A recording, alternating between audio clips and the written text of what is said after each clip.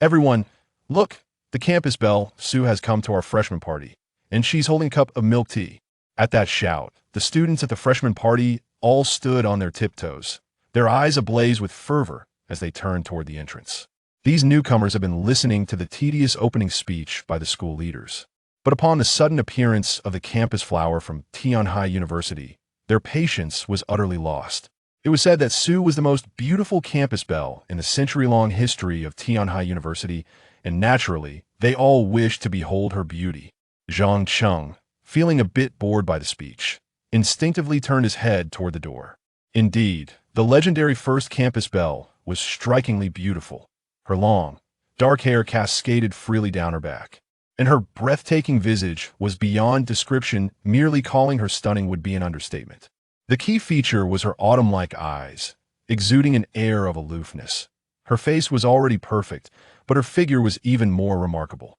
Her curvaceous silhouette was astonishing, whether it be her prominent bosom, her rounded derriere, or her long, fair legs that captivated the gaze. Each aspect was nothing short of stunningly perfect. Dressed in a pristine white mini dress, she walked like an oasis in the desert, evoking madness in onlookers. Yet the cold aura she emanated instilled a sense of reverence.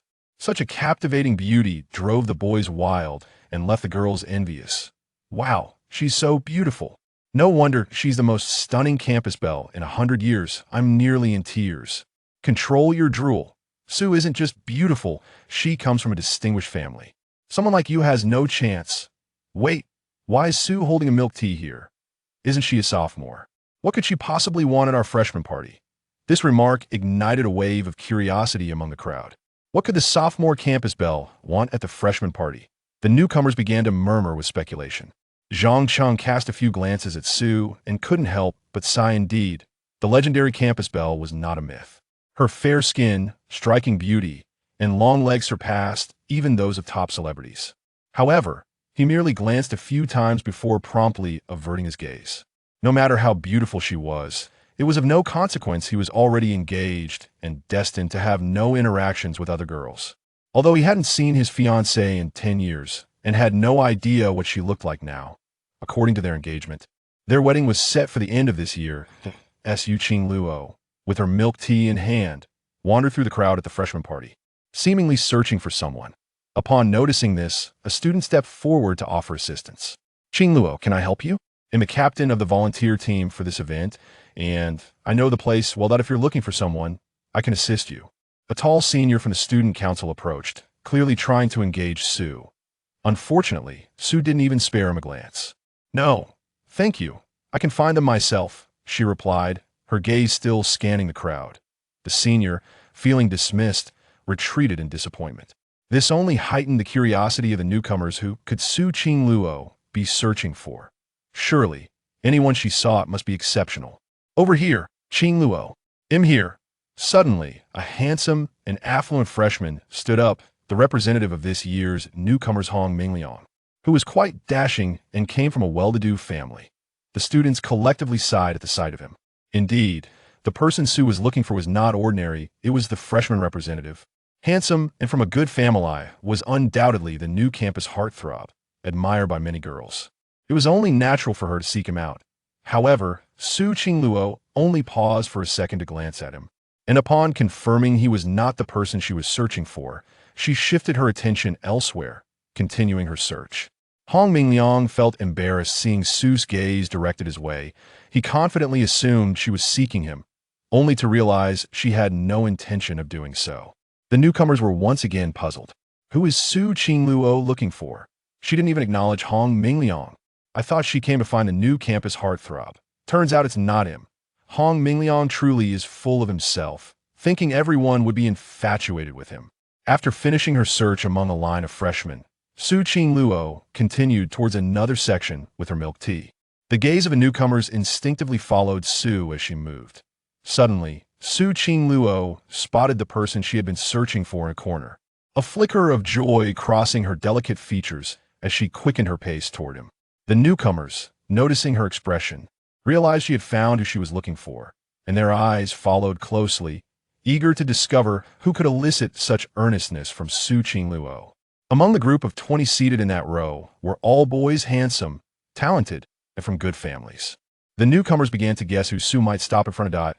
I bet it's Lou Boyu. I heard he's an excellent pianist and has the title of Piano Prince from high school. He passed the 10th level of piano early. I think it's Chao Ming. His family is wealthy and owns a famous real estate company in Tian Hai.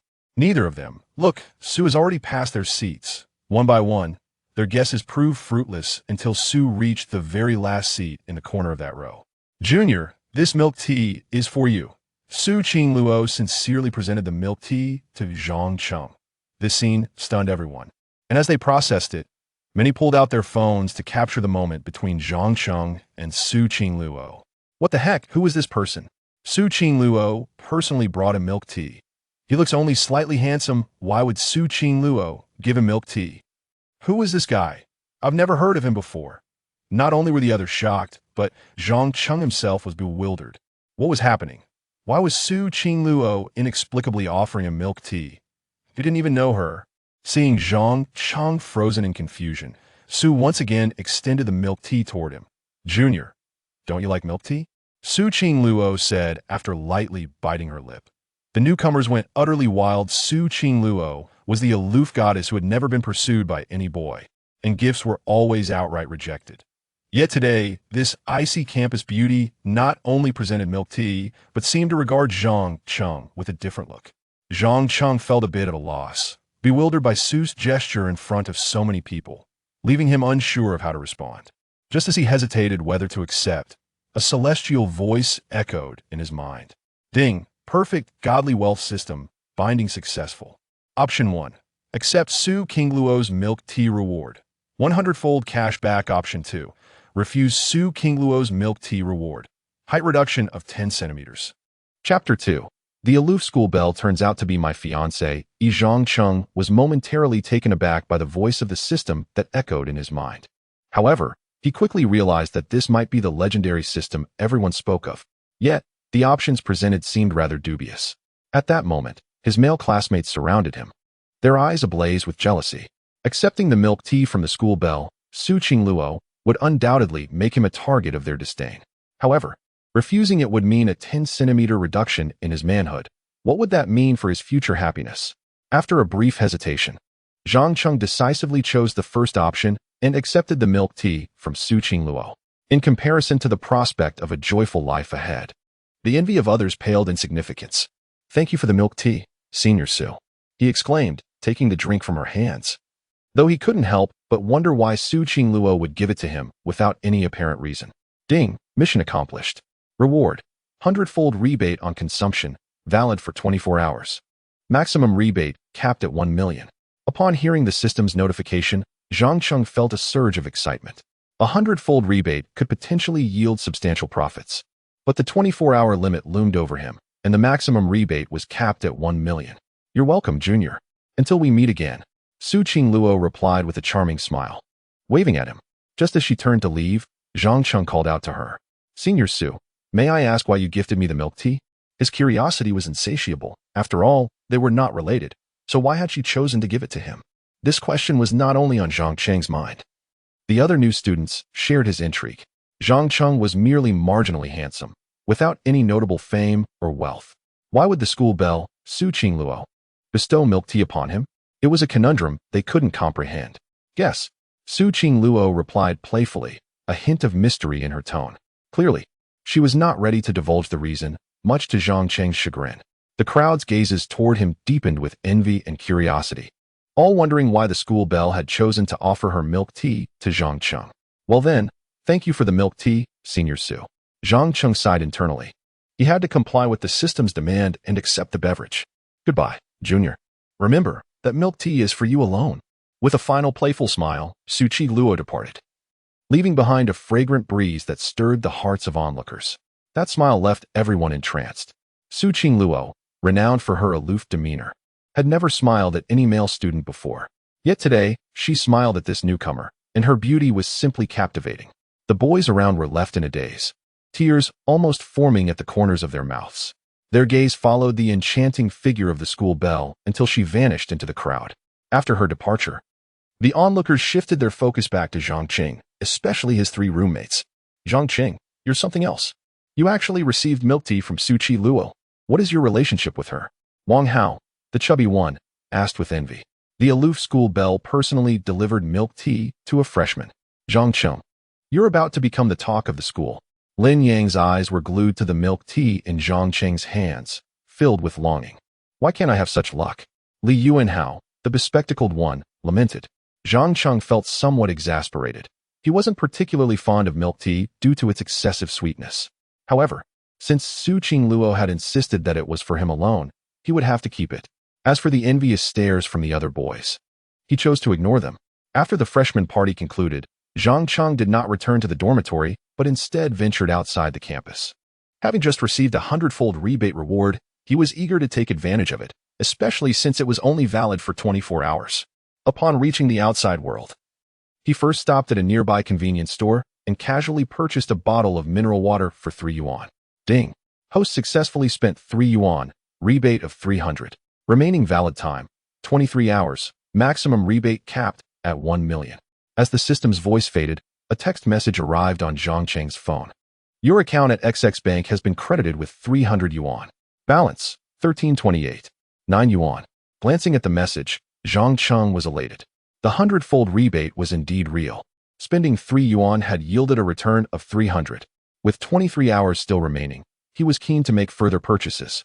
With over 1,000 yuan still in his account, he resolved to maximize his rebate within the remaining 23 hours. Just then, his stomach growled, reminding him he had not eaten since the milk tea. It was already past 7 in the evening, and aside from the drink gifted by Su Qing Luo, he had consumed nothing all day. With the 100-fold rebate in mind, Zhang Cheng sought something sumptuous to eat and set his sights on the esteemed Qinglai restaurant across from the school. This upscale dining establishment was known for being the most expensive eatery in the vicinity, frequented mostly by affluent students and high-ranking professionals. Since his family's financial decline, Zhang Cheng had adopted a frugal lifestyle, often settling for simple meals. Without the allure of the 100-fold rebate, he would never have considered dining at Qinglai restaurant. Meanwhile, Su Qing Luo returned to her dormitory, her heart racing and her cheeks slightly flushed. Presenting milk tea to Zhang Cheng in front of so many people had made her quite nervous. Yet, she felt a wave of joy in personally delivering a gift to her long-lost fiancé, even if he did not recognize her. How could my little brother not remember his fiancée after just 10 years apart? Humph. Su Qing Luo huffed playfully, standing before a mirror to admire herself. After a decade, she had transformed significantly. The once chubby girl had blossomed into a stunning beauty, even changing her name, which explained why he did not recognize her. Just then, a flustered figure rushed into the room. Qing Luo, big news. Big news. Lin Baiwei exclaimed breathlessly, followed by 2 other girls, their faces brimming with curiosity. What big news, Baiwei? Su Qing Luo asked casually, munching on an apple while seated. Qing Luo, did you attend the freshman party earlier? Lin Baiwei inquired, panting from her hurried entrance. Yes, I did. Su Qing Luo nodded, her calm demeanor driving her friends into a frenzy. Oh my goodness. The posts on the school forum are true. You went out of your way to buy milk tea for a junior? Lin Baiwei asked excitedly. Su Qing Luo was renowned as the most beautiful school belle in Tianhai University, having attracted countless admirers since her arrival. Among them were numerous wealthy and talented individuals, enough to circle the university multiple times. Yet, she had turned down all their advances, earning the title of the coldest goddess in the university's history. However, this aloof goddess, on this very evening, unexpectedly took the initiative to deliver milk tea to a freshman, which was truly astonishing. This act also piqued the profound curiosity of her 3 roommates. Qing Luo, did you really go to the freshman party to deliver milk tea to a first-year student? Inquired one roommate, Lu Yinran, unable to contain her excitement. Qing Luo, do tell us. Is the post on the campus forum genuine? Another roommate, Yi Sure Dream, urgently pressed, her face brimming with curiosity. At that moment, all 3 roommates widened their eyes, fixated on Su Qing Luo, determined to unravel this intriguing gossip. Su Qing Luo felt a twinge of embarrassment under their intense gaze. She had not anticipated that the freshman would share her milk tea delivery so swiftly on the campus forum, and now it was impossible for her to deny it. After swallowing the apple in her mouth, she nodded in acknowledgement. Yes, I went to deliver milk tea to a freshman. This revelation left her 3 roommates utterly stunned. The most beautiful girl in the history of Tianhai University, the coldest goddess, had indeed personally delivered milk tea to a boy. Heavens! Our aloof goddess has taken the initiative to serve milk tea to a male student. Have you lost your senses? They exclaimed. Qingluo, could it be that you have feelings for that freshman? What does he look like? Is he handsome? He must be quite wealthy, right? Which prominent family does he belong to? Do tell, do tell. The 3 roommates' curiosity ignited, their eyes glued to Su Qingluo's face, eager to uncover the truth. Chapter 03. The affection of the school beauty and milk tea. Su Qingluo felt a bit embarrassed under the gaze of her friends. She wished to reveal that Zhang Cheng was, in fact, her fiancé, but the moment was clearly not right. With a slightly evasive glance, she explained, please don't speculate. I merely made a bet with a friend from the club. I lost and had to randomly treat a freshman to milk tea, so I just chose that junior. Clearly, Su Qingluo struggled with deceit, as she couldn't even meet her 3 roommates' eyes. They, however, were far from foolish and quickly saw through her ruse. You little minx, keeping secrets from us? Come clean. Do you have feelings for that junior? Lin Baiwei placed her hands on her hips, wearing an expression that demanded honesty. Yes. Spill the truth. We refuse to believe that you would treat someone to milk tea simply due to a bet. Lu Yanran echoed, her expression one of relentless inquiry. We want the truth. If you don't confess, we might just have to tickle you. Yi Shiming declared, raising her hands in mock threat. Faced with their relentless pursuit, Su Qingluo decided to play her final card. I promise I'm not lying. It's exactly as I said. She then swiftly changed the subject. By the way, it's getting late. How about I treat you all to dinner at Qinglai Restaurant? Can we leave this matter behind? One couldn't help but admire Su Qingluo's cleverness. Aware that her roommates were food enthusiasts, she adeptly diverted their attention with the promise of a meal. Indeed, upon hearing her invitation, their focus shifted immediately. All right, we'll let you off this time, but only because you're treating us to dinner. Lin Baiwei and the others relented. Su Qingluo let out a quiet sigh of relief. Upon entering Qinglai Restaurant, Zhang Cheng reserved a private room and began ordering dishes. Although he dressed modestly, the waitstaff did not treat him with disdain. Their service remained professional, accommodating even the most unassuming patrons. This establishment was bustling and well-regarded, albeit slightly pricey. But the quality of service and reputation justified the cost. Sir, we order via mobile here. Simply scan this QR code to place your order. The waitress cheerfully gestured towards a QR code on the table. Thank you. This was Zhang Cheng's first experience ordering via mobile. His prior dining experiences had been more conventional. After scanning the QR code, he was greeted by the restaurant's menu. Upon viewing the prices, he swallowed hard, realizing the dishes were indeed more expensive than at other places. For instance, a dish of minced eggplant could cost double what it would elsewhere, albeit with a more refined name. In the past, such prices would have driven him away. But now, endowed with a 100-fold rebate buff, he welcomed the expense.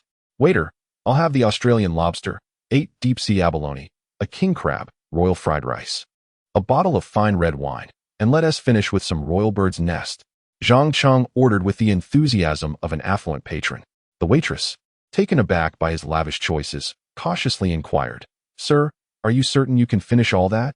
We advocate for the clean plate campaign to minimize waste. I can manage it. Just bring everything out. Zhang Cheng felt he had ordered too little. Fearing waste had curbed his usual exuberance. All right, sir. Please submit your order on your phone, and our kitchen will prepare it promptly. The waitress reminded him with a smile. Sure, I'll submit it now. Zhang Cheng nodded and placed his order, noting that payment would occur after the meal. After submitting his order, the waitress politely exited, and soon another staff member entered, pushing a cart. Sir, here are some hot towels for your hands, the waitress said, offering him a pristine, warm towel. After wiping his hands, Zhang Cheng marveled at the level of service, understanding why the restaurant had such a stellar reputation. Before long, his ordered dishes began to arrive. Sir, your dishes are all here. Please enjoy, the waitress said warmly. Having once indulged in such luxurious meals in his childhood, he had not tasted them since his family's decline a decade ago, and life had since been quite frugal. With all this delicious food, I won't hold back, Zhang Cheng exclaimed, grabbing his chopsticks and diving into the feast. The culinary offerings of Qinglai Restaurant were not just good, they were exceptional, far surpassing the fare at ordinary establishments. This is delightful, so much better than those other restaurants. There's a reason for the price. Zhang Cheng nodded in approval, relishing the long-missed flavors. Meanwhile, Su Qingluo and her 3 roommates arrived at Qinglai restaurant. The presence of the university's first-ever school beauty instantly captured the attention of many patrons, including students from nearby universities, drawn by the allure of Su Qingluo's renowned beauty. As soon as she appeared, she became the focal point of the room, especially for the male students, who could hardly tear their eyes away. Qingluo, every time we go out with you, we become mere accessories. Those handsome guys don't even glance our way. Lin Baiwei lamented, feeling somewhat overshadowed despite her own beauty. Don't sigh too much, Baiwei. Today, we shall treat Qingluo to a real feast. Lu Yanran chuckled. Indeed. Let us make sure we treat her well. With that, Baiwei's spirits lifted. They had initially hoped to reserve a private room, but the staff informed them it was unavailable, prompting them to settle for a table by the window in the main dining area. Qingluo, this time we won tea hold back, Lu Yanran declared, scanning the QR code on the restaurant's menu to begin ordering. Today, I'll treat you all. Order whatever you like. Su Qingluo smiled, embodying the quintessential rich beauty. Not only was she stunning, but her family, the Su family, was a prominent conglomerate with a market value in the hundreds of billions, and she herself enjoyed numerous scholarships, ensuring she never lacked for money. With Su Qingluo's generous offer, her friends eagerly placed their orders. After finishing his meal, Zhang Cheng emerged from the private room, feeling immensely satisfied. His total bill amounted to 7,500 yuan. Such an expense would have been unimaginable in the past, yet today, he felt it was quite reasonable, even inexpensive. Moreover, he received a rebate of 750,000 yuan, thrilling him with the sudden influx of wealth. Having already received such a substantial rebate, he pondered how to spend the remaining 250,000. Excitedly, he scanned the area and noticed that all eyes in the restaurant were fixed in one direction. Instinctively, he followed their gaze and saw 4 girls seated by the window, one of whom was the illustrious school beauty, Su Qingluo, who had treated him to milk tea earlier that day. It was indeed her. No wonder she attracted so much attention. She truly deserved the title of the most beautiful girl in the history of Tianhai University. Zhang Cheng secretly sighed, and just as he was about to leave, a thought struck him. I still need to reach a cashback threshold of 250,000. Why not swipe it from her? After all, she treated me to milk tea this afternoon, so I shall repay her with a meal. Zhang Cheng felt quite clever at this realization and turned back toward the checkout counter. Excuse me, I'd like to settle the bill for table 14 by the window, he announced. The total for table 14 was 2,000. The proprietress checked the list and remarked, how is it only 2,000? Zhang Cheng was momentarily speechless, realizing he still needed 500 more to fully utilize his cashback quota. However, a solution quickly came to mind. Madam, please order a French mousse cake for classmate Su Qingluo at table 14, and say it's a prize from your restaurant's lottery. The French mousse cake cost over 500, perfectly bringing the total to 2,500. Thus, after the 100-fold cashback, he would precisely hit 250,000. Since Su Qingluo had treated him to milk tea, Zhang Cheng decided to repay her through this lottery method. It was a matter of mutual indebtedness. Very well, sir. The total comes to 2,500. The proprietress said, glancing at Zhang Cheng. She assumed Zhang Cheng had a crush on the campus beauty, believing he was too shy to pay openly, hence resorting to this covert method. The proprietress had witnessed many boys attempt to treat Su Qingluo, only to be rejected. Zhang Cheng, however, had ingeniously found a way to settle the bill for her without her knowledge. The proprietress mused to herself about how clever he was and saw a promising future ahead for him. Unbeknownst to her, Zhang Cheng merely sought to exploit Su Qingluo for financial gain while returning the favor for her milk tea. Upon completing the payment, the system promptly notified him. Ding. Expenditure of 2,500, cashback of 250,000, 100-fold cashback quota has been fully utilized. Excellent. Now I have 1 million to do other things. After settling the bill, Zhang Cheng strode toward the exit. Just as he left, Su Qingluo arrived to settle her own bill. Madam, I'd like to pay for table 14, Su Qingluo stated, pulling out her phone to make the payment, only to receive an unexpected revelation. Miss Su, our restaurant is holding a lottery today, and your table has won, so your meal is complimentary. Additionally, I'm gifting you a French mousse cake, the proprietress said as she personally handed the cake to Su Qingluo. Lin Baiwei, Lu Yanran, and the other roommates were filled with delight upon hearing this. Are we really this lucky? We won a free meal and a French mousse cake, worth over 500. Lin Baiwei gazed longingly at the cake, and her roommates shared her desire. Although they had just finished their meal, the French mousse cake was a signature dish of the restaurant, renowned for its exquisite taste, and they had long been craving it. However, Su Qingluo frowned slightly. She found it hard to believe that they had actually won a lottery and received a cake worth over 500. Madam, please don't deceive me. Who paid for our bill? Su Qingluo was quite astute and quickly discerned the underlying issue, her expression turning somewhat cold. She detested when boys paid for her meals. It truly is a gift from our lottery. The proprietress attempted to defend her stance, but Su Qingluo was resolute in her conviction. If you don't tell me the truth, we won't patronize your establishment again, she asserted, displeasure evident in her tone. She did not wish to feel indebted to any boys for their payments. The proprietress, sensing the gravity of the situation, began to sweat. Su Qingluo's presence could significantly boost her business, and she recalled how many boys had rushed in upon hearing of her visit. After weighing her options, the proprietress finally admitted, "All right, it was indeed a young man who paid for your meal, and he asked me to gift you the cake, claiming it was a lottery prize. Then who is that young man? I must repay him." Su Qingluo's eyes sparkled with determination. Lin Baiwei and Lu Yanran recognized Su Qingluo's character and refrained from dissuading her. He just walked out, the handsome guy in the white t-shirt at the entrance. The proprietress pointed toward the door where Zhang Cheng was quickly departing. Su Qingluo followed the direction of the proprietress's finger and was taken aback to find that the young man in the white t-shirt was indeed Zhang Cheng. "It's him? Are you sure it's him?" Su Qingluo exclaimed, her excitement palpable. She could hardly believe that her fiancé, Zhang Cheng, had treated her. Lin Baiwei, Lu Yanran, and the others were oblivious to his identity and instinctively assumed he was merely a suitor of Su Qingluo. "Yes, it's him. He paid a total of 2,500. He just left. If you hurry, you should be able to catch him," the proprietress nodded, encouraging her to chase after him.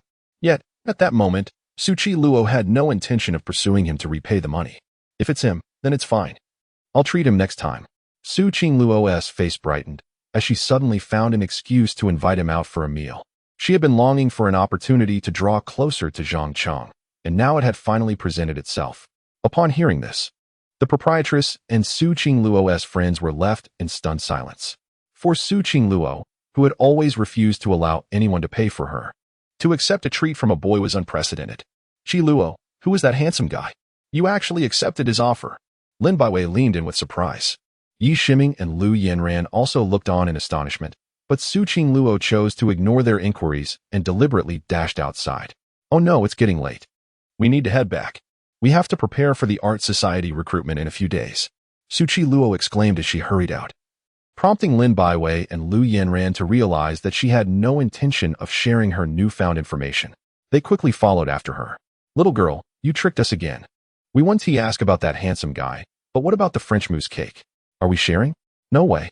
That's for me. He bought it for me." Su Qingluo clutched the French mousse cake tightly, sprinting ahead, fearful of anyone snatching it away. This was the first cake her fiancé had bought for her after 10 years, and she intended to savor it all by herself. Chapter 4. The campus belle publicly gifts snacks and invites to dinner when Zhang Cheng returned to his dormitory. He found that his 3 roommates were absent, leaving him alone in the room. Sitting on his bed, he instinctively took out his phone. The screensaver displayed a chubby yet adorable little girl named Su Yao, a photograph Zhang Cheng had taken of her 10 years prior. This girl, Su Yao, was none other than Zhang Cheng's fiancée. Their families had been close since childhood, leading to their betrothal.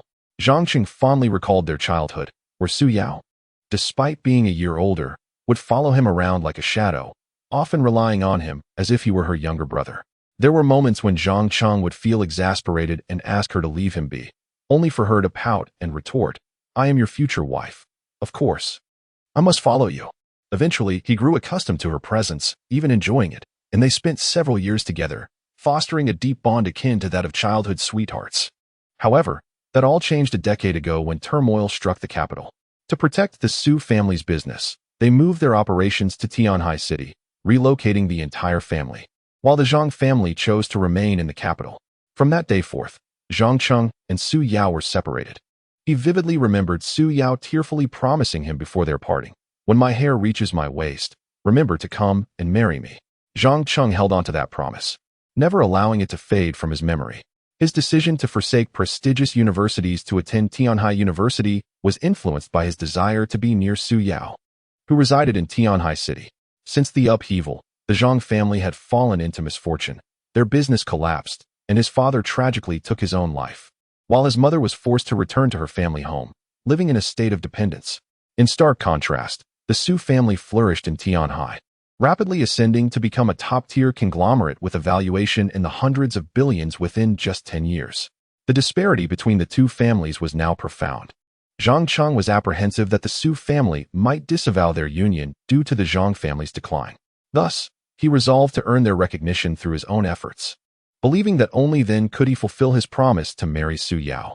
Another reason for his choice of Tianhai University was its esteemed finance program.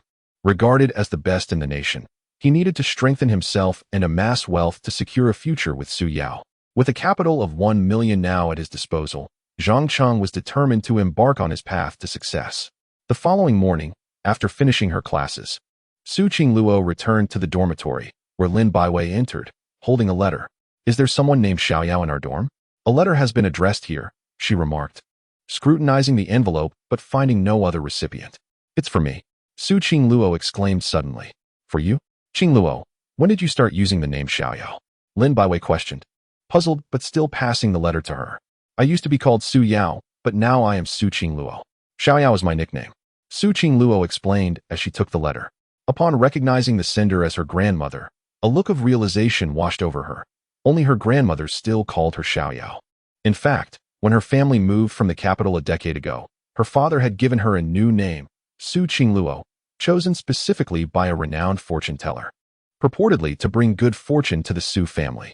Remarkably, since her name change, the Su family had firmly established themselves in Tianhai and rapidly prospered, evolving into a conglomerate worth billions.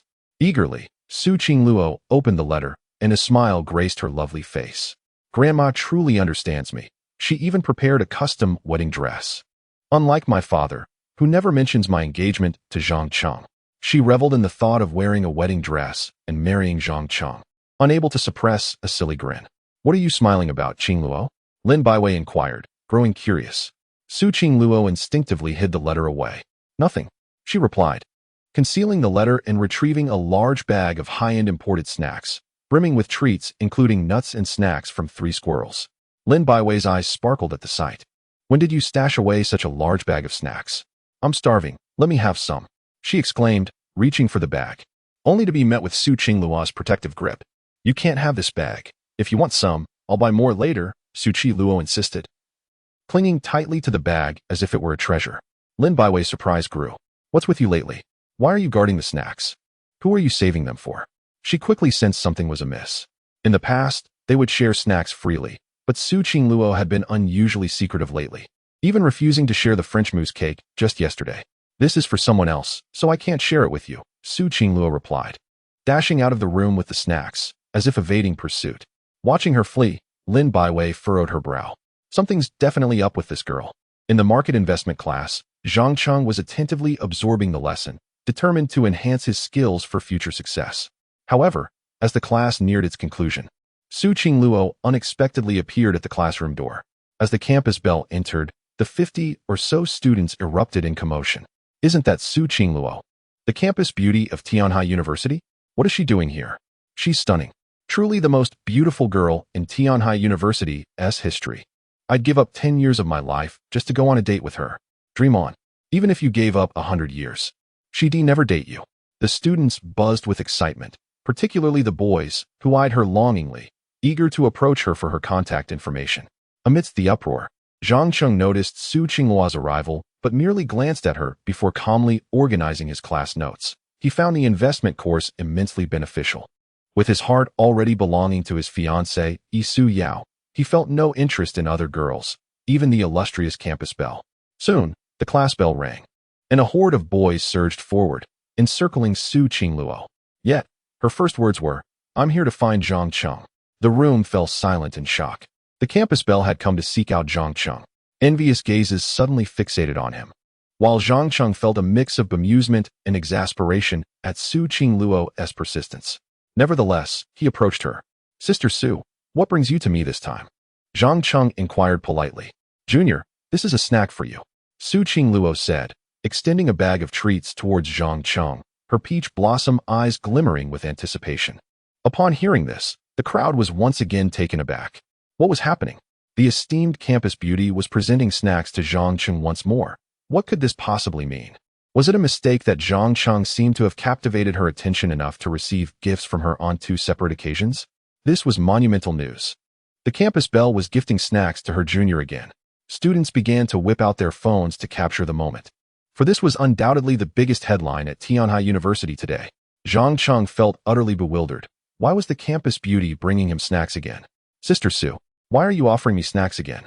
It seems we hardly know each other, Zhang Cheng remarked with a hint of confusion. He truly wished to decline the snacks. Not wanting any entanglement with the campus beauty, his sole desire was to study quietly and invest the 1 million he possessed to generate wealth. Zhang Cheng's bewilderment mirrored that of the crowd, which began to speculate whether the campus beauty had genuinely developed feelings for him. After all, once you're unfamiliar, twice or thrice leads to acquaintance. Su Qingluo smiled playfully. This was clearly a convoluted reasoning, yet Zhang Cheng found himself unable to refute it. However, he believed in the principle of receiving no reward for unearned efforts. Zhang Cheng sighed internally. He really did not want to accept the snacks, fearing misinterpretation by those around him. Seeing Zhang Cheng's reluctance, Su Qingluo pondered for a moment before continuing. This is to express my gratitude for the dinner you treated me to last night, as well as for the cake. The French mousse cake was delightful. Her words once again left the audience in disbelief. My goodness, Zhang Cheng actually treated the campus beauty to dinner yesterday. This guy is impressive. Are they perhaps dating? One treats to dinner, the other reciprocates with snacks. The goddess couldn't he possibly be in a relationship? Do not jump to conclusions. The surrounding boys were filled with envy and jealousy, while Zhang Cheng was slightly astonished, as he never anticipated Su Qingluo would realize he had covered the bill for their dinner. Now, misunderstandings were bound to arise. He had merely intended to benefit financially from her, but now it seemed she had misinterpreted his intentions. Junior, do you not enjoy snacks? Su Qingluo observed Zhang Cheng's hesitation in accepting her gift and assumed he simply did not like them. She then blinked her large eyes and added, Then I shall invite you for dinner tonight, as a way of returning the favor for your kindness in covering the meal. With this, the onlookers were once more astounded. Is this truly the aloof goddess of Tianhai University? How is she so unreserved in front of Zhang Cheng? Not only is she gifting snacks, but she is also inviting him to dinner. Has the universe gone awry, showering all good fortune upon Zhang Cheng? Zhang Cheng sighed quietly. The situation had escalated. Truth be told, he wished to avoid any rumors with Su Qingluo. If his fiancée, Su Yao, were to learn of any gossip connecting him to Su Qingluo at the university, it would be disastrous. Zhang Cheng had no desire to bring distress to his future wife. Just as he contemplated declining her offer, the system's voice chimed in. Ding! The perfect godly wealth system has triggered a task. Option 1. Accept Su Qingluo's dinner invitation and receive her snacks. Reward: tenfold investment returns. Option 2. Decline Su Qingluo's invitation. Reward: a reduction of 10 centimeters in. Chapter 5. Even dining can lead to affection. Zhang Cheng was momentarily bewildered upon hearing the system's voice again. What on earth was happening? Had he triggered another task? Moreover, the penalty for refusal was a 10-centimeter reduction in his manhood. This confounded system seemed determined to thwart him. After silently cursing under his breath, he reluctantly opted for the first choice, accepting Su Qingluo's invitation to dinner and her snacks. Although selecting the first option would incite jealousy among the other males present, he felt he had no alternative for the sake of his future happiness. Senior Su, I truly enjoy your snacks and would be delighted to join you for dinner tonight. Zhang Cheng feigned enthusiasm, though he was inwardly reluctant. If it weren't for the relentless pressure from the system, he would certainly not have agreed. Really? Then it's settled. I'll be waiting for you in VIP room number 2 at Qinlai restaurant at 6 o'clock. And here, take these snacks. Su Qingluo beamed as she pressed a bag of treats into Zhang Cheng's hands, smiling brightly as she added, Goodbye, Junior. I eagerly anticipate our meeting tonight. With that, she hummed a cheerful tune and turned to leave, clearly in high spirits. The onlookers were left in a stupor as they watched the goddess depart. What was going on? Wasn't she supposed to be the aloof goddess? Why did it now appear as if Su Qingluo was pursuing Zhang Cheng, offering snacks and inviting him to dinner? Their minds were utterly confounded, unable to process the astonishing scene before them. Ding! Task completed. Reward: Tenfold investment return, up to 10 million. Upon hearing the system's voice, Zhang Cheng snapped back to reality. Seizing the opportunity while everyone was focused on Su Qingluo's retreating figure, he discreetly slipped away.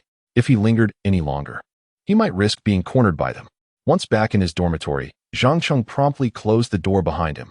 Fortunately, he had made a swift escape. Otherwise, he would have been surrounded. After taking a deep breath, he placed the bag of snacks on the table and examined the reward the system had just provided him. The investment return was tenfold. As long as he invested his money, he could receive 10 times the return, with no time limit, and a maximum return of 10 million. Zhang Cheng glanced at the reward's description, feeling a surge of excitement. Although accepting Su Qingluo's dinner invitation would invite jealousy from others, the tenfold investment return was a small consolation. Previously, he had enjoyed a 100-fold consumption return. Now, a tenfold investment return was quite commendable. Zhang Cheng felt thoroughly satisfied with this reward. He currently possessed 1 million. If he invested it all, he could receive a return of 10 million. Not only would he then have 10 million in cash, but his initial investment would remain intact, and with wise investment choices, that 1 million could multiply. Thus, the urgent task at hand was to select a promising investment project. What to choose? Zhang Cheng pondered deeply. Just then, the dormitory door was forcefully flung open, and his 3 roommates rushed in like a whirlwind. Zhang Cheng, you rascal, how did you run away so fast? What is your relationship with Su Qingluo? Why did she invite you to dinner after treating you to milk tea and snacks? Come on, bro, we won't spill the beans. Just satisfy our curiosity. Zhang Cheng was at a loss for words. He truly had no relationship with Su Qingluo. Thus, he patiently explained, I assure you, I have no connection with Senior Su. Who believes that? The first time was milk tea, and now she is sending snacks and inviting you to dinner. How is that no relationship? Fatty Wang Hao exclaimed, visibly skeptical. I don't believe it either, unless you swear an oath. Fin Lin Yang chimed in. Faced with their relentless inquiries, Zhang Cheng felt exasperated. If he didn't provide them with a satisfactory answer, he feared he would be unable to shake them off. Fine, I swear. I have absolutely no connection with Su Qingluo, none in the past, none in the future. If I violate this oath, may my manhood be reduced by 10 centimeters. Zhang Cheng declared earnestly. He already had a fiancée, Su Yao, and there was no way he would ever develop feelings for another girl, so his oath was sincere. Is that satisfactory? The 3 roommates, seeing that Zhang Cheng had invoked such a serious oath, momentarily accepted his words. All right, we believe you for now. Fatty Wang Hao conceded. Since you claim to have no ties with Su Qingluo, shouldn't you share those snacks with your brothers? Glasses-wearing Li Yuanhao eyed the large bag of treats hungrily. The other 2 roommates had also set their sights on the snacks, their eyes gleaming with anticipation. Let us eat, let us eat. Zhang Cheng replied casually. With such a large bag of snacks, he couldn't possibly finish it all, especially since Su Qingluo hadn't specified that they were exclusively for him. In an instant, the 3 roommates pounced on the bag of snacks like ravenous wolves, clamoring to get their share. Snacks gifted by Su Qingluo were a rare treat, and they felt fortunate to bask in Zhang Cheng's glory. After her afternoon classes, Su Qingluo hurried back to her dormitory at a pace so swift that her 3 roommates struggled to keep up. Once inside, she sat down and began to apply her makeup with utmost seriousness. Typically, Su Qingluo did not wear makeup, but even without it, she was the unrivaled beauty of Tianhai University. The reason for her sudden desire to beautify herself was simple. She was set to dine with Zhang Cheng tonight, marking their first meal together in 10 years since their engagement. Naturally, she wanted to look her best. Dear little brother, you shall be utterly captivated by me tonight. Su Qingluo mused as she applied mascara, her heart fluttering with anticipation. After finishing her eyelashes, she carefully applied a pink lip gloss to her delicate lips. Though it was merely a light makeup, she felt that it enhanced her beauty even further, rendering her breathtakingly exquisite, more so than many celebrities. Now, to choose a new outfit, she said, rummaging through her wardrobe for a recently purchased black, pleated mini-skirt. Upon trying it on, she quickly realized it was indeed quite short, barely reaching 10 centimeters above her knees, exposing her long, fair legs almost entirely. Is it too short? Su Qingluo's cheeks flushed as she pondered. She had never worn such a short skirt before, but the thought of wearing it for Zhang Cheng emboldened her resolve. After all, it's for my dear little brother. A little shorter won't hurt. She shyly covered her face with her hands, yet swiftly changed into the black, pleated mini-skirt. Once dressed, she found it truly short, barely covering her curves and leaving her flawless legs on full display. Gazing into the mirror at her stunning reflection, she felt entranced by her own beauty. How lovely! My dear little brother will surely be mesmerized. Su Qingluo fantasized about Zhang Qing's reaction, getting lost in her daydreams. Now let's add some Japanese-style white stockings. He will definitely love them. With that, she retrieved a pair of stylish white stockings from her wardrobe, sitting down to elegantly extend her long, delicate legs. As she delicately slipped her white stockings onto her feet, inch by inch, the soft fabric gradually enveloped her fair legs. The black pleated miniskirt paired with the Japanese-style white stockings created an enchanting blend of purity and allure. Su Qingluo gazed at her reflection in the mirror, a gentle smile gracing her delicate features, radiating satisfaction. Complementing her look with a Korean-style white chiffon short-sleeve top, she felt utterly flawless. At that moment, her youthful heart brimmed with excitement, eager to present her best self before the one she adored. Once dressed, Su Qingluo's curvaceous figure was undeniably accentuated, especially her long legs, gracefully encased in the white stockings, exuding both innocence and seduction. After changing, she retrieved her curling iron, slightly wavering the straightness of her lustrous black hair. It was evident that Su Qingluo had devoted considerable effort to the upcoming dinner. Before stepping out, she donned her newly purchased pink high heels. But just as she opened the door, her 3 roommates returned from the cafeteria. They were momentarily taken aback by Su Qingluo's meticulous transformation. My goodness, Qingluo, are you preparing for a beauty pageant today? Lin Baiwei exclaimed, her face a canvas of astonishment. Yi Shiming and Lu Yanran were equally mesmerized. The usually understated Su Qingluo appeared strikingly beautiful, surpassing even the allure of celebrities, as if a fairy had descended. Qingluo, where are you headed? Lu Yanran couldn't help but inquire. I'm running out of time. I must leave now. Su Qingluo glanced at her phone, noting the impending hour of 6. And without a second thought, she brushed past Lin Baiwei and hurried outside, her heart racing to meet Zhang Cheng for dinner. Her roommates exchanged curious glances, pondering Su Qingluo's sudden eagerness. What has gotten into her lately? She seems to be blooming with romance, Lin Baiwei mused. It's quite possible. I just saw on the campus forum that she delivered snacks to a junior this morning, Yi Shiming remarked, pulling out her phone to show her roommates the photo from the forum. Upon seeing it, Lin Baiwei and Lu Yanran were equally astonished. Could it be that Qingluo is going on a date with this junior tonight? The thought was almost unbelievable, since they had known her. She had never entertained the advances of any boy, and now she was pursuing someone? As 6 o'clock approached, Zhang Qing exited his dormitory, appearing rather casual in his attire. To him, dining with Su Qingluo felt more like an obligation from a dogged system than a personal choice. However, since he had promised her, he would not cancel. Upon arriving at the restaurant, he quickly informed a waitress, I'm here to meet Su Qingluo in VIP room number 2. May I have your name, handsome? The waitress inquired with a hint of caution. I'm Zhang Cheng, he replied instinctively. Please follow me, she said, leading him to the designated VIP room, showcasing the establishment's attentive service. Upon entering, Zhang Cheng was greeted by the sight of Su Qingluo, who was indeed stunningly beautiful, more radiant than any star, leaving him momentarily speechless. Su Qingluo, noticing his captivated gaze, felt a surge of delight within, although Zhang Qing quickly regained his composure. I'm sorry to have kept you waiting, Senior Su, he said, closing the door behind him. Though Su Qingluo was breathtaking, Zhang Cheng's heart was already claimed by his fiancée, Su Yao, so he merely admired her briefly. Please, have a seat. Feel free to order whatever you like. Tonight is on me, Su Qingluo said with sparkling eyes, her gaze unwaveringly fixed on him, which made Zhang Cheng feel a tad awkward. Anything is fine. Perhaps you should order, Senior Su, he replied, bemused by her intensity. Then start with some orange juice, Su Qingluo suggested, picking up a bottle and attempting to walk towards him. However, her high heels made her steps a bit unsteady, as she rarely wore them. Having donned them exclusively for this occasion, she had specially ordered the orange juice, knowing Zhang Cheng's fondness for it since childhood.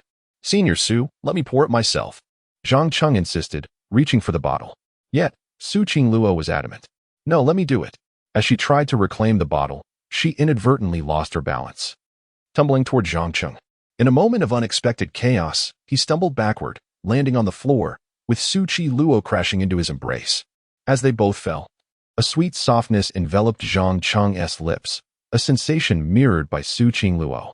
When they opened their eyes, they found themselves momentarily stunned, frozen in the surprise of the moment. Chapter 6. The first kiss of the campus belle. At this moment, the two figures were positioned in an exceedingly intimate manner. Zhang Cheng lay on the ground, while Su Qingluo was sprawled atop him, and the pivotal point was that they had inadvertently kissed. As they opened their eyes, both were struck by the awkwardness of the situation, leaving them momentarily bewildered. Zhang Cheng's mind was a blank canvas.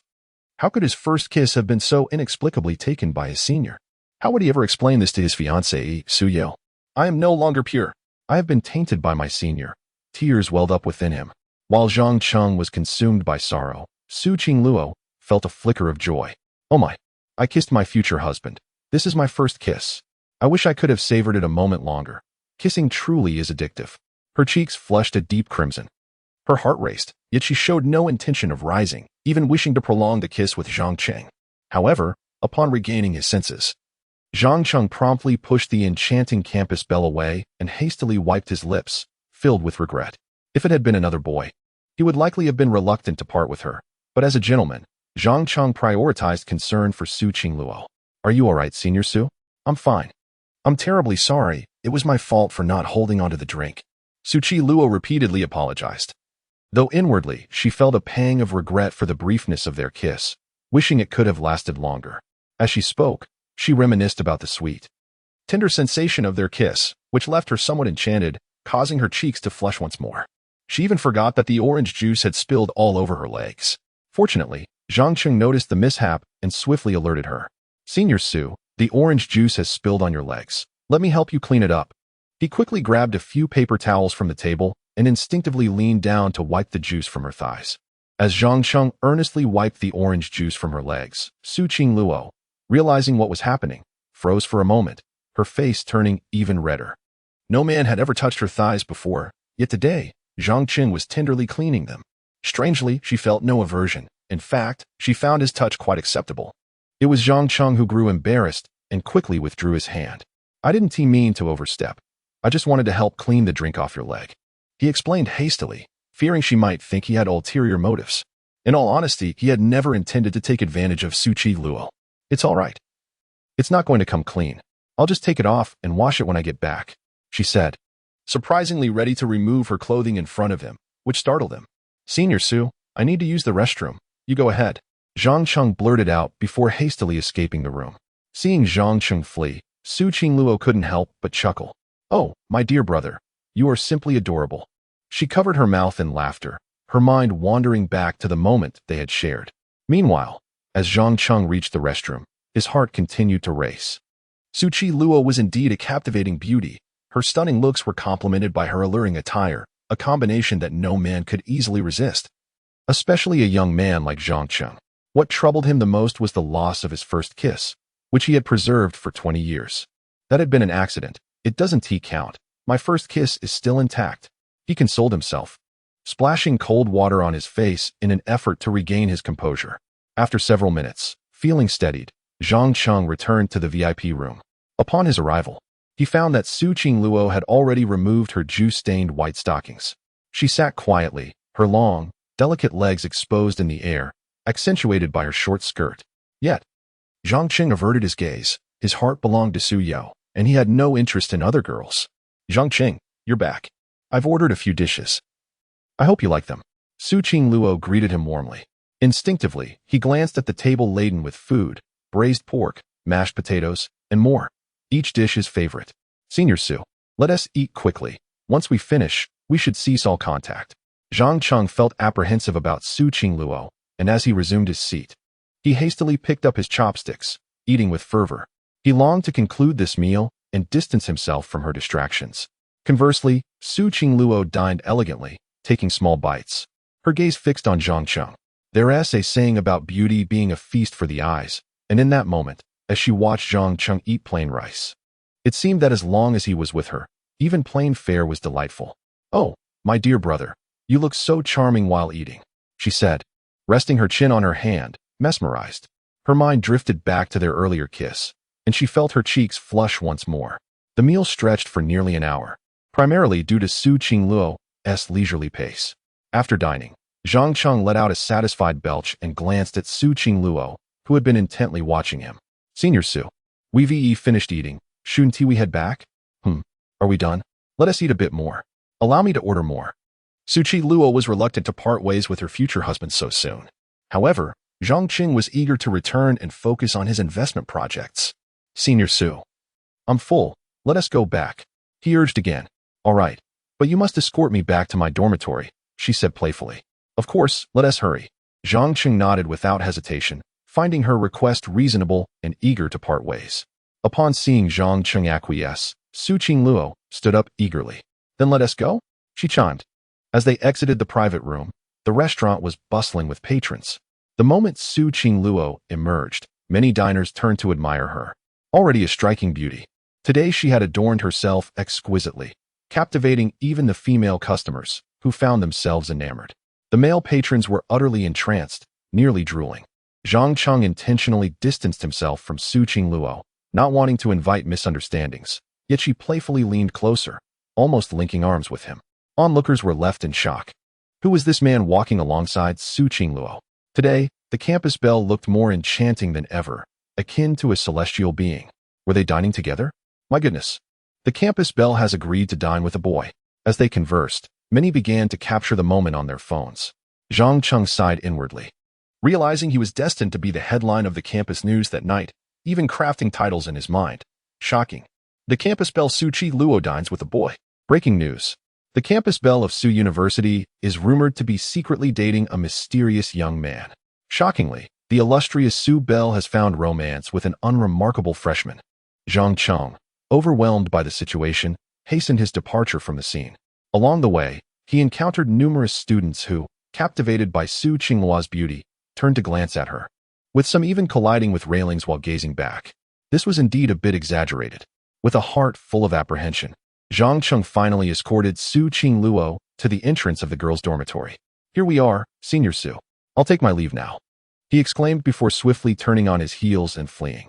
He feared that lingering too long with Su Qingluo might ignite further rumors. He had no desire to headline the campus news again. Watching Zhang Cheng retreat in haste, Su Qingluo couldn't help but chuckle playfully. Silly younger brother. I ordered so many of your favorite dishes, yet you didn't even react. Next time, I'll need to drop more obvious hints. It was only after Zhang Cheng's figure completely vanished from her sight that she turned to return to her dorm. Upon entering, her 3 roommates immediately surrounded her, adopting an interrogative stance. Come on, spill it. Who did you dress up so beautifully for tonight?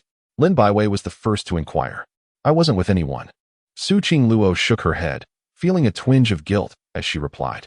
They've already posted your photos online, and you still deny it? Lin Baiwei retorted, producing her phone to show Su Qingluo a picture of her and Zhang Cheng walking together at the restaurant. The speed at which this gossip spread was astonishing. The evidence is irrefutable. You have no grounds for denial. Su Qingluo was taken aback by how quickly they had shared her photo with Zhang Cheng online. Just as she was about to confess, Lu Yinren chimed in. Wait a moment, Qi Luo, what happened to your white stockings? I distinctly saw you wearing them before you left. At this reminder, her roommates noticed the absence of Su Qingluo's white stockings, leaving her long, smooth legs exposed to the air. You two didn't get carried away while dining, did you? Lin Baiwei exclaimed in astonishment. Such bold words made Su Qingluo's cheeks flush crimson. Yes Shiming and Lu Yanran's eyes sparkled with eager anticipation as they awaited Su Qingluo's response. Absolutely not. My white stockings were stained with orange juice. Which is why I took them off, Su Qingluo quickly clarified. To prove her innocence, she retrieved the stained stockings from her bag. See, they really are stained. I am not lying. While her words were indeed substantiated by the evidence, her face still burned with embarrassment as the memory of Zhang Cheng wiping her thigh with a tissue resurfaced. That may be true, but why is your face so red? And I think I detect a hint of a man's scent on you. Lin Baiwei teased, leaning closer to sniff Su Qingluo, who, having had her share of boyfriends, recognized the lingering essence of Zhang Cheng. Horrified at the implication, Su Qingluo panicked, fearing her friends might uncover more than she intended. I'm feeling a bit tired. I'm going to take a shower, she stammered, seizing a convenient excuse before hurriedly pushing past them and retreating to the bathroom, her face aflame. In the sanctuary of the washroom, Su Qingluo felt relief wash over her, grateful for the escape. The scent of a man lingering on her was likely from the moment she and Zhang Cheng had fallen together. The thought only intensified her embarrassment. "You troublesome younger brother. This is all your fault," she lamented, blushing profusely. Yet, the thought that her first kiss had been with Zhang Cheng made her feel it was worth it. However, Su Qiluo felt a pang of regret that Zhang Cheng still had recognized her. It seemed she would need to provide him with clearer hints tomorrow. After all, it was imperative that he understood she was his fiancée, the foolish husband. Chapter 07. No male members allowed. The campus bell, smelly brother, came the following morning. After class, Zhang Cheng ventured outside the school alone, seeking opportunities for investment. It was clear that remaining in the dormitory would yield no prospects. He was eager to utilize his investment rebate card, which promised tenfold returns. Outside the school, numerous food stalls lined the streets, offering barbecue, Shot County delicacies, and stir-fried noodles. However, these were small ventures, hardly worthy of investment. Additionally, while there were convenience stores, supermarkets, and malls nearby, Zhang Cheng found nothing suitable after a brief exploration, leaving him somewhat disheartened. Yet, on his way back, he passed by Qinglai Restaurant and noticed a conspicuous poster advertising the urgent recruitment of chefs. Why was Qinglai Restaurant suddenly in need of so many chefs? Head chefs, sous chefs, kitchen assistants. Zhang Cheng furrowed his brow at the sight of the poster, sensing that something was amiss at Qinglai Restaurant. Typically, a restaurant hiring chefs is unremarkable.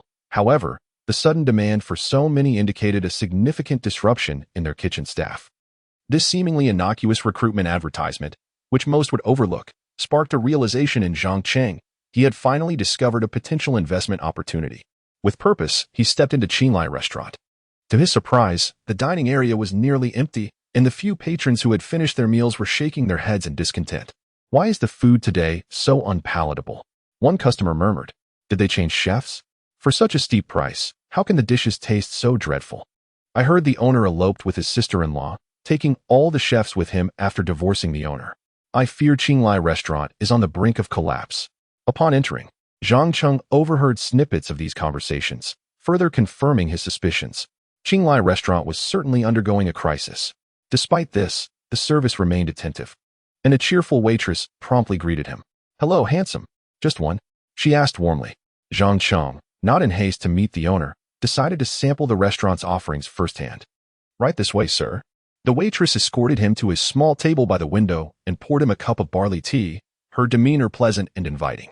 Seated, Zhang Cheng scanned the QR code on the table to place his order: grandma's braised pork, delicate steamed fish, and a bowl of jasmine egg drop soup. This selection of 2 dishes and a soup would suffice, while also serving as a gauge of the culinary standards at Qinglai Restaurant.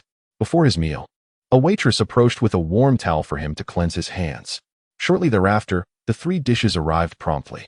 Zhang Cheng's brow creased slightly at the sight of the food.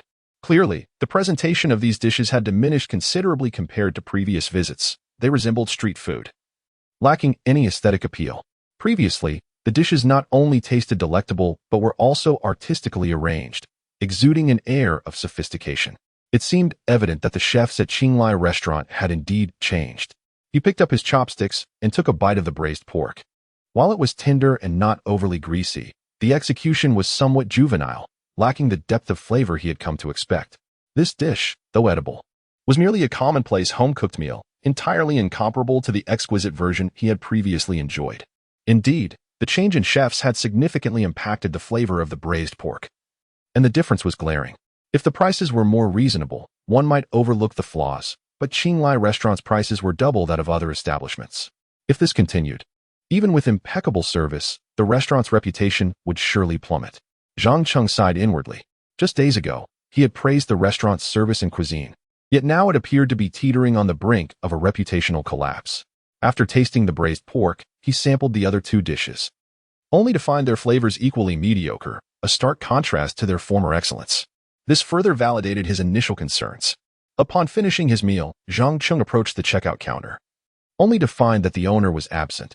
Instead, an older waitress, the assistant manager Fong Man, was handling the transactions. "Where's the owner?" Zhang Cheng inquired.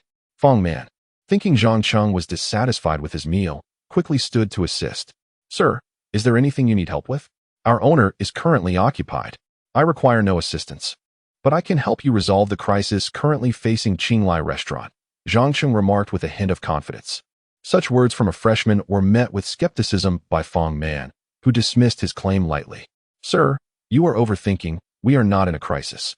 Little did she know, the owner was upstairs in a meeting addressing the very emergencies at hand. Zhang Cheng anticipated her response. I have a solution for your shortage of chefs.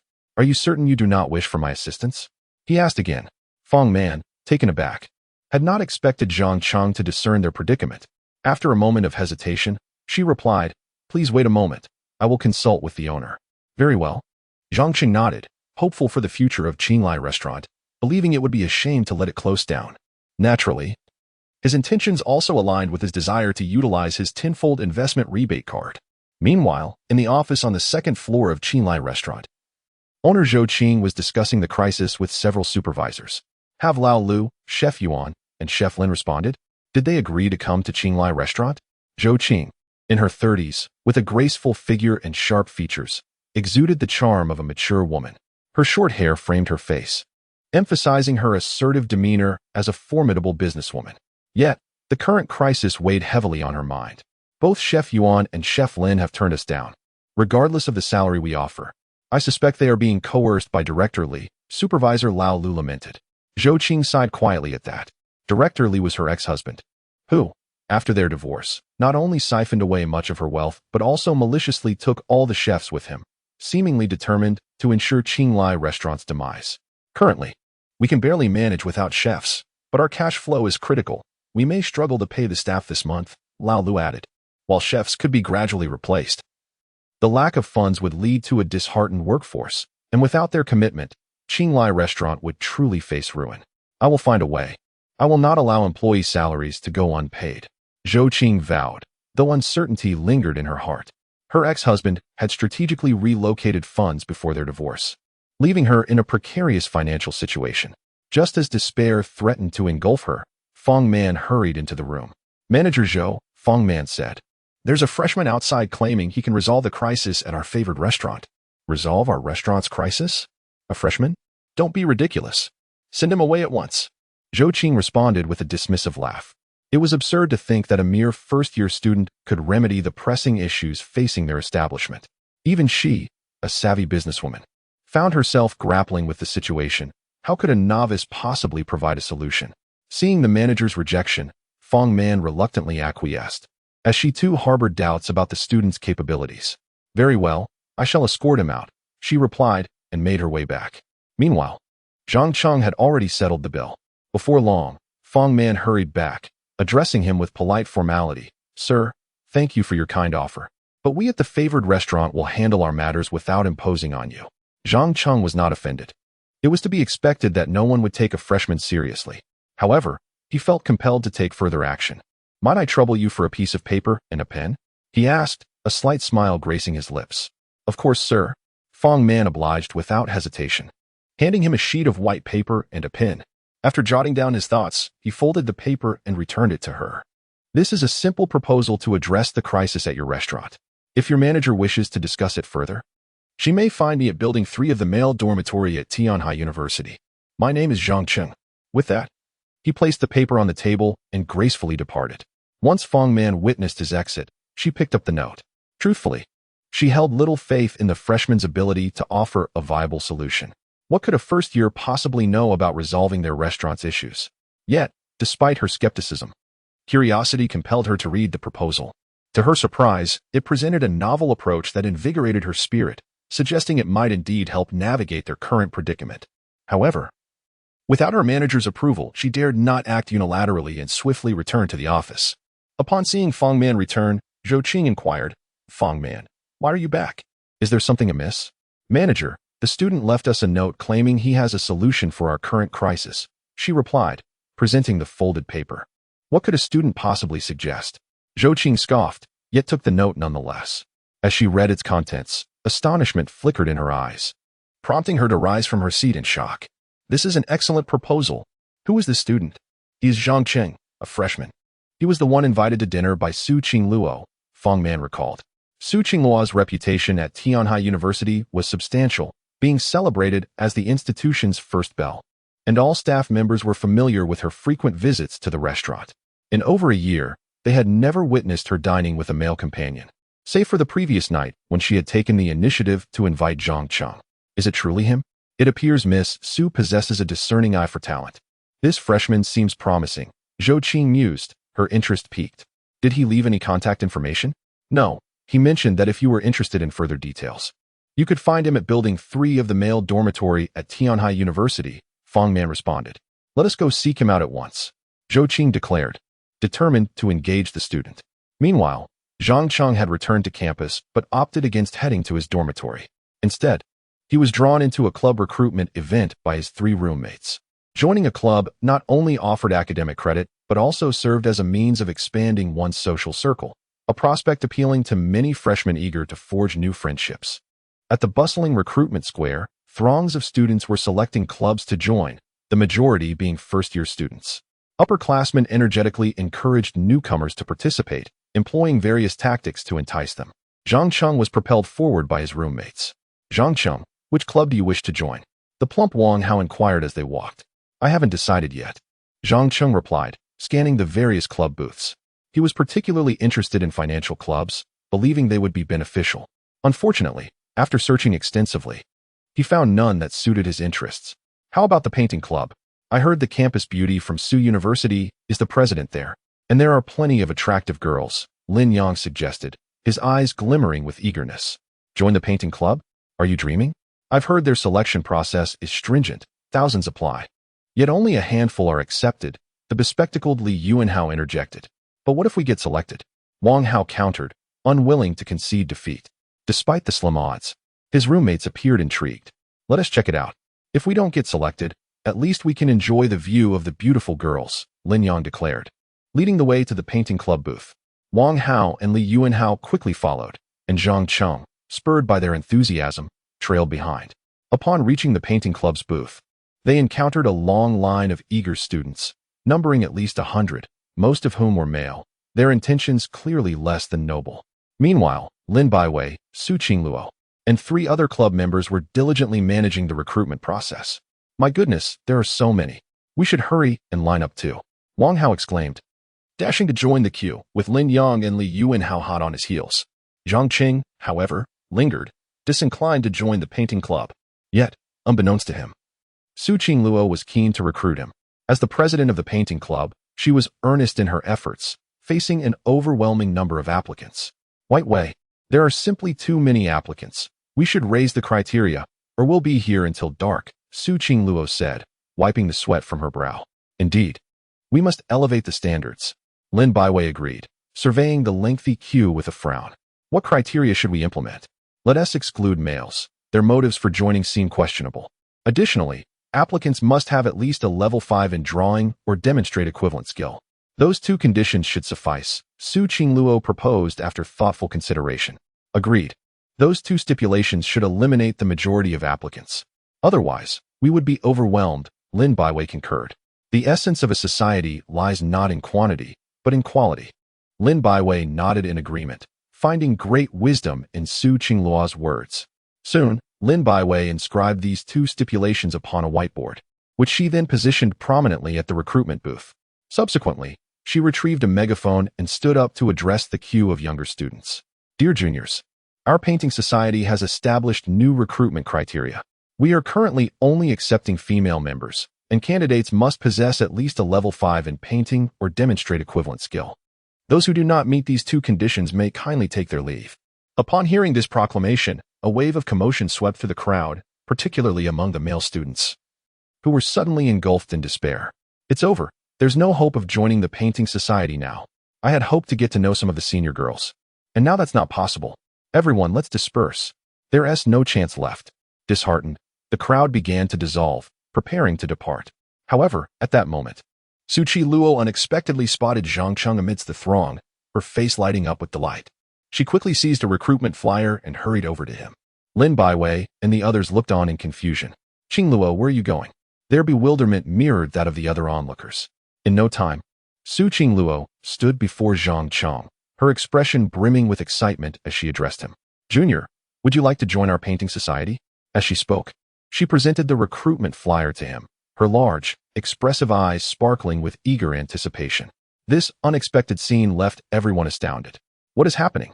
The esteemed Su Qingluo is personally inviting a junior to join the painting society? Just moments ago, she was dismissing everyone. How can she now actively seek to recruit a new male member, especially when it was stated that no male applicants would be accepted? The crowd was utterly bewildered. Chapter 8. The aloof school belle surprisingly shows affection in an instant. All eyes were drawn to Zhang Cheng, as onlookers were eager to discern the identity of this remarkable individual who had caught the attention of Su Da's campus belle. Zhang Cheng, momentarily bewildered, found himself in disbelief. He had not even signed up, so why was this senior, Su, approaching him with such fervor? Junior, would you like to join our painting club? There's no need for an interview. You can get in right away, and we have fantastic benefits. Su Qingluo, noticing Zhang Cheng's silence, felt a twinge of urgency. This proclamation left the crowd utterly flabbergasted. What was happening? Hadn't it been stated that one must first fill out an application, undergo an interview, and possibly a re-examination? How was it that this junior was exempt from such procedures? The audience was thrown into a frenzy, particularly the males, whose gazes towards Zhang Cheng were rife with envy and resentment. Lin Baiwei, too, was taken aback. Just moments ago, Su Qingluo had stated that they were not accepting male members, yet here she was, inviting a junior to join. Upon regaining his composure, Zhang Cheng felt compelled to politely decline. I apologize, senior, but I have no interest in painting and, being male, do not meet your club's criteria. He subtly indicated the whiteboard recently posted by their club, which clearly outlined the two conditions for membership. The meaning was unmistakable. It was not that he was unwilling to participate, but rather that he did not fulfill the requirements established by them. Zhang Cheng, genuinely uninterested in painting, could only refuse in such a tactful manner. His rejection caused yet another round of astonishment among the crowd, especially among the young men. What? This guy actually turned down the invitation from the campus belle of Suda? Is he out of his mind? To reject her is simply astounding. The first man in Tianhai University to refuse Su Qingluo has emerged. This incident was unprecedented. No one had ever turned down Su Qingluo before. And yet Zhang Cheng had done so, leaving everyone in a state of disbelief. Even Su Qingluo herself was taken aback by his refusal since her arrival at Tianhai University. It was the first time she had been turned down. However, she bore no resentment. After all, Zhang Cheng was to be her future husband. Junior, please wait for a moment, Su Qingluo said, turning swiftly and returning to erase the two membership conditions from the board. The crowd, perplexed, wondered why she had chosen to remove those criteria. They soon found out when Su Qingluo returned to Zhang Cheng, her expression sweet and inviting. All right, our painting club is now accepting members without any conditions. Can you now agree to join us? The audience was once again rendered speechless. What was this? The campus belle had altered her previously stated rules just to recruit Zhang Cheng. Lin Baiwei gaped in disbelief, unable to comprehend the transformation of the aloof school belle she once knew. Zhang Cheng, astonished that Su Qingluo would go so far as to amend the rules for him, still had no desire to join the painting club. He was simply not interested in painting and wished to avoid any association with Su Qingluo. Just as he pondered how to refuse again, the system's voice echoed in his mind. Ding! The perfect rich system has triggered a new task. Option 1. Agree to join Su Qingluo's painting club. Reward: master-level painting skills, tenfold profit on sold artworks. Option 2. Decline Su Qingluo's invitation. Reward: an increase of 50 centimeters. Zhang Cheng was at a loss for words upon seeing these rewards. The insistent system was forcing him to make a choice. Although this time, the second option didn't involve a reduction in height, he pondered what he could do with an increase of 50 centimeters. Ultimately, he resigned himself to the only possible outcome, tearfully accepting Su Qingluo's invitation. Senior Su, since you have so earnestly invited me, I shall reluctantly agree to join your painting club. Zhang Cheng's heart ached, but he acquiesced under the system's pressure. Upon hearing his acceptance, Su Qingluo's face lit up with joy. Really? You're joining our painting club? She asked, unable to believe it. Yes, I will join your painting club, Zhang Cheng confirmed with a nod, silently sighing in resignation. Despite his inner discontent, the system's reward promptly materialized. Congratulations, host has made a choice. Reward: top-tier master painting skills, tenfold profit on sold artworks, limited to 3 days. As soon as the system's announcement faded, Zhang Cheng's mind flooded with a plethora of painting techniques and knowledge, transforming him into a world-class artist in an instant. Furthermore, the system granted him a tenfold profit buff on sold artworks, albeit with a time constraint of 3 days. In the crowded setting, Zhang Qing felt it was imprudent to delve into the details of this buff just yet. He resolved to study it more thoroughly in solitude later. Ecstatic about Zhang Qing joining her painting club, Su Qingluo felt as though she could soar with joy. Had there not been so many people present, she might have danced with excitement. Junior, since you've agreed to join, please fill out this form. Su Qingluo sweetly offered, handing him a sheet. All right, Zhang Qing replied, somewhat reluctant as he accepted the form. He had only agreed due to the system's coercion, and now he was expected to fill out paperwork as well. The crowd watched Zhang Qing's unwilling expression with a mix of disbelief and envy. They yearned to join the painting club but were denied, while he was reluctantly accepted. Taking a seat at one of the painting club's tables, Zhang Qing grabbed a pen and began to fill out the form under the envious gazes of those around him. Su Qingluo sat opposite him, resting her chin in her hands, captivated by Zhang Qing, reveling in the thought that he would soon be a member of her club, allowing her to see him daily. Dear brother, you can never escape my grasp now, Su Qingluo thought gleefully. Zhang Qing, would you like some water? Here is some Nongfu Spring. Please have a sip. Su Qingluo offered him a bottle with a bright smile. The crowd gasped in astonishment. When had the aloof school belle become so attentive?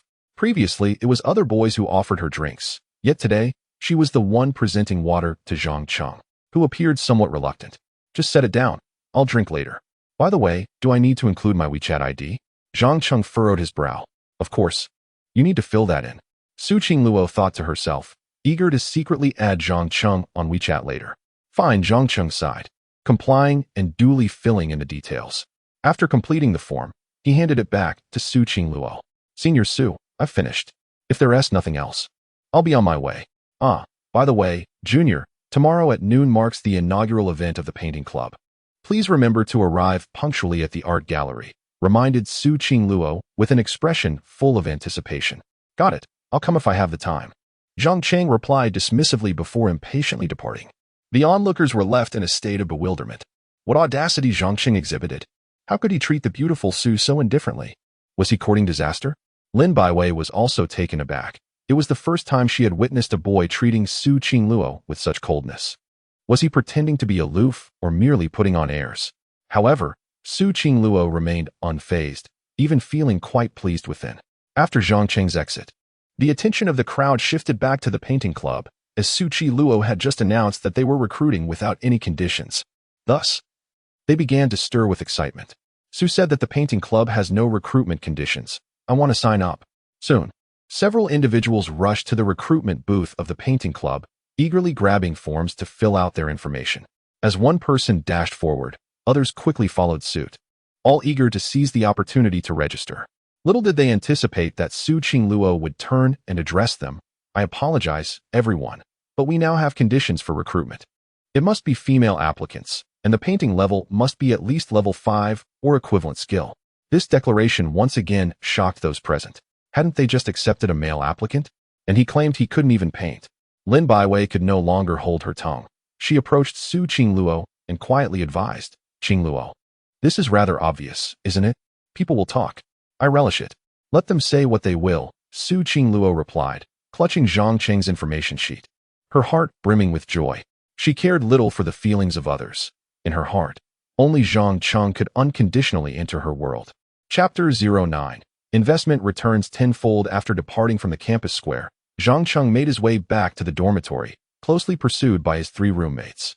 Zhang Qing, you're quite impressive. The campus belle, Su Qingluo, actually invited you to join the painting club. Could it be that she has taken a liking to you? Exclaimed the stout Wang Hao, his face brimming with excitement. That seems improbable. She is the most revered beauty at Tianhai University, and I'm just an ordinary fellow. How could she possibly notice me? Zhang Qing shook his head, unable to concur. In his eyes, Su Qingluo's stunning beauty attracted suitors in droves, including numerous affluent second-generation heirs, esteemed officials, and successful entrepreneurs. In contrast, he perceived himself as a penniless individual, lacking both wealth and influence, rendering any comparison to her admirers utterly futile. If she doesn't fancy you, why would she change the recruitment rules just for you? You didn't notice that right after you left, Su Qingluo reverted the rules, leaving no opportunity for others, remarked the bespectacled Li Yuanhao, a hint of regret in his voice. Indeed, and I noticed the way Su Qingluo looked at you was quite unusual. She even brought you water, something that never happened before, added the slender Lin Yang. You're overthinking it. She could never be interested in someone like me. If she were, I'd wager the sun would rise from the west. Zhang Cheng replied earnestly. Despite his friend's musings, Zhang Cheng remained steadfast in his belief that Su Qingluo could never be attracted to him. I, too, doubt Su Qingluo would take a liking to you. But what if? Just what if she is indeed smitten? Wang Hao, reluctant to concede, paused before continuing his analysis. Besides, she brought you milk tea, snacks, and even treated you to a meal. These gestures all suggest she has feelings for you. Zhang Cheng harbored a sliver of doubt regarding Su Qingluo's affections, yet the thought struck him as ludicrous, and he resolutely stated, there is no what if. Even if Su Qingluo were blind, she wouldn't consider me. As they conversed, they soon arrived at the entrance of the boys' dormitory, where Zhang Cheng spotted Feng Man, the deputy manager of Qinglai Restaurant, along with the owner, Zhou Qing, waiting for him. Upon Zhang Cheng's arrival, they promptly approached him. Zhang, we've been waiting for you for quite some time. Do you have a moment? Our manager would like to speak with you, Feng Man requested with genuine sincerity. Sure. Zhang Cheng nodded, instructing his 3 roommates to head back to the dormitory while he remained to discuss matters with them. Zhang Cheng, I am Zhou Qing, the manager of Qinglai Restaurant. I am quite intrigued by the crisis resolution plan you proposed and would like to discuss it in detail, Zhou Qing said, pausing briefly before adding, if it truly helps us overcome this crisis, I can offer you a reward of 100,000. Upon hearing this, Zhang Cheng smiled non-committally. His interest lay not in the monetary reward, but in the potential and service of Qinglai Restaurant. Let us find a more suitable place to talk. This isn't the right environment for business, Zhang Cheng suggested sagely. Then let us head to our conference room at Qinglai Restaurant. Zhou Qing quickly proposed. Zhang Cheng nodded, and the 3 of them exited the campus, heading straight to Qinglai Restaurant across the street. Once in the conference room, Zhou Qing, Feng Man, and Zhang Cheng took their seats. Zhang, the plan you provided suggests transforming our restaurant into a hot pot establishment. How do you propose we execute this? Zhou Qing inquired eagerly. Indeed, the note Zhang Cheng left outlined the idea of converting Qinglai Restaurant into a hot pot venue. This would mitigate the current shortage of chefs. But the crux of the matter lay in distinguishing themselves among the myriad of hot pot restaurants. Your restaurant's previous success stemmed from its service and flavor. Now, as you transition to a hot pot restaurant, your service will be your sole distinguishing factor, Zhang Cheng explained, pausing before continuing, to stand out. You must elevate your service to unprecedented heights, anticipating customer needs, and ensuring that staff genuinely care for patrons, particularly in the details. Zhou Qing and Feng Man nodded in agreement, recognizing that without a competent chef team, transforming into a hot pot restaurant was their only viable path forward. However, a full transition would entail significant expenses for equipment and renovations, and given their current financial strain, such a transformation seemed daunting. Zhang, to be candid, we are experiencing a cash flow shortage. Do you have any cost-saving suggestions? Zhou Qing admitted, somewhat embarrassed. Hearing this, a subtle smile crept onto Zhang Cheng's face. His investment opportunity had arrived. I can invest in you, starting with 1 million, followed by an additional 9 million, totaling 10 million, Zhang Cheng stated calmly. Taking a sip of tea, his confidence stemmed from his belief in Qinglai Restaurant's potential, leaving Zhou Qing and Feng Man utterly astonished. A freshman casually proposing to invest 10 million was nothing short of shocking. After a moment of silence, Zhou Qing finally responded, Mr. Zhang, are you certain you wish to invest 10 million? She swallowed hard, her tone now reflecting a newfound respect for him. If he indeed provided such an investment, Zhou Qing felt confident in fully transforming Qinglai Restaurant into a hot pot establishment. Absolutely, but I require 51% of the shares. The operation of the restaurant will remain in your hands. I want to directly intervene, Zhang Cheng replied after contemplation. This marked Zhang Cheng's inaugural investment, and he was determined to maintain control while envisioning the hot pot business evolving into a brand to be launched nationwide and even globally. Zhou Qing and Feng Man exchanged glances, suddenly recognizing the remarkable acumen of this freshman in investment matters. Accepting the condition of relinquishing 51% of the shares for 10 million was feasible, especially in light of their lack of alternatives. After a brief hesitation, Zhou Qing nodded in agreement. No problem. I'll have Feng prepare the contract immediately. If it's convenient for you, when can we expect the investment funds? The funds will be divided into 2 installments. The first 1 million will be transferred after signing the contract, and the remaining 9 million will be sent a week later. Contingent upon your progress with the transformation, Zhang Cheng explained. He chose to split the investment to instill a sense of urgency, compelling them to complete the transition within the week. With no other options available, Zhou Qing had no choice but to accept. No problem. I look forward to collaborating with you, Mr. Zhang. At this point, Zhou Qing had entirely shifted her perception of Zhang Cheng from merely a freshman to a serious business partner. Before long, Fang Man had printed 2 copies of the investment contract. Zhang Cheng, being a finance major, was adept at comprehending the document and, upon confirming its validity, signed his name. He then took out his phone and promptly transferred 1 million to Qinglai Restaurant, utilizing his investment tenfold return card for the transaction. After receiving a 1 million investment from Zhang Cheng, Zhou Qing finally felt a sense of relief. Simultaneously, Zhang Cheng was notified by the system. Host invests 1 million, receives a 10 million investment rebate. As the notification concluded, a message arrived on Zhang Cheng's phone, confirming the deposit of 10 million from the bank. A slight smile crept onto his lips. This investment was assured. Mr. Zhang, I look forward to our collaboration from now on. You shall be a major shareholder in our esteemed restaurant.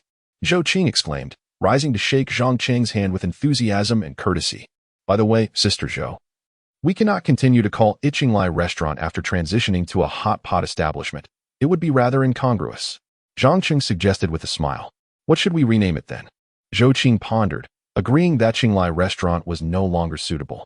In fact, she had developed a strong aversion to the name, as it was a combination of characters from her and her ex-husband's names. Now that they were divorced, continuing to use Qinglai Restaurant would feel quite uncomfortable, making a name change entirely appropriate. Let us rename it Shu Dlo. This will evoke a sense of surprise for customers enjoying hot pot. Zhang Cheng exclaimed after a moment's reflection. Shu Dlo? Zhou Qing and Fang Man exchanged glances, both instantly agreeing that the name was fitting and vividly represented the essence of a hot pot restaurant. That name is splendid. Henceforth, our establishment shall be known as Shu Dlo. Zhou Qing nodded in approval. I hope you will elevate Shu Dlo into a brand synonymous with the culinary industry, expanding it nationwide. When people think of Shu Dlo, they should immediately associate it with outstanding service. We are selling not just hot pot, but also an experience of service. Zhang Cheng remarked earnestly after contemplating the matter. Not only hot pot, but also service. Zhou Qing repeated, secretly admiring Zhang Cheng's vision and ambition. Having concluded their discussions, Zhang Cheng took his leave, as he had a class to attend in the afternoon. Zhou Qing and Fang Man personally escorted him out. Watching Zhang Cheng's retreating figure, Zhou Qing quietly mused that he was indeed remarkable. It was no wonder that Su Qi Luo, the most esteemed beauty of Tianhai University, had accepted his invitation and was eager to dine with him the following day. Evidently, the girl possessed extraordinary discernment. Zhou Qing murmured to herself, unaware that she had misjudged Su Qing Luo. Her acceptance of Zhang Cheng's invitation and the desire to dine with him stemmed entirely from the fact that he was her fiancé. Perhaps this was a delightful misunderstanding, adding an air of mystery to Zhang Cheng's identity in Zhou Qing's eyes. Chapter 10. The persona of the school bell may collapse in the quiet of the night. Su Qing Luo lay in bed, tossing and turning, unable to sleep. The mere thought of the opportunity to see Zhang Cheng daily filled her heart with immense joy. She quietly retrieved the membership information form that Zhang Cheng had completed. Since that morning, she had already added his phone number to her contacts. Now, all that remained was to add his WeChat ID, which would allow her to chat with him every day, even via video calls. She wondered if her younger brother had gone to sleep yet. It was only 8 o'clock, so he probably hadn't tea. Perhaps she could add him on WeChat and have a chat. Su Qing Luo thought sweetly and took out her phone, adding his WeChat ID from the membership form. However, after sending the friend request, there was no response from Zhang Cheng. Why hasn't he accepted my friend request yet? Su Qing Luo's delicate nose wrinkled in concern as she anxiously awaited a reply on her pink phone. She pondered how to greet him once he accepted her request and what topics they could discuss. Perhaps she could drop hints that she, Su Qing Luo, was indeed his fiancée, Yi Suyao. Yet, after nearly an hour of waiting, there was still no reaction from Zhang Cheng. Why hasn't he added me yet? Did I perhaps enter the wrong number? I should try again. Unwilling to accept defeat, Su Qing Luo sent another request, but after a lengthy wait, there was still no response. Maybe he doesn't have his phone nearby, she sighed, ultimately settling for this self-comfort. What she didn't know was that Zhang Cheng had seen her friend request, but had chosen to ignore it. Not her again. This Su Senior is such a hassle. Zhang Cheng thought as he dismissed her friend request without hesitation. He truly wished to sever any ties with the illustrious Su Qingluo. The campus forum was rife with rumors about him and Su Qingluo, sharing milk tea, snacks, dining together, and the special invitation from the painting club. Posts regarding Zhang Cheng and Su Qingluo had been trending on the campus forum daily, each accumulating increasing views. If his fiancée, Su Yao, were to discover this, she would undoubtedly feel jealous and angry. The thought alone troubled Zhang Cheng.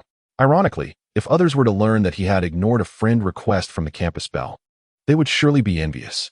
It was a bitter irony that he could not even add her on WeChat, while Zhang Cheng himself chose to disregard her.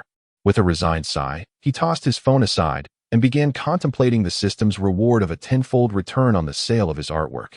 After reviewing the details, he quickly grasped the essence of it. As long as any paintings he created sold within 3 days, he would receive a tenfold return on their sale price. However, Zhang Cheng furrowed his brow at the notion of achieving a tenfold return.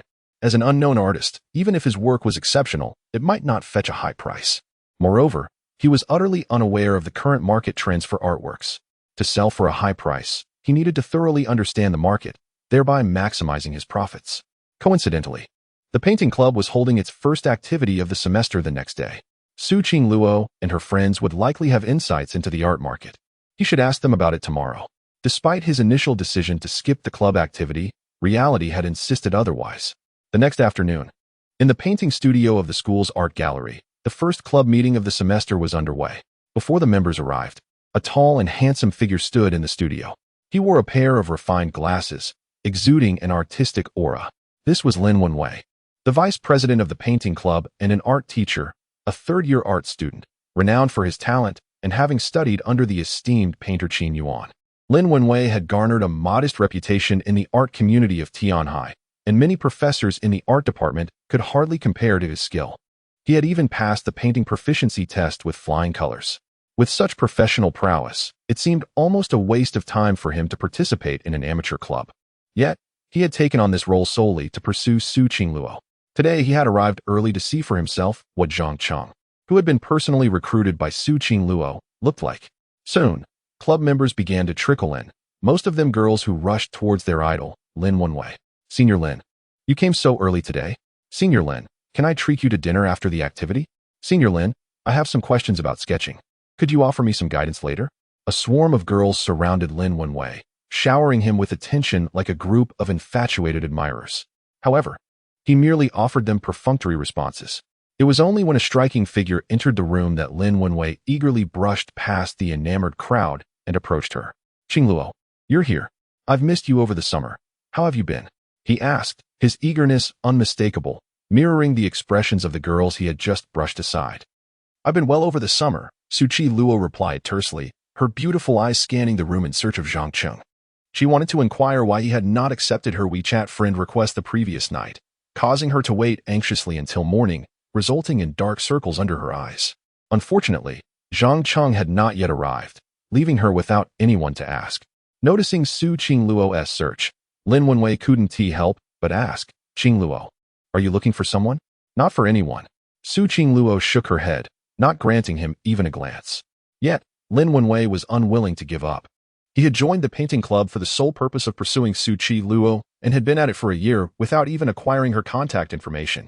Qingluo, we've known each other for almost a year now. Could I add you on WeChat? It would be easier for us to stay in touch, he implored. Trying to be amiable. No, I don't usually add people on WeChat, Su Qingluo replied sweetly, rejecting him once more. Lin Wenwei's expression soured. After a year of pursuing Su Qingluo, he couldn't even obtain her contact details. It was humiliating to admit. At that moment, Zhang Cheng walked in. Upon seeing him, Su Qingluo's eyes brightened, and she swiftly approached him. Zhang Cheng, why are you so late? I added you on WeChat last night. Why didn't you accept me? She chided gently. That's Su Senior. I don't usually add people casually, Zhang Cheng replied awkwardly, scratching his head. He had wished to sever ties with Su Qingluo, which was why he had ignored her request. Little did he know that this response would anger her. Stinky brother, am I just anyone? I am here in a moment of panic. Su Qingluo almost revealed the truth, but she quickly changed her tone. I am your club president. I waited all night for you to accept my friend request, and now I have dark circles under my eyes. she exclaimed, fuming. Her words astonished everyone present. Oh my! The illustrious Su Qingluo, the most beautiful girl in the history of Tianhai University, is actually taking the initiative to add a male friend. The key point is that the other party has not yet accepted her request. How does it seem that Su Qingluo has turned into a love-struck admirer? Lin Wenwei, witnessing this, felt his expression turn ashen. Is this really the aloof goddess he knew, Su Qingluo? He had pursued her for an entire year and couldn't even add her on WeChat, while this Zhang Cheng fellow, who had barely crossed paths with her, was actively pursued by her but stubbornly refused. It's indeed a case of comparison breeding envy, and Lin Wenwei's countenance grew increasingly grim. Senior Su, I really don't add people casually on WeChat. Faced with Su Qingluo's relentless pursuit, Zhang Cheng swallowed hard and took a couple of steps back. Yet, Su Qingluo was resolute in her decision to add him. She had waited all night for this moment, and dark circles had formed under her eyes. However, she couldn't be too blatant about it as a girl, so she found an excuse. If I don't add you on WeChat, how will I contact you in the future? If there are activities in the club, I want to be able to find you. Therefore, it's essential to add you. I have the WeChat of all the other members, and you are the only one missing. In her eagerness to connect with Zhang Cheng, Su Qingluo didn't even flinch at telling a little white lie. In reality, she only had the WeChat of a few female members in the painting club and none of the male members. Lin Baiwei, who accompanied Su Qingluo, was taken aback. This seemingly innocent girl was so determined to add Zhang Cheng's WeChat that she was willing to lie without batting an eye. This was a complete transformation of the aloof goddess she thought she knew, revealing how significant Zhang Cheng appeared to be to Su Qingluo. Since the conversation had reached this point, Zhang Cheng had no choice but to acquiesce. After all, he couldn't turn her down when she had already added all the other members. It could be said that Zhang Cheng was quite gullible. Or perhaps Su Qingluo's angelic visage had disarmed him. That is more like it. I'll watch you add me. Upon hearing Zhang Cheng's agreement, Su Qingluo secretly sighed in relief, finally feeling accomplished, and her lovely face lit up with joy. Then, she observed Zhang Cheng pulling out his phone and unlocking the screen. Su Qingluo's gaze remained fixed on his device, fearing he might change his mind. However, when she noticed that the wallpaper was a photo of her from her chubby childhood days, she was momentarily taken aback and subsequently moved. Oh my, his phone wallpaper is actually a picture of me from when I was young. He values me so much. Every time he opens his phone, he sees me. At that moment, all her previous unhappiness faded away, and she was so touched by the small detail that she nearly cried and leaped into Zhang Cheng's arms. As Zhang Cheng opened WeChat, he promptly accepted Su Qingluo's friend request. Senior Su, I've accepted your request. Can you let me off the hook now? Zhang Cheng looked at Su Qingluo helplessly, not expecting her to gaze at him with such emotion. You little rascal, I didn't know you valued me so highly. Su Qingluo instinctively spoke her heartfelt thoughts. Yet, Zhang Cheng felt no particular warmth from her words and merely sighed inwardly, wondering why such a simple acceptance of a friend request warranted such a reaction. Lin Baiwei's mouth hung open in astonishment. Why did Su Qingluo seem more and more like an infatuated admirer? She was so moved by the mere acceptance of her friend request. This was indeed a battle-ready, love-struck individual. The image of the aloof goddess was clearly crumbling. The other members were equally surprised, as it was the first time they had seen Su Qingluo so actively pursue a boy. Lin Wenwei was even more infuriated. This Zhang Cheng had entirely captured Su Qingluo's attention. It appeared that in the goddess's eyes, there was no one else but him. How infuriating. This boy could not remain in their painting club. He must be driven out to divert Su Qingluo's gaze away from him. With this thought, Lin Wenwei approached Zhang Cheng. Zhang Cheng, you're the new member who joined this year, aren't you? Lin Wenwei feigned civility. I am the vice president of the painting club and also the art instructor, Lin Wenwei. Hello, Senior Lin. Zhang Cheng replied politely. I heard you were specially invited by Senior Su. Is that right? Lin Wenwei asked knowingly. Yes, why do you ask? Zhang Cheng sensed some ill intent from Lin Wenwei. Oh, nothing much. Lin Wenwei adjusted his glasses and provocatively continued. This is a painting club, primarily for those who understand art. I heard you don't know how to paint, is that correct? If you can't paint, you might struggle to integrate into our club. I suggest you find a club that suits you better. Lin Wenwei's words were quite direct, clearly aiming to expel Zhang Cheng. Su Qingluo was incensed upon hearing this. Zhang Cheng was her invitee, and how could she tolerate Lin Wenwei trying to expel him?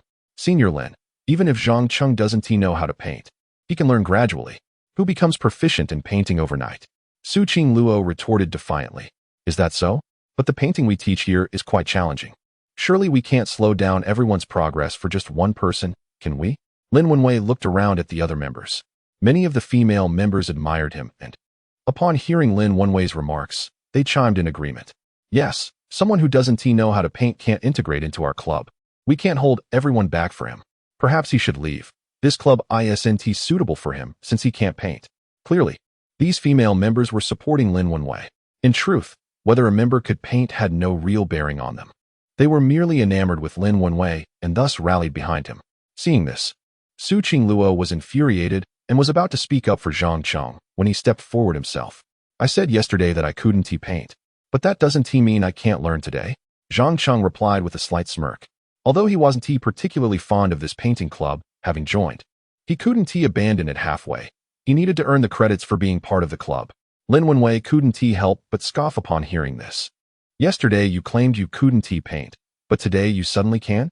Just to stay here, you're willing to say anything.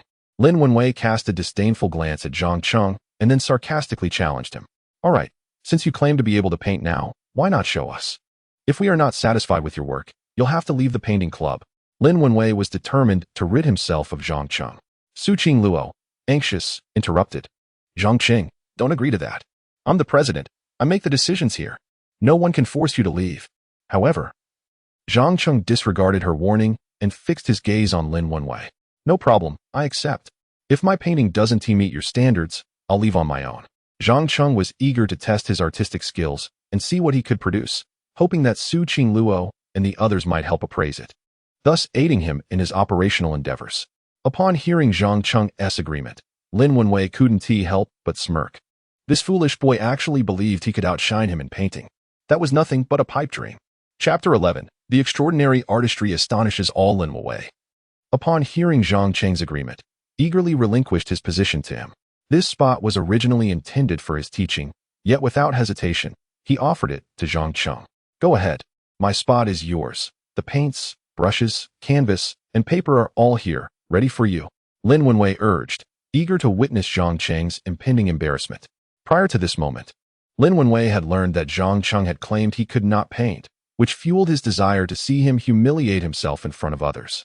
If Zhang Cheng's work turned out poorly, Lin would have the perfect excuse to cast him out. Su Qingluo, witnessing the situation, grew increasingly anxious and stepped forward to advise. Zhang Cheng, perhaps it would be best not to paint, or to wait a few days for some training first. She contemplated providing Zhang Cheng with guidance, hoping that a little preparation would allow him to pass unnoticed. However, Zhang Cheng had already made up his mind, feeling an unexpected calm wash over him. He had nothing to fear, sitting with an air of tranquility as he casually twirled a brush in his hand. This brush is rather long, he remarked with a touch of amusement, as it was his first encounter with such professional tools. Glancing at the array of paints, he noted with surprise that there were at least 30 different colors available. Come on, start painting. What are you waiting for? Have you never seen such professional art supplies? Lin Wenwei urged impatiently. Why the rush? I need to contemplate what to create. Zhang Cheng replied, casting a sidelong glance at him as he pondered his subject. The onlookers interpreted Zhang Cheng's delay as a deliberate attempt to stall, and Lin Wenwei reveled in their shared belief that this was indicative of Zhang Cheng's lack of talent. Only Su Qingluo felt a sense of urgency, her palms growing clammy with anxiety. Before long, Zhang Cheng settled on his idea, grasped the brush firmly, and began to paint.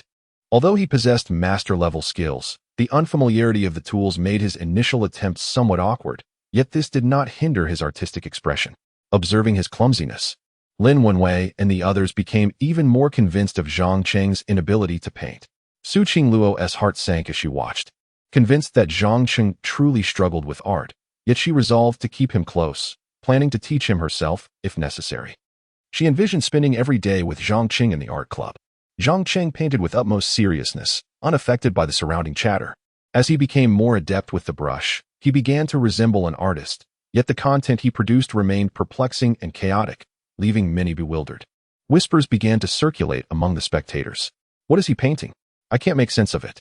Indeed, it looks like a haphazard mess. Clearly, he cannot paint. I've seen better from a child. Lin Wenwei, overhearing the murmurs, felt a surge of satisfaction. This fool truly could not paint. and it seemed he would soon have the opportunity to drive Zhang Qing out. With Zhang Qing gone, Lin would have another chance to pursue Su Qingluo. Even Lin Baiwei could no longer tolerate the sight. Qingluo, what on earth is Zhang Qing attempting to paint? It's utterly incomprehensible. Could it be an abstract piece? She whispered to Su Qingluo. Perhaps, but it's not finished yet. No one can know the outcome. Su Qingluo consoled herself, though despair gnawed at her heart. As time passed, Zhang Qing's technique improved, yet the chaotic nature of his work persisted, leaving spectators baffled. By the end, even Su Qingluo felt hopeless, realizing that Zhang Qing truly struggled with painting. The others shared her sentiment, convinced that Zhang Qing was hopeless. Finally, Zhang Qing halted his brush, set aside the palette, and clapped his hands together, proclaiming, "I'm done." As soon as he spoke, Lin Wenwei burst into laughter. "Is this what you call a painting? What utter nonsense. With your skills, you could practice for a century and still not surpass my work." Lin mocked mercilessly. The others joined in, their laughter echoing Zhang Qing's perceived failure. Even Lin Baiwei found the artwork appalling, and Su Qingluo could barely bear to look. "Zhang Qing, with such a level of talent? How can you even think of staying in our art club?" Lin Wenwei continued, showing no restraint. "I suggest you leave." The other members, although reluctant to speak out due to Su Qingluo's presence, shared similar sentiments, their expressions betraying their disdain for the perceived embarrassment Zhang Qing brought to the club. However, Zhang Qing merely smiled confidently, a slight smirk playing at the corners of his mouth. I almost forgot something important," he declared, flipping the canvas over. While the onlookers were still puzzled, the reversed painting revealed a breathtaking scene. On the canvas, a chubby, adorable little girl was gently cradling an injured bird. Her expression filled with tenderness as she softly stroked the creature. The girl's likeness was strikingly lifelike, her emotions and demeanor captured with remarkable precision, and every detail was meticulously rendered. The garden and grass behind her were equally exquisite, showcasing an artwork of unparalleled quality. It was a masterpiece that even a seasoned art instructor would struggle to replicate in such a short time frame. The audience was left in awe, their astonishment palpable as they beheld Zhang Qing's astonishing artistry. Goodness, he was painting upside down. No wonder we couldn't comprehend it. What incredible skills. To paint so beautifully while inverted. This is exceptional. It surpasses even our art teacher's work. Indeed, every detail, from the lighting to the shadows, is flawless. Could it be that his skills rival those of a master? The crowd erupted in admiration, their perceptions of Zhang Qing transformed in an instant. Even Lin Baiwei was left speechless, her legs trembling in disbelief. Unbeknownst to her, the little girl depicted in the painting was none other than her 11-year-old self, plump, yet undeniably cute. The injured sparrow was one she had discovered in Zhang Qing's yard, and her heart had ached as she tried to comfort it. She never anticipated that Zhang Qing would remember such a scene, not only recalling it for a decade but also rendering it flawlessly today. This illustrates just how significant this little chubby girl is in Zhang Qing's heart. Upon this realization, Su Qingluo felt her affection for Zhang Qing deepen, wishing to rush over and shower him with kisses from head to toe, to cherish this mischievous younger brother affectionately. Perhaps the one most profoundly impacted at the scene was Lin Wenwei. Just a moment ago, he had been confidently convinced that he would surely be able to expel Zhang Qing from the art society, but in the next instant, Zhang Qing's artistic prowess left him utterly astounded. How is this possible? This kid clearly cannot draw. How can he produce such a magnificent piece? And executed in reverse at that, with such remarkable skill? Lin Wenwei stumbled, completely unable to accept this outcome. Zhang Qing's technique and style had surpassed even that of the art department instructors, including Lin Wenwei himself. Seeing that everyone was awestruck by his artwork, Zhang Qing felt a sense of satisfaction and then turned to Lin Wenwei. "Senior Lin, what do you think of this painting now? May I remain here?" he inquired, a subtle smile gracing his lips. Chapter 12. The school bell's jealousy. Upon witnessing Zhang Qing's exquisite artwork, Su Qingluo was filled with astonishment and delight. Suddenly recalling something, she proudly addressed Lin Wenwei. "Senior Lin, surely Zhang Qing can remain here now." As soon as these words escaped her lips, the attention of everyone in the room shifted toward Zhang Qing. Given his current artistic prowess, it was clear that not only could he join the painting club, but he could also serve as their art instructor. The gazes of the club members toward Zhang Qing transformed, with several young women casting admiring glances in his direction. To create such a perfect piece of art was indeed worthy of their admiration. Lin Wenwei, witnessing this, felt a surge of indignation. He had never anticipated that Zhang Cheng's artistic skills would surpass even his own as a top student in the fine arts department. With no justification left to expel Zhang Cheng, he begrudgingly declared, "Fine, he may stay. However, I am unwell today and cannot teach you all. I shall take my leave." After speaking, Lin Wenwei, with a stormy expression, collected his belongings and exited. With Lin Wenwei gone, the club members swiftly surrounded Zhang Cheng, bombarding him with inquiries. "Junior Zhang, when did you start painting? How can you create such beautiful works in reverse?" Yes. Junior, could you teach me how to paint in reverse?" "Junior, I would love to learn from you. Shall we go for dinner tonight? Perhaps you could teach me painting as well." Overwhelmed by the attention of so many girls, Zhang Cheng felt somewhat embarrassed. Observing this, Su Qingluo pouted, displaying a hint of jealousy, and interjected, "Everyone, please don't bother him too much. He has already painted for over an hour and is quite fatigued." She then pulled Zhang Cheng closer to her side. After all, he was her husband, and she was unwilling to allow other girls to get too close to him. The attention of the crowd shifted to Su Qingluo, and Lin Baiwei, recalling something, remarked, "Qingluo, you truly have an eye for talent by bringing Zhang Cheng into the painting club. You must have known he was an exceptional artist from the start." Upon hearing this, the other club members displayed expressions of realization.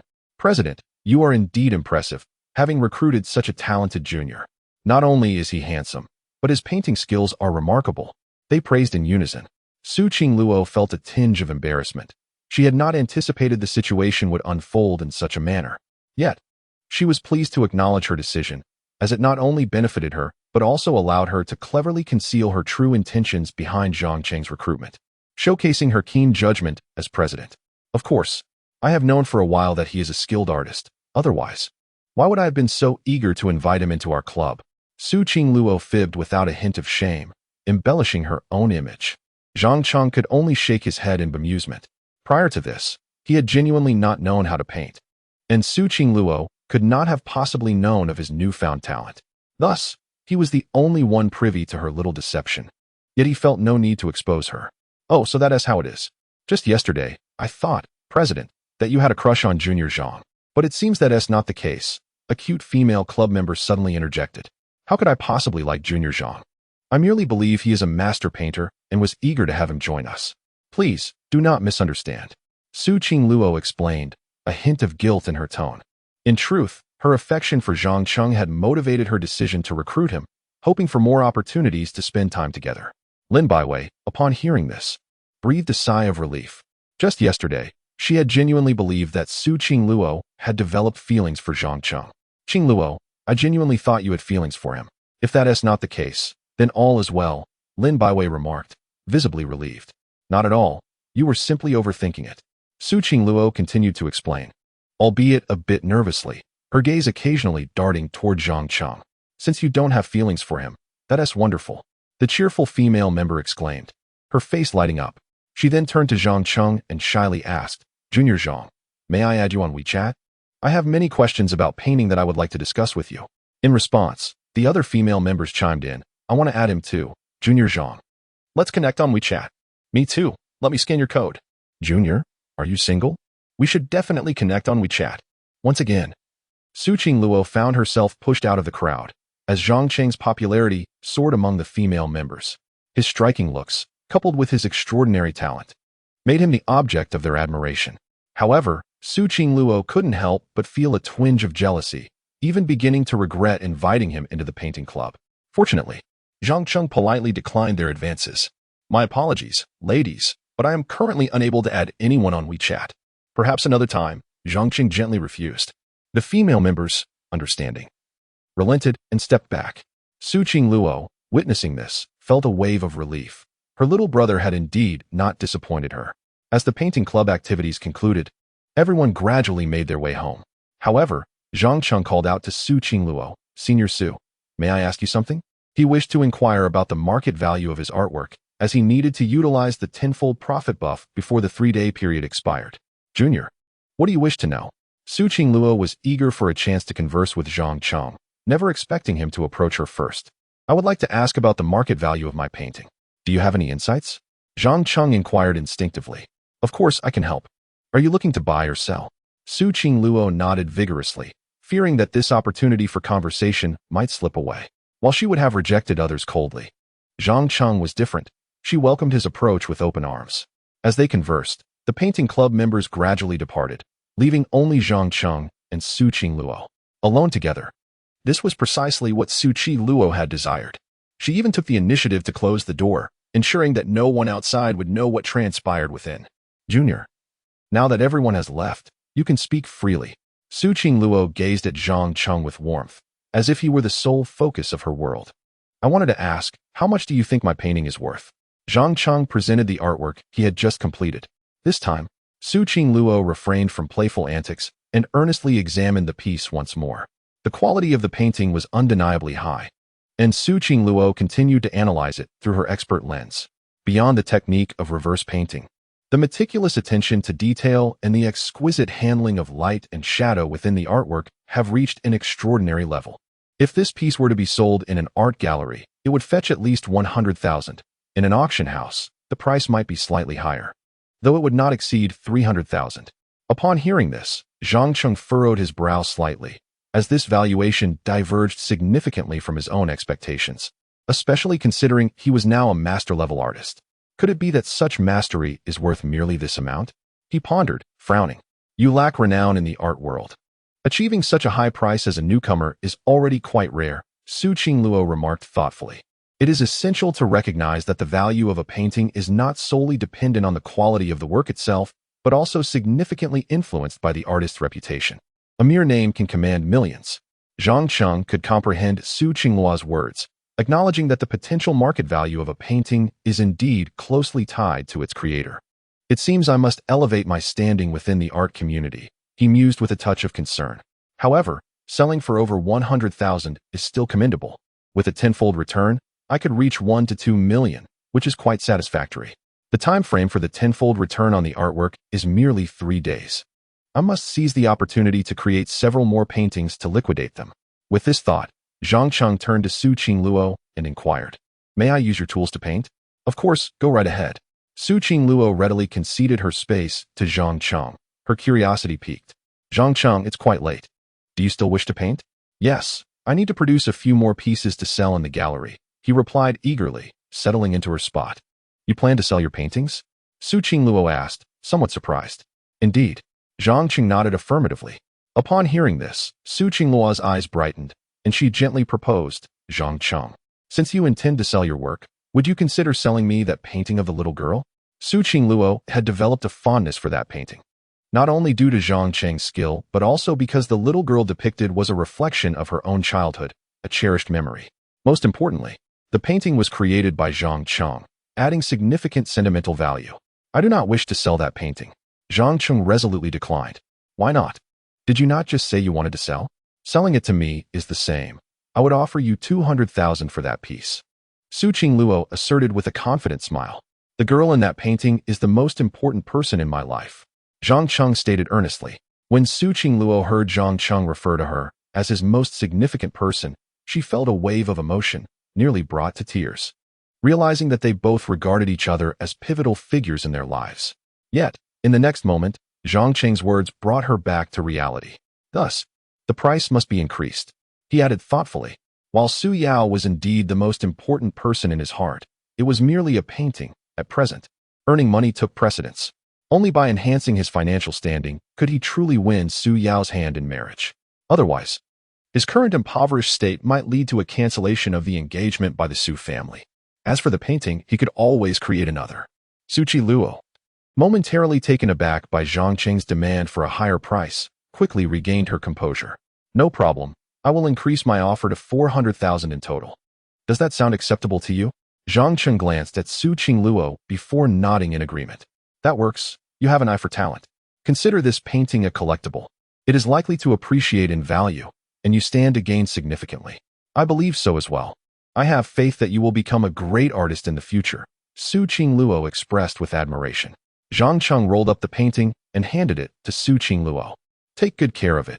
This represents the most important person in my life. Certainly, I will cherish it. Please provide me with your bank account number, and I shall transfer the funds immediately, Su Qingluo replied, carefully securing the painting. After all, this was a piece created by her beloved younger brother, depicting her likeness. How could she not safeguard it? In no time, Zhang Cheng sent her the account details, and upon receiving them, Su Qingluo promptly transferred 400,000 to him. All done. Please check your account, Junior, she said with a sweet smile. As a top student in the foreign languages department who received scholarships each year and hailing from a prominent family, this sum was trivial for her. Zhang Cheng's phone soon buzzed with a notification confirming the arrival of 400,000. Almost simultaneously, another notification from the system chimed in. Ding. Congratulations, host, for selling the painting for 400,000, rebate of 4 million granted. As the system's message concluded, Zhang Cheng received yet another notification. This time, 4 million had been deposited into his account. He felt a wave of satisfaction wash over him as his bank balance swelled to 440,000. Excellent. Now, I must create several more paintings and return to the market for another substantial profit. Thank you, Su Qingluo. I have received the funds. Zhang Cheng expressed his gratitude. By the way, do you have time tomorrow? I would like you to accompany me to the art market, as I am not well versed in this field. I am free. Of course. Tomorrow I will take you to the largest art market in Tianhai City. I know one of the gallery managers there, and I can assist you in displaying your paintings. Su Qingluo replied with delight. She could hardly contain her eagerness to spend more time with Zhang Cheng. I truly appreciate it, Su Qingluo. I will treat you to a meal then, Zhang Cheng said gratefully. After uttering this, he planned to seize the moment and create a few more artworks. As Su Qingluo gazed at Zhang Cheng's handsome profile, she hesitated before timidly asking, Junior, may I inquire about the little girl in that painting? You mentioned she is the most important person in your life. What is her relation to you?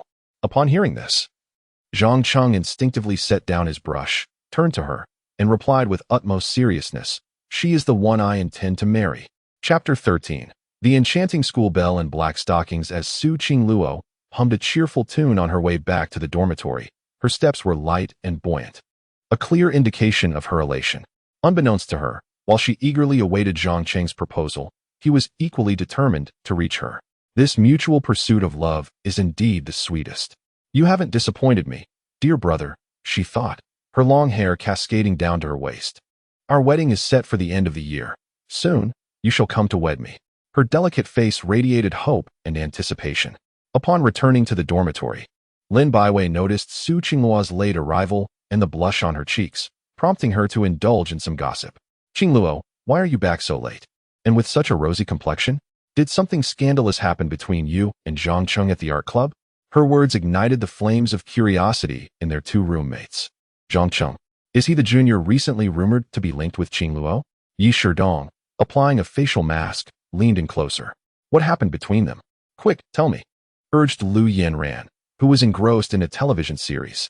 Neither of them were members of the art club, hence their ignorance of the events that transpired earlier that day, which explained their insatiable curiosity. You wouldn't believe it. The junior, Zhang Cheng, who claimed he couldn't draw, produced an astonishing piece this afternoon. His handling of light and shadow, as well as the intricate details of the lines, were nothing short of masterful, Lin Baiwei exclaimed, her excitement palpable.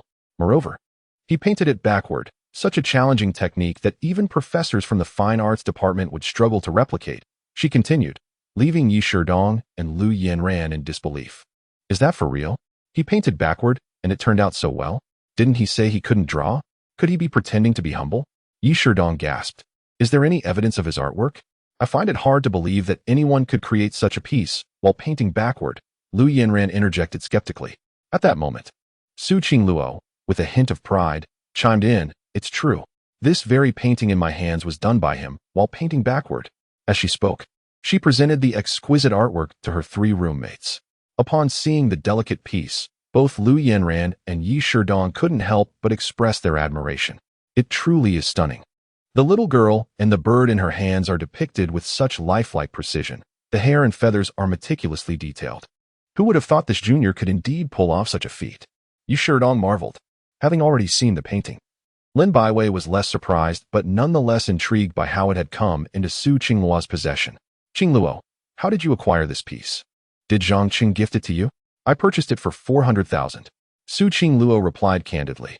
The revelation left the three girls in a state of shock. My goodness, Qingluo, are you out of your mind? You spent 400,000 on just one painting? Are you foolishly wealthy? Lin Baiwei exclaimed, astonished.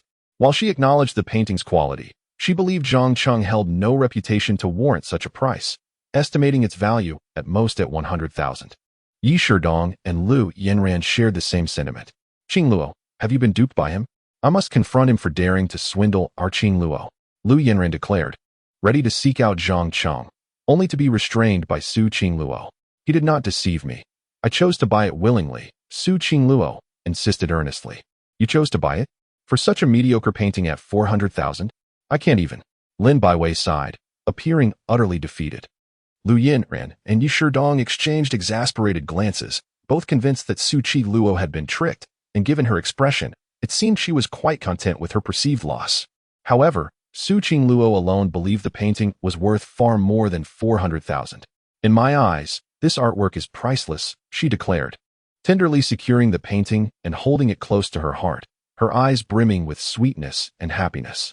Witnessing this, Lin Baiwei and the others could only shake their heads in disbelief, realizing that Su Qing Luo, in her misguided affection, had willingly fallen into the trap.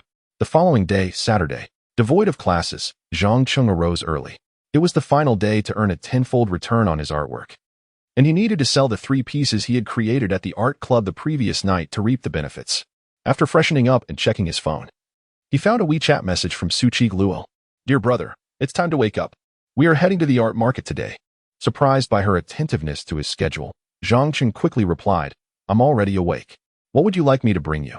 Understanding he needed her favor, he felt inclined to treat her well, hoping for her assistance later. I want a savory egg pancake and soy milk with scallions. Su Qing Luo promptly responded. This breakfast had been her favorite since childhood, and her detailed request hinted at wanting to convey a message to Zhang Cheng, though he remained oblivious. Not a problem.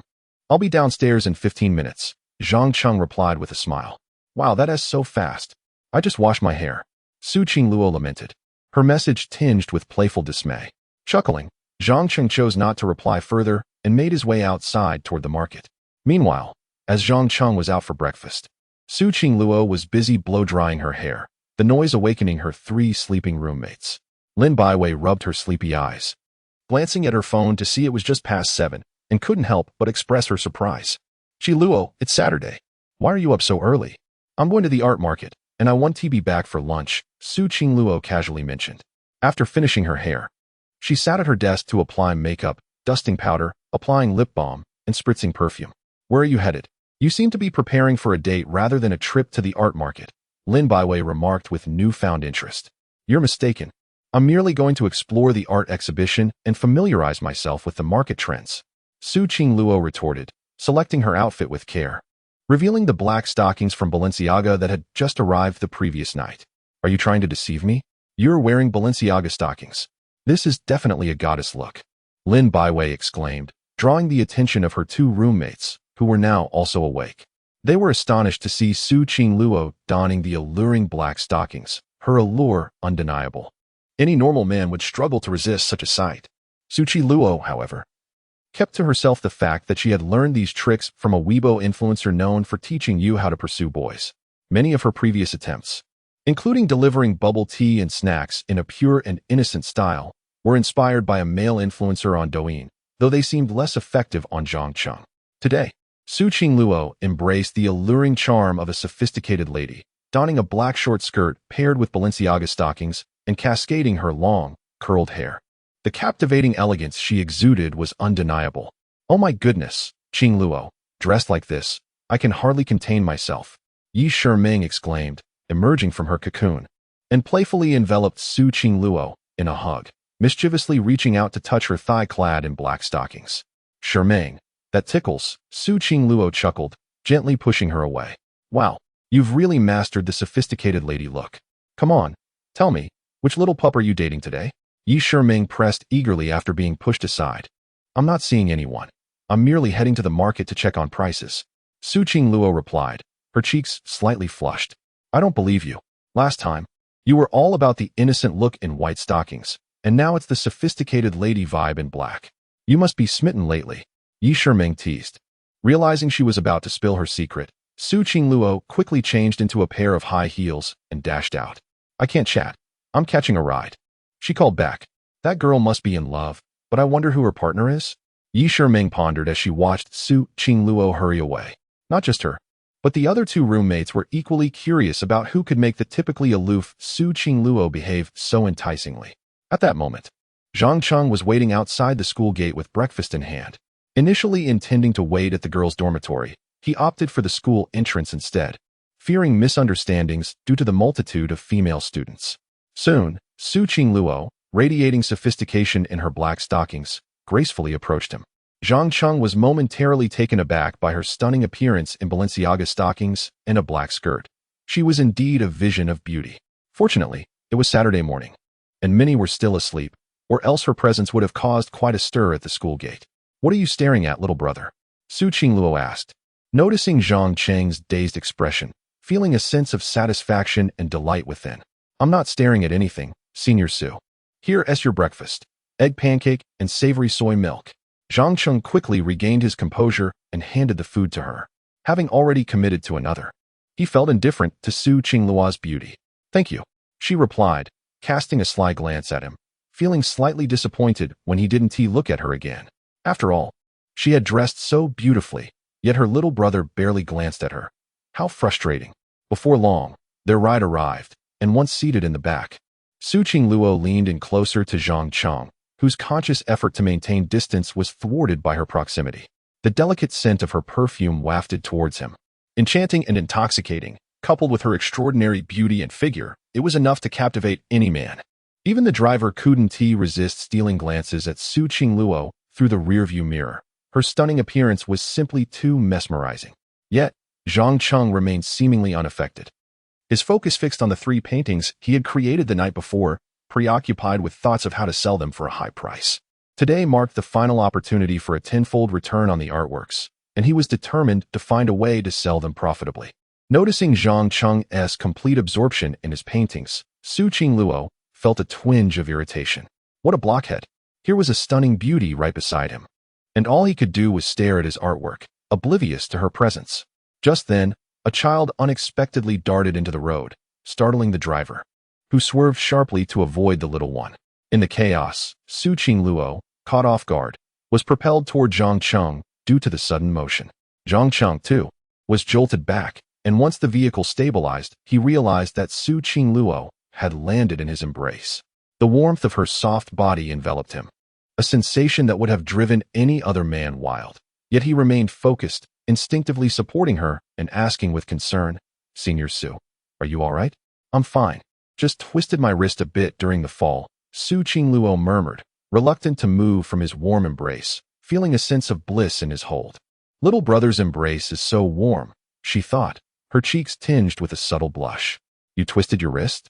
Let me massage it," Zhang Cheng offered instinctively. Any other man would have been rebuffed, but Su Qingluo found herself unable to refuse Zhang Cheng's offer. "Okay," she admitted, her cheeks flushing even more. Could you maybe get off me first?" Zhang Cheng suggested, realizing she was still sprawled across him. It dawned on Su Qingluo that she had indeed landed on him. The brief moment of shock passed as Zhang Cheng gently grasped her delicate wrist and began to massage it. As he worked on her wrist, Su Qingluo felt a tingling sensation coursing through her body, a feeling both intoxicating and captivating. Her cheeks flushed a deeper shade as she gazed at Zhang Cheng's handsome profile and the seriousness in his eyes. In that instant, she found herself utterly enchanted. "Little brother, you look so handsome when you're serious," she thought, unable to suppress her infatuation. If the students at Tianhai University were to witness the typically aloof goddess Su Qingluo fawning over Zhang Cheng, they would surely be astounded. The driver, observing the scene in the rearview mirror, couldn't help but comment, "Miss, your boyfriend is so good to you."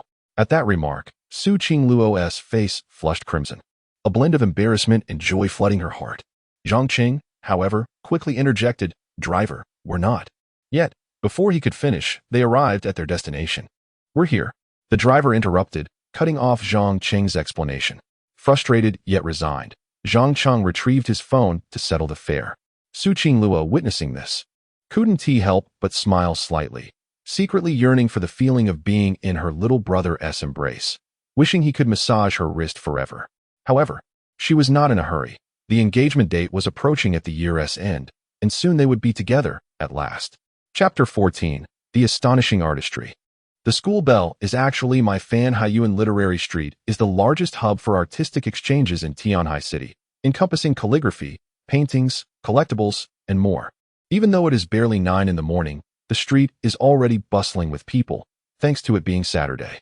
This is Zhang Cheng's first visit to Haiyuan Literary Street, and he feels somewhat unfamiliar with the surroundings, but he is fortunate to have Su Qi Luo by his side. This artistic street features a variety of transactions, including calligraphy, paintings, and collectibles. We are currently walking along the East Street, where the items traded are relatively less valuable, with many pieces being forgeries. As we proceed further, we will reach the area dedicated to mid to high-end artworks. Su Qi Luo gestures ahead while continuing to elaborate for Zhang Cheng. The segment in the middle is where mid to high-end collectibles are traded, such as ancient calligraphy and paintings. The ability to discern quality pieces depends on one's eye for art, as many high-quality replicas are hidden among them, and failing to recognize them could result in significant losses. At the end of the artistic street is the area for modern calligraphy and paintings, along with exhibition halls, auctions, and art galleries. Notably, the art gallery often hosts live competitions where individuals showcase their calligraphy and painting skills, making it the most crowded spot on the entire street. Are there live painting competitions? Zhang Cheng's eyes glimmer with excitement. If he could gain recognition here, the value of his artwork would surely soar. Yes, there are painting competitions every Saturday. Many of our professors from the Fine Arts Department at Tianhai University occasionally participate, Su Qi Luo explains in detail. Is it open for anyone to join? Are there any prerequisites? Zhang Cheng inquires as they walk. He is eager to participate in the competition to build his reputation, which would naturally elevate the price of his paintings. There are no special conditions, as long as you have the confidence to challenge yourself, Su Qi Luo reiterates. Upon hearing this, Zhang Cheng nods inwardly, relieved that there are no stringent requirements. Zhang Cheng, if you plan to sell your paintings, I can take you to a gallery on West Street. The owner I know tends to offer higher prices than others, Su Qi Luo kindly suggests. However, Zhang Cheng is not currently interested in selling the 3 paintings he possesses. Instead, he wishes to participate in the competition to enhance his recognition, as this would allow him to sell his paintings at a higher price. Since it's still early, I'd like to visit the art gallery first. Zhang Cheng has his own plans. All right, since the time is on our side, let us head to the art gallery. It will be interesting to see which artists are competing today. Su Qi Luo agrees without a second thought, eager to witness the day's artistic showdown. As Su Qi Luo leads Zhang Cheng to the art gallery, they discover a surprising crowd already gathered, despite it being only past 9. Is it really this crowded at the art gallery already? Su Qi Luo furrows her brow in astonishment. Then, a thought strikes her. Could it be that a master artist is here to compete today? Zhang Cheng, let us hurry inside and find out. With her excitement bubbling over, Su Qi Luo pulls Zhang Cheng along, who is momentarily taken aback by her enthusiasm. Upon entering the gallery, Zhang Cheng realizes that not only is it spacious, but it is also highly professional. The walls are adorned with various paintings from both domestic and international artists, including several masterpieces. Each piece appears remarkably exquisite. In the central hall, there is a large circular stage where 2 master artists are currently painting live. Zhang Cheng does not recognize them, but the surrounding crowd of art enthusiasts suggests their considerable fame. Su Qi Luo's eyes sparkle with excitement upon recognizing the artists. It's actually Master Qin Yuan and Master Zhou Kuan, 2 renowned artists in Tianhai City. From a young age, Su Qi Luo has harbored a passion for painting. Although she chose to study foreign languages and economics at her father's insistence, deep down, her true love remains painting. Are these 2 artists truly famous? Zhang Cheng asks, unable to contain his curiosity at Su Qi Luo's enthusiasm. Absolutely. Both are top-tier artists in Tianhai City and rank among the top 30 in the nation, she replies, her excitement palpable. Really? Zhang Cheng's gaze shifts to the stage, pondering the implications of surpassing them in a competition. Just then, a familiar voice interrupts his thoughts. Qing Luo, are you here to watch the painting competition today? Startled, both Zhang Cheng and Su Qi Luo turned to see Lin Wenwei, the senior from the painting club who had been dismissed by Zhang Cheng the previous day. Lin Senior, you're here too. Su Qi Luo greets politely, then quickly refocuses on the stage. Lin Wenwei is accustomed to Su Qi Luo's distant demeanor and pays little mind to it. However, he can't help but notice her alluring appearance today, clad in a Balenciaga ensemble that accentuates her figure, particularly her long legs wrapped in black stockings. You look stunning today. Qing Luo, Master Qin Yuan, who is painting on stage, is my mentor. I heard you enjoy painting. Would you like me to introduce you to him after the competition? With my introduction, he would surely take you under his wing, Lin Wenwei schemes inwardly. Su Qingluo suddenly recalls that Lin Wenwei's mentor is indeed Master Qin Yuan. The prospect of studying under him excites her. Her skills could improve remarkably. Is that true? Su Qingluo's interest is evidently piqued. Absolutely. Lin Wenwei responds eagerly, his heart racing at the thought of connecting with Su Qingluo through this opportunity. If he can bring her into his mentor's circle, their relationship would grow closer, and he would gain more chances to interact with her. As Lin Wenwei revels in his thoughts, Zhang Cheng interjects. Is your mentor, Master Qin Yuan, truly that exceptional? Of course. Master Qin is one of the top artists in Tianhai's art scene, ranking among the top 20 nationally, Lin Wenwei replies, pride evident in his voice. To validate his statement, the two competing masters on stage quickly conclude their duel, with Master Qin emerging victorious. See, even Master Zhou Kuan couldn't match my mentor. Lin Wenwei beams with pride. He turns back to Su Qingluo. Would you like me to introduce you to him? With my recommendation, he will undoubtedly accept you as a student, and your skills and reputation in the art world will flourish. Su Qingluo feels torn. Her lifelong passion for painting has always been stifled by her father's disapproval. Now, the chance to receive guidance from Master Qin Yuan is tantalizing. As she hesitates to respond, Zhang Cheng suddenly speaks up. It turns out that your master is indeed formidable. He is perfectly suited to be my opponent. If I defeat him, my fame will eclipse his. Upon hearing Zhang Cheng's words, Lin Wenwei and Su Qingluo were momentarily taken aback. Zhang Cheng, you have quite the audacity, challenging my master. Do you truly believe you possess the qualifications?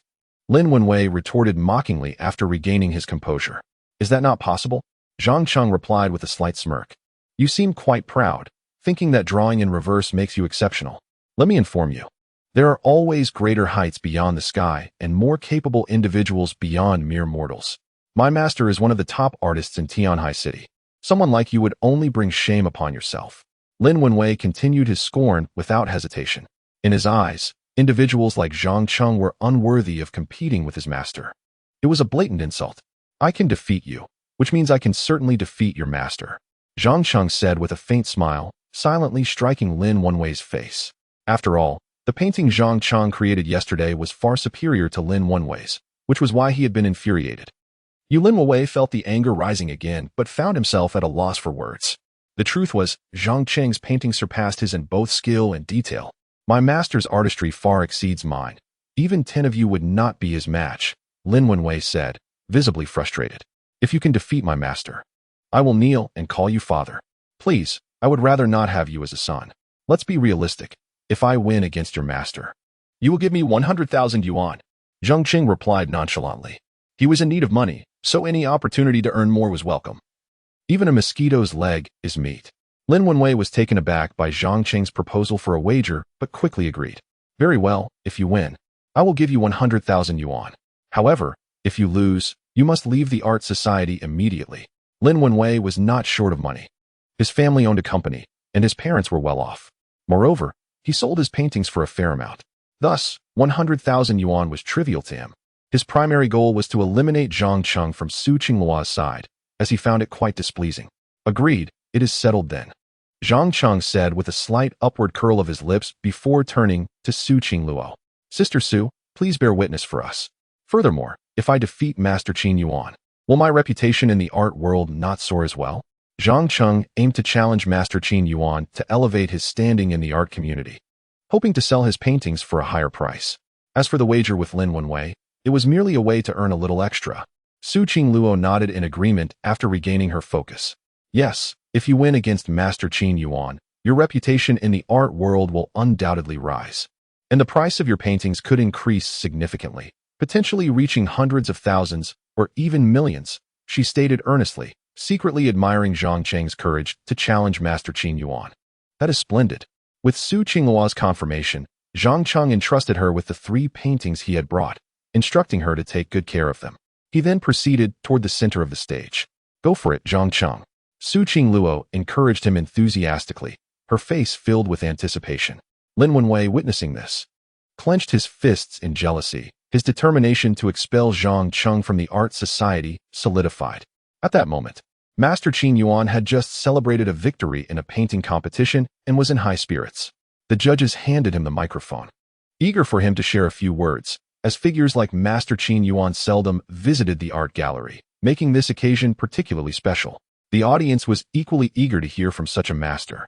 I believe it is a wonderful idea for Tianhai City to host such painting exchanges weekly, as it can greatly enhance the local art scene, Master Qin Yuan remarked, delivering a few polite platitudes before continuing. I am here to share my painting techniques. Anyone interested may come up for a friendly exchange.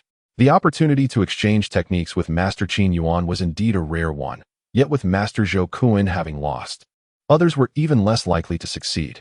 Thus, no one dared to approach the stage, fearing humiliation if their skills were found lacking in comparison to the master. Just as the crowd hesitated, Zhang Cheng boldly spoke up, I wish to spar with Master Qin Yuan. As soon as he uttered those words, all eyes turned toward him.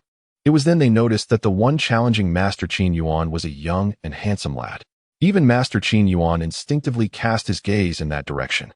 Under the scrutiny of the crowd, Zhang Cheng slowly ascended the stage. My name is Zhang Cheng, a freshman in the finance department at Tianhai University. I humbly seek your guidance, Master Qin Yuan. He introduced himself with a sense of modesty. The crowd was taken aback, realizing that Zhang Cheng was merely a freshman. Whispers of astonishment filled the air. This kid has remarkable courage, daring to challenge Master Qin Yuan. The audacity of youth. Some murmured, while others speculated about his painting skills. Lin Wenwei sneered at this display. He is merely inviting humiliation. My master is not someone he can challenge. Clearly, Lin Wenwei had immense faith in his master. Although Su Qingluo also felt Zhang Cheng's chances of winning against Master Qin Yuan were slim, she still encouraged him, Zhang Cheng, go for it. She waved her hands enthusiastically at him from the stage. Upon reaching the center of the stage, Master Qin Yuan scrutinized Zhang Cheng from head to toe before smiling and asking, young man, your courage is commendable. How long have you been practicing painting? I only began yesterday. Zhang Cheng replied candidly. This was, in fact, the truth. He had acquired master-level painting skills just a few days prior, and his actual painting experience spanned merely a day. However, his revelation stunned the audience. What? This kid only started learning to paint yesterday? Is that for real? Surely, he is not here to cause trouble. To challenge Master Qin Yuan after just one day of learning? This boy must be insane. The crowd buzzed with disbelief. Their opinions divided between those who praised his bravery and those who questioned his sanity. Lin Wenwei, equally astonished, could hardly believe that Zhang Cheng had only been painting for a day. However, upon recalling the reverse painting from the previous day, he dismissed it as nonsense. To boast before my master. Let's see how you are taught a lesson. Lin Wenwei scoffed.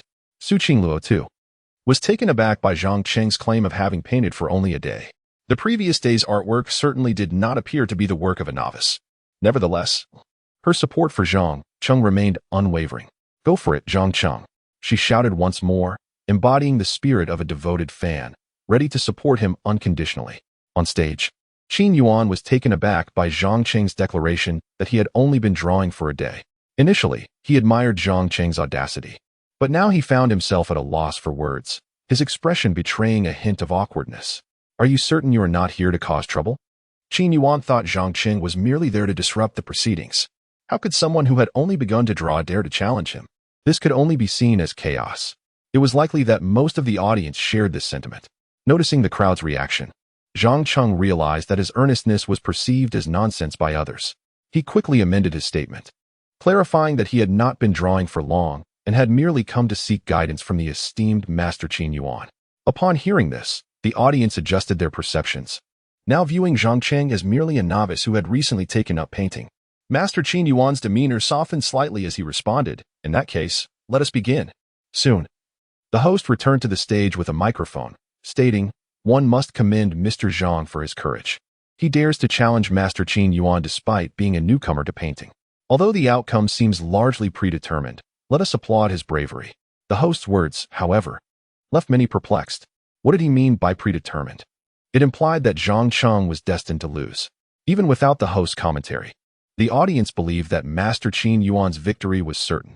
After all, how could a novice possibly triumph over such a master? As Zhang Cheng was indeed a novice, the host suggested a simpler theme for their artistic duel. Let us use the lotus flower as our subject. He could not help but inquire, Mr. Zhang, do you know how to paint a lotus flower? Of course, Zhang Qing nodded affirmatively. Very well. The competition begins now. With 1 hour allocated for the theme of the lotus flower. You may both unleash your creativity. With that, the host announced the commencement. As soon as the words left his lips, Master Qin Yuan returned to his painting position, casually picking up his brush to begin. Confident in his skill, he believed he could easily outpace Zhang Cheng and perhaps offer some guidance to the novice afterward, garnering himself a measure of acclaim.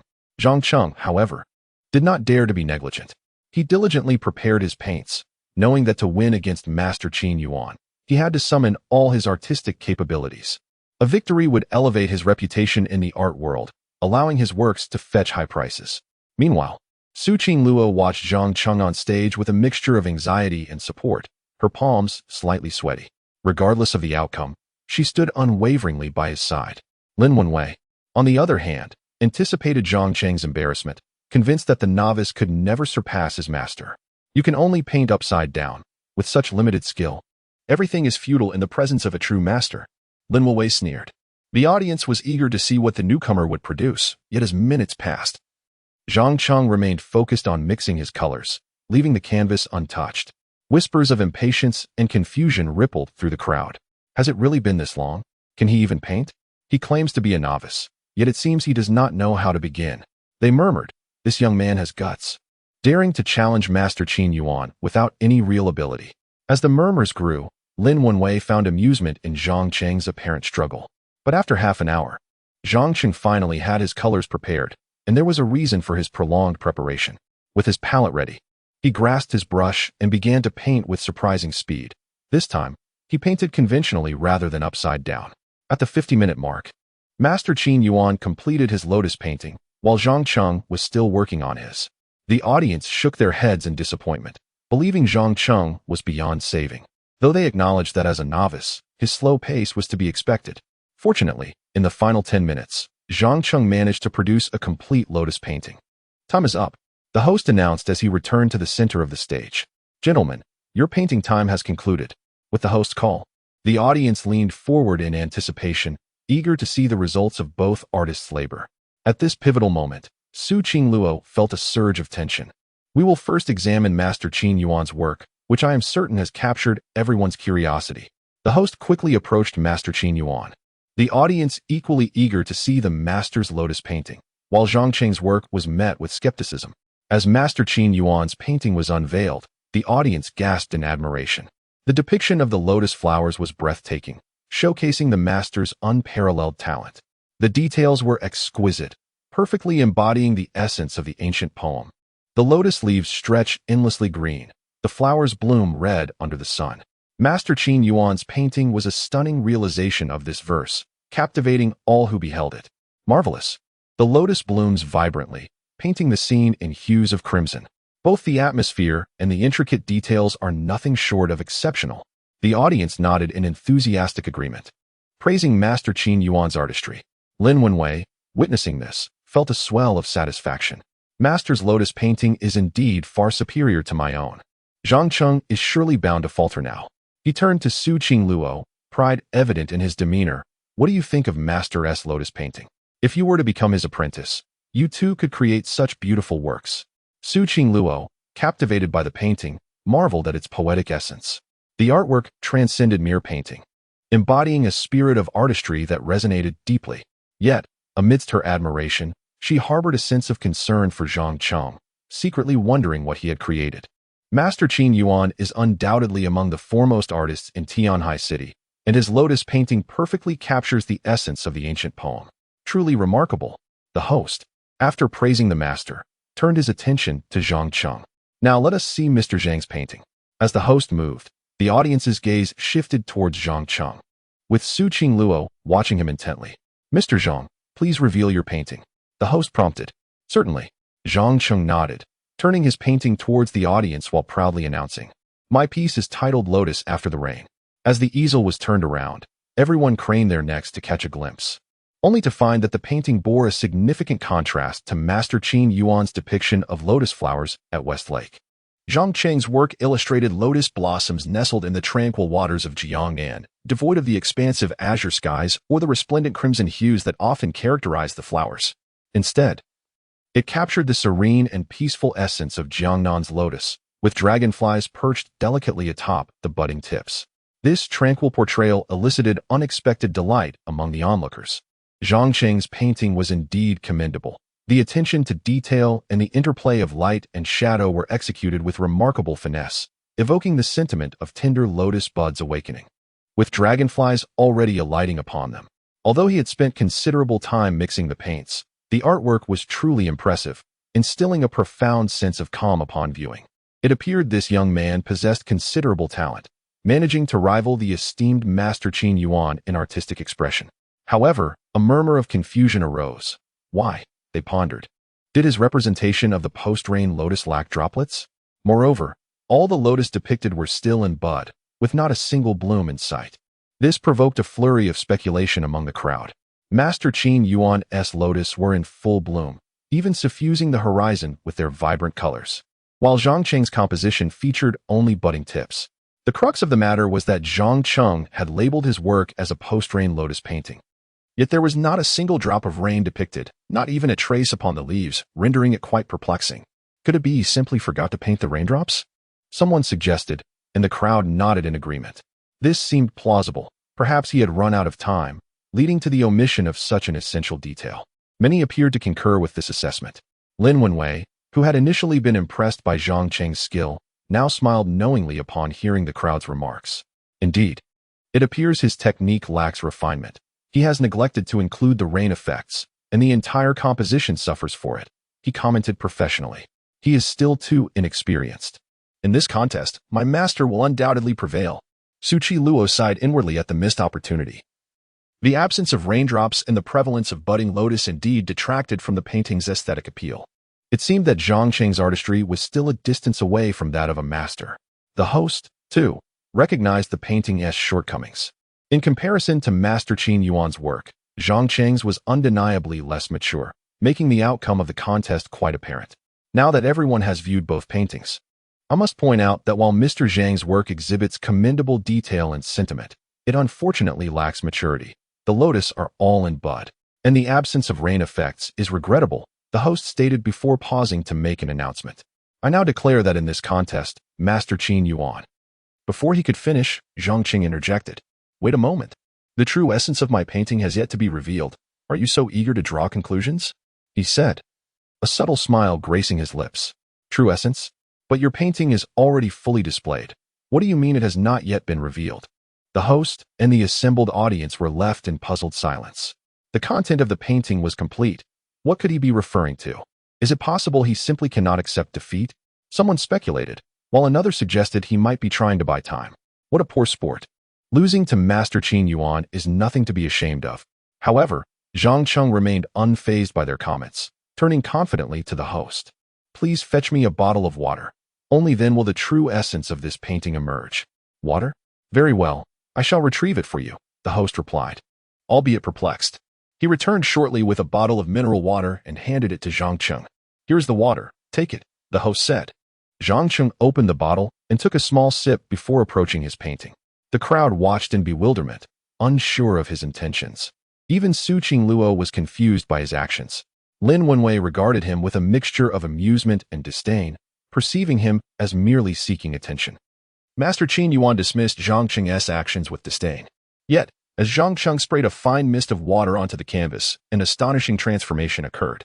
The once budding lotus blossoms began to unfurl at a visible pace, revealing the delicate traces of raindrops upon the leaves. A true depiction of post-rain lotus flowers now graced the canvas before the astonished audience. Everyone stood in stunned silence. Even Master Qin Yuan, upon noticing this remarkable shift, was rendered speechless. Chapter 15. Earning Millions in Seconds. Sudden wealth. The scene of the lotus flowers blooming upon contact with water left everyone present utterly astonished. After so many years of life, they were witnessing such a miraculous painting technique for the very first time. How could this be possible? How did he achieve it? The lotus flowers in the painting astonishingly blossomed upon encountering water, an idea so unbelievable that it left them in awe. My word, the skill displayed was simply breathtaking. Employing the principle of pigment's water gradient, he dynamically simulated the blooming process of the lotus flowers. This level of artistry is truly exceptional.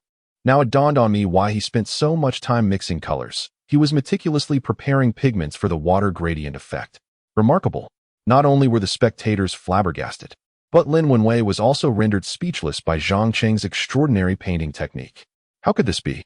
How did this young man manage to simulate the dynamic blooming process using the principle of pigment's water gradient? Lin Wenwei's disbelief was palpable, his expression darkening with incredulity. Even Master Qin Yuan, a top-tier artist, found himself astounded by Zhang Cheng's seemingly miraculous talent. The technique of blooming upon contact with water was something he had only heard of, never witnessed firsthand. Until today, the experience was nothing short of shocking. Although Master Qin was renowned in the art world, he could not replicate Zhang Cheng's divine technique of water gradient blooming. He could only concede to Zhang Cheng's brilliance. This young man was truly formidable, replicating the blooming process through the water gradient technique, an artistry that even the most esteemed national artists might struggle to achieve. Master Qin was deeply impressed. At that moment, Su Qiluo was equally astounded by Zhang Cheng's remarkable talent. She never imagined her younger brother could possess such exceptional skills. Capable of painting lotus flowers that bloom upon contact with water, her brother was indeed impressive. His artistic prowess was beyond her expectations. When had he mastered such skills? He was undeniably captivating, leaving everyone in awe. The host on stage was also captivated, momentarily forgetting to speak. Zhang Cheng, pleased with the audience's reaction, smirked and addressed the host. You may now announce the results. Upon hearing Zhang Cheng's words, the host finally regained his composure. When he glanced at Zhang Cheng's painting, Lotus After Rain, he realized how vividly it captured the essence of the subject, truly unparalleled. Moreover, Zhang Cheng's skills evidently surpassed those of Master Qin Yuan. It was clear that, in this artistic duel, Zhang Cheng emerged victorious. Before the host could announce the results, Master Qin Yuan stepped forward and declared, I concede. Truly, there are masters among the people. Young brother Zhang Cheng's technique of water blooming is undoubtedly the most impressive I have ever encountered. I accept my defeat wholeheartedly. The future of our national art scene is bright. This declaration sent shockwaves through the audience. A prominent artist from Tianhai City had been bested by a newcomer, igniting fervent discussions among the onlookers. Unbelievable. Zhang Cheng, a relatively unknown figure, had triumphed over Master Qin Yuan. This victory would undoubtedly catapult him to fame, and the art community in Tianhai City would surely remember his name. His youth only added to the admiration. He had become the youngest master artist in Tianhai City. The crowd buzzed with excitement, praising Zhang Cheng's extraordinary talent and speculating about his limitless future. Among them, Lin Wenwei found it hardest to accept. His idol, Master Qin Yuan, had lost to his rival, Zhang Cheng, an unbearable reality for him. To make matters worse, Zhang Cheng's newfound fame was built upon stepping onto his master's shoulders, leaving Lin Wenwei visibly distressed. How could this young man possess such remarkable skills? Meanwhile, Su Qingluo was overjoyed. Then, recalling something, she turned to Lin Wenwei and asked, Senior Lin, were you asking me if I wanted to study under your master? Qingluo, have you decided to become my master's apprentice? Lin Wenwei inquired, his heart racing with hope. If that were the case, perhaps he could draw closer to Su Qingluo. However, Su Qingluo's next words chilled his heart. Thank you for your kind offer, but your master is too weak. I wish to learn painting from Zhang Cheng. With a gentle smile, she delivered this unexpected blow. Lin Wenwei felt a pang of anguish. He had hoped to solidify his relationship with Su Qingluo, only to find that Zhang Cheng had now advanced his own standing with her. Lin Wenwei's expression darkened further, frustration boiling within him. Standing on stage, Zhang Cheng reveled in the praise from the crowd, nodding to himself. This was the effect he desired.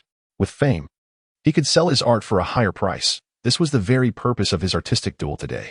Ladies and gentlemen, I would like to auction this painting, Lotus After Rain, right here. If you are interested, feel free to place your bids, starting at 100,000. Zhang Cheng announced confidently. With so many art enthusiasts present, it was indeed the perfect moment for an auction. As expected, his words ignited excitement among the crowd.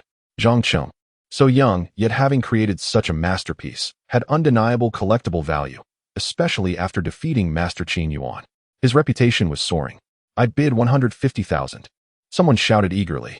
I bid 160,000. I bid 170,000. The crowd surged with bids, clearly impressed by Zhang Cheng's artistry and burgeoning fame.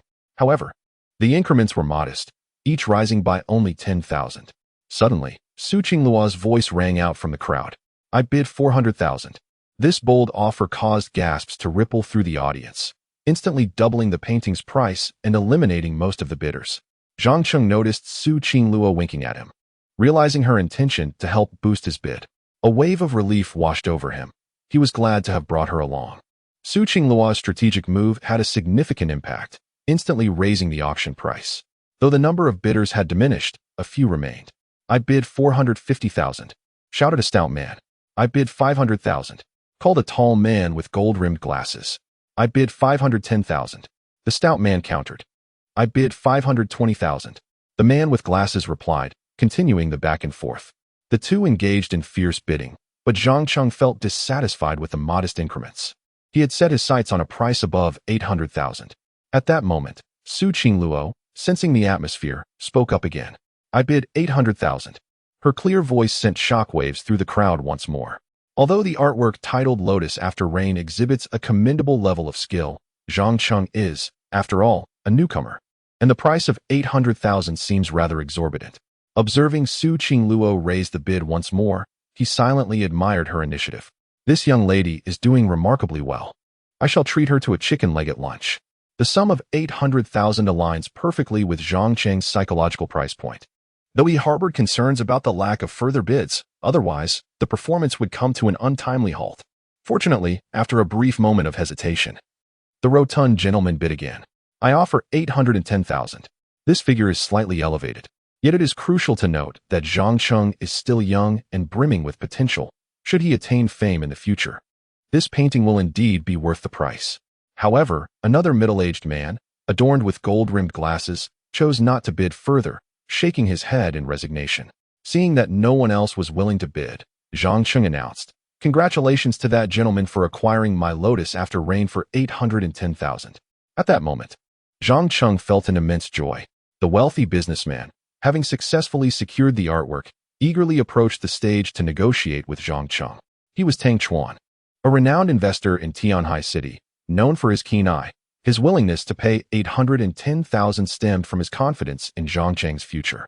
Upon reaching the stage, Tang Chuan immediately approached Zhang Cheng, extending his hand with a smile. "Mr. Zhang, I have great faith in you.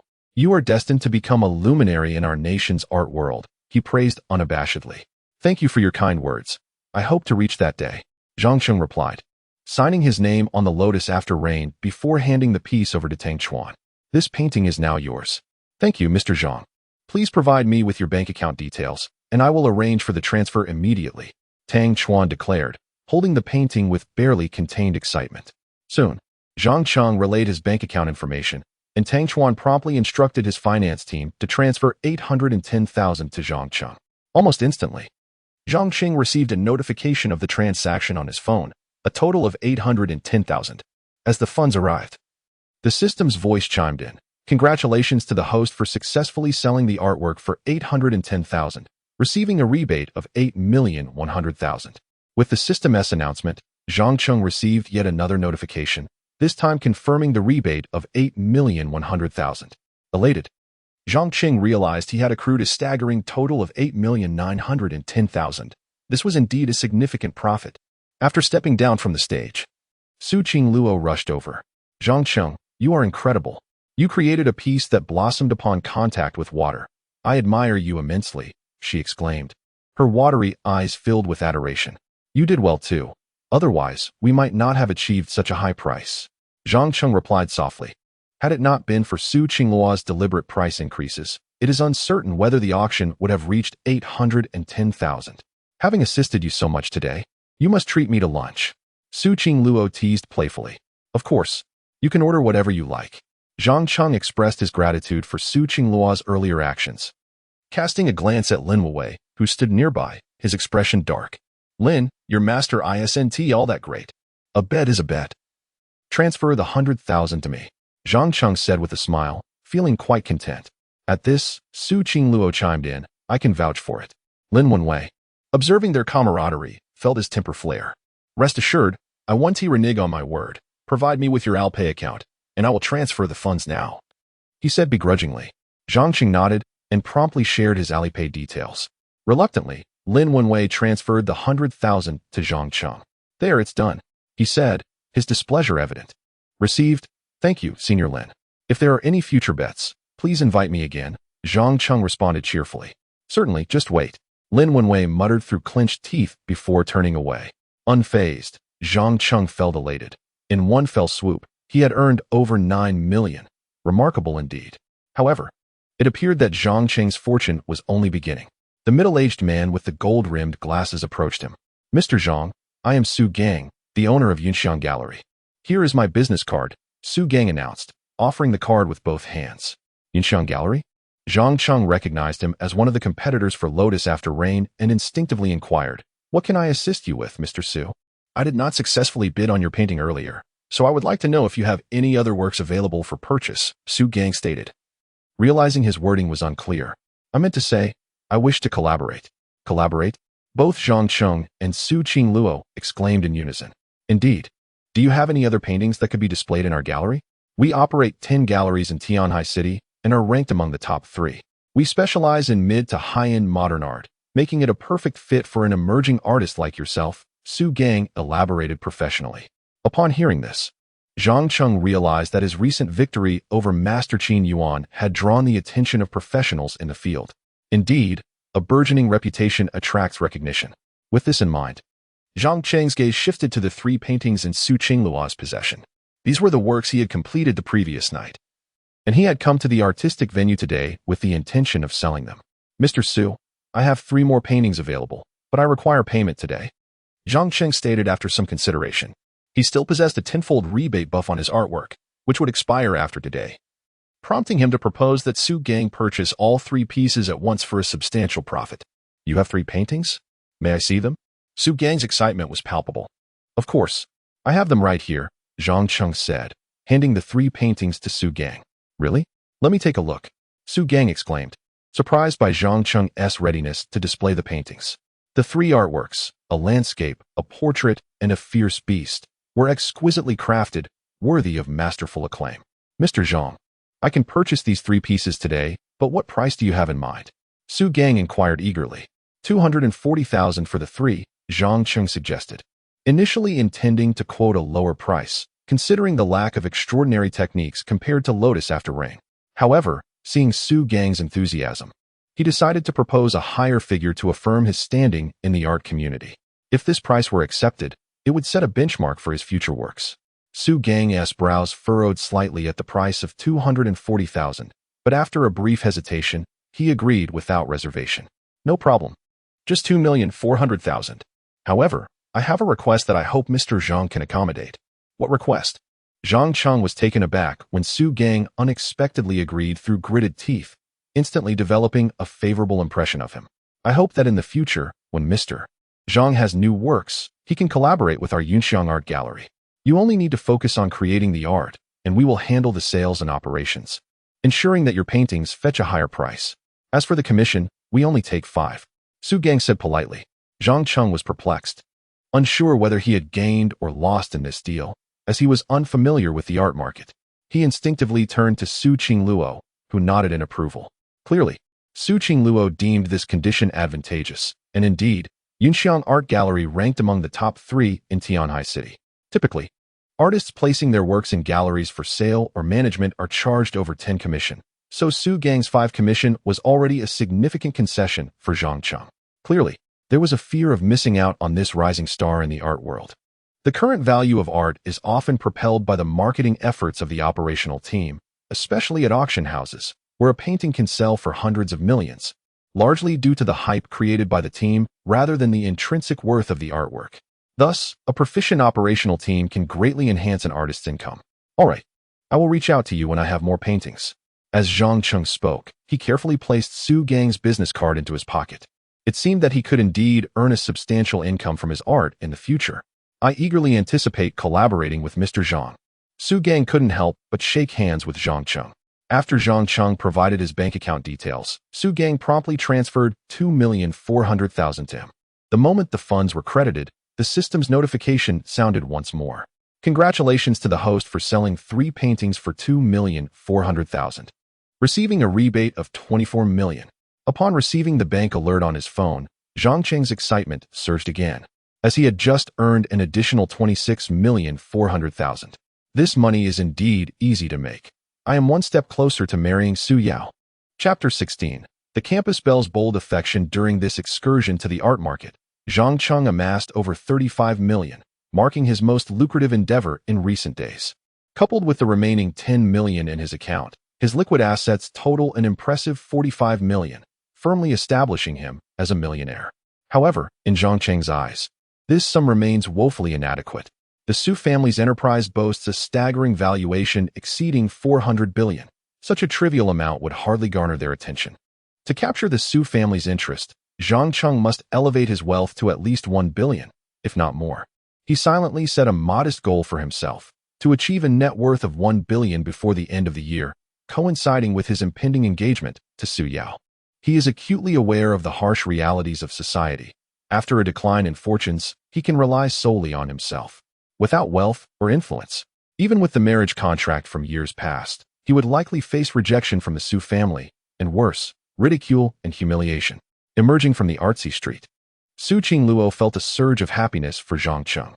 Now that you have accumulated such wealth, what do you plan to do? She inquired with eager anticipation. Saving money to marry a wife. Zhang Cheng replied, half jokingly, yet with a trace of sincerity. His pursuit of wealth was indeed driven by his desire to marry Su Yao. Saving money to marry a wife. Su Qingluo blinked, suddenly realizing that the wife he referred to might just be her. Her cheeks flushed with a rosy hue as she shyly responded, "You're only a freshman, and you're already thinking about saving for a wife?" Despite her teasing tone, her heart swelled with joy. She hadn't anticipated Zhang Cheng's earnest thoughts of marriage at such an early stage. "Oh, my dear little brother, you are simply too adorable. I adore you. Indeed, I aspire to provide her with the best, which is why I must begin saving now," Zhang Cheng stated earnestly. His diligence was not solely for the sake of marrying Su Yao, but also to ensure he could offer her the finest. Upon hearing this, Su Qingluo felt a wave of emotion wash over her. It was heartwarming to realize how significant she was to Zhang Cheng. "Oh, my little brother, I shall only marry you in this lifetime." Yet, outwardly, Su Qingluo feigned envy. "I truly envy your future wife for having such a thoughtful husband." In truth, she was subtly praising herself. What a playful spirit she had. Zhang Cheng smiled, but chose not to respond further. Instead, he shifted the conversation. "By the way, Su Jia, you have been such a tremendous help to me. Allow me to treat you to a grand meal. Choose whatever you desire, Chinese or Western cuisine. It's all up to you." He genuinely wished to express his gratitude to Su Qingluo. Without her, he would not have been able to sell the 3 paintings so swiftly. Moreover, her assistance during the auction had significantly raised the bids, contributing to the high prices he received. "I'm not sure what I want to eat. How about noodles?" Su Qingluo suggested, her face brightening with a smile. Zhang Cheng, intent on saving money for her, found her suggestion rather endearing. However, he had other plans in mind. "Noodles? Are you certain?" he asked, slightly surprised that the illustrious campus belle would opt for something so humble. "Yes, let's go with noodles," she affirmed again. Yet Zhang Cheng had no intention of taking her to a noodle shop. Instead, he envisioned a more splendid dining experience. "Su Jia, how about we indulge in hot pot?" he proposed, recalling the newly opened restaurant, Heidaleo, across from the university. After a brief renovation, it seemed ready for business. "Hot pot sounds delightful," Su Qingluo agreed, pleased with his choice. Soon, the two boarded a taxi and made their way to the bustling Heidaleo. As they arrived, they were greeted by a vibrant scene. The restaurant was alive with activity on its grand opening day. Thanks to its prior good reputation, business was thriving, with many patrons eagerly waiting to be seated. To accommodate the guests, a waiting area was thoughtfully arranged, complete with various complimentary snacks and games to pass the time, including paper crane folding, where each crane could discount the bill by 50 cents, an exceptionally considerate touch.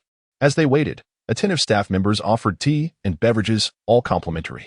Additionally, there were beauticians providing free manicures for the ladies waiting. The combination of food, drinks, and pampering made the wait feel like a luxurious experience.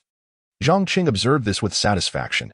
His investment in the restaurant stemmed from its exceptional service. Upon entering, Su Qingluo was taken aback to discover the establishment had transformed into a hot pot restaurant. How did this place change so drastically in just 2 days? She marveled, her surprise evident. However, upon experiencing the attentive service, she was pleasantly astonished. The ambience had indeed been revitalized, and the addition of complimentary manicures was a delightful bonus. It seems the owner has pivoted the concept, Zhang Cheng casually remarked. Is that so? It's a smart move, especially since I heard the previous chefs left. Transitioning to a hot pot format eliminates the need for them, Su Qingluo praised sincerely. Unbeknownst to her, the idea was Zhang Cheng's, and by praising the owner, she was indirectly complimenting him. As they settled into a private booth, staff promptly provided warm towels and poured them barley tea, along with a selection of free fruits. Zhang Cheng felt the ambience around him, which was quite pleasant and an improvement over the previous service. Ordering food remained as simple as scanning a QR code on the phone, but the menu had now transformed to feature hot pot ingredients. Su Xuejia, please order. Today, the treat is on me, so feel free to choose whatever you like, Zhang Cheng said warmly. All right then, I shall order. After scanning the QR code at the corner of the table, Su Qingluo began selecting hot pot ingredients. The prices of these ingredients were slightly higher than those at ordinary hot pot restaurants, yet they were exceptionally fresh and meticulously selected. Su Qingluo only picked a few items before stopping. Done. I've made my selections. She submitted the menu from her phone. That was quick. Aren't you going to choose a few more? Zhang Cheng asked, surprised. I'm on a diet, so I need to eat less. Su Qingluo offered this excuse. In truth, she wanted to save some money for Zhang Cheng, who was saving up to marry her. Naturally, she wanted to consider her future husband as finances. Let us just start eating. If it's not enough later, we can order more. Zhang Cheng, believing that girls often care about their appearance and enjoy dieting, did not think much of it. Soon, the hot pot ingredients arrived, and the two began their meal. After taking a bite of the enoki mushrooms, a thought suddenly crossed Su Qingluo's mind. Zhang Cheng, what do you think your future wife will look like? She put down her chopsticks and looked at him with playful curiosity, eager to hear what this little brother, whom she hadn't seen in a decade, might imagine about her. Zhang Cheng started to respond, but paused abruptly. The memory of Su Yao from 11 years ago came to mind. She had been chubby back then, but how she might have transformed as she grew older was beyond his ability to predict. He quickly concocted a safe answer. Definitely not someone who looks like you. This response almost made Su Qingluo burst into laughter. Her silly little brother was quite endearing. Why do you think your future wife won't look like me? Don't you wish your future wife were as beautiful as I am? As she spoke, she flirtatiously tossed her hair, exuding charm. How could my future wife possibly resemble you? Zhang Cheng laughed as he gave Su Qingluo a once-over. Strangely, upon closer inspection, she bore a slight resemblance to the younger Su Yao. Zhang Cheng's gaze faltered for a moment, but he quickly shook his head to dispel this absurd notion. Upon hearing this, Su Qingluo's lips curled into a subtle smile. She wondered how her little brother would react once he discovered that she was his fiancée. She eagerly anticipated that day. Halfway through their meal, Su Qingluo suddenly remembered something important and, with a serious expression, said, "By the way, Zhang Cheng, since you're so good at painting, could you teach me? I'd like to learn." Su Qingluo was earnest about her desire to learn to paint. She had loved art since childhood, but her father insisted she focus on foreign languages and economics to better assist the family business. As a result, she had never received formal training in art, relying solely on her passion to reach this point. Moreover, asking Zhang Cheng to teach her painting had a selfish motive. It would grant her more time with him. It was a win-win situation. Before Zhang Cheng could respond, the system's voice chimed in once more.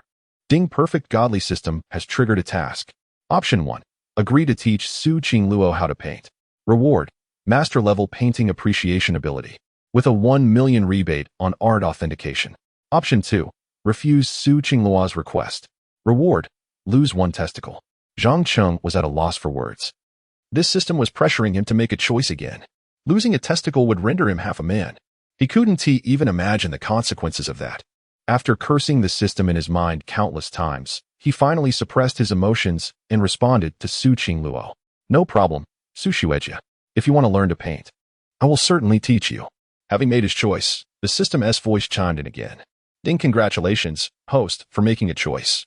You are awarded master-level painting appreciation ability and a 1 million rebate on art authentication, limited to 2 uses. With the conclusion of the system's announcement, Zhang Cheng felt an influx of knowledge regarding the authentication of famous paintings, instantly transforming him into an expert in the field. This newfound skill was splendid. He could assess the authenticity of artworks and potentially earn a fortune, perhaps even more than he could from painting himself. The 1 million rebate, although limited to 2 uses, was still quite beneficial. Zhang Cheng was pleased with this painting appreciation ability, knowing it would provide him with another avenue for income. Seeing that Zhang Cheng had agreed to teach her, Su Qingluo's heart leaped with joy. Wonderful. It's settled then, and you mustn't go back on your word. Tomorrow is Sunday. Let us meet at the art club, she said, her face beaming with happiness. Not only would she get to spend time with Zhang Cheng, but she would also learn painting skills. It was simply perfect. If something unexpected were to happen between them, it would be even better. As these thoughts crossed her mind, her cheeks flushed slightly. All right, just send me a WeChat message when the time comes. Zhang Cheng, without overthinking it, would have agreed to Su Qingluo's request even without the system's intervention. After all, Su Xuejia had helped him greatly today. Besides, going to the art club would allow him to create a few more paintings, which he could then sell to Su Gang. While it may not yield a tenfold return, with his current reputation, he could still earn a decent amount. Su Qingluo felt quite elated, sensing that her relationship with Zhang Cheng had grown a tad closer. Yet, she still felt it wasn't intimate enough, so she suggested, Zhang Cheng, to celebrate your newfound fame and fortune, let us have a drink. Drink? Can you handle your liquor? Zhang Cheng chuckled. Of course. I can finish a bottle of red wine. Su Qingluo replied defiantly. In truth, Su Qingluo was not very experienced with alcohol. She had merely read somewhere that drinking could help bridge the gap between herself and a man, and she wanted to give it a try. Very well. I'll order a bottle of red wine, Zhang Cheng said, scanning the QR code again to place the order. Before long, the server brought the red wine and opened it for them. The wine is here. Let me pour it for you this time. Zhang Cheng, wanting to avoid a repeat of the previous incident where they spilled drinks while fighting over who would poured for Su Qingluo first. All right, but make sure to fill it a little more, Su Qingluo said, somewhat playfully. Red wine has a strong after effect. It's better to drink less. Zhang Cheng cautiously filled Su Qingluo's glass only halfway, concerned that she might get drunk. Having never had wine before, this was seemingly her first experience. As she gazed at the half glass of red wine before her, Su Qingluo took a tentative sip, finding it slightly sweet yet tart. This is quite good, she exclaimed. And then in one go, she downed the entire glass. Zhang Cheng was taken aback. Su Xuejia, how could you drink it all at once? It's fine. I have a great tolerance, she replied. But as soon as she spoke, her cheeks flushed a deep crimson, and her head began to spin. Not long after, she collapsed onto the chair in a rather ungraceful manner. Zhang Cheng stared in disbelief. With your tolerance like that, you claim you can finish a whole bottle? And you're already down after one glass. Zhang Cheng could not help but shake his head, then took a sip of red wine himself before walking over to support Su Qingluo. At this moment, she was inebriated and in an ungraceful position, prompting Zhang Cheng to attempt to lay her flat on the chair. To his surprise, as soon as he helped her up, Su Qingluo wrapped her arms around his neck, her gaze slightly dazed from the intoxication. Senior Su, let me assist you to the chair for a moment, Zhang Cheng explained awkwardly. Little did he know that the inebriated Su Qingluo was feeling somewhat dizzy and had lost a bit of her rationality. As she gazed upon Zhang Cheng's handsome visage, her cheeks flushed an even deeper shade of crimson, and her breath quickened. Little brother, you are so handsome, she exclaimed. After uttering those words, Su Qingluo, still holding on to Zhang Cheng's neck, unexpectedly leaned in to kiss him. In that fleeting moment of contact, Zhang Cheng stood there, utterly stunned. Chapter 17. Once again defiled by the senior, Zhang Cheng stood frozen in place, his mind consumed by a singular thought. My heavens, I was actually kissed forcefully by Senior Su. This marked the second occasion he found himself in such an intimate encounter with Su Qingluo, leaving him feeling sullied and on the verge of tears. However, regaining his senses, Zhang Cheng promptly pushed Su Qingluo away. Senior Su, wake up! He hastily wiped away the lingering lip gloss from his mouth, filled with regret. Had he known that Su Qingluo would succumb after just one drink, he would have refrained from ordering red wine. Otherwise, he would not have experienced this kiss, which seemed to be the second time she had stolen such a moment from him. Zhang Cheng had intended to reserve his first kiss for his fiancée, Su Yao. Yet here he was, repeatedly robbed by the inebriated Su Qingluo. Observing the drunken Su Qingluo, Zhang Cheng felt a mix of anger and helplessness. If she were sober, he could have scolded her, but in her current state, it would be futile since she likely had no recollection of her actions. With a sigh, Zhang Cheng lifted Su Qingluo once more and gently laid her down on a chair. Reclining on the seat, Su Qingluo's elegant curves were fully displayed, particularly her legs clad in Balenciaga black stockings, which were undeniably captivating. In another man's shoes, this might have been an opportune moment to take advantage of her vulnerable state. Yet, Zhang Cheng harbored no such intentions. Honestly, if you can't handle your alcohol, you shouldn't drink. You've made me lose my first kiss. He lamented, somewhat exasperated. Nevertheless, he called over a waiter to fetch a thin blanket and delicately draped it over Su Qingluo.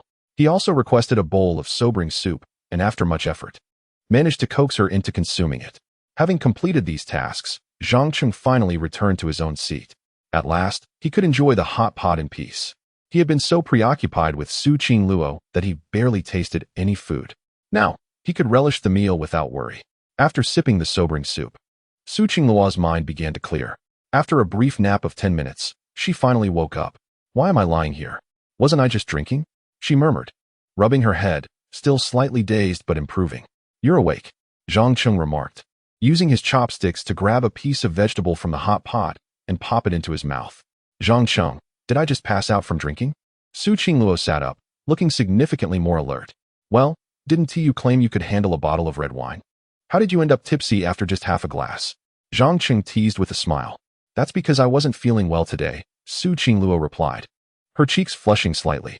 Then she recalled something and asked, I didn't do anything outrageous while drunk, did I?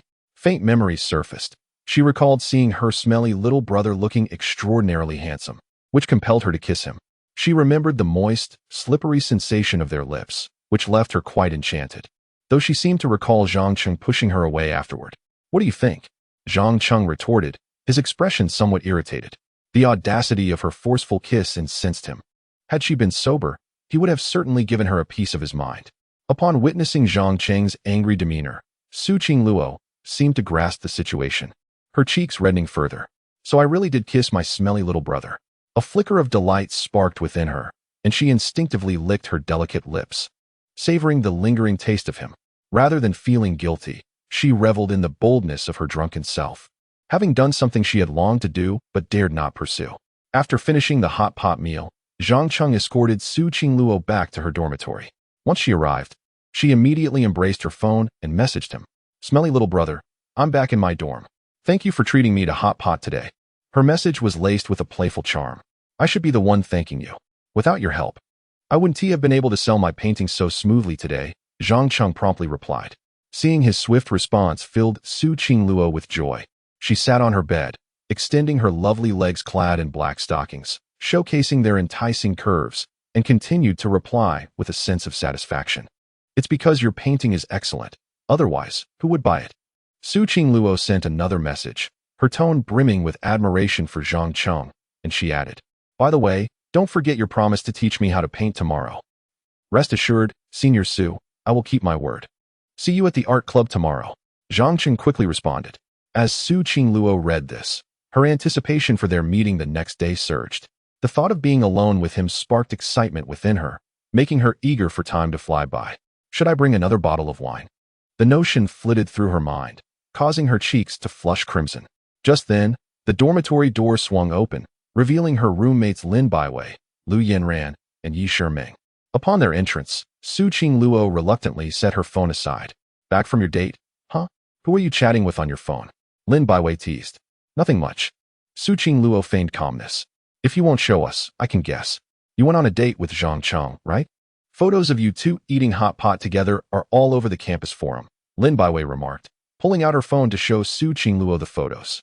The images captured Su Qingluo and Zhang Cheng seated together, and one couldn't deny their compatibility. They looked quite well matched side by side.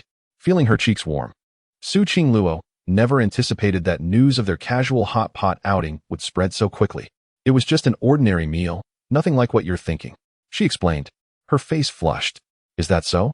Then why is your face so red? Yi Shiming chimed in with a laugh. I'm not blushing, it's just hot in here. Su Qingluo replied, fanning herself and pretending to be warm. Her adorable demeanor was undeniably charming. Since you don't like Zhang Cheng, I might as well pursue him. His artistic skills are remarkable, and he is quite handsome. I'd love to learn painting from him, Lin Baiwei provocatively suggested. Hearing this, Su Qingluo felt a pang of anxiety and quickly interjected. No way. You can't pursue him. Lin Baiwei, Yi Shiming, and Lu Yin and burst into laughter at her protective response. Looks like the cat's out of the bag. I knew you liked him. You spent 400,000 on his painting. Surely you don't intend to keep this little pretty boy? Lin Baiwei inquired curiously, while Yi Shiming and Lu Yanran leaned in, intrigued. No ordinary person would spend such a sum on a painting by an unknown artist, leading them to suspect that Su Qingluo might be interested in financially supporting Zhang Cheng. I don't like him. Don't jump to conclusions. Su Qingluo's face turned beet red as she attempted to clarify. And Zhang Cheng is not just some pretty boy. His paintings are valuable now.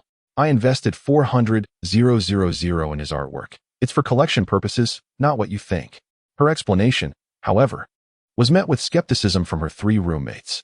Collection investment? Who would believe that? Zhang Cheng is just a novice artist with no reputation. How much could his paintings possibly be worth? Lin Baiwei retorted, unconvinced. Feeling a bit indignant, Su Qingluo proudly objected. Zhang Cheng has gained considerable renown in the art world, having even triumphed over Master Qin Yuan in a painting contest. His artworks are now valued at a staggering 810,000. Su Qingluo's statement carried a protective fervor for her partner. However, it astonished Lin Baiwei and Yi Shiming, who found it hard to believe that a freshman in finance could have outperformed a prestigious figure like Master Qin Yuan, and that his paintings were worth such a fortune. Anyone, upon hearing this, would likely be incredulous. Su Qingluo attempted to provide further clarification but realized she lacked solid evidence as she had forgotten to record the event. Believe it or not, he is indeed remarkable. He is certainly not a mere pretty face. She decided not to elaborate further, content in her knowledge of Zhang Cheng's prowess. Su Qingluo even thought it might be for the best if they remained unaware of his exceptional talents, preventing anyone from coveting him. The following day was Sunday, a day devoid of classes, yet Zhang Cheng rose early. Today he planned to visit Haiyuan Art Street to examine ancient paintings, eager to test his newly acquired master-level appraisal skills, along with the promise of $1 million in rewards for identifying genuine artworks. However, just as he finished breakfast at a street vendor, a message from Su Qingluo arrived. Good morning, stinky brother. Taking a moment to glance at her message, Zhang Cheng hesitated but ultimately replied, Good morning, Senior Su. What are you up to this morning? When will you teach me to paint? Su Qingluo's messages followed in quick succession, imbued with a playful charm. Zhang Cheng found himself at a loss, pondering his response before finally replying. I'm heading to Haiyuan Art Street to look at ancient paintings. I'll teach you to paint this afternoon. Upon learning that Zhang Cheng was also going to Haiyuan Art Street, Su Qingluo swiftly replied, Wait for me. I'm headed there too. Let us go together. Zhang Cheng, surprised by her eagerness, initially contemplated declining but, remembering her assistance the previous day, decided against it. I'm at the school gate. I'll wait for you for 5 minutes. Okay, I'll be right there. After sending her message, Su Qingluo promptly leaped out of bed. Indeed, it was around 8 in the morning, and she had still been nestled under her covers. However, upon receiving Zhang Cheng's reply, she immediately got up, hastily washed up, donned a white dress, and, in her rush, skipped makeup and breakfast entirely. Yet, even with her haste, she exceeded their 5-minute agreement. Oh no, it's already been 10 minutes. Zhang Cheng must have left. Su Qingluo dashed to the school gate, breathless. Upon her arrival, she was disheartened to see that Zhang Cheng was indeed absent. Just as her disappointment deepened, a familiar voice called out from behind her, You rushed out so quickly. I figured you hadn't eaten breakfast. I brought you something. Her heart soared at the sound of his voice, and she turned to see Zhang Cheng waiting for her, having not left after all, and holding her favorite breakfast. This scene deeply moved Su Qingluo, reminiscent of their childhood together. Back then, despite being a year older, she was quite clingy, often shadowing Zhang Cheng. Sometimes, he would feign annoyance and suggest she keep her distance, yet he always allowed her to stay. Senior Su, what are you staring at? Do you want to eat breakfast? Zhang Cheng noticed her momentary daze and waved his hand in front of her eyes. Yes. I want to eat. Thank you, stinky brother. Su Qingluo snapped back to reality, nodding vigorously as she accepted the breakfast he offered. A delightful egg pancake with soy milk, her favorite. However, upon hearing her call him stinky brother, Zhang Cheng slightly frowned. He disliked this nickname, as it was a term of endearment reserved for his fiancée, Su Yao. Senior Su, you can just call me Zhang Cheng or Junior. Calling me stinky brother might lead to misunderstandings, making people think we're siblings. No, I insist on calling you stinky brother. Su Qingluo replied playfully, finally achieving some effect with her teasing. Zhang Cheng, observing her playful defiance, could only sigh inwardly. He decided it was best not to engage further. After all, one should not quarrel with a lady. He relinquished the struggle, accepting her whims. Soon, Zhang Qing summoned a rideshare vehicle, and the two set off once more towards Haiyuan Art Street. This time, they were not going to sell paintings, but to admire ancient artworks. Half an hour later, they arrived again at Haiyuan Art Street. With a bit more familiarity this time, Zhang Cheng noted the surrounding ambience, yet Su Qingluo remained the more knowledgeable guide. The ancient paintings were located in the central section of the street, where numerous artworks and collectibles from around the globe were traded daily. However, with countless forgeries and fakes, one had to be vigilant to profit here. Su Qingluo repeatedly cautioned Zhang Cheng, emphasizing the distinction between painting and appraisal, fearful of him being taken advantage of. I understand. I will be vigilant, Zhang Cheng assured her, nodding as they continued deeper into the street. Upon reaching the central area, they discovered an abundance of shops dedicated to ancient paintings, at least dozens in sight. Which is the largest ancient painting trading shop here? He inquired, realizing he could not possibly visit every store in one day. Su Qingluo tilted her head in thought before pointing to a shop not far ahead. The largest shop is called Fantian Ancient Paintings.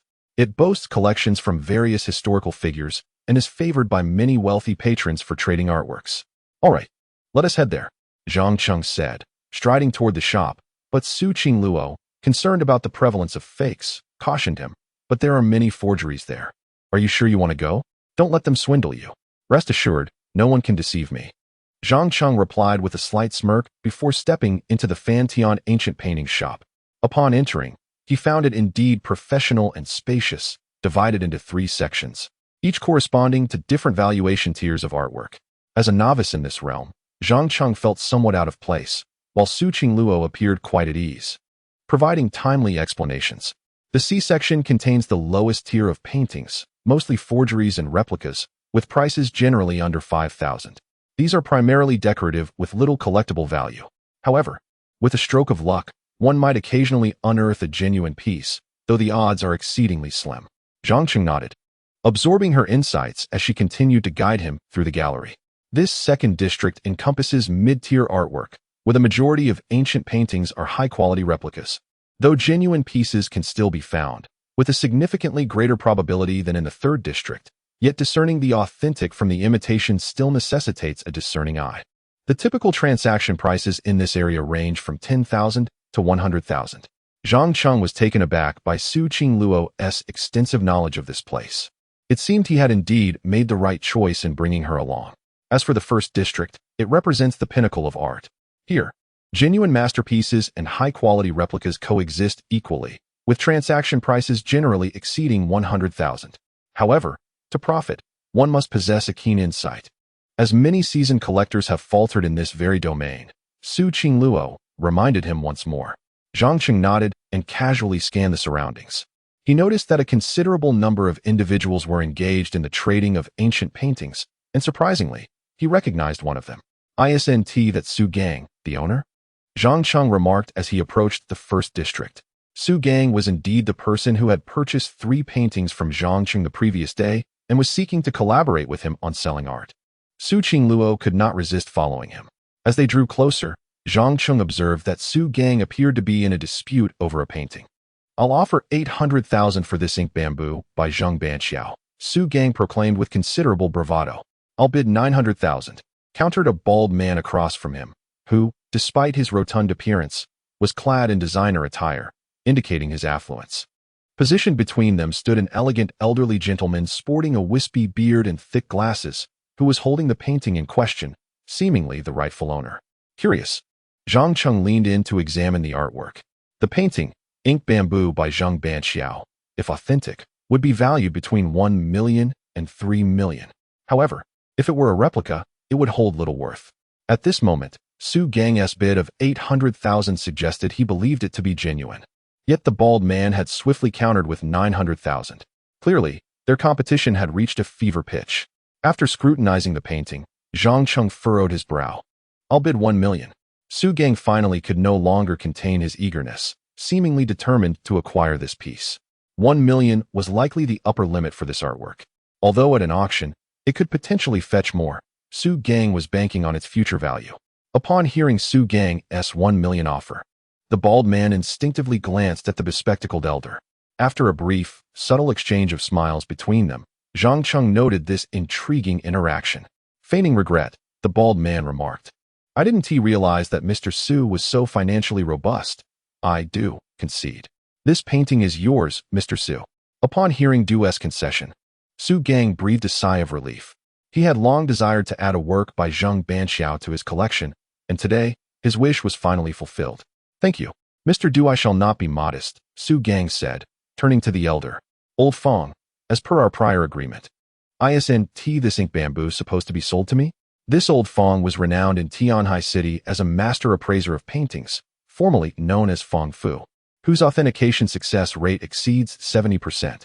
Thus, upon learning that the painting belonged to Fong Fu, Su Gang instinctively believed it to be genuine.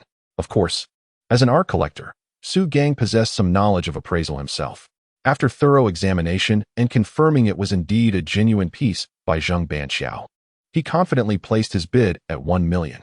Since you have won the bidding, this ink bamboo by Zhang Banxiao is yours, Fong Fu said amicably. Excellent. I will transfer the funds immediately, Su Gang replied, pulling out his phone to initiate the payment to Fong Fu. Fong Fu and Du exchanged knowing glances, a sense of triumph evident in their expressions. Zhang Cheng, however, was acutely aware of the unfolding situation. Not so fast, Mr. Su. Take your time, Fong Fu said, though he was eager to provide his bank account information. Mr. Su, I have sent you my bank details. You can transfer the funds there, Fong Fu continued. All right. I'll have someone transfer it to you right away. Su Gang was about to call for the transfer when a voice interrupted him. Mr. Su, that painting is a forgery. It's worthless. The statement reverberated through the room, leaving everyone in stunned silence as they turned to discern the source of the proclamation. Chapter 18. A fortunate windfall. The words were spoken by Zhang Cheng. Were it an ordinary person engaged in a transaction, Zhang Cheng might have turned a blind eye. But he had a certain rapport with Su Gang. Although they had only met for the first time yesterday, Su Gang had purchased 3 paintings at a high price from Zhang Cheng, and they intended to collaborate in selling art in the future. Thus, Zhang Cheng kindly interjected to caution him. Su boss, this painting is a counterfeit and utterly worthless. Upon hearing this, the individuals present were taken aback, their gazes converging upon Zhang Cheng. Upon recognizing him, Su Gang's expression turned to one of surprise and delight. Brother Zhang, what brings you here? Su Gang greeted him warmly. Having been deeply impressed by Zhang Cheng's remarkable painting skills that seemed to blossom with the water, he held him in high regard. I came to view ancient paintings, and I didn't expect to encounter you here. Zhang Cheng replied with a smile. Is that so? Brother Zhang is also interested in ancient paintings? I thought you were solely passionate about painting, Su Gang remarked, unable to restrain his curiosity. Meanwhile, Du Fatty and Fong Fu were displeased to see Su Gang engrossed in conversation with Zhang Cheng, having completely forgotten to settle their payment. Zhang Cheng had previously questioned the authenticity of their painting, which only added to their irritation. I say, young man, what do you mean by claiming my ink bamboo painting is a counterfeit? Fong Fu asked, furrowing his brow as he could no longer contain his indignation. Brother, one may indulge in a meal indiscriminately, but words must be measured. You had better clarify the meaning behind your statement. Du Fatty chimed in, equally agitated. It seemed the two were in cahoots, sharing a synchronized skepticism. You two certainly have a remarkable rapport, even in your doubts, Zhang Cheng remarked with a slight smirk, his words laden with implication.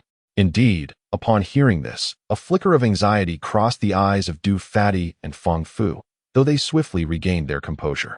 Fong Fu retorted sternly, if you claim my painting is a counterfeit, am I not entitled to question you? Su Gang, catching wind of the tension, could not help but interject, Brother Zhang, this ink bamboo is a collection of Master Fong Fu, a renowned connoisseur of paintings in our Tianhai City. It has been personally authenticated by him. It cannot possibly be a counterfeit. Furthermore, I have seen it with my own eyes, and it is indeed by Zhang Banxiao. Are you certain this painting is a counterfeit? Su Gang questioned, though he was aware of Zhang Cheng's exceptional painting skills. He recognized that painting and appraisal were entirely distinct realms of expertise. Zhang Cheng remained composed. This ink bamboo by Zhang Banxiao is indeed a counterfeit without a doubt, he asserted confidently. Oh, then do enlighten us. Where lies the counterfeiting in this ink bamboo? Fong Fu asked, his gaze sharp. Yes, do clarify. If you cannot substantiate your claim, you'd best be on your way, Du Fatty urged impatiently, as the situation seemed to be turning in their favor. The unexpected arrival of Zhang Cheng incited their ire. With a slight smile, Zhang Cheng approached the ink bamboo painting, instinctively feeling the texture of the paper. After confirming his suspicions, he calmly stated, "I must say, this counterfeit is remarkably well executed. Both the technique and the pigments are indistinguishable from those of Master Zheng Banqiao." After a brief pause, he continued, "Moreover, the aging technique employed here is quite sophisticated. It likely involves the method of smoking, wherein a recently completed artwork is hung in a relatively sealed room, and coconut shells or incense are ignited to produce smoke that envelopes the painting. After days of this process, the paper adopts a coffee hue, creating an appearance akin to that of antiquity." Zhang Cheng's professional explanation left those present in a state of mild astonishment. Su Qingluo had not anticipated Zhang Cheng's expertise in art appraisal, and her gaze towards him now held a hint of admiration. Conversely, Fang Fu and Du Fati felt a twinge of panic as they realized that the painting they had jointly counterfeited employed the very techniques Zhang Cheng described. Fang Fu struggled to maintain his composure and countered, "What you describe are conventional methods in the counterfeit industry. What relevance does this have to my ink bamboo? This painting is an authentic piece, and if you claim it to be counterfeit, you must provide concrete evidence, not merely empty words." He scoffed, yet Zhang Cheng remained unruffled. Continuing, "Such a high-quality counterfeit is indeed challenging to distinguish from the authentic. However, the perpetrators have overlooked a crucial detail." At this point, the hearts of Fang Fu and Du Fati quickened, fearing their misdeeds had been exposed. Even Su Qingluo and Su Gang were filled with strong curiosity about what detail had allowed Zhang Cheng to discern the painting's true nature. "Brother Zhang, please do share," Su Gang urged, anxious for clarity. Zhang Cheng glanced at the anxious expressions of Du Fati and Fang Fu, confirming his earlier suspicions, and slowly continued, "It lies in the material of the paper." "The material of the paper?" The crowd gasped in surprise, prompting Zhang Cheng to nod affirmatively. "Yes, the material of the paper. While the technique and color of the painting can be replicated, the paper's material cannot be faked." Zheng Banqiao was an artist from the Kangxi era of the Qing dynasty, over 300 years ago. During that time, painters typically used unrefined Xian paper, which is harder and thicker due to its unprocessed nature. In contrast, contemporary artists use refined Xian paper, which is far superior in quality, being softer and thinner. The paper used for this ink bamboo is indeed refined Xian paper, which is not something available in Zheng Banqiao's time. Therefore, this ink bamboo is a high-quality counterfeit. Zhang Cheng's conclusion reverberated loudly, leaving the audience in utter shock, especially Fang Fu and Du Fati, who felt cold sweat bead upon their foreheads. For Zhang Cheng had accurately identified the truth. They had indeed used refined Xian paper. Su Gang, upon grasping this, came to a realization. "Ah, so that's it.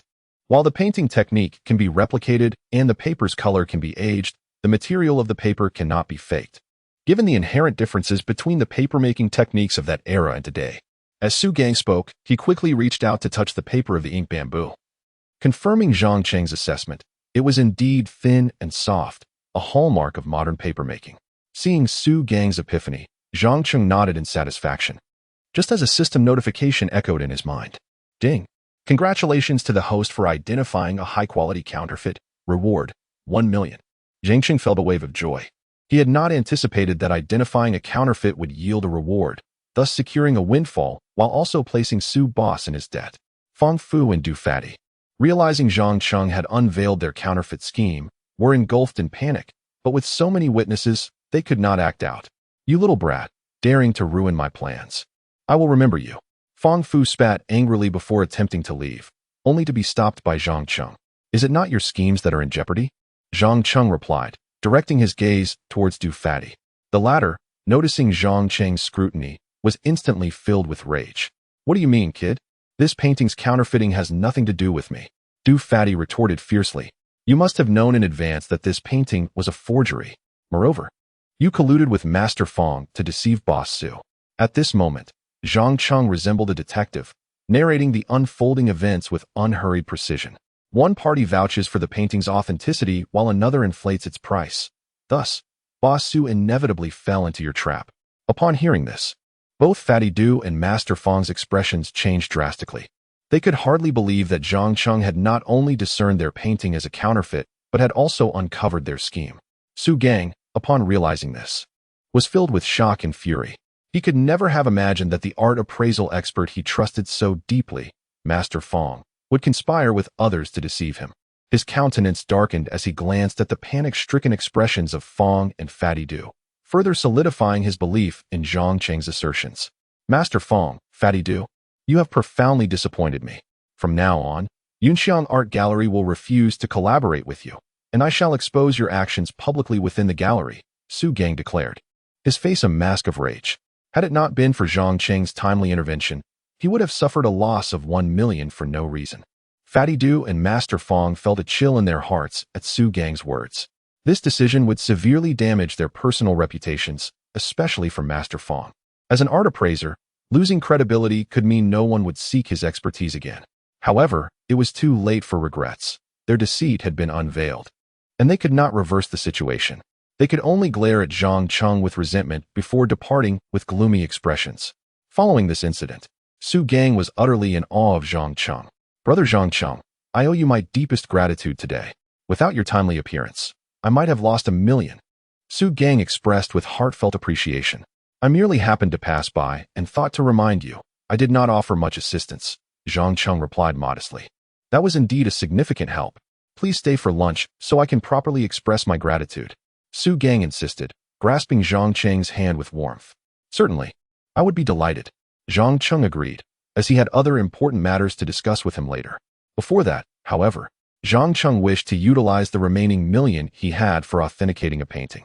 He began to browse casually around the shop, noticing Zhang Cheng's keen interest in ancient paintings. Su Gang could not help but ask, Brother Zhang Cheng, do you have a deep understanding of ancient paintings? You spotted the ink bamboo as a forgery at a glance. Just a bit, Zhang Cheng replied with humility. A bit? I couldn't even tell, and yet you recognized it instantly. Su Gang admired. Perhaps it was merely good fortune, Zhang Cheng said, his gaze wandering around the paintings. Seeing Zhang Cheng so engrossed, Su Gang chose not to interrupt, but followed closely. Eager to discern whether Zhang Cheng's earlier revelation was luck or genuine skill in art appraisal. Su Qingluo also silently trailed Zhang Cheng, following him like a devoted companion. Soon, Zhang Cheng paused before a landscape painting, scrutinizing it closely, examining not only the front but also the back of the artwork. Su Gang noted that they were in the B area of the gallery, which showcased the least valuable ancient paintings. Brother Zhang Cheng, this Falling Sunset and Solitary Duck by Tang Bohu is obviously a fake. The ink has smudged, and the technique is poor, likely the lowest grade of imitation, Su Gang remarked. After a moment, he continued, such a low-grade imitation is hardly suitable as a decorative piece. It would invite ridicule. Is that so? I find it rather appealing. Zhang Cheng replied, calling the owner over. However, upon seeing that Zhang Cheng wished to purchase a painting from the least valued area, the owner's demeanor turned somewhat cold. How much for this Falling Sunset and Solitary Duck? I'd like to buy it, Zhang Cheng inquired, pointing at the painting on the wall. 1,000, the owner replied nonchalantly. All right, I'll take it. Zhang Cheng responded without concern for the owner's attitude, decisively purchasing the Falling Sunset and Solitary Duck. After completing the payment, the painting was now his. Though to others, it appeared merely as a low-grade forgery. Su Gang, perplexed, questioned, Brother Zhang Cheng, this low-grade imitation is hardly worth buying as a decorative piece. It might even invite laughter. Unable to contain his curiosity, he asked, what purpose does this purchase serve? This is not a forgery, Zhang Cheng said, a slight smile gracing his lips as he carefully rolled up the Falling Sunset and Solitary Duck and headed outside. Not a forgery? But the ink has smudged, and the technique is crude. It cannot possibly be Tang Bohu's work. Su Gang followed him out, increasingly bewildered. Even Su Qingluo, who had no expertise in ancient paintings, found it hard to believe that such a crude piece could be a genuine work. Once outside, Zhang Cheng sought a secluded corner to halt his steps, with Su Qingluo and Su Gang trailing behind. Brother Zhang Cheng, can you now enlighten me? What is so special about this painting? Su Gang asked, unable to suppress his curiosity. This Falling Sunset and Solitary Duck is an authentic masterpiece by Tang Bohu, Zhang Cheng affirmed earnestly. What? An authentic work by Tang Bohu? Are you joking with me? The quality is so poor, and the ink has smudged. How could it possibly be Tang Bohu's original? Su Gang exclaimed. Disbelief etched on his face. Even Su Qingluo, who was unfamiliar with ancient paintings, shared the sentiment that such a rough piece could not be the work of the renowned artist. Zhang Cheng chuckled softly, then unfurled the Falling Sunset and Solitary Duck. Because this is a painting within a painting, he explained with conviction. A painting within a painting? Su Gang had never heard of such a concept, while Su Qingluo was even more puzzled. Yes, precisely a painting within a painting. Zhang Cheng continued, moistening his fingers and carefully peeling back the edges of the artwork. As the genuine painting gradually came into view, Su Gang and Su Qingluo's expressions shifted to astonishment. After several minutes of Zhang Cheng's meticulous peeling, the surface layer of the low-grade forgery was completely removed, revealing the true falling sunset and solitary duck. This is the genuine work of Tang Bohu. Zhang Cheng presented the authentic falling sunset and solitary duck to Su Gang, who stood in complete shock. Chapter 19. The senior sister is drunk again. Time to change her clothes. Upon witnessing the genuine masterpiece of Tang Bohu, Su Gang was utterly astonished. He never imagined that such a phenomenon as a painting within a painting truly existed, and that it was discerned by Zhang Cheng. This painting, The Lonely Wild Goose at Dusk, had resided in the ancient art shop for a considerable duration, at least several years, during which countless art connoisseurs had passed through. Yet, none could perceive it as a painting within a painting. Only Zhang Cheng immediately unveiled the secret of The Lonely Wild Goose at Dusk. This clearly demonstrated that Zhang Cheng's expertise in art appraisal had reached world-class standards. With this realization, Su Gang's gaze towards Zhang Cheng transformed entirely. He was no longer merely a student. He was indeed a true master of the art world, excelling in both creation and appraisal. Su Qingluo was equally taken aback by Zhang Cheng's appraisal prowess. She had not anticipated that in addition to his remarkable painting skills, his talent in art appraisal was equally formidable. At that moment, her admiration for Zhang Cheng deepened, the closer she got to him. The more she realized that her fiancé was a veritable treasure. Not only was he handsome, but he was also exceptionally talented. I truly have struck gold. Su Qingluo mused to herself, feeling a surge of joy. As Zhang Cheng completed the appraisal of the painting, the system's voice chimed in once more. Congratulations to the host for successfully identifying the genuine Lonely Wild Goose at Dusk. Reward, 1 million in cash.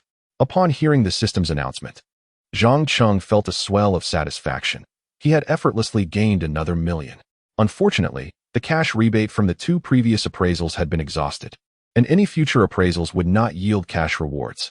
However, the ability to appraise art was permanent.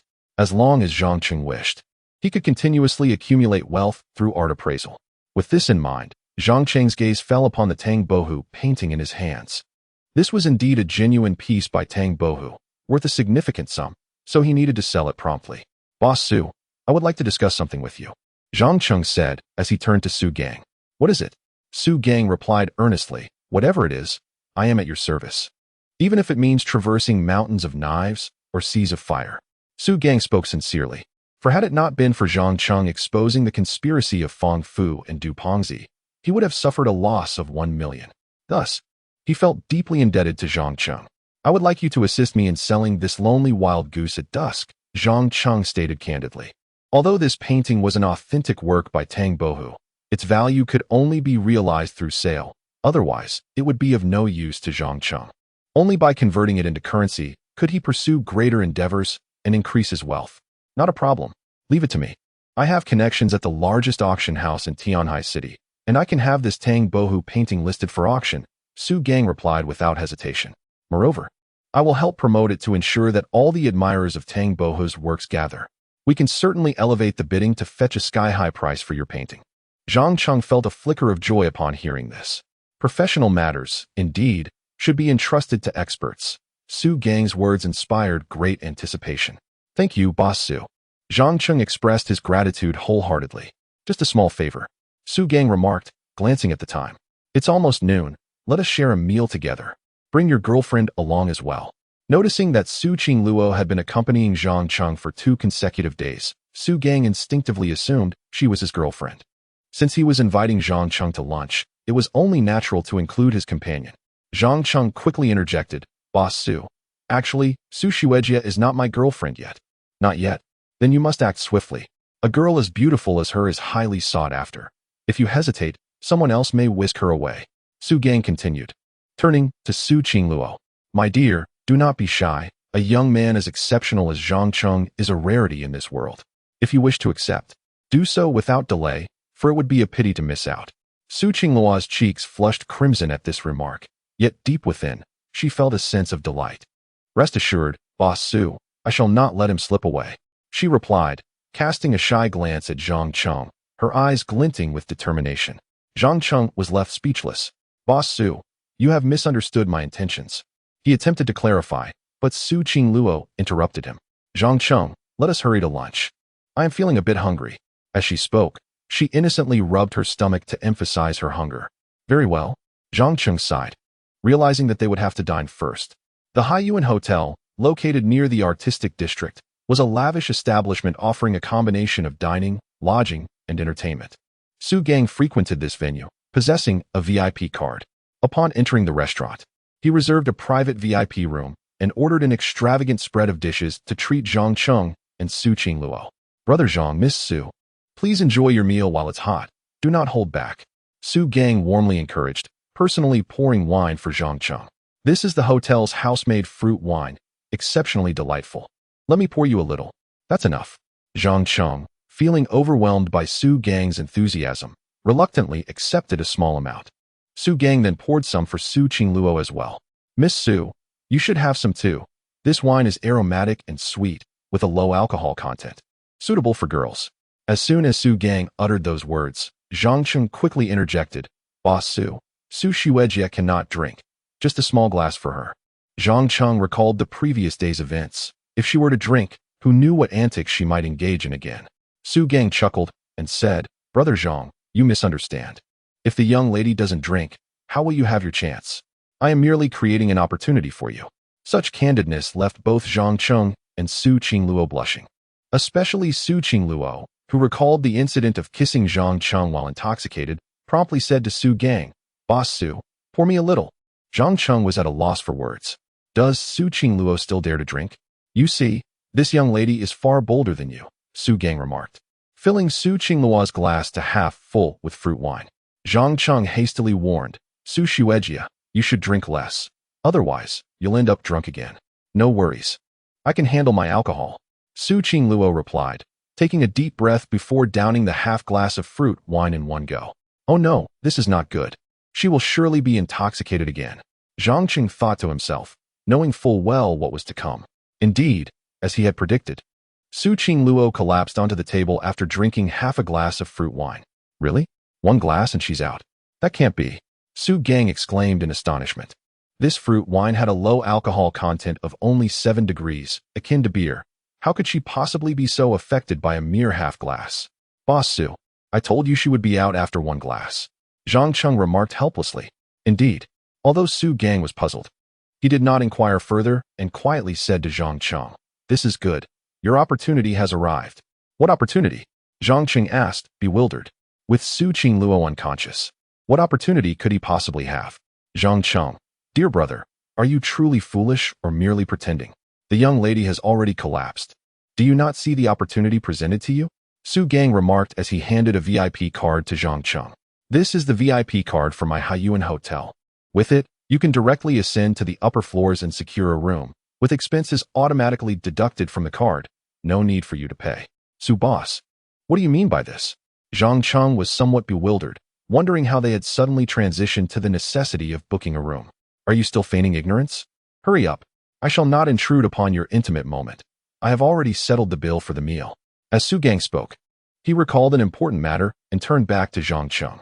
By the way, Brother Zhang, I almost forgot. The auction will take place at noon 3 days from now, at the auction house located at the far eastern end of Haiyuan Literary Street. If you have the time, do come by and see how much you're painting. The Solitary Goose at Dusk by Tang Bohu can fetch. Certainly, Su boss, I shall be there. Zhang Cheng nodded, eagerly anticipating the bidding price for his artwork. After Su Gang departed, the spacious private room was left with only Zhang Cheng and Su Qingluo. Gazing at Su Qingluo, who lay drunkenly across the table, Zhang Cheng sighed quietly. I told you not to drink if you cannot handle it. Yet you insisted. Zhang Cheng felt exasperated, contemplating lifting her away. However, having eaten little, he was still somewhat hungry and decided to sit back down. It would be a shame to waste the meal since it had already been paid for. With that thought, Zhang Cheng grasped his chopsticks and began to eat with vigor. Around 1 in the afternoon, Zhang Cheng finally felt satisfied, letting out a hearty belch. The food here is quite delightful, he remarked, his gaze drifting back to the inebriated Su Qingluo.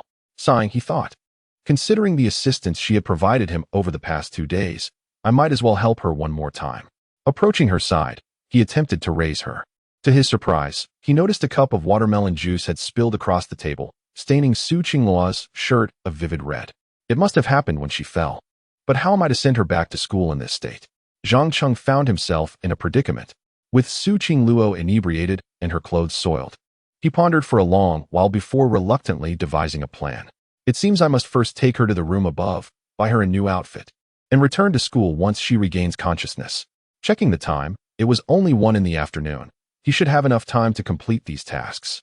Resolute, Zhang Cheng summoned a waiter to bring a bowl of hangover soup, which he promptly administered to Su Qingluo. After completing this, he lifted her into his arms. Su Qingluo is quite heavy. I must suggest she consider shedding a few pounds next time. Zhang Cheng grumbled lightly as he carried her.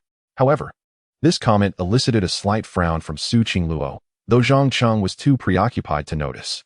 With the VIP card in hand, he encountered no obstacles in booking a splendid room. Upon entering, he gently placed Su Qingluo on the bed and sank onto the edge, gasping for breath. She is truly heavy. I'm drenched in sweat. After shaking out his sore arms and resting for a moment, he decided a shower was in order. With his body clammy and no fresh clothes, he contemplated calling the front desk to send up 2 sets of garments. After all, it would be on Su Boss's tab. Zhang Cheng, with the VIP card in hand, picked up the room phone and requested the front desk to send up 1 set of men's and women's clothing. Thanks to the VIP card, the front desk attendant promptly complied with his request. Meanwhile, Zhang Cheng entered the bathroom for a much-needed shower. Having carried Su Qingluo from the 1st to the 3rd floor had left him soaked in perspiration. A shower was essential for his comfort. Half an hour later, Zhang Cheng emerged, a white towel wrapped around his waist. Just as he stepped out, a knock sounded at the door. Sir, I have brought the 2 sets of clothing you requested. The front desk attendant's voice called from outside. All right, I shall be there shortly, Zhang Cheng replied, slipping on his slippers and opening the door. The front desk attendant, catching sight of him freshly emerged from the shower, was momentarily dazzled. What a handsome gentleman. Such a physique, such muscles. She momentarily forgot to hand him the clothing. Zhang Cheng felt a wave of embarrassment wash over him. Thank you, he said gratefully, reaching out to take the garments from her hands, before promptly shutting the door. Exhaling a sigh of relief, he noted the attendant's gaze had been somewhat unsettling, as if she wished to devour him.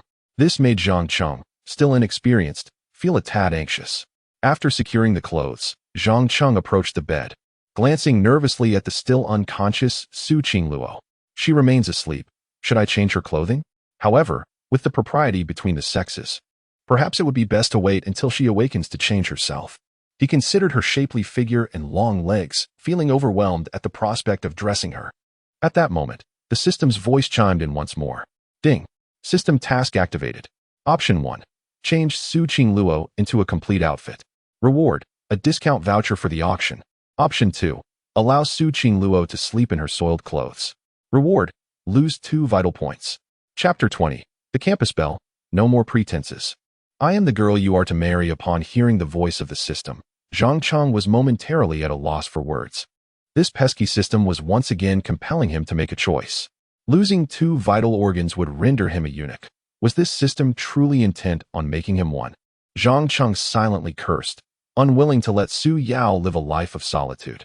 Consequently, he had no choice but to acquiesce to the demands placed upon him. Very well. For now, he could only assist the senior in changing her attire. Congratulations, host, on making a choice. You have been rewarded with a one-time auction discount voucher, valid throughout the event. Upon receiving the system's notification, Zhang Cheng immediately began to examine the details of this auction discount voucher. After a brief glance, he grasped how to utilize it. With this voucher, he could acquire any item at the auction for a mere 10% of the original price, a rather advantageous deal. In 3 days, his painting, The Lonely Wild Goose at Dusk, would be up for auction, making it the perfect opportunity to see if there was anything else he desired. Once he closed the system's introduction page, his gaze returned to Su Qingluo, the first campus belle in the history of Tianhai University, who lay unconscious on the bed. Adorned in a white dress that accentuated her perfect curves, particularly her long, elegant legs, she lay in a state of exquisite beauty, her form entirely exposed to the air. If it had been any other boy, he might have harbored inappropriate thoughts at this moment. However, Zhang Cheng felt no such inclinations. Yet, the task of changing Su Qingluo's attire left him feeling somewhat troubled. To assist the senior in changing her outfit, he would first have to remove her white dress, thereby exposing her completely. Zhang Cheng furrowed his brow at the thought. This indeed posed a dilemma. Nevertheless, having made his choice, he steeled himself for the task ahead. Fortunately, the front desk attendant had brought a lovely pink dress, which could be slipped on easily. Taking a deep breath to steady himself, Zhang Cheng leaned down, carefully beginning to remove Su Qingluo's dress. It was his first time assisting a girl with such a task, and he found himself clumsy and somewhat shaky due to nerves. Especially when his hands accidentally brushed against Su Qingluo's smooth skin, his heart skipped a beat. In truth, it was not only Zhang Cheng who felt anxious. Su Qingluo, lying on the bed, was also very much awake, her long eyelashes fluttering slightly, and her cheeks flushed with embarrassment, her breathing quickening. It seemed she sensed Zhang Cheng's intentions, but showed no sign of waking up. Imagine her as a block of tofu, and you want to feel so tense. Zhang Cheng repeatedly reminded himself in a bid to calm his nerves. Strangely enough, this self-suggestion did indeed help him relax considerably.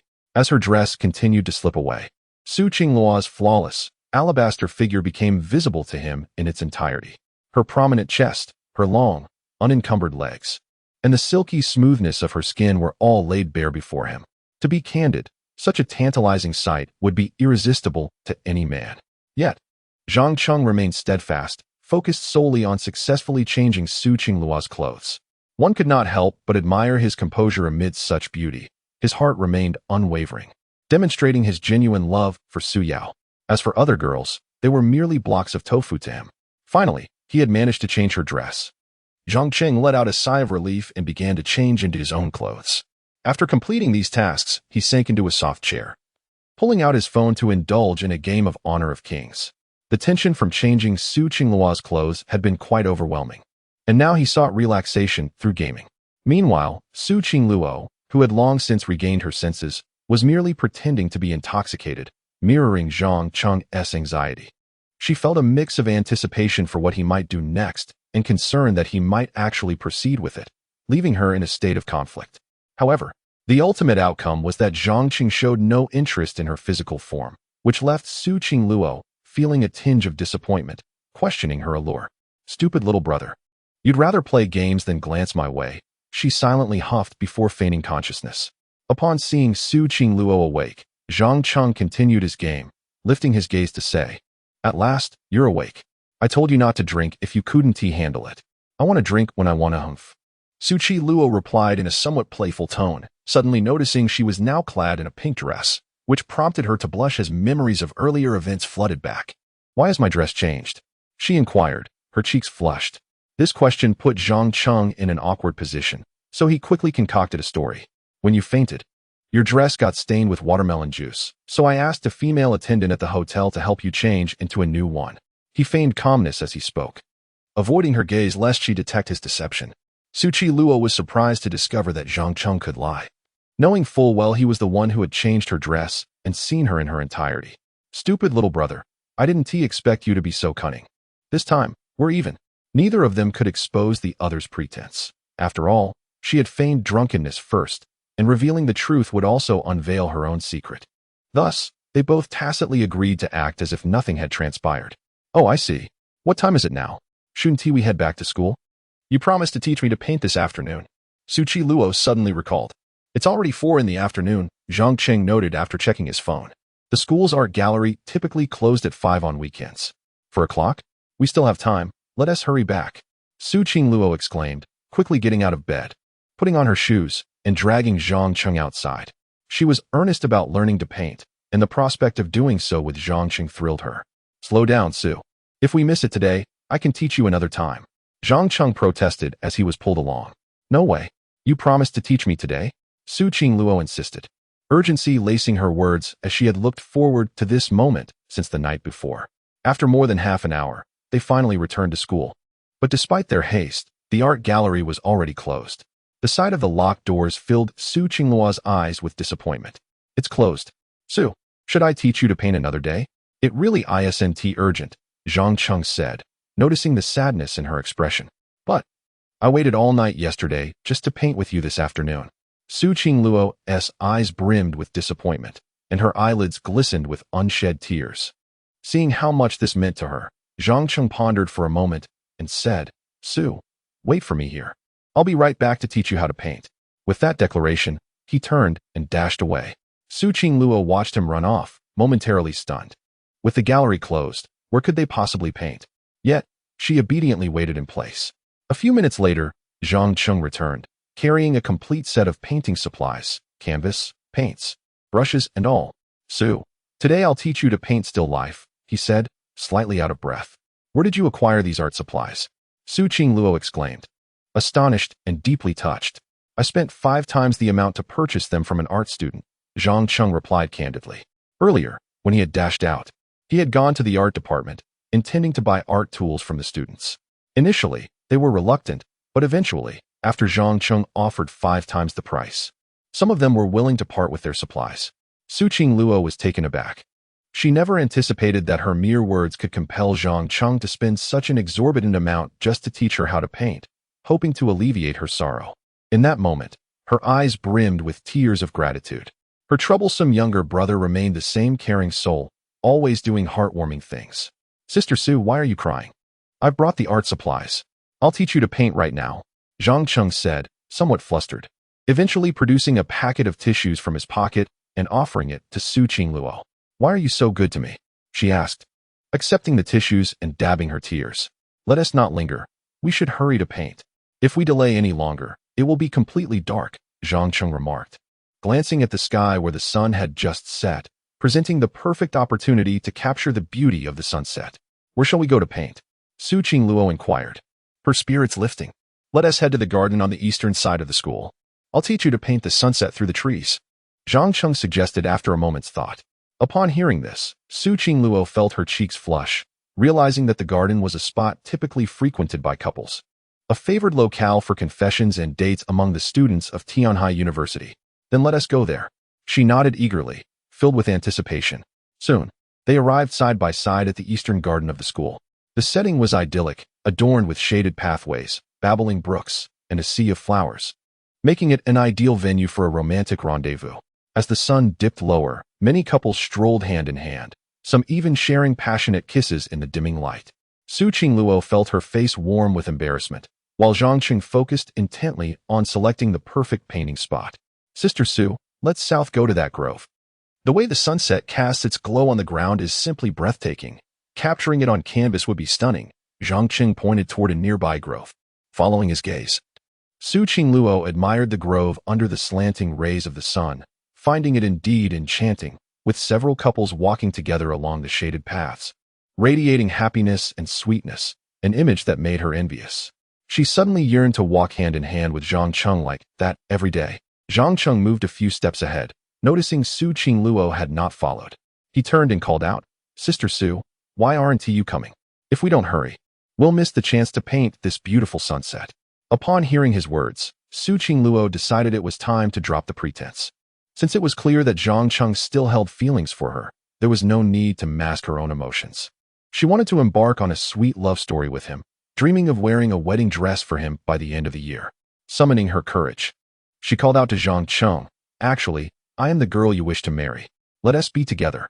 Chapter 21. The school bell's confession. Su Qingluo's voice was soft, yet it reached Zhang Cheng's ears perfectly. He was momentarily bewildered. The most beautiful girl in Tianhai University was actually saying she wanted to be with him? Was this a confession? Zhang Cheng doubted his own hearing. Sister Su, please don't joke around. This is not a funny joke at all. He thought Su Qingluo was merely teasing him.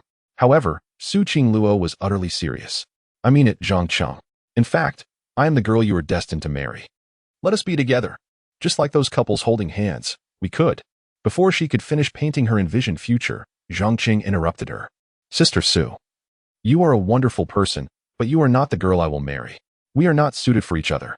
Zhang Cheng completely misunderstood Su Qingluo's words about being the girl he would marry, thinking it was just a typical confession, and thus, he earnestly rejected her. I am a good person, not suitable? Su Qingluo was taken aback, wondering what was happening. Had Zhang Cheng really issued her a good person card? Yes, you are a good person, but we can never be together. After a brief pause, Zhang Cheng continued earnestly, Sister Su, I actually already have a fiancée. It's a childhood engagement. As soon as winter break arrives, I will marry her, and no matter the challenges we face, I am determined to marry her. Therefore, it is impossible for us. Although Su Chi Luo was rejected, Zhang Cheng's candidness moved her deeply, causing her eyes to glisten with unshed tears. Why are you so devoted? You silly brother, she thought. You will regret not agreeing to me today, Su Qing Luo declared, her eyes reddening. She had initially hoped to embark on a sweet romance with Zhang Qing, unaware that he was only focused on marrying her at the end of the year. Didn't an early hand-holding sound delightful? I will not regret it, Zhang Cheng replied resolutely. Fine, but don't come looking for me when you regret it. Su Qing Luo was exasperated by Zhang Cheng's adorableness and devotion, and she had no desire to continue explaining.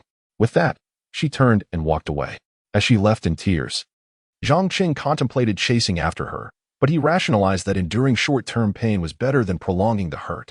Since they could not be together, what good would it do to pursue her? It was better for her to lose hope. This way, there would be no rumors about them at school. Zhang Cheng felt a sense of relief wash over him, although a hint of guilt lingered in his heart, for she had been quite helpful to him recently. I'm sorry, Sister Su. Zhang Cheng silently apologized in his heart. He was grateful to Su Qing Luo. Had she not guided him into the world of painting, he would not have earned so much in such a short time. Yet, matters of the heart could not be forced. Zhang Qing already had his fiancée, Su Yao. Despite Su Qing Luo's breathtaking beauty, he could not accept her in that way. The sight of Su Chi Luo running away in tears did not go unnoticed by several couples passing by, who began to whisper among themselves. Isn't that Su Chi Luo, the school belle of Tianhai University? Why is she running away in tears? Indeed, look over there.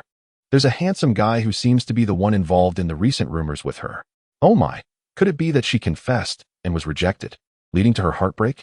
It's very possible. This garden is a well-known place for confessions, after all. With that, Su Qingluo's rejection became the talk of the campus. Couples and students quickly captured the scene of her tearful departure, including Zhang Cheng, and uploaded the photos to the campus website, complete with sensational headlines. Shocking. The school belle of Tianhai University, Su Qingluo, rejected in her confession, runs away in tears.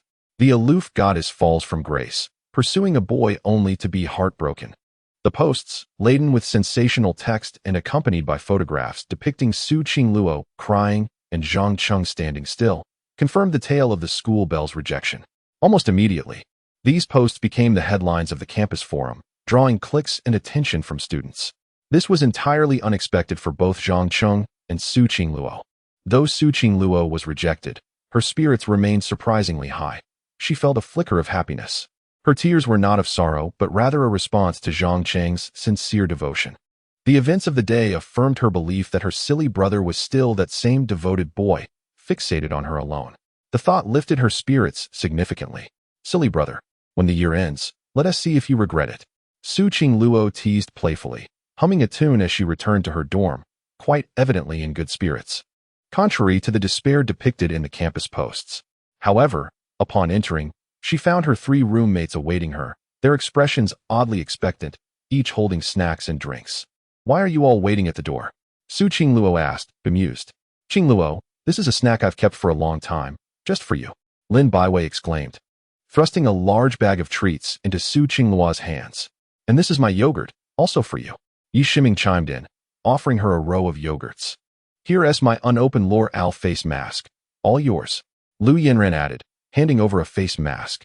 Their peculiar behavior left Su Qingluo perplexed. What is going on today? Why the gifts of snacks, yogurt, and face masks? Su Qingluo was utterly confused, unable to grasp what her roommates were up to. Today, we just want to pamper you. Lin Baiwei replied with a smile. Pamper me? What has gotten into you all today? Speak up. There must be something you're hiding from me. Su Qingluo, ever astute. Sensed something was amiss. The trio exchanged glances, realizing they could not keep their secret from Su Qingluo any longer. Qingluo, 3-legged toads are rare, but 2-legged men are everywhere. Besides, you're stunning, the most beautiful belle in Tianhai University. If you want, any boy would be lucky to have you. Exactly, Qingluo. There's no need to be sad over a junior. If you like younger boys, I can introduce you to a handsome junior tomorrow. As they took turns reassuring her, Su Qingluo's confusion only deepened. What are you talking about? What younger boys? What do you mean by 2-legged men? I don't understand a word. She was bewildered by their sudden concern for her love life. Qingluo, stop pretending. If you want to cry, just let it out.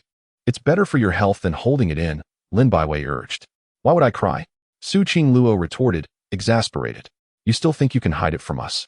The news of your confession to Zhang Cheng being rejected has spread throughout the entire school, Lin Baiwei declared, pulling out her phone to reveal the campus forum buzzing with discussions about the high-profile rejection of the aloof belle. Upon reflection, it is indeed noteworthy that Su Qingluo is regarded as the most aloof beauty at Tianhai University, a figure who exclusively dismisses others' advances. It is inconceivable for her to be rejected. This stark contrast has ignited fervent discussions among the student body. Su Qingluo, upon realizing this, was taken aback. She had not anticipated that within a mere 10 minutes from the campus garden to her dormitory, news of her rejection would spread so rapidly. Moreover, there were even photographs of her tearfully fleeing the scene, which undeniably corroborated the rumors of her unrequited confession. However, upon reflection, the content circulating online seemed to bear truth. She had indeed confessed her feelings to Zhang Cheng, only to receive a polite refusal. In light of this, Su Qingluo silently chided Zhang Cheng for his obliviousness.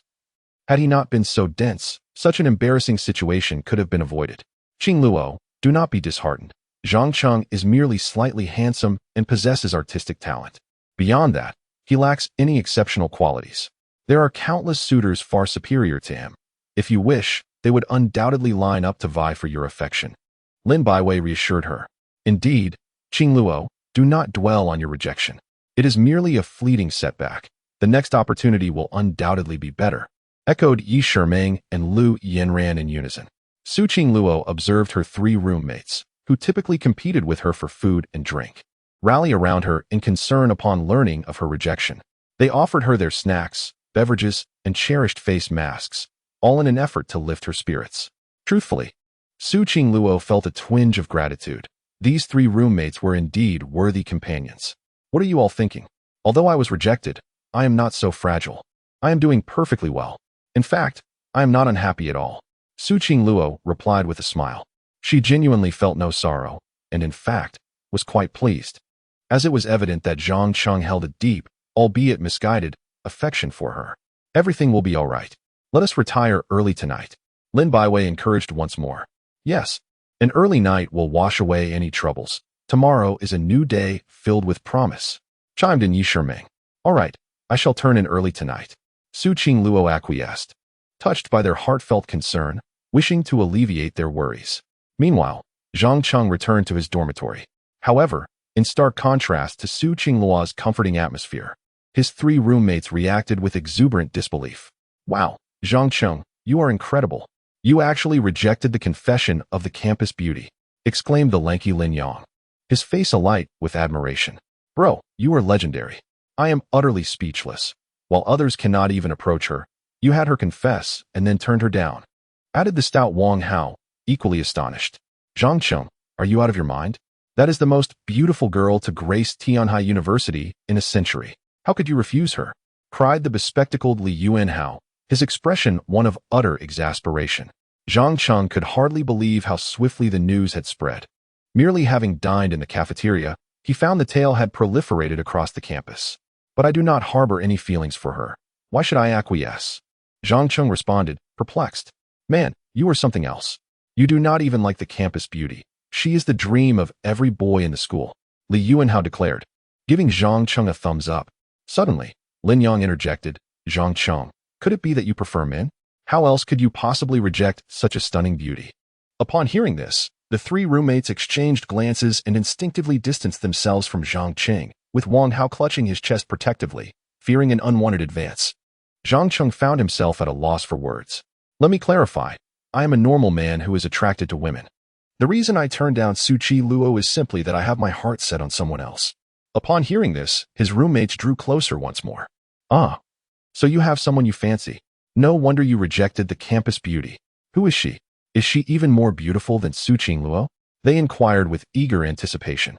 My situation with her is not yet solidified, but if it progresses, I will certainly introduce her to you next semester, Zhang Cheng replied succinctly.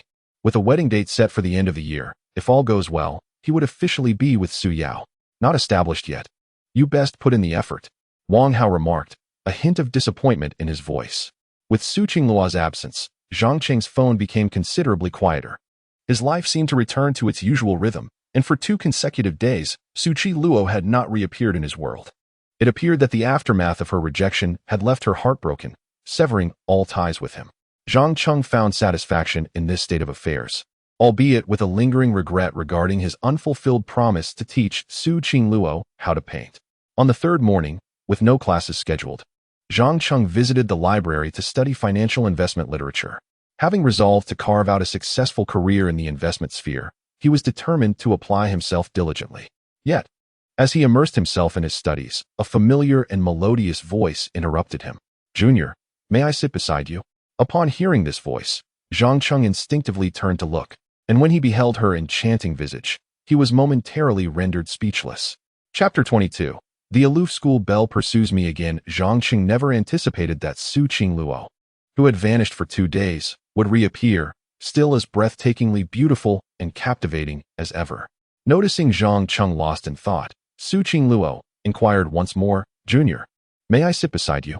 Just as Zhang Qing was about to respond, the system's voice echoed in his mind. Ding. System task activated. Option 1.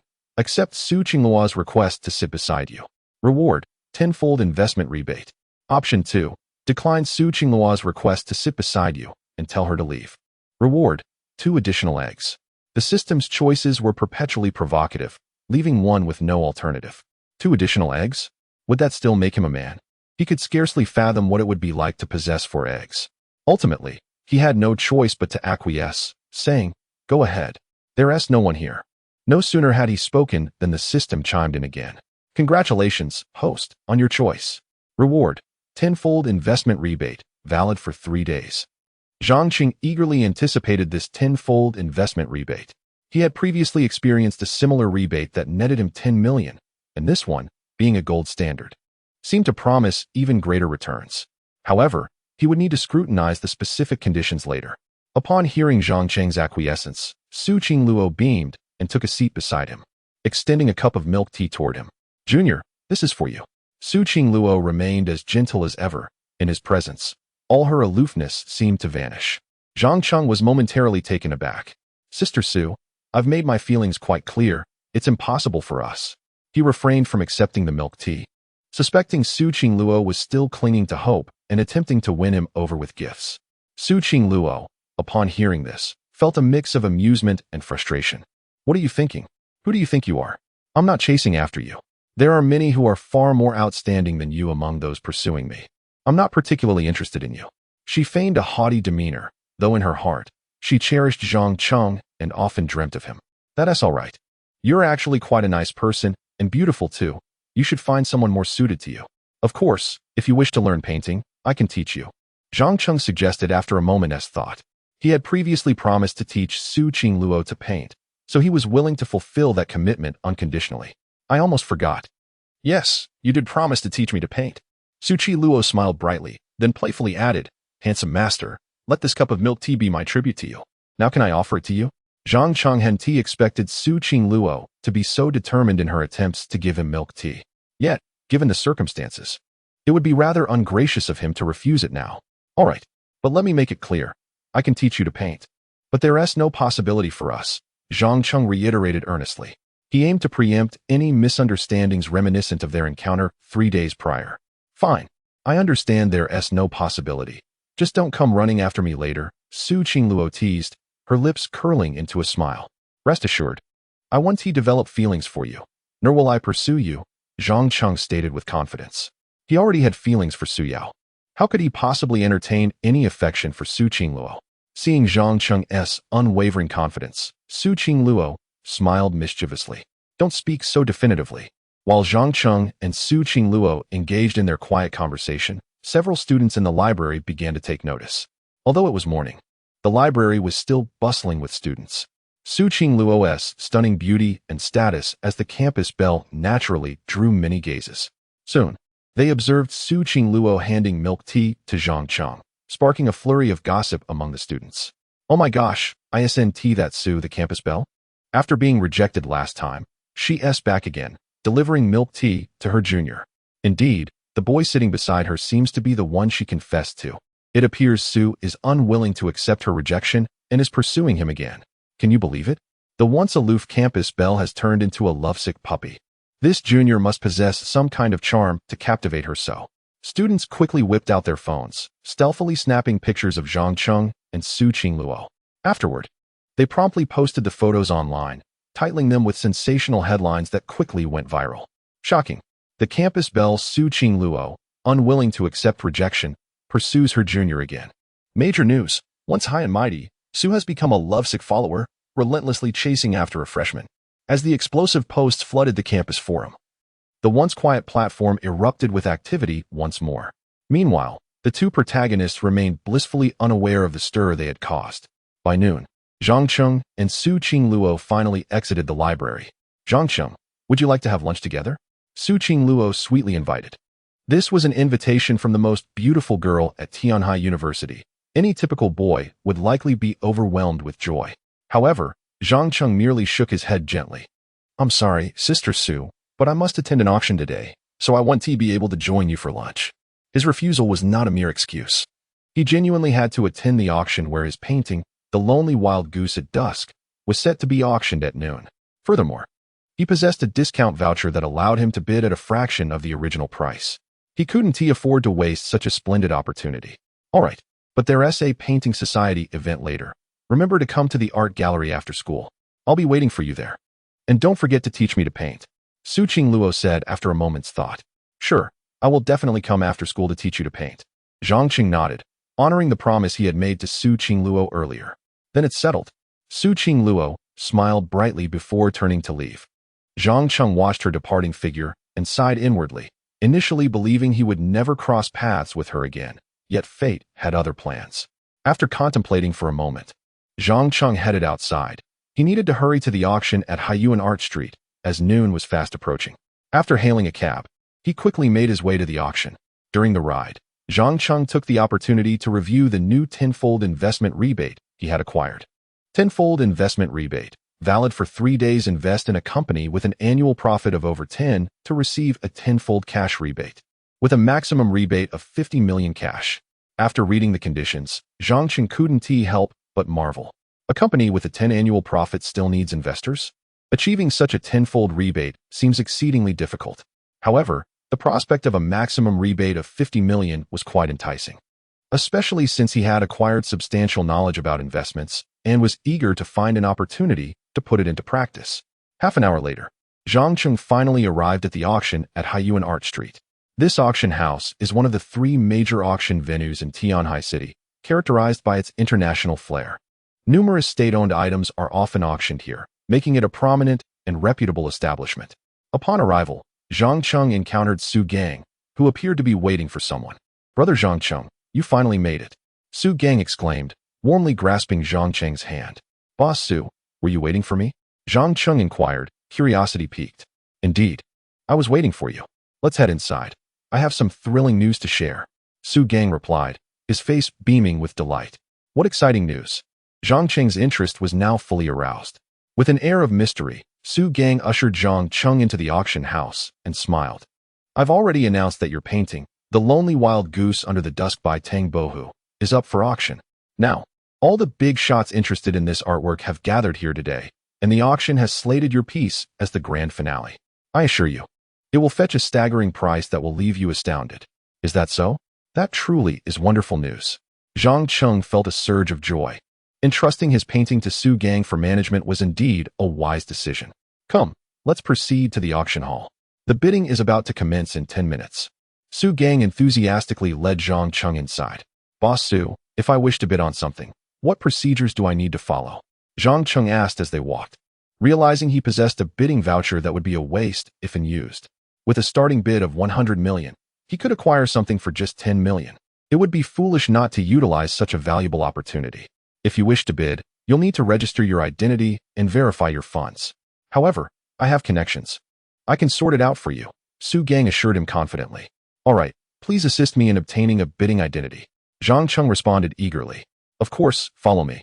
Su Gang replied, guiding Zhang Cheng to a registration room within the auction house. Inside, staff members were busy at work. Su Gang exchanged a few words with the head of the office, and soon Zhang Cheng was registering his identity. He was given a bidding paddle marked with the number 88. 88, that's an auspicious number. Zhang Cheng was quite pleased with his bidding number. After securing his bidding paddle, Su Gang led him to the auction hall, just as the event was commencing.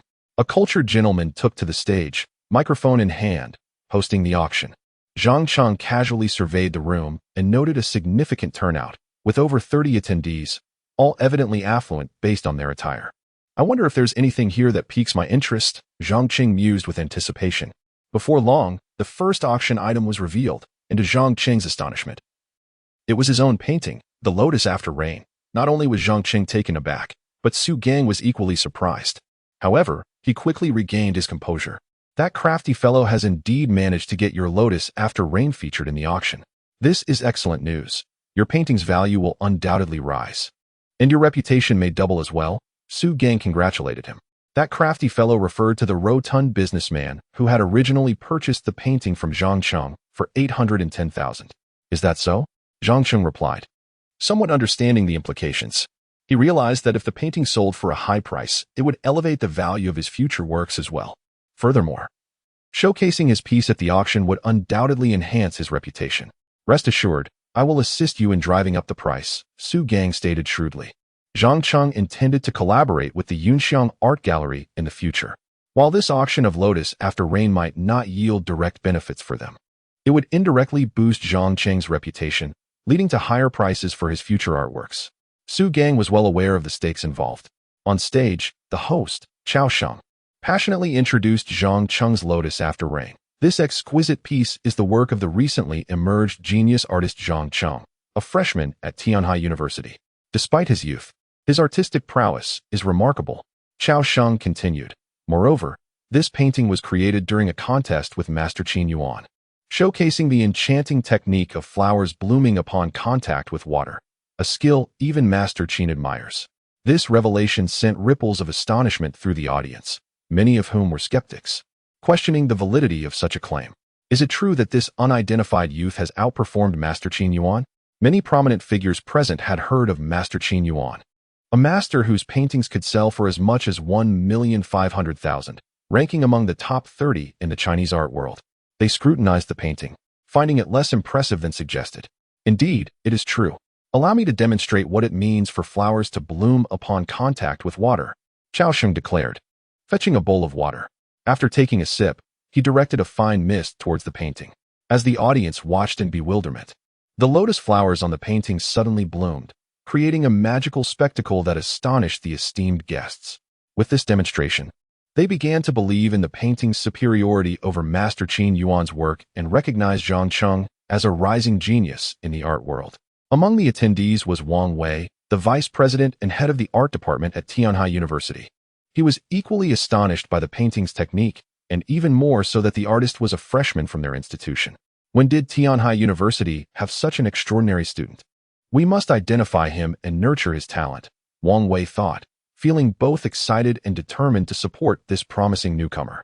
Soon, the bidding for Lotus After Rain commenced, and after several rounds of competitive offers, it was finally auctioned off for 2,800,000. While this may not seem exorbitant, it was a remarkable figure for a novice artist, especially when Master Qin Yuan's works were valued at 1,800,000. This signified that Zhang Cheng's reputation had eclipsed that of Master Qin Yuan within the Tianhai art community.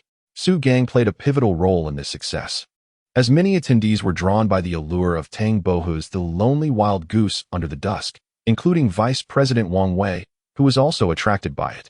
With so many art enthusiasts bidding, the price of Zhang Cheng's Lotus After Rain naturally escalated, with others raising the stakes without Su Gang needing to intervene. However, the painting's success was primarily due to Zhang Cheng's exceptional talent. No amount of bidding would suffice without quality artistry.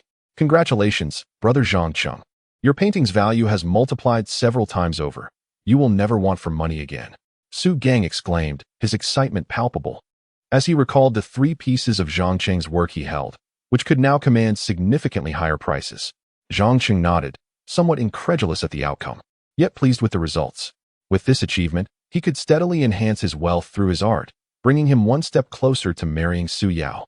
The second item up for auction was a Ming Dynasty Night Pearl, which did not interest Zhang Cheng, and he refrained from bidding. The third item was a commercial building in Tianhai City. After careful consideration, Zhang Cheng deemed its location too remote and chose not to bid. Until the fourth auction item appeared, Zhang Cheng felt a sudden spark of interest. The 70-year usage rights for 100 acres of land in the Hudong New District were presented, located in Tianhai City.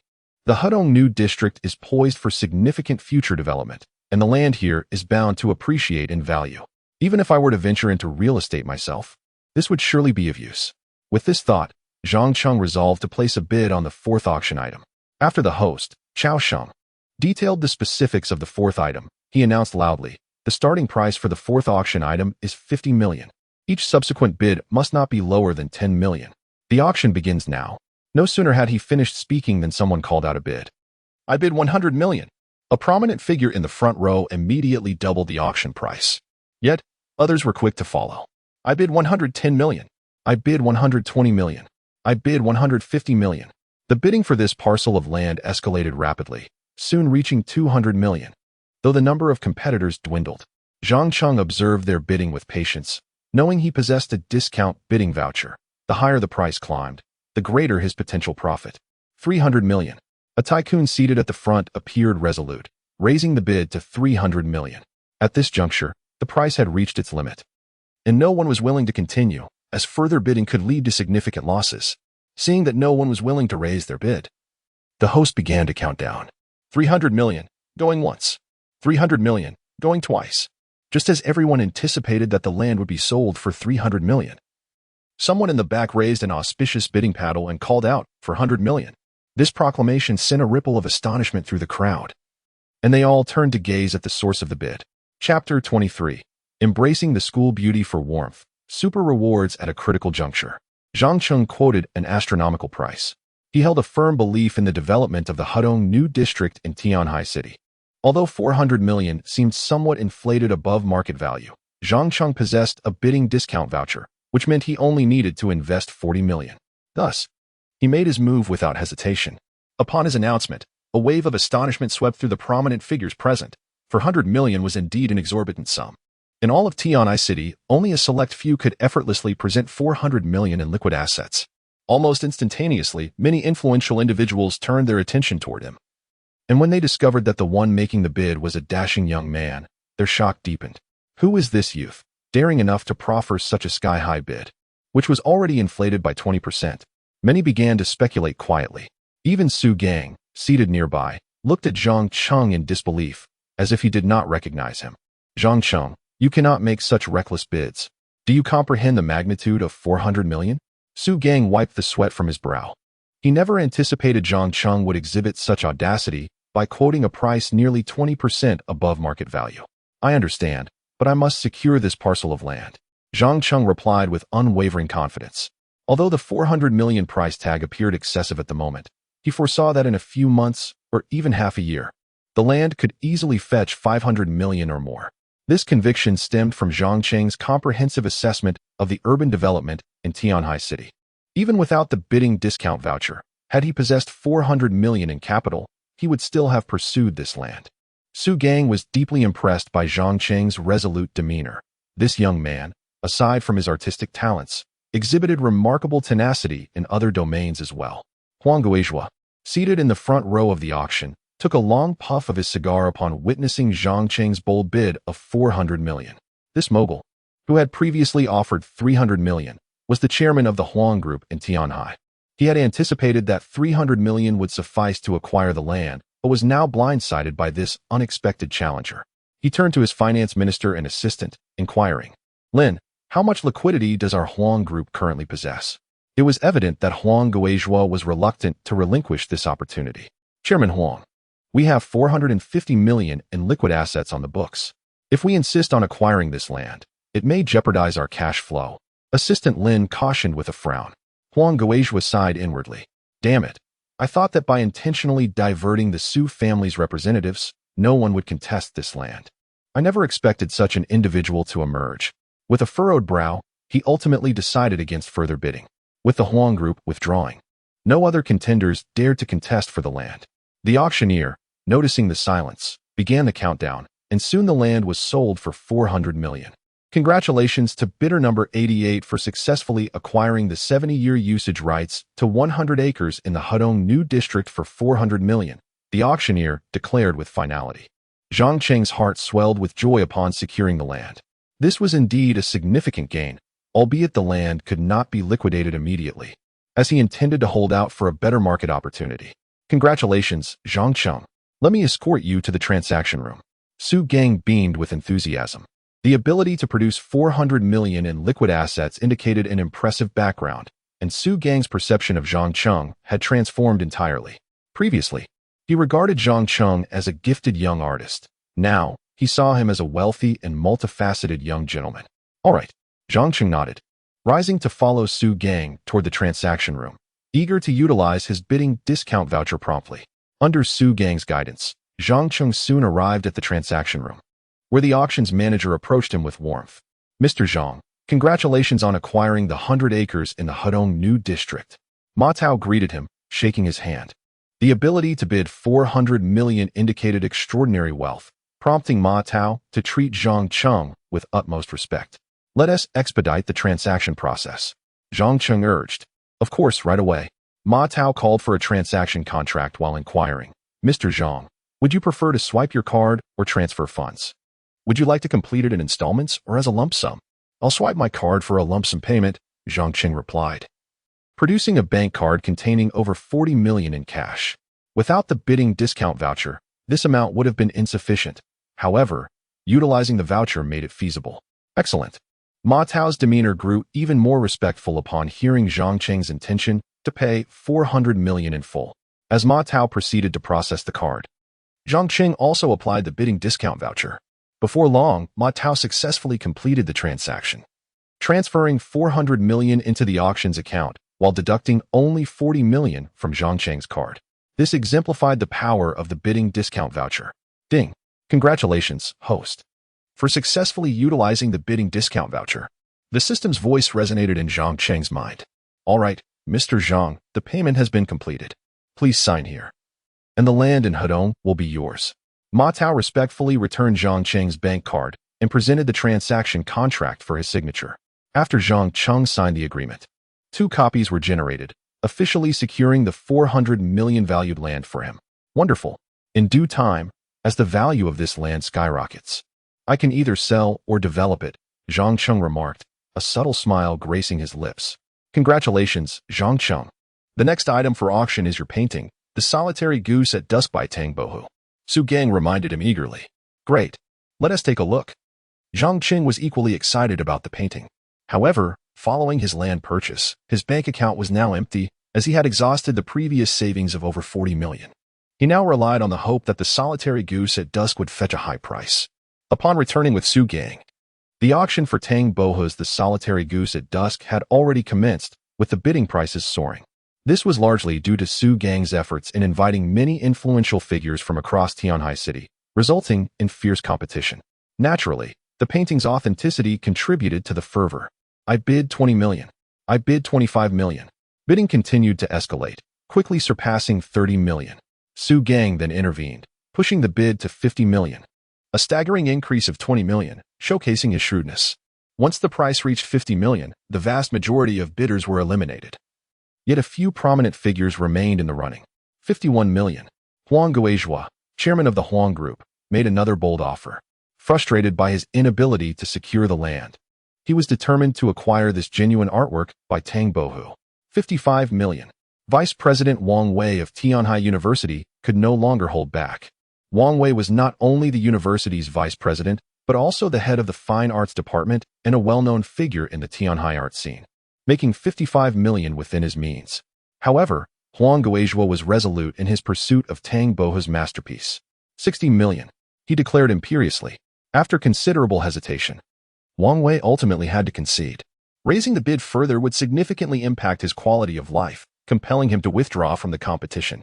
The host, seeing no one raising the bid, began to count down, and after 3 counts, he struck the gavel decisively. Congratulations to Mr. Huang, number 2, for successfully acquiring Tang Bohu's Luo Xia Gu Wu 2 at the price of 60 million, announced the host, Chao Sheng, from the stage. Huang Guizhou, relieved that he had finally succeeded, felt a sense of satisfaction. Zhang Cheng was also quite content with the 60 million. Brother Zhang Cheng, congratulations. Another 60 million added to your account. Su Gang expressed his congratulations. It seemed that Zhang Cheng was the biggest winner of this auction, having gained both fame and fortune, along with successfully acquiring a piece of land. All the benefits seemed to accrue to Zhang Cheng. Boss Su, you have 3 of my paintings. You must have made a considerable profit this time, Zhang Cheng said with a smile. Indeed, with the substantial sale of Yu Ho He Hua Tu, Zhang Cheng's reputation had soared, and consequently, the value of his other artworks would naturally increase as well. Congratulations, indeed. Su Gang clasped his hands and then continued, by the way, Brother Zhang Cheng, how have you considered our collaboration with Yunxiang Art Gallery that I mentioned last time? With Zhang Cheng's rising fame in the art world, it was imperative to forge a deep partnership with him, lest they be snatched away by other galleries. At this moment, Zhang Cheng suddenly recalled his golden investment rebate of 10 times and promptly addressed Su Gang. Boss Su, I'm open to collaboration, but I wish to invest in Yunxiang Art Gallery. Invest in our Yunxiang Art Gallery? Su Gang hesitated briefly, for their gallery was thriving, with an annual profit exceeding 20. And they did not currently require financing. However, upon considering Zhang Cheng's mysterious background, his exceptional painting skills, and his masterful appraisal abilities, Su Gang realized that allowing Zhang Cheng to hold a stake in Yunxiang Art Gallery would ensure his full commitment and enable the gallery to ascend to greater heights with Zhang Cheng's resources. With that in mind, Su Gang no longer hesitated and nodded in agreement. No problem, I'll make the decision. Brother Zhang Cheng will have a 5 stake in Yunxiang Art Gallery through a technical investment. Zhang Cheng did not immediately accept, but inquired further. Boss Su, what is your annual profit at Yunxiang Art Gallery? You may be candid with me. It could benefit you. Typically, such annual profits are considered a commercial secret. But Su Gang, eager to bind himself closely to Zhang Cheng, answered without hesitation. To be honest, Brother Zhang Cheng, our annual profit exceeds 25, and our market value has surpassed 800 million. Collaborating with us will definitely be advantageous for you. Su Gang intentionally inflated the figure by 5 to assure Zhang Cheng of their gallery's robust development. Upon hearing this, Zhang Cheng nodded in satisfaction and replied, Excellent. I shall invest 40 million for a 30 stake in your Yunxiang Art Gallery. Furthermore, I wish for all my paintings to be sold through your gallery, and I can provide complimentary appraisal services for our gallery once a month. 40 million for a 30 stake was indeed somewhat excessive. Nonetheless, Su Gang hesitated for just a moment before consenting. No problem.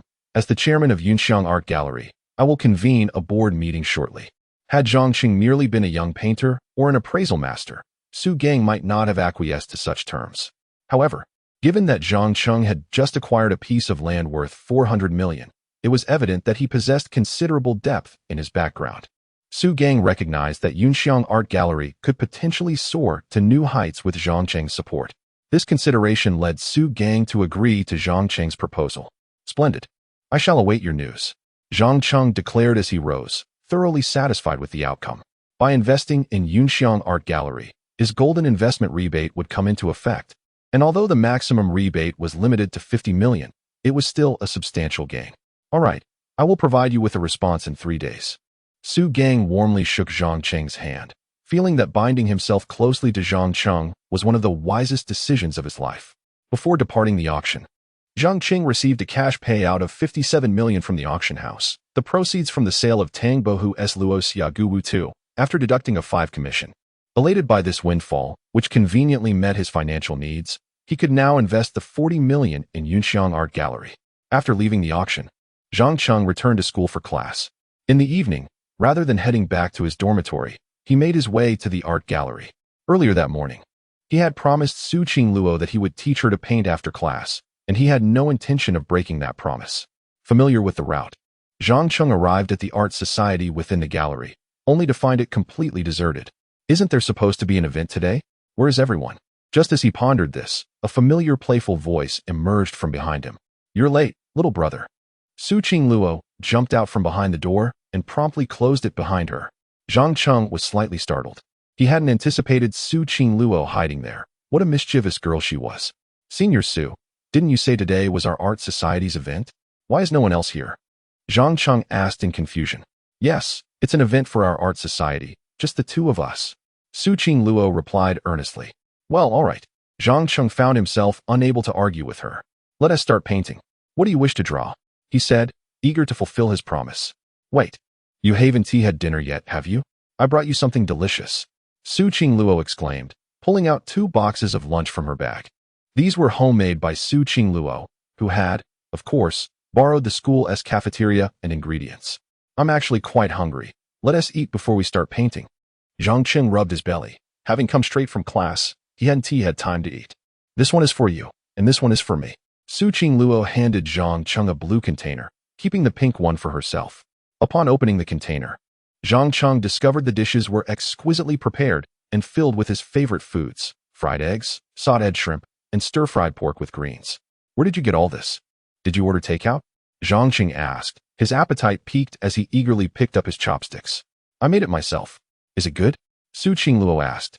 Her eyes filled with anticipation. Delicious. It's fantastic. Zhang Cheng praised, unable to deny the quality of her cooking. Isn't it great? If you married me, you could enjoy these delightful meals every day. Su Qingluo said dreamily, having schemed all afternoon to capture Zhang Cheng's heart through his stomach. Upon hearing this, Zhang Cheng instinctively coughed a few times. Senior Su, please don't say such things. There's no possibility of that. He felt compelled to remind her. I was just joking. Why so serious? Su Qingluo pouted playfully. It's best not to make such jokes in the future, Zhang Cheng reiterated. Understood, silly brother. Su Qingluo teased. After finishing their meal, the sky had darkened. Alone together in the brightly lit art society, the atmosphere felt somewhat surreal. Su Qingluo held a paintbrush, attempting to depict a little deer, yet she struggled despite Zhang Cheng's guidance on various details. Zhang Cheng, why don't you hold my hand while we paint? Just pointing out details isn't giving me a feel for it, Su Qingluo said, her cheeks slightly flushed. Hold your hand to paint. Zhang Cheng furrowed his brows and let out a sigh. Very well, your painting skills are rather unsteady. I shall have to teach you step by step. With that, he gently grasped Su Qingluo's delicate, fair hand. The moment their hands made contact, a slight tremor coursed through Su Qingluo's body, and a rosy blush swiftly adorned her cheeks. The atmosphere was thick with an intimate tension that Su Qingluo found utterly delightful, as Zhang Cheng casually held her right hand, kneading it while guiding his brush across the canvas. At that moment, Su Qingluo had completely forgotten about painting, lost instead in the intoxicating aura of Zhang Cheng's warmth. How she wished time would stand still. Her brother's presence felt so comforting. Thoughts began to swirl in her mind, and her face reddened further. Noticing Su Qingluo's distraction, Zhang Cheng couldn't help but inquire, Sister Su, what are you thinking about? You should focus on the painting. Did you absorb the details I just taught you? Huh? What details? Su Qingluo, still entranced by Zhang Cheng's warmth, had not caught any of his explanations. In a fluster, she looked up, only to find Zhang Cheng's gaze directed at her. Their eyes locked, mere inches apart, and that fleeting moment of intimacy quickened Su Qingluo's heartbeat, her cheeks burning. My brother's face is so handsome. If only I could lean in for a kiss at this distance.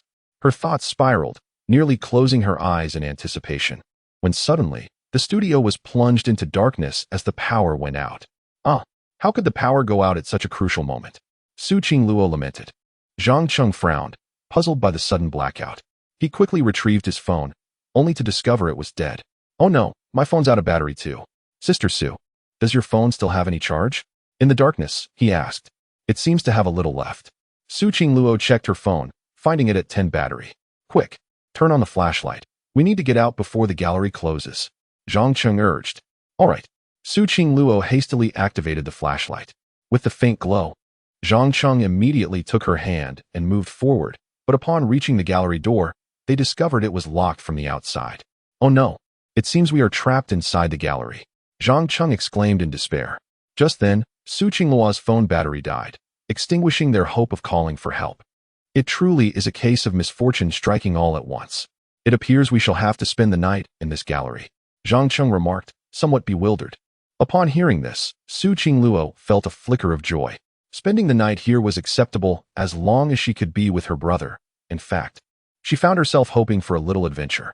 However, as time passed, the night grew increasingly chilly. It was mid-September, and the midnight air was quite cold. Dressed in a short skirt, Su Qingluo felt the chill acutely. Zhang Cheng, I'm so cold. She shivered, curling up on a chair in the gallery. Zhang Cheng's heart raced with concern as he scanned their surroundings for something to cover her, but there was nothing available, and he himself was only in a short-sleeved shirt. Just then, the system's voice chimed in once more. Ding. Task activated. Option 1. Embrace Su Qingluo to keep her warm through the night. Reward. Exceptional singing ability. For each beautiful song sung, earn a rebate of 1 million. Option 2. Watch Su Qingluo freeze. Reward. Confiscation of all wealth. Chapter 24. The school bell steals a kiss. In this instance, the system's options were not as provocative as before. However, the reward for the second option left Zhang Cheng feeling somewhat disheartened. Having just accumulated a modicum of wealth, losing it all at this juncture would be a lamentable misfortune. More importantly, he could not bear to witness Su Qingluo curled up in her chair, trembling from the cold. Regardless, he resolved to tackle the challenges of the night first. With that thought in mind, Zhang Cheng decisively chose the first option. He then sat beside Su Qingluo and enveloped her in his arms, akin to cradling a delicate kitten. Holding her tightly, he hoped that his body heat would alleviate her chill. Ding. Congratulations to the host for making a choice. Reward. Divine singing ability. Earn 1 million for every enchanting song sung. Upon receiving the system prompt, Zhang Cheng's mind was suddenly filled with countless singing techniques and numerous original songs, all of which did not exist in this world. Titles like What Could Be, Lonely Desert Cold, Bare-Faced, and The Wind Rises emerged in his thoughts. Although he had never heard these songs before, their origin from the system suggested to him that they would be melodious. He then reviewed the details of the 1 million reward for singing. Reward. 1 million for every song that moves over 100 people, valid for 10 days. The prospect of earning money through singing was quite appealing. Zhang Cheng was pleased with this newfound skill and contemplated seeking an opportunity to try it out the following day. As Zhang Cheng forcibly embraced Su Qingluo, she slowly opened her eyes. Zhang Cheng, what are you doing? She asked, feeling both cold and drowsy. Her arms crossed over her chest, shivering from the chill. Zhang Cheng, fearing she might think he was taking advantage of her, quickly clarified, Su Xuejia, aren't you cold? If I hold you, you won't feel so cold. Hearing this, Su Qingluo's cheeks flushed slightly. Indeed, she was very cold, but she had not anticipated Zhang Cheng's thoughtfulness. She gently nodded, whispering, thank you, you annoying little brother. She nestled deeper into his embrace, finally feeling a measure of warmth, not only physically but also emotionally. This annoying little brother is truly a warm-hearted man, she thought to herself, her face aglow, suddenly realizing she no longer felt cold, and soon drifted off to sleep. In her dreams, Su Qingluo found herself transported back to when she was 10 years old. On that day, her playful spirit had led her to drag Zhang Cheng outside, only for them to be caught in a torrential downpour. The two children had to seek refuge in a deserted thatched hut. Outside, thunder rumbled, wind howled, and rain poured relentlessly. Terrified, Su Qingluo cried out for her mother, and it was Zhang Cheng who embraced her, reassuring her that she would be safe with him. Only then did Su Qingluo's tears subside, but the cold of the night left her shivering. Zhang Cheng held her throughout the night, using his own body to provide warmth. Even as rain leaked through the thatched roof, he stayed awake, using a piece of broken wood to shield her from the downpour, ensuring she could sleep peacefully. It was perhaps from that moment that young Su Qingluo etched Zhang Cheng into her heart, resolutely deciding that she would one day marry him. As Zhang Cheng held Su Qingluo's soft form, he too felt a warm sensation enveloping him, but soon fatigue washed over him, and he gradually leaned back against the chair, succumbing to sleep. Meanwhile, in the girls' dormitory, Lin Baiwei, Lu Yinran, and Yi Shidream grew increasingly anxious. Why hasn't Qi Luo returned yet? Lin Baiwei glanced at her phone. It was already past 11 at night. Outside, darkness had fully descended, and the school gates had closed. What if something happened to her? Yi Shidream fretted. Su Qingluo was typically punctual, and at this hour, she would usually be tucked in bed. Today, however, she had vanished without a trace. An attempt to reach her by phone had failed. Anyone would be alarmed by such a situation. Did Qingluo mention meeting someone or going somewhere? Lu Yinran asked anxiously. With the clock ticking, they all worried for her safety. I just remembered. This afternoon, she spent money at the cafeteria to make a bento, saying it was for someone. Lin Baiwei suddenly interjected. For someone? Lu Yinran and Yi Shidream exchanged puzzled glances. Who could that be? As soon as the words left her lips, they seemed to arrive at the same conclusion. It can't be Zhang Cheng, can it? This morning, the campus network was abuzz with news that Qingluo went to the library with milk tea to find him. Lin Baiwei exclaimed. That's quite possible. She might have made a love bento for him. Lu Yanran added. Yes, it's very likely that Qing Luo is with Zhang Cheng.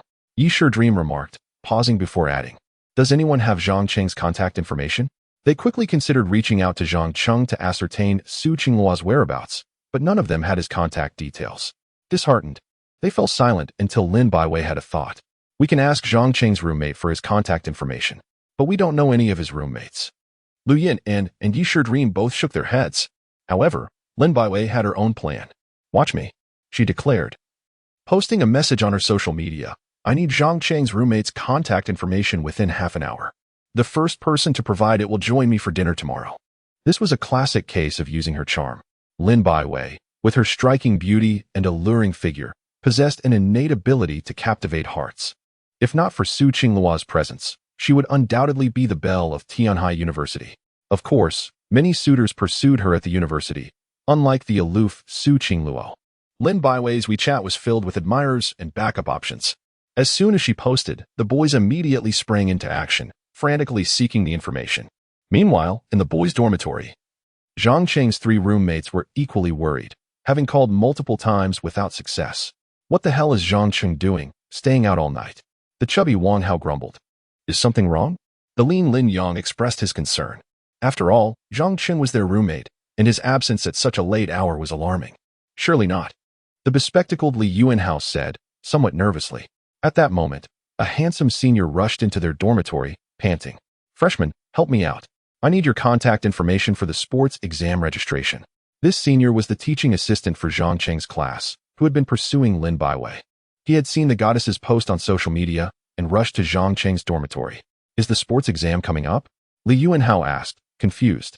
There's no time to explain. Quickly give me your contact details. I need to report them. If I wait until tomorrow, it will be too late.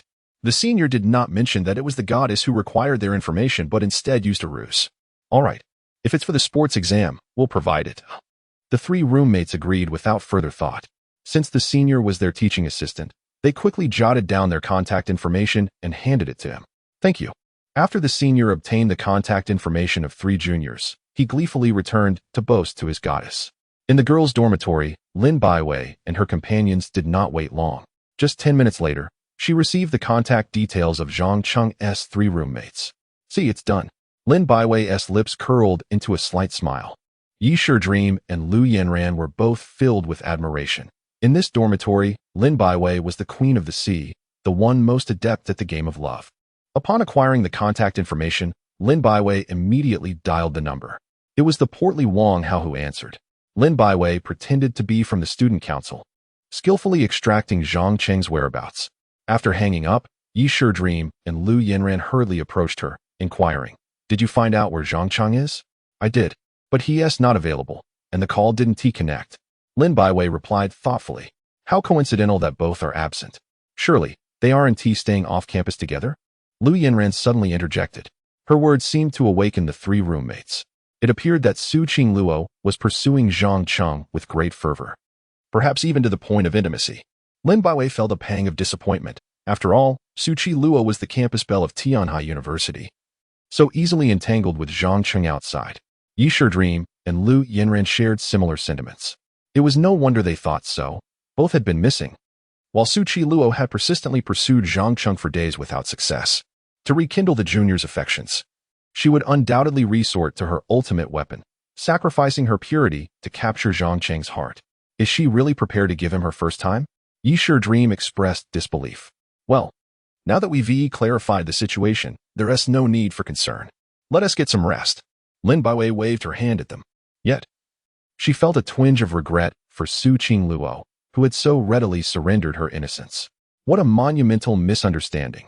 If they only knew she was merely trapped in the art gallery with Zhang Cheng, how would they react? As dawn gradually broke, soft light streamed through the windows of the gallery. Su Qingluo fluttered her eyelashes, awakening from her slumber, and immediately realized she was still nestled in Zhang Cheng's embrace. Oh my, I slept in his arms all night. The thought made her cheeks flush. She glanced up at Zhang Cheng, who was asleep against the chair's back, unable to resist stealing a few more glances. That brat, he is so handsome, far more than in our childhood days. Those eyes, that nose, those lips. Su Qingluo gazed intently, her eyes finally resting on Zhang Cheng's lips. Since he is asleep, a kiss shouldn't wake him, right? She thought, biting her delicate lip and stealthily leaning closer to Zhang Cheng. As the distance diminished, her heart raced fervently. Soon, her soft lips brushed against his, and an enchanting sensation surged through her. Oh my, I kissed that brat again. I hope he doesn't wake up too soon, so I can steal a few more kisses. Su Qingluo became enchanted by the sweetness of Zhang Cheng's lips, the taste of love that intoxicated her. However, just as she was reluctant to pull away, Zhang Cheng suddenly opened his eyes, their gazes locking, transforming the atmosphere around them entirely. Chapter 25. The campus belle applies lip balm with her lips. Zhang Cheng could hardly fathom that upon awakening, he discovered the so-called aloof campus belle stealing a kiss from him. One kiss might have been excusable, but she seemed to have developed a penchant for it, lingering on his lips with an insatiable fervor. This infuriated him, and he swiftly pushed Su Qingluo away. "Su, what on earth are you doing to my lips?" he inquired, irritation evident as he wiped his mouth. This marked the third instance of their accidental kisses. Zhang Cheng had reserved his first kiss for his fiancée, Su Yao. Yet here was Su Qingluo, appearing every few days to steal kisses. Now, not only had his initial kiss vanished, but so had the second and third. Upon being caught in the act, Su Qingluo's cheeks flushed crimson, resembling a ripe apple. After a moment of hesitation, she stammered an explanation. "You little rascal. Do you believe that I was merely applying lip balm with my lips?" "Applying lip balm with your lips? I am not a toddler. Who do you think you are fooling?" Zhang Cheng retorted as he distanced himself from her, wary of further advances from this senior. "It's the truth. When I awoke, I noticed your lips were slightly chapped, so I thought I would kindly apply some balm from my own lips." Su Qingluo defended herself, her face still flushed, yet maintaining a serious demeanor. At her words, Zhang Cheng instinctively pressed his lips together, feeling a cool sensation that suggested some balm had indeed been applied. It bore a sweet strawberry flavor. Had he misjudged Su Qingluo? He pondered silently. However, was her explanation not rather flimsy? If not for this reason, what could possibly motivate her? After all, Su Qingluo was the most esteemed belle in the history of Tianhai University. Surely, she wouldn't engage in such antics merely to gain a trivial advantage. Moreover, what benefit would she derive from kissing him?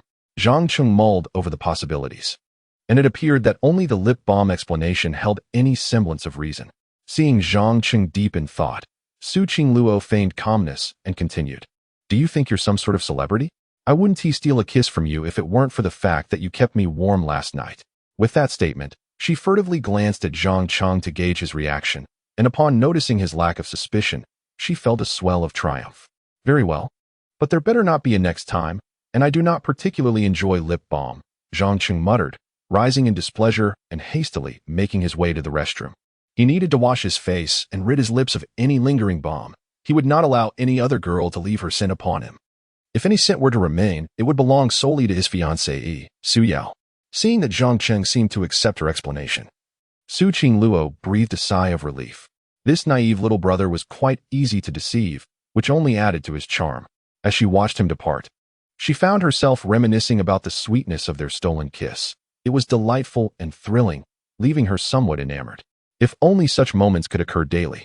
Just as Su Qingluo was lost in her thoughts, the door to the art gallery swung open, revealing a rather elderly security guard who quickly spotted her inside. "Hey there, young lady, what brings you to the art gallery?" the guard inquired, his expression one of confusion. "Sir, we were painting in the studio last night when the power went out, and we ended up locked inside," Su Qingluo explained earnestly. "I see, my apologies. It was my oversight for not checking thoroughly and leaving you trapped," the guard hurriedly apologized. "Not at all. I owe you my thanks," Su Qingluo replied with a sweet smile. Had it not been for being locked in, she would never have fallen asleep in Zhang Cheng's embrace. Nor would she have had the chance to kiss him this morning. Thus, it was a serendipitous mishap, and Su Qingluo found herself welcoming more such accidents in the future. Soon, Zhang Cheng returned from the restroom, relieved to see the art gallery door finally open. "Finally, we can leave. Su, let us get going." Su Qingluo nodded, humming a cheerful tune as they made their way back to the dormitory. Along the way, she lingered on the events of the previous night. It had been so warm nestled in Zhang Cheng's arms, and his kisses were undeniably sweet. Lost in her thoughts, a blush crept across her cheeks. If only such fortuitous encounters could occur more often. It seemed that only Su Qingluo would entertain such thoughts. However, As soon as she returned to her dormitory, she was promptly surrounded by her 3 roommates. Qingluo, where were you last night? You didn't come back, and your phone was unreachable. This is quite serious. You'd better come clean, Lin Baiwei said, adopting a mock-serious expression. Yi Shidong and Lu Yanran echoed her sentiments, wearing similarly inquisitive expressions. I was locked in the art gallery all night. My phone died, leaving me trapped inside, Su Qingluo recounted. Yet, her 3 friends were not so easily convinced. Who would believe that? We contacted Zhang Cheng's roommate last night, and he wasn't in the dorm either. You 2 were together, weren't you? Lu Yanran probed with a hint of curiosity. Su Qingluo's face turned crimson upon hearing this. She had never expected her friends to have inquired about Zhang Cheng's whereabouts. Yes, we were together. We were in the studio painting when the power went out, and we ended up locked in the gallery. Su Qingluo reiterated. Really? You didn't go to a hotel with Zhang Cheng? Lin Baiwei asked, her tone laden with implications. Lu Yanran and Yi Shidong leaned in, eager to hear her response. Su Qingluo felt her cheeks flush even more. No, I swear. You can check my phone. It's really dead, and besides, I didn't bring my ID. So I couldn't even check into a hotel. To prove her innocence, she held out her phone for them to see. Wearing a skirt, she had no means of concealing her identification. Deep down, she wished she could have shared a hotel room with Zhang Cheng, but she knew he would never agree. Lin Baiwei, Lu Yanran, and Yi Shidong skeptically examined her phone and confirmed it was indeed dead. It really is dead, and you have no ID. So you must have spent the night locked in the art gallery with Zhang Cheng. Lin Baiwei concluded. Yes, we really did spend the night there. Su Qingluo affirmed with a nod. Being alone together for an entire night, did anything exciting happen? Lin Baiwei teased with a mischievous smile. And no, nothing happened at all. Su Qingluo's cheeks flushed as she recalled the warmth of sleeping in Zhang Cheng's arms and their morning kiss. Nothing at all. I don't believe you. Your face is so red. Lin Baiwei pressed, her eyes sparkling with mischief. I swear, nothing happened. Su Qingluo insisted, feigning calmness. If you don't tell the truth, I might just have to tickle you. Lin Baiwei warned, brandishing her fingers menacingly, preparing to launch an attack. Quick-witted, Su Qingluo swiftly diverted the topic. By the way, Shidong, isn't your dance club hosting a charity performance at school today? How are the preparations coming along? Qingluo, don't change the subject. I'm still asking about what happened with Zhang Cheng last night. Lin Baiwei persisted. However, Su Qingluo chose to ignore her, focusing instead on Yi Shidong. Who did you invite for the charity performance? Do you need any help? It must be said, Su Qingluo was quite clever. As soon as she shifted the conversation, Yi Shidong's attention was immediately captured. Certainly, I require your assistance. All you need to do is encourage people to attend. It would be best to invite as many as possible. This way, after our charity performance, we will have more students to contribute to the education of children from impoverished mountain villages. Yi Shidong stated earnestly. Having been admitted to Tianhai University from a destitute mountain village, her journey has been arduous. Thus, she is particularly sensitive to the learning environment of these children. The purpose of organizing this charity performance by the Dance and Music Club is to aid more underprivileged children in their pursuit of education. It must be said that Yi Shidong is a girl brimming with compassion. Absolutely, Shidong. You and your dance club prepare well. I will rally some people to come. Su Qingluo readily agreed. Shidong, I will also bring more people along, Lu Yanran added. The 3 of them then turned their attention to Lin Baiwei. With a quiet sigh, Lin Baiwei reflected on how Su Qingluo deftly changed the subject, allowing herself to escape a predicament while now becoming the center of attention. I am quite skilled at gathering a crowd. Leave it to me, Lin Baiwei declared.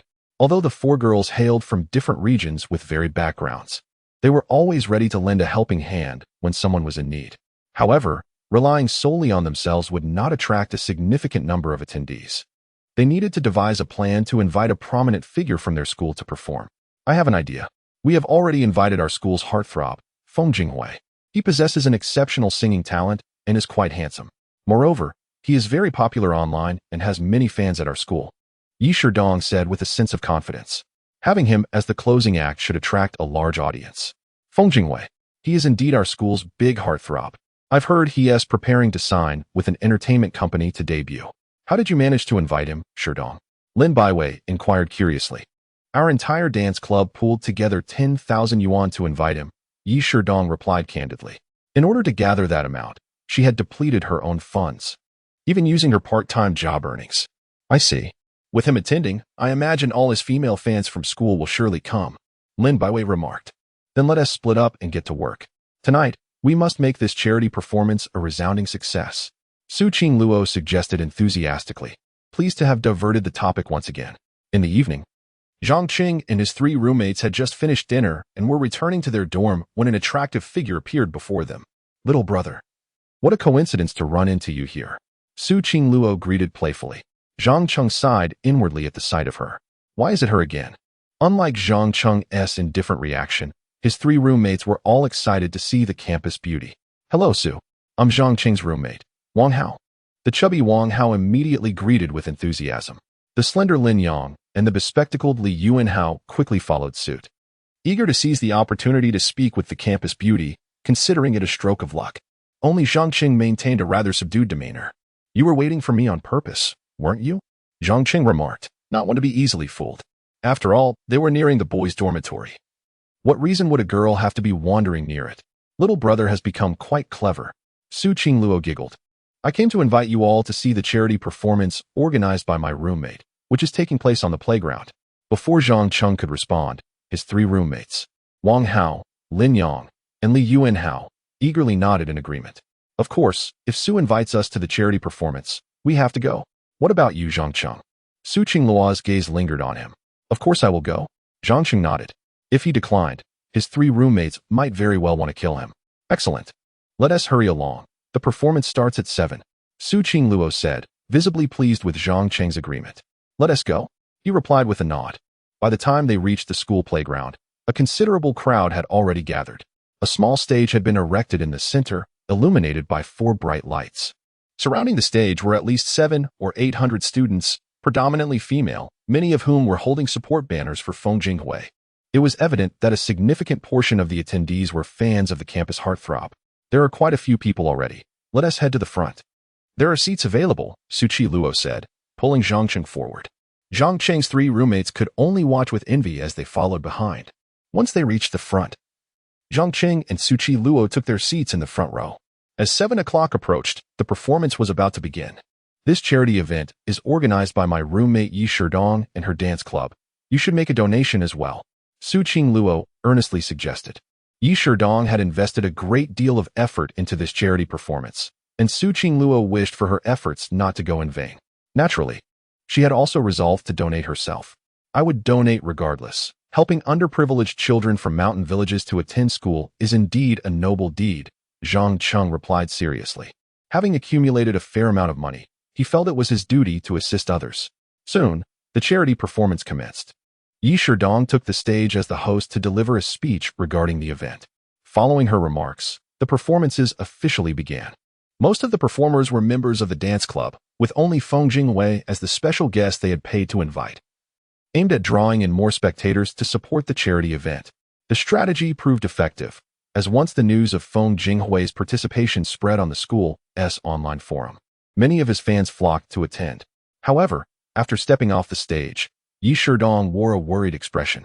Su Qingluo, Lin Baiwei, what's wrong? They inquired, unable to contain their concern. Where is Senior Feng? I've called him, but he isn't answering. I'm frantic. Yi Sherdong was almost in tears from her anxiety. Let us wait a bit longer, perhaps he is delayed. Since he accepted your fee, he should not back out, Lin Baiwei reassured her. Yes. All we can do now is wait. Yi Sherdong forced herself to calm down. She had poured so much energy and heart into this charity performance, and if it failed, she would be utterly devastated. As time ticked away and the performance neared its conclusion, Feng Jinghui still had not arrived. What should we do? If he doesn't show up soon, his fans will certainly be upset, and that will jeopardize the donations. Yi Sherdong was on the verge of tears. Let us try calling him again, Lin Baiwei suggested, her brow furrowed in concern. They had no choice but to attempt reaching him by phone again. Yi Sherdong dialed once more, and this time, someone picked up. Is this Senior Phone? I'm Yi Sherdong. When will you arrive for our charity performance? You're the last act we're waiting for, she said, her voice tinged with distress. I'm currently tied up with something. If you can raise the fee to 50,000, I can come right away, Feng Jinghui's voice replied from the other end of the line. Senior Feng. Weren't we supposed to agree on 10,000? Why the sudden increase? Yi Sherdong exclaimed in disbelief. She never anticipated that the campus heartthrob would demand a higher fee at the last moment. leaving her scrambling to find additional funds. 50,000 was far too much. The total donations might not even reach that amount. Regardless, I am indifferent. My current worth is valued at 50,000. If you refuse to increase it, then I cannot perform. With that, Feng Jinghui hung up the phone.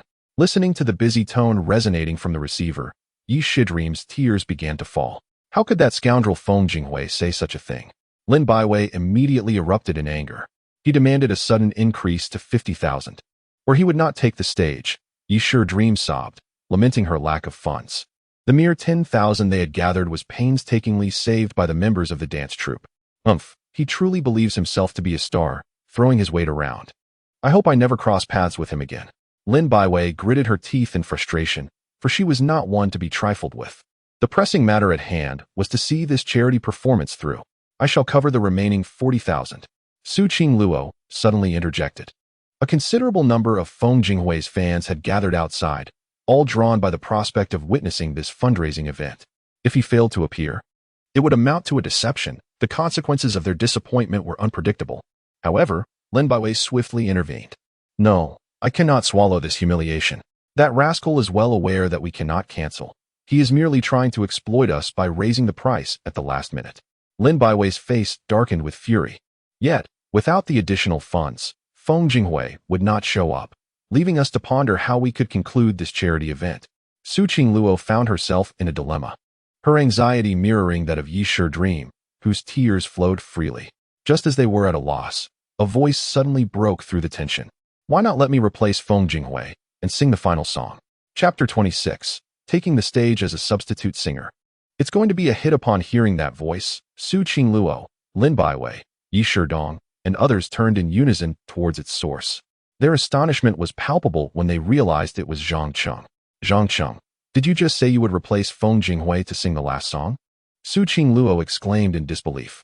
Indeed, since Feng Jinghui is unwilling to perform, I shall step in and sing the final piece. Zhang Cheng stated earnestly. Having acquired a god-tier singing skill and a lucrative singing bonus of 1 million the previous night, he was eager to seize the opportunity to showcase his talent in front of a large audience. However, this proposal filled Yi Shidong and the others with trepidation. Do you think the female fans will accept you replacing Senior Feng? They came here specifically for him, and we have no idea how well you can sing. Lu Yinran voiced her concerns anxiously. The risk of allowing Zhang Cheng to take the stage was far too great. If Feng Jinghui's fans caused a scene, their charity event could be jeopardized. As the organizer of the event, Yi Shidong was reluctant to agree to Zhang Cheng's suggestion without a better alternative. Is it really necessary to increase the offer to bring Feng Jinghui here? Zhang Cheng furrowed his brow. He held a deep disdain for those lacking integrity, especially those who manipulated fans to pressure Yi Shidong and her team. Such individuals were unworthy of collaboration. The girls were caught in a dilemma, and Yi Shidong was on the verge of tears. Meanwhile, Feng Jinghui's fervent fans began to raise their support placards, chanting his name loudly as the event neared its conclusion. Feng Jinghui, I love you. Why hasn't Senior Feng appeared yet? The charity event is almost over. The relentless calls from his adoring fans put immense pressure on Yi Shidong and her companions. Seeing the chaos, Lu Yinren hesitantly suggested, perhaps we should increase the offer? If we back out now, it could ruin the event, and the dance troupe might also suffer the consequences. But Lin Baiwei shook her head defiantly. No, we cannot allow that scoundrel Feng Jinghui to succeed. He is acting so brazenly because he knows we can't handle the situation. We shall not indulge him. What should we do then? If Senior Feng doesn't perform, his fans will undoubtedly protest, Lu Yinran replied, exasperated. Let me replace him on stage. I can sing quite well, perhaps even better than Feng Jinghui. Zhang Cheng interjected once more. The declaration that he could outshine Feng Jinghui in singing was met with skepticism from Yi Shidong, Lu Yinran, and Lin Baiwei. Although Feng Jinghui had questionable character, his vocal prowess was undeniable, having won numerous singing awards and participated in a national talent show, where he reached the top 100. In Tianhai University, he was revered as a singing god with a substantial fan base. Yet, out of respect for Su Qingluo, Lin Baiwei, and Lu Yinran refrained from voicing their doubts. Concerned about hurting Zhang Cheng's pride, how about letting my little brother give it a try? Su Qingluo chimed in. Among the group, she was the only one who offered Zhang Cheng unwavering support. Yi Shidong, Lu Yinran, and Lin Baiwei exchanged glances, realizing they had no other options left. Let us allow Zhang Cheng to give it a shot. His appearance might calm the female fans, Lin Baiwei sighed, her tone reflecting a sense of desperation. As the organizer of the charity event, Yu Shidong had run out of alternatives and, considering Zhang Cheng's looks, hoped that his charm might pacify the audience. All right, Zhang Cheng. Go ahead and try, she said, suddenly remembering something. By the way, what song will you be singing? I'll have the members prepare the accompaniment. No need for accompaniment. I'll sing one of my original songs a cappella. Zhang Cheng replied earnestly after a moment of contemplation. The system had gifted him with over 100 original songs that did not exist in this world, and he was eager to test their appeal. However, his proclamation left Yi Shidong, Lin Baiwei, and Su Qingluo once again astounded. What? You plan to sing a cappella? An original song? Yi Shidong exclaimed, despair creeping into her voice. She felt that allowing Zhang Cheng to take the stage might doom their charity event. Lu Yanran was equally distraught. Singing without accompaniment would hardly be as melodious. Moreover, the audience was unfamiliar with his original compositions, and they might perceive him as merely rambling. Will Feng Jinghui's fans accept this? Perhaps we should just increase the offer and bring him back. Lu Yanran pressed, unable to contain her anxiety. Even Lin Baiwei began to waver, recognizing the tremendous risk involved. Zhang Cheng, are you certain you want to perform an original a cappella piece? Although she was reluctant to see Feng Jinghui prevail, her confidence in Zhang Cheng's approach dwindled. Yes, I'm certain, Zhang Cheng affirmed, his determination unwavering. Why not let Zhang Cheng have a go? Su Qingluo suggested, firmly supporting him. You can trust me, I can sing well. If we don't decide soon, it will be too late, Zhang Cheng insisted earnestly. Yi Shidong felt a surge of urgency as the penultimate act on stage approached its conclusion. Clenching her teeth, she finally resolved, fine, let us take a gamble. It's better than nothing. Zhang Cheng, here is the microphone. The stage is yours. Sing boldly, whether you excel or falter. It's on you now. With her decision made, Lu Yin and Lin Baiwei felt a twinge of nervousness. Yet they realized they had no choice but to proceed with the plan, hoping for the best. Rest assured, I won't let you down, Zhang Cheng proclaimed, gripping the microphone tightly as he strode toward the stage. Meanwhile, in a nearby music room, the tall and handsome Feng Jinghui lounged on the sofa, exuding confidence. Soon, one of his sycophants rushed in, breathless with excitement. Young Master Feng, the charity event is down to the final performance, and your absence has left the dance troupe in disarray, the sycophant reported eagerly. Just wait 10 seconds, they will undoubtedly call me again. With my fans present, they will have no choice but to invite me, Feng Jinghui replied, brimming with self-assurance. He considered his reputation at school significant enough to warrant a fee of 50,000 for a single song. Indeed, Feng Xiao is exceptionally astute. The Dance and Song Society is easily manipulated by him. Should they refuse to increase their remuneration this time, his fans would undoubtedly object. The sycophant chuckled. It goes without saying, my current worth is a mere 50,000, which is already a concession considering our shared alumni status, Feng Jinghui remarked, a confident smile gracing his lips. However, as 10 seconds elapsed without a call from Yi Shiming, his brow furrowed in concern. Why hasn't that country girl Yi Shiming called me yet? Feng Jinghui pondered, perplexed. He had presumed that without him, Yi Shiming would be fervently seeking his assistance. Yet here they were at this hour with no communication from her. Unable to contain his curiosity, he glanced at his phone. It was already 8:30. The time designated for the final performance. The absence of her call left him bewildered. Ergo, find out what is happening with the charity performance, Feng Jinghui instructed. His expression troubled. All right, I'll make a call and inquire with the folks there. Li Ergo promptly dialed, and the other line was quickly answered, delivering shocking news. What? The Dance and Song Society has sent a freshman to replace Feng Jinghui for the final song? Li Ergo hung up, his face a mask of disbelief. He never anticipated that these young women from the society would disregard Feng Jinghui's devoted fans, evidently prepared to stand their ground. Upon hearing this, Feng Jinghui's brows knitted tightly. I hadn't expected those girls from the Dance and Song Society to be so resolute. Let us witness how they intend to ruin this charity event, he scoffed, donning a mask and a cap before heading to the playground. Though Feng Jinghui's fame was modest, he exuded the charisma of a star. At this moment, the charity performance was approaching its climax, with only the final song remaining, serving as the grand finale of the event. On the playground, Feng Jinghui's fans were fervently waving their support banners, chanting loudly, Feng Jinghui, Senior Feng, hurry out, we can't wait any longer. Senior Feng, I love you. The fans shouted passionately, while Su Qingluo, Yi Shiming, and Lin Baiwei exchanged anxious glances, worried about the escalating anticipation. With the crowd's eager expectation, Zhang Cheng took to the stage, microphone in hand. Chapter 27. The Campus Bell. He is my man. Under the gaze of the multitude, Zhang Cheng finally ascended the stage, microphone in hand, exuding an aura of calm and confidence.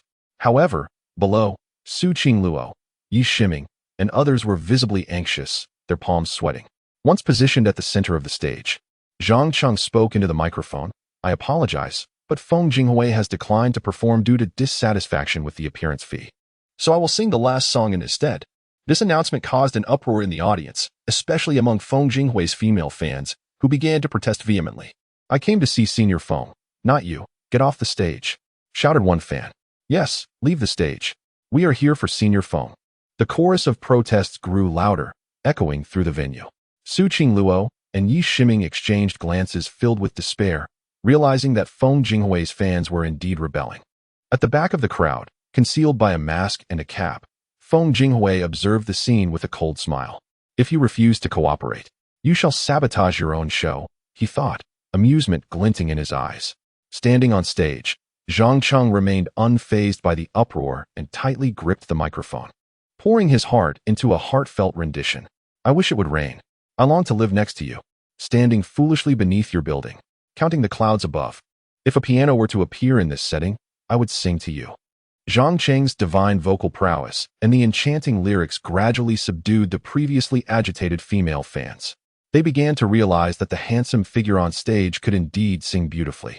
Su Qingluo and Yi Shiming were equally taken by surprise, captivated by Zhang Cheng's extraordinary voice and the original song, which was truly melodious.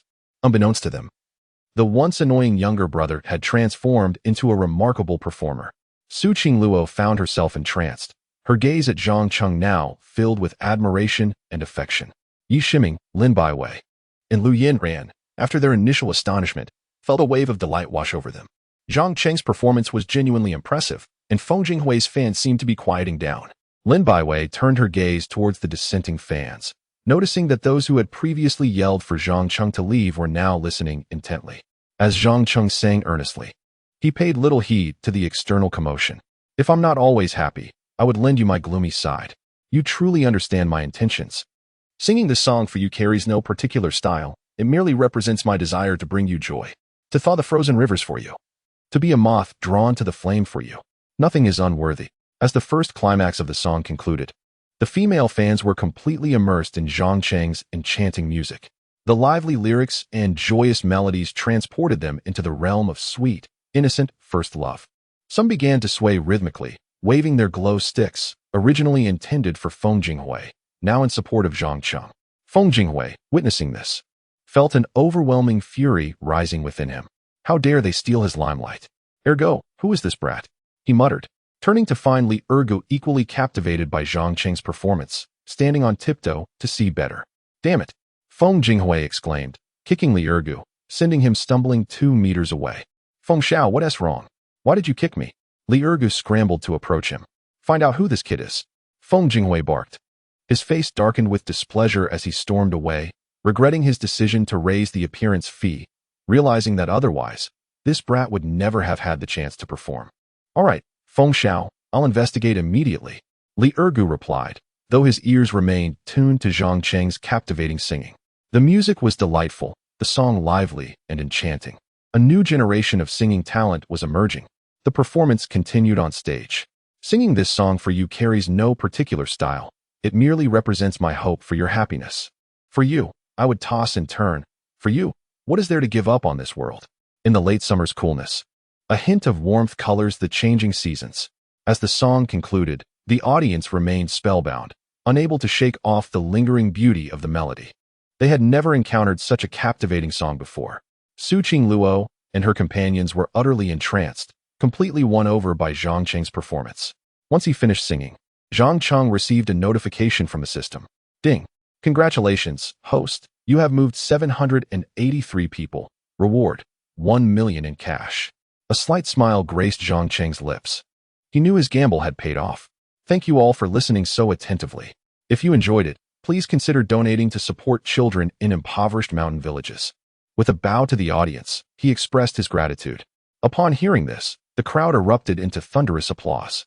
That was incredible. Sing another one, handsome. Yes, another song, please. If you sing more, I'll donate. The audience clamored for more, enchanted by Zhang Cheng's unparalleled singing, declaring it superior to even Senior Feng's performances. Moreover, Zhang Cheng's striking looks only served to enhance their admiration.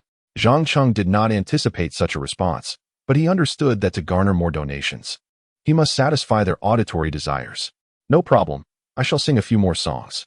His eagerness to perform further would also yield greater rewards. As he prepared to sing again, he caught appreciative glances from Yi Shiming and others. The next song is also my original composition, titled Little One, written for the person I cherish the most. This song, gifted by the system and unique to this world, was perfect for expressing his feelings towards Su Yao. As he spoke, anticipation filled the air. Su Qingluo's heart raced. Was she the one Zhang Cheng held dear? Was this song written for her? Zhang Cheng tightened his grip on the microphone and began to sing. Memories unfold like a storyteller's voice. With a thick accent, I leap over puddles and navigate through small villages. When fate brings us together, I will mold a city from clay, declaring my intent to bring you home. How many turns must I take? How many doors must I pass, squandering youth? Once again, the audience fell under the spell of Zhang Cheng's voice. While Su Qingluo felt her eyes misting, were the lyrics not a reflection of her childhood memories with Zhang Cheng? In their childhood, when they played house, Zhang Cheng sculpted a castle from mud and promised that when he grew up, he would marry her and reside in that castle. It turns out, Zhang Cheng had always cherished this memory. The singer poured his heart into the song, and the listener was moved to tears. At some point, Su Qingluo found tears streaming down her cheeks. From that moment on, my heart housed a special someone. Once we were so small. That year, you carried a tiny stool. Captivated by the play, I followed along. I searched for the person from that story. You are the indispensable part. You napped under the tree, while little me waited foolishly. As Zhang Cheng sang, Su Qingluo wept uncontrollably, touched by his heartfelt performance. This was the most beautiful confession. As another song concluded, the system notification chimed in once more. Congratulations, host. You have moved 721 people, earning a reward of 1 million. The crowd was once again enthralled, even urging Zhang Cheng to continue singing, utterly captivated by his voice. Not wanting to refuse their enthusiasm and eager to earn a bit more, Zhang Cheng proceeded to sing several more songs. Those who were originally fans of Feng Jinghui transformed into Zhang Cheng's admirers after hearing his original compositions. This was undoubtedly beyond Feng Jinghui's wildest imagination. By 9:30 in the evening, he finally concluded his concert, which lasted a full hour, during which he had faced rejection and calls for him to leave the stage. Yet by the end, the audience's attitude had shifted and they applauded him, ultimately becoming his fans. Such a transformation occurred within just 1 hour. Zhang Cheng had completely captivated them with his enchanting songs. Yi Shidong, Lu Yanran, and others were equally impressed by Zhang Cheng's talent. They had not anticipated such prowess. He sang for an entire hour, solely performing original pieces, each one melodious and delightful. Lu Yanran could not help but praise him. Indeed, it was all thanks to Zhang Cheng, and he had attracted many classmates who came upon hearing the news. Yi Shidong finally felt a sense of relief. The fundraising concert had been successfully completed, raising a significant amount of money. After singing for an hour, Zhang Cheng felt fatigued and stepped down from the stage. Just as he descended, a strikingly beautiful classmate approached him. Hello, classmate. My name is Wang Manli. Your singing is wonderful. May we become friends? She said confidently. Wang Manli was the second most beautiful girl at Tianhai University, second only to Su Qingluo. Unlike Su Qingluo's innocent beauty, Wang Manli exuded allure and sensuality, garnering much admiration from the boys and dubbed the dream goddess of Tianhai University. Clearly, Zhang Cheng's stellar performance that evening had caught her attention, prompting her to lower her guard and seek acquaintance. With her confidence, she believed her beauty would ensure Zhang Cheng would agree to her friendship. Zhang Cheng was taken aback that another campus beauty would approach him. As he pondered how to decline her invitation, Su Qingluo suddenly appeared beside him, wearing a vigilant expression. I'm sorry, Senior Manli, but Zhang Cheng is my man. So you might want to reconsider your intentions. Su Qingluo said sweetly, though her eyes radiated a protective fierceness. Her words stunned everyone present, especially Zhang Hong. Chapter 28. Two school beauties compete for my affection. Zhang Cheng could hardly fathom that Su Qingluo, the enchanting campus belle, would boldly declare in front of a crowd that he was her man. Furthermore, she affectionately linked her arm with his while facing Wang Manli, seemingly proclaiming to the latter that Zhang Cheng belonged to her and that she would not permit any encroachment upon her claim. Both Su Qingluo and Wang Manli were renowned beauties of Tianhai University, yet Su Qingluo's fame eclipsed that of Wang Manli, and she possessed a touch more beauty as well. Since Su Qingluo's arrival at Tianhai University, she had usurped the title of First Belle, which had invariably sparked jealousy in Wang Manli. Upon discovering that the aloof beauty Su Qingluo was fervently pursuing a freshman, she conducted a thorough investigation into Zhang Cheng, eager to uncover the secret behind his allure. However, after several days of scrutiny, she found nothing of significance, until tonight, when she chanced upon Zhang Cheng singing on stage and finally recognized his charm. This revelation compelled her to approach him in a bid for friendship. What she did not anticipate was Su Qingluo's fierce protectiveness over her claim. Yet, Wang Manli was not one to concede easily. Su Qingluo, I heard you confessed your feelings to Zhang Cheng a few days ago, only to be rejected. How is it that he is your man today? Call out to him and see if he agrees. Wang Manli crossed her arms defiantly, her expression replete with provocation. Su Qingluo felt a surge of urgency upon witnessing Wang Manli's approach to Zhang Cheng and was determined not to yield. Since she had taken the crown of First Belle from Wang Manli, the latter had consistently targeted her. Now that she was pursuing Zhang Cheng, Wang Manli's interference was intolerable. Fine, I'll call out, Su Qingluo retorted, though her heart raced with trepidation. She turned to Zhang Cheng, her voice trembling as she asked, Zhang Cheng, you are my man, right? As she spoke, Su Qingluo cast desperate glances at Zhang Cheng, imploring him to grasp her intent, at the very least. She could not afford to lose face in front of Wang Manli. However, Zhang Cheng was not one to easily affirm such a relationship. If word got out that he was Su Qingluo's man, what would his fiancée, Su Yao, think? She might become jealous and lose interest in him altogether. Therefore, he simply could not acquiesce, regardless of how fervently Su Qingluo signaled him. Just as Zhang Cheng prepared to decline her request, the system's voice chimed in once more. Ding. System task triggered. Option 1. Agree to Su Qingluo's request. Reward. Tenfold consumption rebate for the goddess. Option 2. Refuse Su Qingluo's request. Reward. Decrease height by 20 centimeters. Upon hearing the system's prompt, Zhang Cheng felt tears welling up. This confounded system was pressuring him to make a choice at a critical moment. This was a matter of principle that he simply could not compromise. In anguish, he hesitated. But the system insisted he make a choice. Host, please make a decision promptly. If no choice is made within 5 seconds, all wealth and skills will be confiscated. Fuming, Zhang Cheng thought, is this how you treat me? But the system began its countdown. 5, 4, 3, 2. Just as it reached the final count, Zhang Cheng reluctantly surrendered to reality. Yes, I am indeed Su Qingluo's man, he affirmed, tears in his eyes. Ding. Congratulations to the host for making a choice. Reward. Tenfold consumption rebate for the goddess.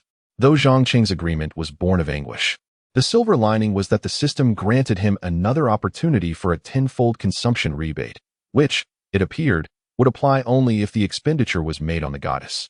As for the specifics, he would have to investigate further once he returned. Seeing that Zhang Cheng finally understood her signals, Su Qingluo's heart soared with joy, and she turned to Wang Manli with a triumphant smile. See, Manli, Zhang Cheng has agreed.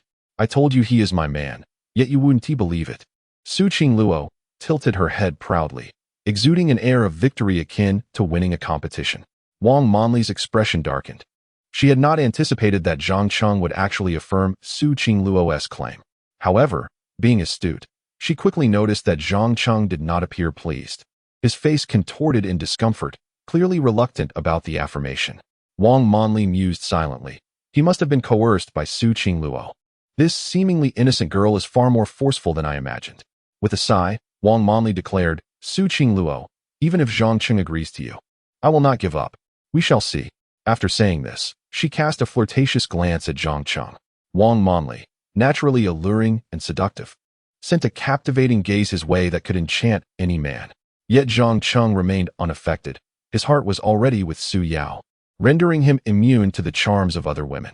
Meanwhile, Su Qingluo seethed at Wang Manli's audacity to flirt with her man, silently cursing her rival. How dare you try to seduce him? I'll bite you. Despite her inner turmoil, Suchi Luo maintained an outward facade of calm. Manli, I advise you to save your efforts. Zhang Cheng and I share a true love, she declared defiantly. Is that so? Then I am eager to put that to the test. I thrive on challenges. Wang Manli responded, throwing another flirtatious glance at Zhang Cheng before sauntering away, her silhouette alluring in the night. Fuming, Su Qingluo could hardly believe that a mere song had drawn her nemesis out. Now it seemed, Wang Manli had set her sights on Zhang Cheng, and she wondered what schemes the latter might conjure. Once Wang Manli had departed, Zhang Cheng hastily extricated himself from Su Qingluo's embrace and stated firmly, Su Xuejia, she has left. The night has fallen. We should return to the dormitory to rest. With that, he strode towards the dormitory, feeling quite reluctant about his recent decision. However, Su Qingluo called out to him. Zhang Qing, you just said I was your man. Were you serious? She asked, her eyes filled with hope. Of course, that was a jest. You were signaling me so fervently that I could not bear to refuse you. So please do not take it to heart, Zhang Qing quickly clarified, turning back to emphasize his point. He dreaded the thought of Su Qingluo taking his earlier words seriously. That would be disastrous. Oh, Su Qingluo's expression dimmed slightly. But she quickly added, then could you pretend in front of Wang Manli that we are in a relationship? Please, I beg you, dear brother. As she spoke, her eyes brimmed with an innocent plea, accompanied by a hint of desperation. Zhang Cheng, infuriated by Su Qingluo's desire for him to maintain this charade, was resolute in his refusal.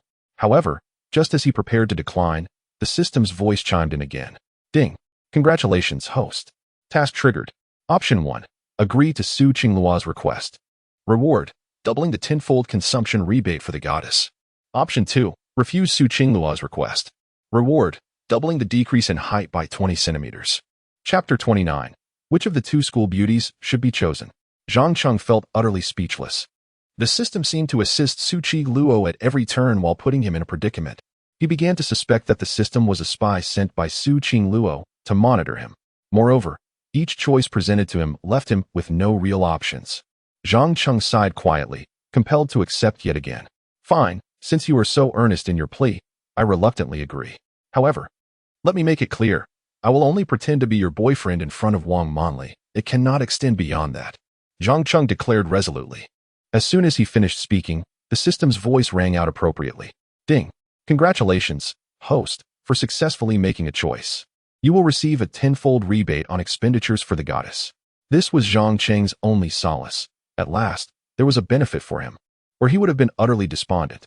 Seeing Zhang Cheng acquiesce to her request, Su Qingluo's face lit up with joy. Wonderful. This is settled then, no backing out. She exclaimed excitedly. I naturally won't go back on my word. Now, it's quite late, and I must return to rest. I have classes tomorrow, Zhang Cheng said, waving goodbye to Su Qingluo as he made his way to the male dormitory. See you tomorrow, little brother. Good night, sweet dreams. Su Qingluo called after him, her heart brimming with happiness as she watched him disappear from view. When Zhang Cheng returned to his dormitory, it was already 10 o'clock at night. After a brief wash-up, he lay on his bed and carefully examined the rewards he had just obtained. The tenfold rebate for expenditures on the goddess meant that purchasing anything for the recognized goddess would yield a tenfold return, with a maximum rebate of 10 million, valid for 3 days. After reviewing the details, it became evident that this rebate buff could only be activated by spending on the goddess. Additionally, Zhang Cheng had also received a doubling effect, meaning he could now earn a 20-fold return on expenditures for the goddess, with a maximum rebate of 20 million, also valid for 3 days. A maximum rebate of 20 million was quite substantial, but what kind of girl could be considered a goddess? Zhang Cheng pondered silently. If a recognized goddess were required, then Su Qingluo would surely qualify, but what about Wang Manli? He was uncertain, so he tentatively inquired of the system. Oh, system, what constitutes a recognized goddess? To his surprise, the system actually responded. According to system assessment, there is only one female student at Tianhai University who meets the standards of a recognized goddess, Su Qingluo. Upon hearing this, Zhang Cheng's lips twitched slightly. You could have simply stated that spending on Su Qingluo would yield a tenfold return. There was no need to beat around the bush. Zhang Cheng expressed his annoyance. The system fell silent thereafter. Zhang Cheng seriously suspected that this system was merely a lackey for Su Qingluo, as tasks only seemed to activate in her presence, while other individuals remained unaffected. Furthermore, Every option appeared to favor Su Qingluo. Wasn't that indicative of favoritism? The next morning, during his economics and trade class, Zhang Cheng was diligently focused on his studies. Just then, a sultry and alluring figure appeared at the doorway. It was Wang Monli, holding a cup of freshly brewed Starbucks coffee, standing quietly at the entrance as if waiting for someone. The students in class were quickly drawn to Wang Monli's captivating presence. Isn't that Wang Monli, the junior? I heard she is the dream girl of many boys on campus. One student remarked. Indeed, she looks stunning in that tight-fitting skirt. It's simply too alluring. Another chimed in. I heard she is on par with Su Qingluo as a campus beauty, but why is she here at our classroom? She seems to be waiting for someone. Could it be me? Are you out of your mind? She wouldn't be waiting for you. Unable to resist, Zhang Cheng turned his head to look, and indeed it was Wang Monli. Today, she was dressed in a striking red form-fitting dress, her long waves cascading down her shoulders. With a touch of makeup enhancing her features, she exuded an additional layer of allure. Moreover, she wore black stockings and high heels, giving her a mature yet undeniably sexy appearance. As Zhang Cheng observed her, Wang Monli's gaze fell upon him, and she waved. Zhang Cheng frowned, sensing that Wang Monli might be approaching him. However, he dismissed the thought, believing he lacked such charm. Soon, the class bell rang, and the male students rushed out, some daringly approaching Wang Monli to strike up conversations and request her WeChat, only to be politely declined. Once Zhang Cheng exited the classroom, Wang Monli gracefully approached him. Zhang Cheng, you've worked hard. Here, have a cup of hot coffee. I just bought it for you from Starbucks. As she spoke, she extended the cup of coffee towards him, tossing her long hair back, releasing a delightful fragrance. The students around them were utterly stunned. What is happening here? Is the goddess Wang Monli actually pursuing Zhang Cheng? That can't be. Wang Monli is my goddess. She cannot pursue Zhang Cheng. Everyone, stop speculating. It's just a cup of coffee. Is it? Su Qingluo sent him milk tea and then confessed shortly after. Isn't this a similar tactic? In an instant, the students erupted into a flurry of discussions, their envious glances fixed on Zhang Cheng. He too was bewildered, realizing that Wang Monli had indeed come for him. Yet he had no intention of accepting the coffee. I'm sorry, Wang Xuejia, but I have something else to attend to, Zhang Cheng said, refusing the coffee and attempting to leave. However, just as he turned, he spotted Su Qingluo approaching with a cup of milk tea in hand. Upon seeing her, Zhang Cheng's heart sank, realizing the impending disaster. Oh no, Su Xuejia is coming. I just agreed last night to pretend to be her boyfriend in front of Wang Monli. If everyone sees this, the entire school will know. With that thought, Zhang Cheng planned to slip away quickly, but Wang Monli blocked his path. Zhang Cheng, don't you like my hot coffee? I specifically drove to get it for you. Can you bear to reject my sincere gesture? Wang Monli insisted, pushing the coffee towards him once more. Zhang Cheng, however, had no desire for coffee. He wanted to escape. Just then, Su Qingluo, noticing Wang Monli's persistence, quickened her pace. She arrived promptly beside him.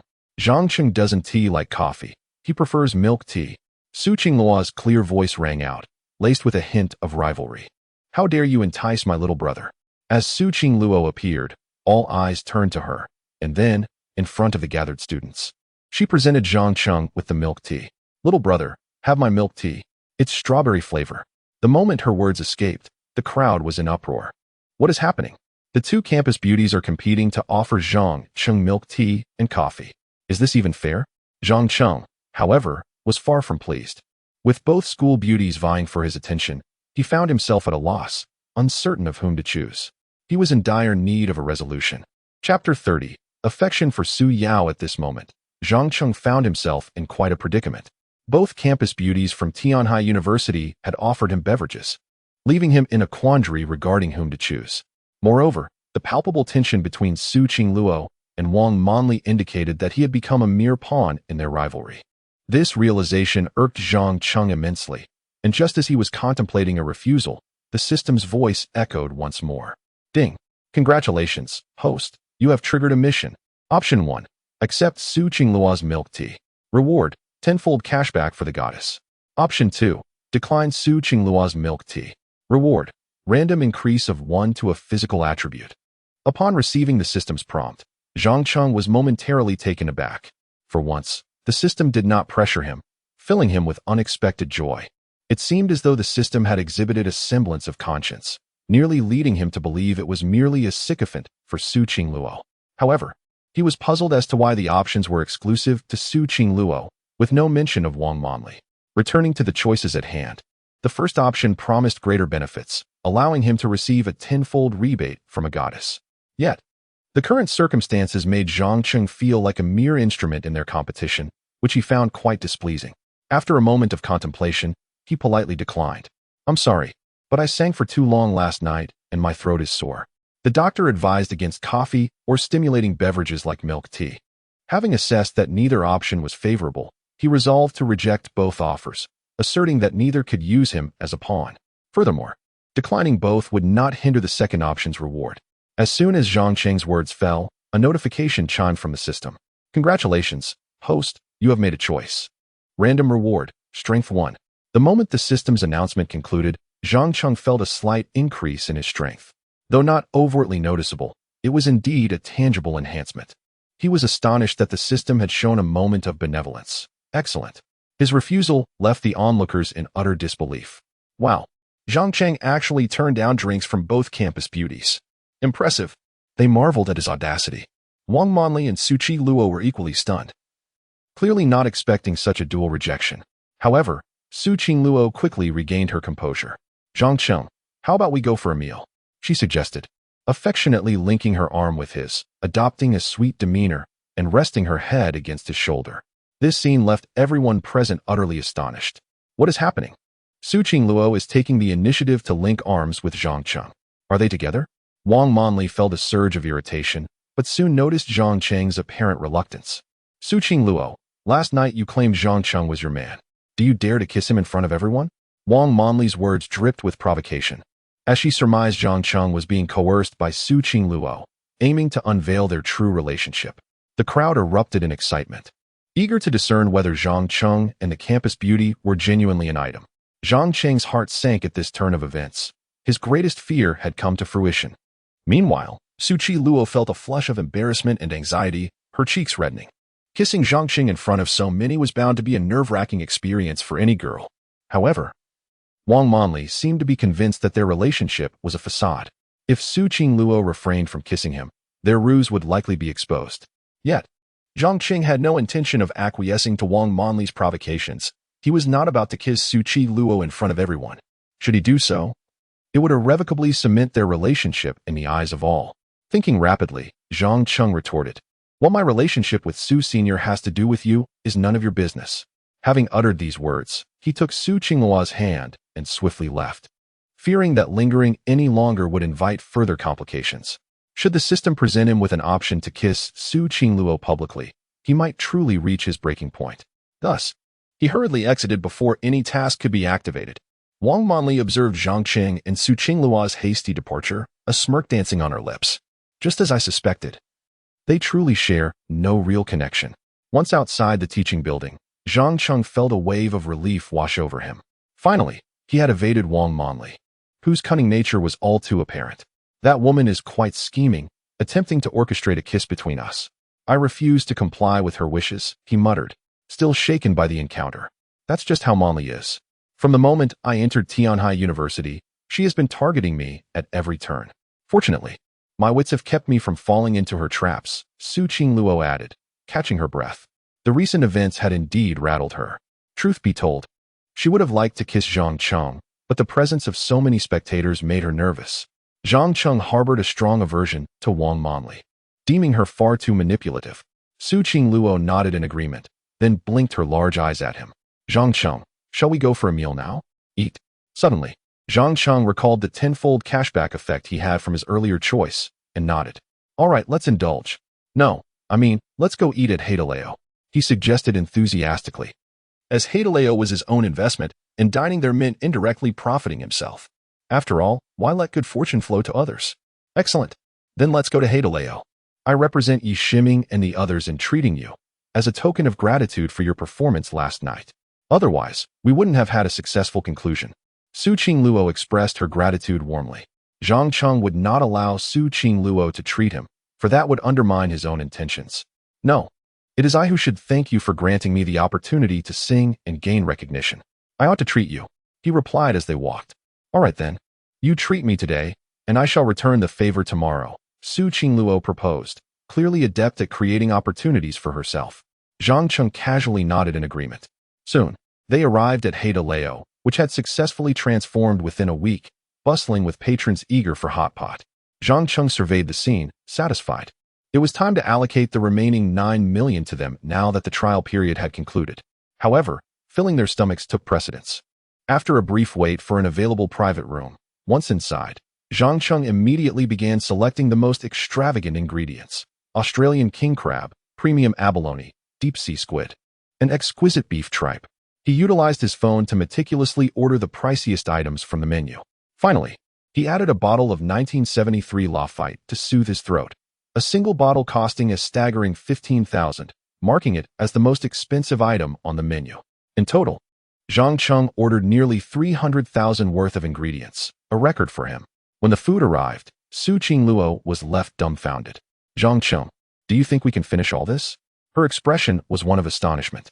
If we can't finish, we can always take it home, Zhang Cheng remarked nonchalantly, unbothered by the expense, as it was essentially an investment in his own establishment. All right then, could you pour me a glass of that wine? Su Qingluo asked, eyeing the bottle, eager to taste it. However, Zhang Cheng firmly declined. No, you may have only one glass. You cannot drink wine. Zhang Cheng was intimidated by Su Qingluo, having learned painful lessons from their previous encounters. Well then, I shall indulge in a drink. Su Qingluo reluctantly acquiesced. That's more like it. You sip your beverage while I savor my red wine. Let us toast. At that moment, Zhang Cheng felt a wave of relief wash over him. After pouring himself a generous glass of red wine, he clinked glasses with Su Qingluo and began to drink heartily. Such exquisite red wine, valued at 150,000, would be a shame to waste. Zhang Cheng, do not overindulge. This wine has a powerful after effect. Su Qingluo cautioned, concern etched on her face. Fear not, at this price. To abstain would be a travesty, he replied, pouring himself another glass while relishing the Australian king crab, alternating between eating and drinking. How extravagant this was. It felt like they were consuming money itself. Su Qingluo, unable to do much, joined Zhang Cheng in enjoying the hot pot. As more than half a bottle of red wine disappeared, Zhang Cheng suddenly felt dizzy, a flush overtaking his face. Goodness, the after effects of this wine are indeed substantial. His mind began to swirl, and he found it challenging to grasp the deep-sea squid with chopsticks. His thoughts became muddled. Noticing Zhang Cheng's unsteady hands, Su Qingluo realized he was intoxicated and hastened to assist him. I warned you about the potency of this wine. Let me help you to the sofa to rest for a while, she said, her face filled with concern as she struggled to guide him to the couch. Supported by Su Qingluo, Zhang Cheng inhaled her captivating orchid fragrance, stirring a sense of familiarity within him. This scent, it's the fragrance of orchids. Could it be Xiaoyao? In his drunken state, he suddenly turned his head and beheld a breathtakingly beautiful face. Upon closer inspection, this exquisite visage bore a resemblance to Su Yao from his childhood. Hearing Zhang Cheng call her Xiaoyao, Su Qingluo's heart soared with joy. You recognize me, dear brother? She exclaimed, astonished and delighted. She had not expected him to identify her at this moment. Yet, her words went unanswered as he abruptly embraced her. Xiaoyao, I have finally found you. I have missed you so much. Zhang Cheng held Su Qingluo tightly, years of longing pouring forth, fueled by the wine. I have missed you too, dear brother. Su Qingluo responded, wrapping her arms around him, feeling an overwhelming sense of happiness in that moment. Zhang Cheng sensed a response to his words and, unable to resist, leaned down to kiss Xiaoyao's lips. As their lips met, Su Qingluo trembled slightly and then clung tightly to Zhang Cheng's neck, responding passionately. Chapter 31. The School Bell. You did not mistake. I am Su Yao under the influence of alcohol. Zhang Cheng's mind was in a state of disarray, leaving him utterly devoid of reason. The familiar scent of orchids further confused him, causing him to mistakenly identify Su Qingluo as Su Yao, and he fervently kissed her, seemingly aiming to unleash a decade's worth of longing. Su Qingluo, believing Zhang Cheng had recognized her, was filled with joy as she embraced his neck and reciprocated his fervor. Both were impetuous youths, and with Zhang Cheng having consumed more alcohol, something within him stirred. His hands instinctively roamed over Su Qingluo's body, immersed in Zhang Cheng's profound affection. Su Qingluo not only failed to deter his advances, but also yielded willingly to them. As their passions intensified, their lips met, intertwining their souls. However, just as Zhang Cheng was poised to escalate their encounter, An overwhelming wave of nausea struck him, a consequence of overeating combined with the alcohol's effects. He instinctively halted his actions, pushed Su Qingluo away, and rushed to find a trash bin, where he began to vomit violently. Witnessing Zhang Cheng's distress, Su Qingluo felt a pang of sympathy and hurried over to gently pat his back. "Zhang Cheng, are you all right? Shall I fetch you a bowl of hangover soup?" she inquired with genuine concern. Zhang Cheng remained silent, his mind still clouded and his stomach churning. Observing his discomfort, Su Qingluo had a server bring a bowl of hangover soup. "Zhang Cheng, please drink this. It will surely help you feel better," she urged, presenting the bowl to him. After a moment's hesitation, he accepted the soup and drank it down. Once he had consumed the soup, Su Qingluo assisted him to the sofa in the private room. After some time, Zhang Cheng began to feel better and his mind cleared somewhat. He then recalled the passionate kiss he had shared with someone moments ago. Was it Su Yao? He shook his slightly dazed head and glanced at Su Qingluo, only to be jolted into realization. "I was kissing Senior Su," he thought, bewildered. Yet I distinctly sensed Su Yao's presence. Her fragrance is unmistakable. Zhang Cheng grappled with the unsettling truth of having kissed Su Qingluo so fervently. What troubled him more was that it had been his initiative, not hers. How could this be? How could it have been Senior Su? Regret washed over him as he lamented his excessive consumption of red wine. Noticing his pained expression, Su Qingluo assumed he was still unwell and couldn't help but inquire. "Are you still feeling bad?" "Much better, thank you, Senior Su," he replied gratefully, then hesitantly asked, "By the way, did I offend you when I was drunk? Are you referring to our kiss?" Su Qingluo blurted out instinctively. Zhang Cheng's mind exploded with realization. Indeed, he had forcibly kissed Senior Su, and guilt surged within him. "Senior Su, I'm truly sorry. I had too much to drink. I didn't mean to kiss you," he apologized sincerely. "It's all right, I don't mind." Su Qingluo shook her head, still relishing the sweetness of their earlier encounter, secretly wishing for it to continue. Zhang Cheng, hearing her nonchalance, felt even more guilty. "Senior Su, please eat. I need to use the restroom," he said before swiftly exiting the room. Upon entering the restroom, he splashed cold water on his face, hoping to clear his mind. How had he ended up kissing Senior Su instead of Su Yao? It was clear he had truly been intoxicated. He resolved to limit his alcohol intake in the future. After several splashes of cold water, he prepared to return. Just as he exited the restroom, he encountered the assistant manager, Fangman Zhangdong. "What's the matter?" she asked with concern. "Fang Jie, you're just in time. I will be transferring the remaining 9 million as we previously discussed," Zhang Cheng said, wiping his face dry. "Thank you, Zhangdong. I'll go fetch General Manager Zhou," Fangman replied excitedly. Once the 9 million investment was secured, their plans for a branch could proceed smoothly. "No need. I just wanted to inform you that I will transfer the funds shortly. You just need to be aware," Zhang Cheng replied casually. "All right. I will share this good news with General Manager Zhou.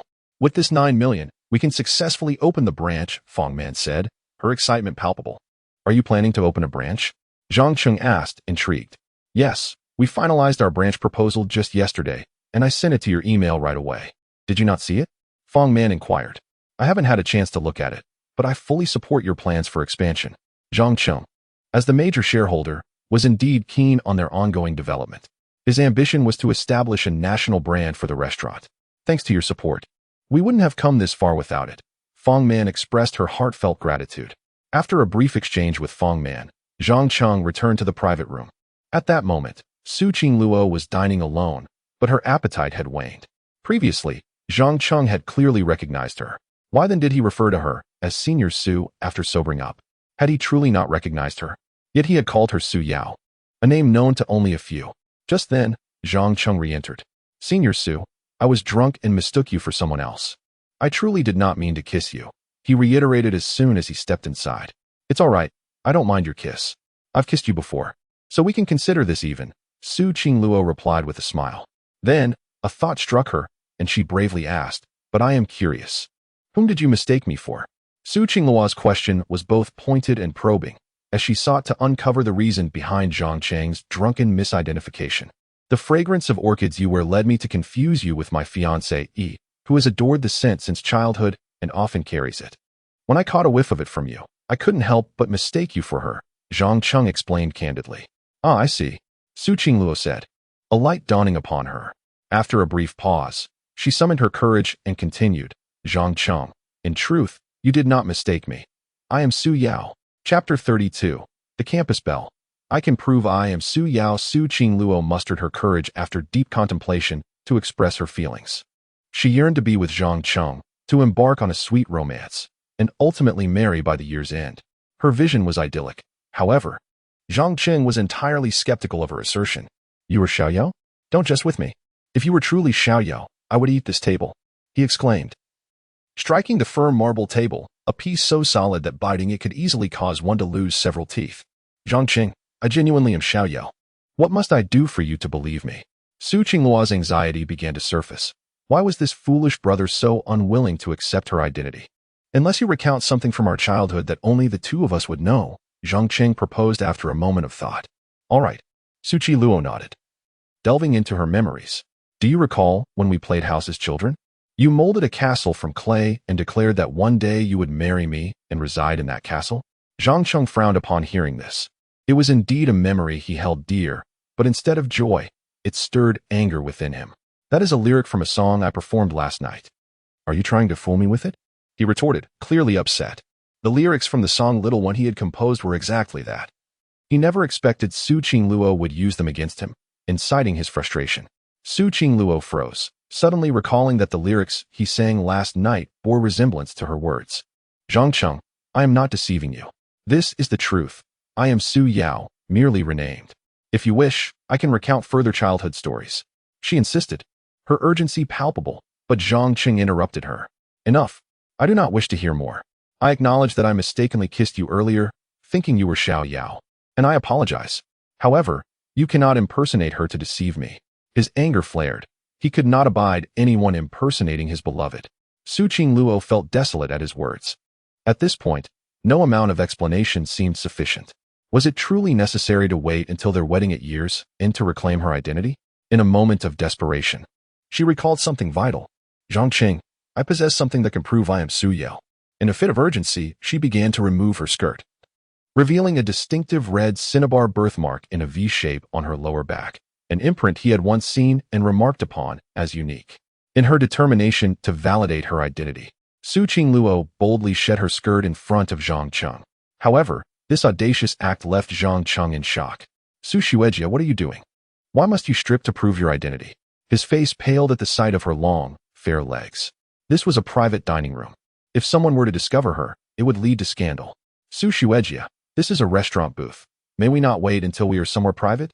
Zhang Cheng urged, fearing the consequences of their current predicament, and hastily moved to pull her skirt back up. No, I must show you now, otherwise, I cannot prove that I am Su Yao. Su Qingluo was resolute, struggling to remove her skirt. Next time, let us find a secluded place to clarify this. We are in a restaurant where others might enter, Zhang Cheng implored, gripping her skirt tightly. In the midst of their tussle, the door to the booth swung open, and the proprietress, Zhou Qing, entered. An instant of silence enveloped the room, her expression one of disbelief. Fortunately, she quickly regained her composure. Mr. Zhang, please continue. I have seen nothing. Afterward, I have important matters to discuss with you. With that, she promptly exited, closing the door behind her. Zhang Cheng's countenance shifted dramatically, and he rushed after her, attempting to clarify the misunderstanding. However, by the time he emerged, Zhou Qing had vanished from sight. A sinking feeling filled him. What a disaster. It would be impossible to clear this up now. Su Qingluo's cheeks burned crimson, her heart racing, in her fervor to prove her identity. She had neglected the possibility of interruptions. Now, her boldness could easily be misconstrued by the proprietress as something scandalous. Flushing deeply, she hurriedly donned her skirt again, just as Zhang Cheng returned, visibly agitated. I told you this restaurant booth is perilous. Now the proprietress has witnessed everything. We cannot possibly clear our names, he exclaimed, frustration evident in his voice. Perhaps we should explain ourselves to the proprietress? Su Qingluo suggested timidly. Such explanations would only exacerbate the situation, Zhang Cheng sighed, feeling as though his reputation had been irrevocably tarnished. What shall we do? Su Qingluo felt equally helpless, never anticipating that events would unfold in such a manner. Very well, I shall speak with her myself. Zhang Cheng resolved to clarify the misunderstanding when the proprietress sought him out. All right, Su Qingluo replied, her demeanor forlorn. Have you eaten your fill? If so, shall we return? Zhang Cheng had lost all appetite for hot pot, let alone any desire to engage in further spending. I am satisfied, she nodded weakly, like a chastised child. Yet, she recalled something. By the way, Zhang Cheng, tomorrow is the weekend. You should come to my dormitory.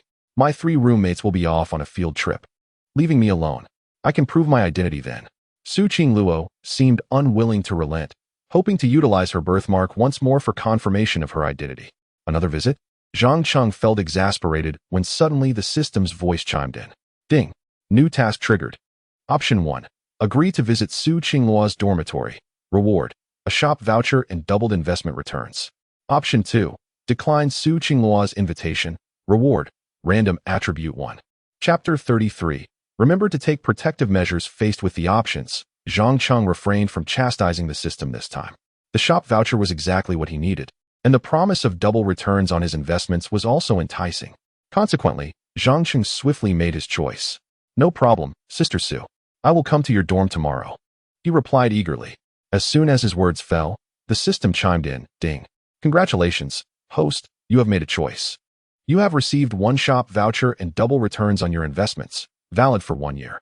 Zhang Cheng was quite pleased with these rewards and resolved to study them further upon returning home. Upon hearing Zhang Cheng's agreement, Su Qingluo's face lit up with excitement. Wonderful. It's settled then. You must come to my dorm tomorrow. We mustn't miss each other. She was overjoyed and began planning how to prepare for his visit. After all, her fiancé was finally coming to her dorm, and she wanted everything to be just right. Moreover, after showing Zhang Cheng the cinnabar birthmark on her backside tomorrow, their relationship would be firmly established. With no one else around in the dorm, who knows what intimate activities might ensue. Just the thought of it made Su Qingluo's cheeks flush. Sweet romance was on the horizon, and she could hardly contain her anticipation. After finalizing their plans, the two left the private room. The hot pot dinner had cost around 300,000, which was quite extravagant, yet the prospect of receiving tenfold returns made it worthwhile. As for the remaining budget, he could look for opportunities to spend it with Su Qingluo later. After settling the bill, Zhang Cheng needed to discuss matters with the manager, Zhou Qing, so he allowed Su Qingluo to return to the dorm alone for the time being. Upon reaching the second-floor office of the restaurant, he found Zhou Qing waiting for him. Her surprise at his prompt arrival was evident. Mr. Zhang, have you finished so soon? She inquired, astonished. Zhang Cheng felt a bit awkward at her words. Sister Zhou, I assure you, nothing untoward happened between Sister Su and me. She merely had an issue with her skirt, and I was helping her check it. It's not what you might think. He hastily concocted an excuse. I understand, young man. Youthful vigor is to be expected, especially with someone as beautiful as Su Qingluo. However, your quick departure raises some concerns, Zhou Qing remarked with a playful smirk. Zhang Cheng was rendered speechless. I promise. Sister Zhou, it's purely a platonic relationship. She is merely my senior and, at most, my club president. He felt compelled to clarify once more. Enough of the explanations. Next time you come for hot pot, I'll prepare some sea cucumbers for you. I assure you they will enhance your stamina. Zhou Qing's words carried a teasing undertone. Zhang Cheng's face turned crimson. After all, he was still a virgin. Let us drop that topic. Let us discuss business, he said, exasperated. Very well. Let us get down to business. Zhou Qing poured him a cup of tea and handed him a document. We are considering opening a branch, and this document contains a list of several shopping centers we have surveyed. Our funds and manpower are limited, so I would appreciate your insight on which shopping center would be most suitable for our entry. As Zhang Cheng perused the document, he noted that the shopping centers listed were among the most renowned in Tianhai City, catering to a mid to high-end clientele, perfectly aligning with the customer base of their restaurant. This indicated that Zhou Qing and her team were serious about their endeavor. However, due to their current financial and manpower constraints, they could only choose one shopping center to enter, making it crucial to select the right venue for their inaugural branch. As he examined the rental costs for the potential locations, Zhang Cheng suddenly recalled the shop voucher he had just acquired and wondered if it could be applied. He quickly reviewed the voucher's terms. Shop voucher.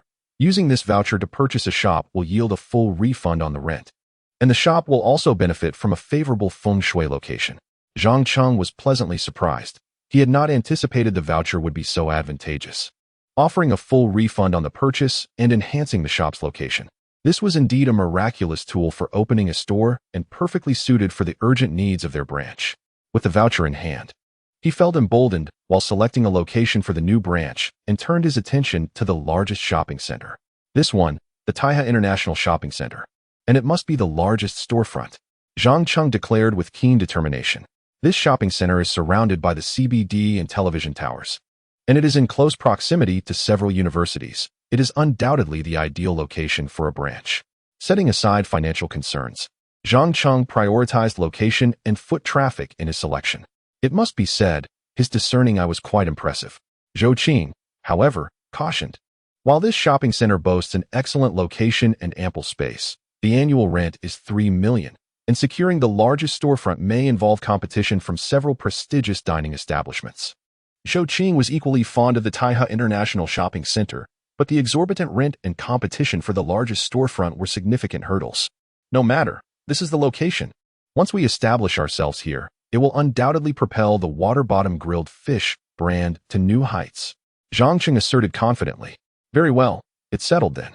However, acquiring the largest storefront here will require a bidding process. If you are available, I would like to take you with me to the bidding tomorrow afternoon, Zhou Qing proposed. Absolutely, let us finalize that plan. Zhang Cheng agreed with a nod. The following day was the weekend, yet Su Qingluo rose early to tidy up her dorm. Lin Baiwei, Yi Shiming, and Lu Yanran also prepared themselves, as they planned to embark on an autumn outing together. Before they departed, Yi Shiming couldn't resist asking Su Qingluo once more, Qingluo, are you truly not joining us on this trip? I hear the Golden Sands beach is fantastic, and you can even catch crabs yourself. I'm not fond of catching crabs. You all go and enjoy yourselves. Su Qingluo replied with a smile. Eager to meet Zhang Cheng instead, Lu Yanran wished to persuade her, but Lin Baiwei interrupted. Let us not disturb her. It's clear she is likely going on a date with someone special today. Lin Baiwei had a keen sense, noticing Su Qingluo's blossoming aura. She understood the young lady was off to meet a gentleman. Su Qingluo's cheeks flushed at this, and she remained silent, tacitly acknowledging their assumption. This only strengthened Lin Baiwei's conviction, who then casually retrieved a box from her drawer and pressed it into Su Qingluo's hands, whispering, when you go out on your date, remember to take protective measures. Otherwise, things could get complicated. We wish you happiness. With that, Lin Baiwei, along with Yu Shiming and Lu Yanran, exited the room. Su Qingluo, puzzled by Lin Baiwei's words, opened her palm to discover a box of condoms, and immediately felt her face turn crimson with embarrassment. Chapter 34. The campus belle invites me to the girls' dormitory in anticipation of her meeting with Zhang Cheng. Su Qingluo not only tidied her dormitory early in the morning, but also took great care in preparing herself. Sitting in front of the mirror, she meticulously applied her makeup. Today was the day she would reunite with her mischievous younger brother, and she was determined to look stunning. As she joyfully enhanced her beauty, she daydreamed about the sweet romance that would blossom after their reunion. What outfit should she wear? Since she would be indoors, perhaps her newly purchased lace nightwear? But would that be too revealing? The thought made her cheeks flush. Perhaps it was best to reconsider. After all, her younger brother might find it too tempting. Just thinking about it made her feel shy yet excited. Ultimately, she decided on an outfit that was both innocent and alluring. A chiffon short-sleeve top paired with a short JK skirt and white stockings. Surely, her younger brother would appreciate this choice. Recalling a male influencer she followed, who had mentioned that young men during college preferred a style that was both innocent and seductive, she resolved to embody that aesthetic today. She hoped that once they recognized each other, her younger brother would be able to control himself. With a bashful smile, Su Qingluo's gaze fell upon a box of condoms on her desk, causing her cheeks to flush anew. Perhaps losing control wouldn't be so terrible after all. Her mind began to whirl with fantasies about their reunion. Would they share a bed? Surely the dormitory's bed could accommodate them. Unable to suppress her imagination, Su Qingluo swiftly began changing clothes. After shedding her nightwear, she revealed her flawless figure. Standing before the mirror, she couldn't help but admire her own allure. Such an enticing body would undoubtedly captivate her younger brother. With a rosy blush gracing her cheeks, she donned a white chiffon blouse and a super short JK skirt that barely reached the tops of her thighs, daringly revealing more with every movement. But since she was dressing for her younger brother, a shorter hemline would suffice. She slipped on a new pair of white stockings, extending her long, fair legs as she carefully rolled them up. The sight of her delicate legs adorned in sheer white stockings, combined with Su Qingluo's stunning beauty, created a breathtaking image. Any man witnessing this would surely find it impossible to resist, perhaps even embarrassed by his own reaction. As she wrapped the stockings around her legs, they enveloped her perfect limbs completely.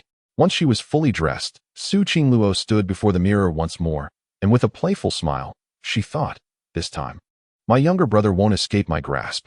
Feeling that her preparations were still lacking, she retrieved a curling iron and gently curled her lustrous black hair, believing this would enhance her charm.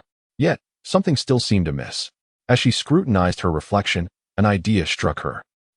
She needed a hint of romantic fragrance. In a flurry, she dashed to her drawer and retrieved a cherished bottle of love perfume that she had kept and used for years. After spritzing some on herself, she reveled in the sweet scent that would surely captivate her younger brother. With a shy expression, she then took out her phone and sweetly messaged Zhang Cheng. When are you coming, my dear brother? At that moment, Zhang Cheng had just finished breakfast and was preparing to head to the library for a bit of reading, completely unaware of Su Qingluo's message. He instinctively opened the voice message, and Su Qingluo's melodious voice reached his ears, sending a delightful shiver down his spine. Don't rush. I'll be at your place around 9. Glancing at the clock, Zhang Cheng noted it was only 8 o'clock, and he felt it was too early to visit the girls' dormitory. All right, then hurry up, I'm waiting. Su Qingluo replied, her tone tinged with a hint of disappointment, yet brimming with anticipation. Su Qingluo was eager to reunite with Zhang Cheng, but he remained indifferent, convinced that Su Qingluo could not possibly be his long-lost little Yao. Meanwhile, he leisurely browsed through his books at the library while Su Qingluo, in the girls' dormitory, felt increasingly anxious, akin to a bride awaiting her wedding day, filled with excitement and expectation for their encounter. Time seemed to crawl as she checked her phone for the 5th time, only to find it was still 8:40. She felt as if that day was dragging on longer than any other. Finally, the clock struck 9, but Zhang Cheng, still engrossed in his reading, seemed to have forgotten their arrangement. Growing impatient, Su Qingluo sent another message. Have you arrived yet? Hurry, hurry. Upon receiving her message, Zhang Cheng remembered their plan. Ugh, this Su Qingluo is quite persistent, he thought, reluctantly closing his book. With a sigh, he made his way to the girls' dormitory, yet halfway there, a sudden downpour drenched him completely. Why is it still raining at the end of September? He muttered under his breath, quickening his pace toward the girls' dormitory. However, upon arriving, he found it challenging to enter, as a dormitory supervisor stood guard at the entrance. Young man, boys are not allowed in the girls' dormitory, she exclaimed, blocking his path. Is that so? Zhang Cheng replied, exasperated. It seemed fate had conspired against him. Of course, boys shouldn't just waltz into the girls' dormitory. The supervisor reiterated firmly. Fine. I won't go in. Zhang Cheng retorted, preparing to turn back, only to realize the rain had intensified, leaving him in a dilemma. This weather truly has it out for me. Resigned, Zhang Cheng decided to message Su Qingluo for an umbrella. When Su Qingluo learned that Zhang Cheng had arrived at the dormitory entrance, she was ecstatic. Slipping on her slippers, she dashed downstairs in excitement. My dear brother has finally come. Upon reaching the ground floor, Su Qingluo cleverly addressed the supervisor. Aunt Qin, my computer is broken, and I called my junior to help fix it. We'll be out shortly. Through her charm and persistence, she managed to persuade the supervisor, who relented. Since it's for a computer repair, make it quick. You can't stay longer than an hour. Please register here first. Zhang Qing was taken aback by Su Qingluo's resourcefulness. Her beauty evidently afforded her certain privileges. After registering his name with the supervisor, he followed Su Qingluo into the girls' dormitory. Room 402. As Zhang Cheng stepped into Su Qingluo's dormitory, she promptly locked the door behind him. He swallowed hard at the sight, feeling as though he had unwittingly wandered into a den of wolves. Chapter 35. The school bell is actually my fiancée. As Zhang Cheng entered Su Qingluo's dormitory, she promptly locked the door behind him, stirring a sense of unease within him. Su, is it really necessary to lock the door? Zhang Cheng murmured softly. Of course it is. What if something like yesterday happens again? I certainly do not wish to be disrupted, Su Qingluo replied, drawing the curtains closed. Casting a shadow over the room, Zhang Cheng felt a prickling sensation of foreboding. It was as if he were about to be overwhelmed. Su, there's really no need for the curtains. It's far too dark, he exclaimed, unable to suppress the urge to voice his concern. You're right, it is rather dark. I'll just turn on the light so you can see better, Su Qingluo said as she illuminated the room, handing Zhang Cheng a pink towel. Little brother, dry off the rainwater on your body. You're soaked. Perhaps you should take a shower? No, just a quick wipe is sufficient. I won't need a shower. Zhang Cheng hastily shook his head. Very well then, dry off a bit, and I'll wait for you. Su Qingluo's gaze, as clear as water, remained fixed on Zhang Cheng, causing him to feel a slight shiver. I'm here now, so if you have something to say, please speak plainly, Zhang Cheng said after wiping his damp hair with the pink towel. He was eager to finish the conversation and return home. Being alone in a room with Su Qingluo, a beautiful woman, made him decidedly anxious, as if he were prey to her predilections. I shall speak plainly then. Su Qingluo began to remove her skirt, leaving Zhang Cheng momentarily speechless. Why was she so quick to undress? Su, we can talk without needing to take off your skirt. Zhang Cheng averted his eyes, focusing on anything but her. I'll show you the birthmark on my backside. Once you see it, you'll understand everything, she said shyly, pulling her skirt and underwear down slightly to reveal the vermilion birthmark. Little brother, look. I have this birthmark on my bottom, which is proof that I am Su Yao. Despite her embarrassment, Su Qingluo bared her flawless skin to Zhang Cheng in a bid to convince him of her identity. Initially hesitant, curiosity compelled him to look closer at the pristine skin. He could not deny that Su Qingluo's figure was stunning and remarkably well-proportioned. However, his focus diverted to the vermilion birthmark. When he recognized it, Zhang Cheng froze, disbelief flooding his senses. How is this possible? You truly have that birthmark. He leaned in, scrutinizing it closely, even running his fingers over it, doubting whether it was merely a sticker or a drawing, yet it remained steadfast against his touch. This confirmed its authenticity. The sensation of his hands brushing against her skin sent Su Qingluo's cheeks aflame with a mix of embarrassment and excitement. Is this truly your birthmark? Zhang Cheng straightened up, his demeanor having shifted dramatically. Yes, it has been with me since childhood. You once mentioned that my birthmark is one of a kind. No one else possesses it. Su Qingluo replied, adjusting her skirt and underwear.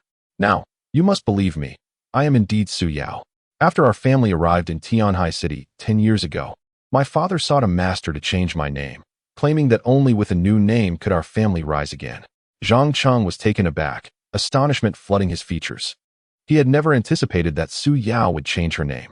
Taking a step back, he scrutinized Su Qingluo anew.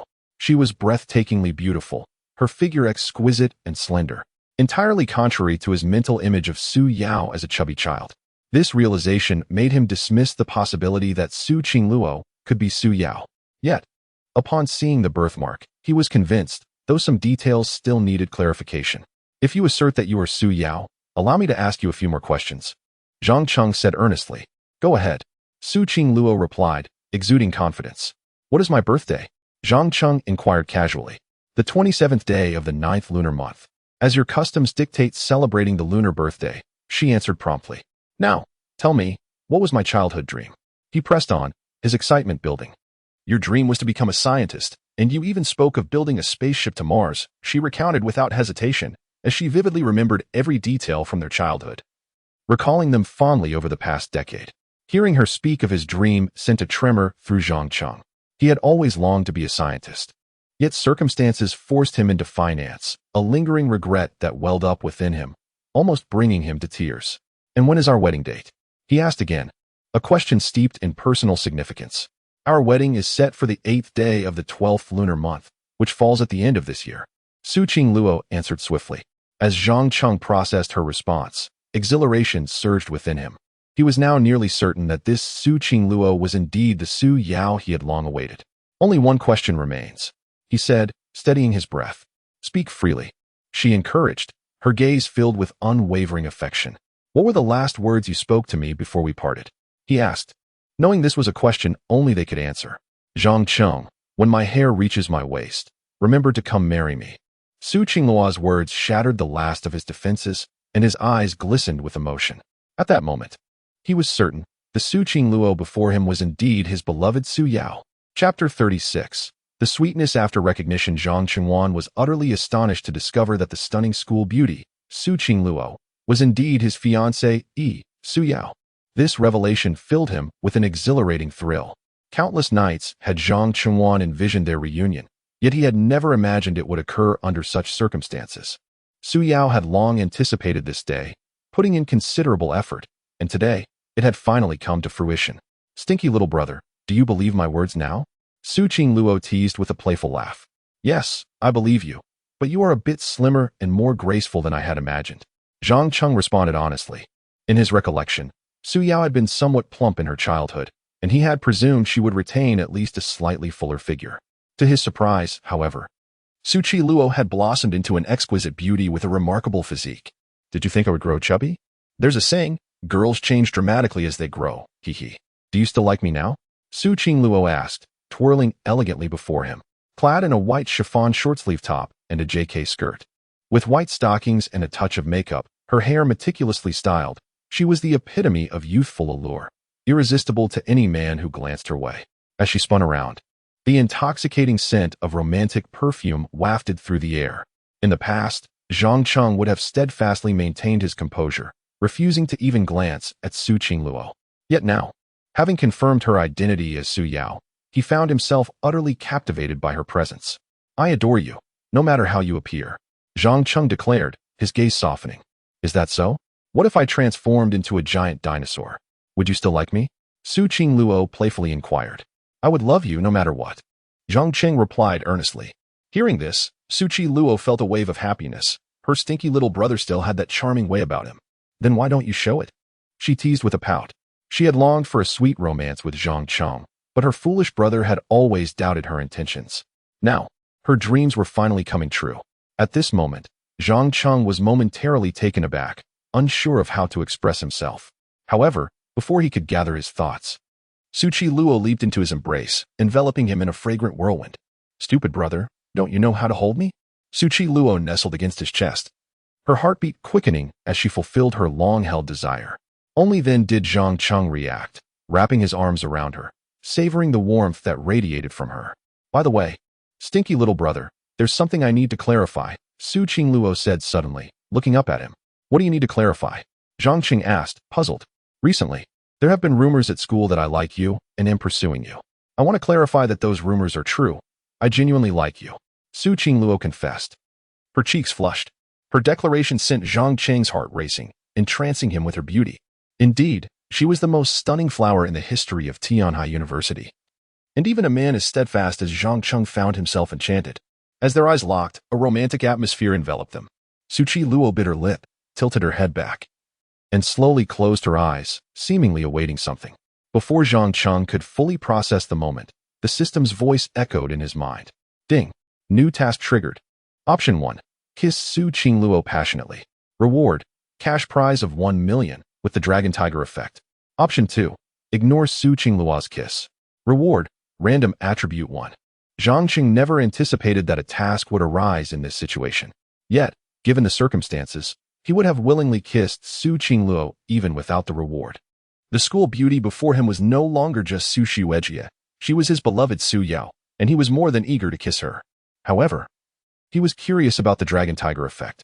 Without further hesitation, he leaned down and kissed her. The moment their lips met, they both surrendered to the moment, engaging in a passionate kiss within the dorm room. Shortly after, the system's voice announced, Ding. Congratulations, host, for making a choice. Reward. Cash prize of 1 million. Dragon Tiger effect for 1 hour. Upon hearing the system's announcement, Zhang Cheng felt a surge of happiness. He had never expected to earn 1 million so easily. Yet, he remained puzzled about the Dragon Tiger effect. At that moment, Su Luo, feeling exhilarated, wrapped her arms around Zhang Cheng's neck, continuing their fervent kiss. The intensity of their embrace caused Zhang Cheng to lose himself, his hands instinctively roaming over her body. Seemingly unperturbed, Su Luo allowed him to explore her, but Zhang Cheng eventually pulled away, fearing that things might escalate too quickly. Luo, we can't continue like this. It could lead to trouble, he said, slightly breathless. The Dragon Tiger effect made him feel overwhelmed, and the rapid progression of their relationship after just reuniting with Su Yao felt too swift. Trouble wouldn't be so bad, Su Luo replied. Her cheeks flushed as she turned back to her drawer, retrieving a box and presenting it to Zhang Cheng. Use this. You have this ready? Zhang Cheng exclaimed in shock, never expecting the aloof school beauty to possess such a thing. This isn't mine, it's Bai Wei's. She insisted I take it this morning. And this is my first time. Su Luo quickly clarified, her face burning with embarrassment. Oh, I see. Zhang Cheng hesitated, glancing at the box. Luo, considering we've only just reunited, isn't this moving a bit too fast? Who says we've only just reunited? We've known each other for years. Besides, I am your fiancée. So it was bound to happen eventually. Su Luo retorted, her cheeks still aglow. Then, perhaps I should take a shower first, as I got a bit wet in the rain earlier. Zhang Cheng suggested, feeling a surge of discomfort. All right, go take your shower. I'll wait for you. Su Qingluo's heart raced at the thought of what was to come, her face reddening to her ears. Chapter 37. Hand in hand with the school bell inside the girls' dormitory of room 402, Zhang Cheng rushed into the bathroom, seeking to calm his racing thoughts with a cold shower. Although Su Qingluo had not rejected him, he was determined not to hurt her. Rationality warned him that their relationship was progressing too rapidly, yet the overwhelming effects of the system's enhancements left him in turmoil. He needed to cool down. After all, this was a dormitory, and being discovered would spell disaster. Moreover, the dorm supervisor had granted him only an hour. Zhang Cheng remained relatively composed, fully aware of the severe consequences of such incidents occurring in a girl's dormitory. As he stood under the cold water, Su Qingluo waited outside, her heart fluttering with anticipation. Listening to the sound of rushing water, she felt a mixture of nervousness and excitement. This was her first time. How could she not feel anxious? Clutching a box of Durex, her palms began to sweat. Would it hurt? How could she ensure she satisfied her partner? What if she failed to meet his expectations? Her mind raced with thoughts, leading her to consider searching the internet for guidance. Resolute, she pulled out her phone and began searching for websites that could provide the information she desperately needed. In the past, she would have never entertained such thoughts. But circumstances had changed. However, despite her efforts, she found no suitable sites, leaving her perplexed. How could those boys find what they needed so easily? Frustration creased her brow as she continued her search, but after extensive attempts, she still met with failure. Exasperated, she contemplated posting online for help, desperately seeking a discreet website. Just as she posted her plea, a knock echoed from outside the dorm room. 402, time's up. That boy can come out now, called the dorm supervisor, startling Su Qingluo and nearly causing her to drop her phone. Panic surged through her. The supervisor was coming. In a flurry, she pushed open the bathroom door, only to encounter a scene she would never forget. Zhang Cheng, caught off guard, hastily covered himself with a towel, realizing he had forgotten to lock the bathroom door in his haste to cool down. The implications of being seen by Su Qingluo were dire. Su Qingluo, what are you doing? I'm showering. Why did you barge in? He exclaimed, his embarrassment palpable. Finally registering the situation, Su Qingluo blushed deeply and instinctively covered her eyes. You idiot. The dorm supervisor is here, and she wants you to come out. Unable to resist, she peeked through her fingers, her face flushed with color. Understood. You go out first. I'll get dressed and join you, Zhang Cheng replied, feeling utterly defeated. His pristine reputation lay in tatters. Yet he found some solace in the fact that it was his future wife who had witnessed this embarrassing moment. After Su Qingluo exited and closed the bathroom door, she remained in a daze, her cheeks still flushed from the recent encounter. Meanwhile, outside, the supervisor grew impatient, waiting for Su Qingluo to open the door. 402. If you don't open up, I'm coming in, she warned, taking out her keys. The management at Tianhai University was strict. Boys were forbidden from entering girls' dormitories. And even in special circumstances, visits were limited to 1 hour. Zhang Cheng had already exceeded that time, and with the door still locked, the supervisor could not ignore the situation. If anything went awry, the responsibility would fall squarely on her shoulders. Seeing the supervisor about to enter, Su Qingluo panicked and attempted to block the door with her body. However, the supervisor was quicker, pushing the door open. Upon entering, she wore a stern expression, her eyes scanning the room. Why is the door locked? Where's that boy? He has an upset stomach and is in the bathroom. Su Qingluo quickly fabricated an excuse, realizing she still held the box of Durex. She hastily concealed it behind her back before the supervisor could notice. An upset stomach? How could fixing a computer cause that? And why are the curtains drawn? How can anyone fix a computer in the dark? The supervisor grumbled, walking over to pull back the curtains. P.S. Genuinely unwell. He probably caught a chill from being caught in the rain. If you don't believe me, feel free to check the bathroom, Su Qingluo cleverly countered. Fine, let him be. I'll wait outside for him to come out. He can't stay in the girls' dormitory any longer, the supervisor declared, positioning herself at the door. Su Qingluo sighed inwardly, realizing her hopes of a romantic encounter with Zhang Cheng were dashed for the day.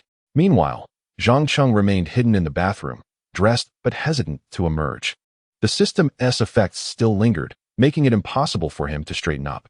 He had overheard Su Qingluo's excuse and decided to wait it out in the bathroom for a while longer.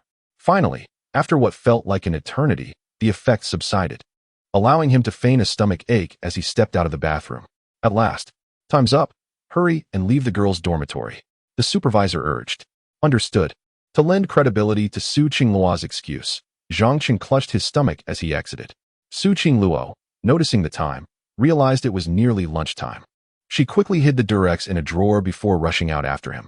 Zhang Qing, let me take you to the hospital, she offered, supporting him as they walked. What a pair of dramatic performers they were. The supervisor, seeing Zhang Qing's discomfort, refrained from pressing further and simply urged him to leave. As they stepped outside, the rain had finally ceased. Once free from the supervisor's scrutiny, Su Qingluo exhaled in relief. Phew, we managed to deceive her. Indeed, that was a close call. Thank goodness for your quick thinking. Zhang Qing praised her. Where to now, you rascal? Su Qingluo asked, taking his hand without regard for their surroundings. Holding her delicate hand, Zhang Qing felt momentarily dazed. He never imagined he would one day walk hand in hand with the belle of Tianhai University. Shall we grab a bite to eat? I still have a tenfold rebate to use for shopping later, he suggested, suddenly recalling the unused perks. Now that Su Qingluo has become his fiancée, he can spend money on her without reservations. Only by elevating his own worth can he genuinely marry Su Qingluo. Otherwise, the happiness before him is merely ephemeral. Zhang Qing remains acutely aware of the harshness of reality. Feeling the warmth emanating from his hand, Su Qingluo blushes slightly, as this marks their first true hand-holding. Chapter 38. The first date with the campus belle. After Zhang Qing and Su Qingluo exited the school, they first headed to a hot pot restaurant for lunch.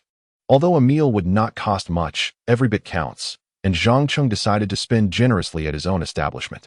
However, as soon as they entered their private room, the proprietress, Zhou Qing, personally brought over a bowl of sea cucumber, a bowl of pig kidneys, and a bowl of lamb. All three ingredients are known for their tonic properties, and Zhang Qing was taken aback by the generosity. Mr. Zhang, these three dishes are complimentary. Please enjoy them, Zhou Qing said with a playful smile. Zhou, this is a bit too much, isn't it? Zhang Qing replied, feeling overwhelmed by the three large bowls. How was he supposed to eat all this? Moreover, these dishes are quite rich and could easily lead to discomfort if consumed in excess. Not too much. You're still young.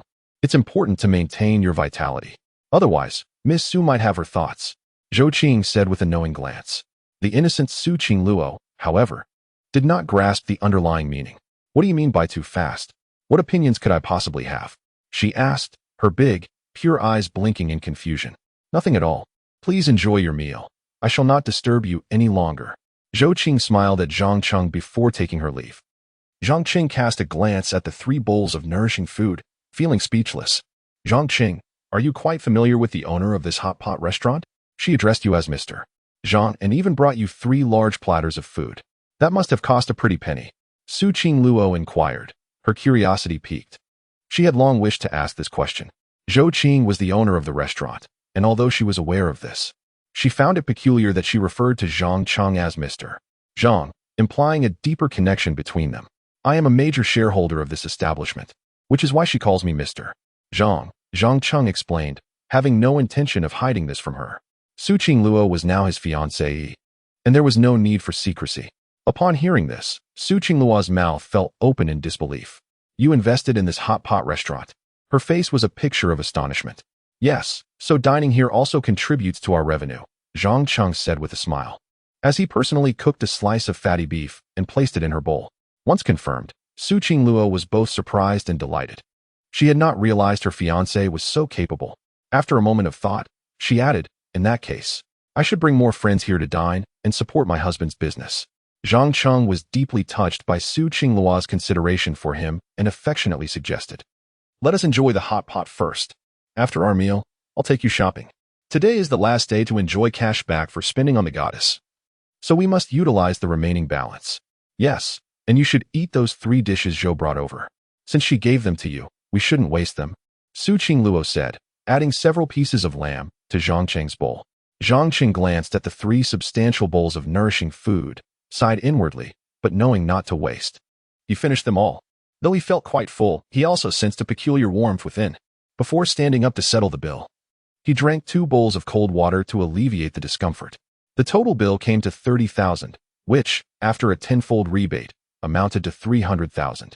There remained a rebate balance of 1,670,000, meaning Zhang Qing needed to spend at least 167,000 to fully utilize the rebate.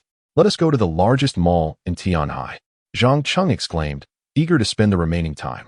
After their meal, Zhang Cheng ordered a taxi via his phone, taking Suchi Luo to Tianhai's largest shopping center. Tianqing International Mall, the largest in Tianhai, boasted a plethora of international brands with prices to match. Only those with considerable means could afford to shop here. Qing Luo, choose whatever you like today, it's on me, Zhang Cheng declared grandly. Zhang Cheng, the items here are quite expensive. Shouldn't we consider other malls? Suchi Luo suggested, wishing to save him some money, especially since she did not lack for anything at the moment. It's all right, just pick what you like. I'll be right back. I need to use the restroom, Zhang Cheng said, turning to head to the facilities. Left alone, Suchi Luo began to browse but was soon interrupted by a familiar voice calling her from behind. Well, if it isn't our high school belle, Suchi Luo, what brings you here shopping alone? The speaker was Lin Xiaoyan, a former classmate, impeccably made up, with an attractive figure and face, albeit bearing traces of cosmetic surgery. She carried a luxury item in one hand and was linked with a somewhat handsome man. Casting a triumphant glance at Suchi Luo turned to see Lin Xiaoyan and frowned slightly. I'm here with my boyfriend, she replied coolly, clearly uninterested in the encounter. Boyfriend? I never expected our aloof belle to be in a relationship. I would love to see what he looks like. Where's he? Let us have him join us, Lin Xiaoyan remarked, a hint of rivalry in her tone. In high school, she could not compete with Suchi Luo, but now, having undergone cosmetic enhancements, she believed herself to be on par. Additionally, she had found a wealthy and handsome boyfriend, and she was eager to show off. My boyfriend is in the restroom, Suchi Luo replied nonchalantly. Oh, then let us wait for him. I'm in no rush, Lin Xiaoyan said, a hint of vanity in her voice. While they waited, the man beside Lin Xiaoyan, Ma Tao, was openly eyeing Suchi Luo, dressed in a JK uniform and white stockings. She exuded an enchanting innocence. He was immediately captivated by her beauty, finding Lin Xiaoyan to be utterly unremarkable in comparison. Suchi Luo, since you're Lin Xiaoyan's classmate, why don't we watch a movie together later? Ma Tao casually suggested, looking for an excuse to engage her. Just as Suchi Luo was about to decline, Zhang Cheng returned at that moment, affectionately taking Suchi Luo's hand. Apologies, but we don't have time for a movie, he stated firmly. Seeing Zhang Cheng, Suchi Luo smiled sweetly and proudly introduced him. Xiaoyan, this is my boyfriend, Zhang Cheng. Lin Xiaoyan's eyes widened in astonishment at Zhang Cheng's striking appearance. Compared to Ma Tao, he was a phoenix among mere chickens. However, she quickly noticed Zhang Cheng's humble attire and, being materialistic, recognized the value of his clothing in an instant. So, it appears you're just a kept man, she sneered instinctively. Initially jealous of Zhang Cheng's looks, Ma Tao soon found himself nodding in agreement. Realizing Zhang Cheng was merely a man living off a woman, Suchi Luo, however, felt a surge of anger. How dare they insult her fiancé? She was ready to confront them when suddenly, several sales attendants rushed over, pushing a cart laden with luxury items. Sir, we have packaged your purchases and brought them over, they exclaimed breathlessly. The unexpected scene left everyone momentarily stunned. Zhang Cheng, did you buy all this? Suchi Luo asked, her face a mix of astonishment and disbelief. Oh, this is something I just purchased for you. I was concerned you might hesitate to spend, so I feigned a trip to the restroom and casually bought a few things. What do you think? Zhang Cheng said with a faint smile. Earlier, when he mentioned going to the restroom, he had actually taken the opportunity to visit several luxury boutiques, including LV and Chanel. He randomly selected over a dozen exquisite items, requesting them to be wrapped, and due to the sheer volume, he had them brought over on a cart.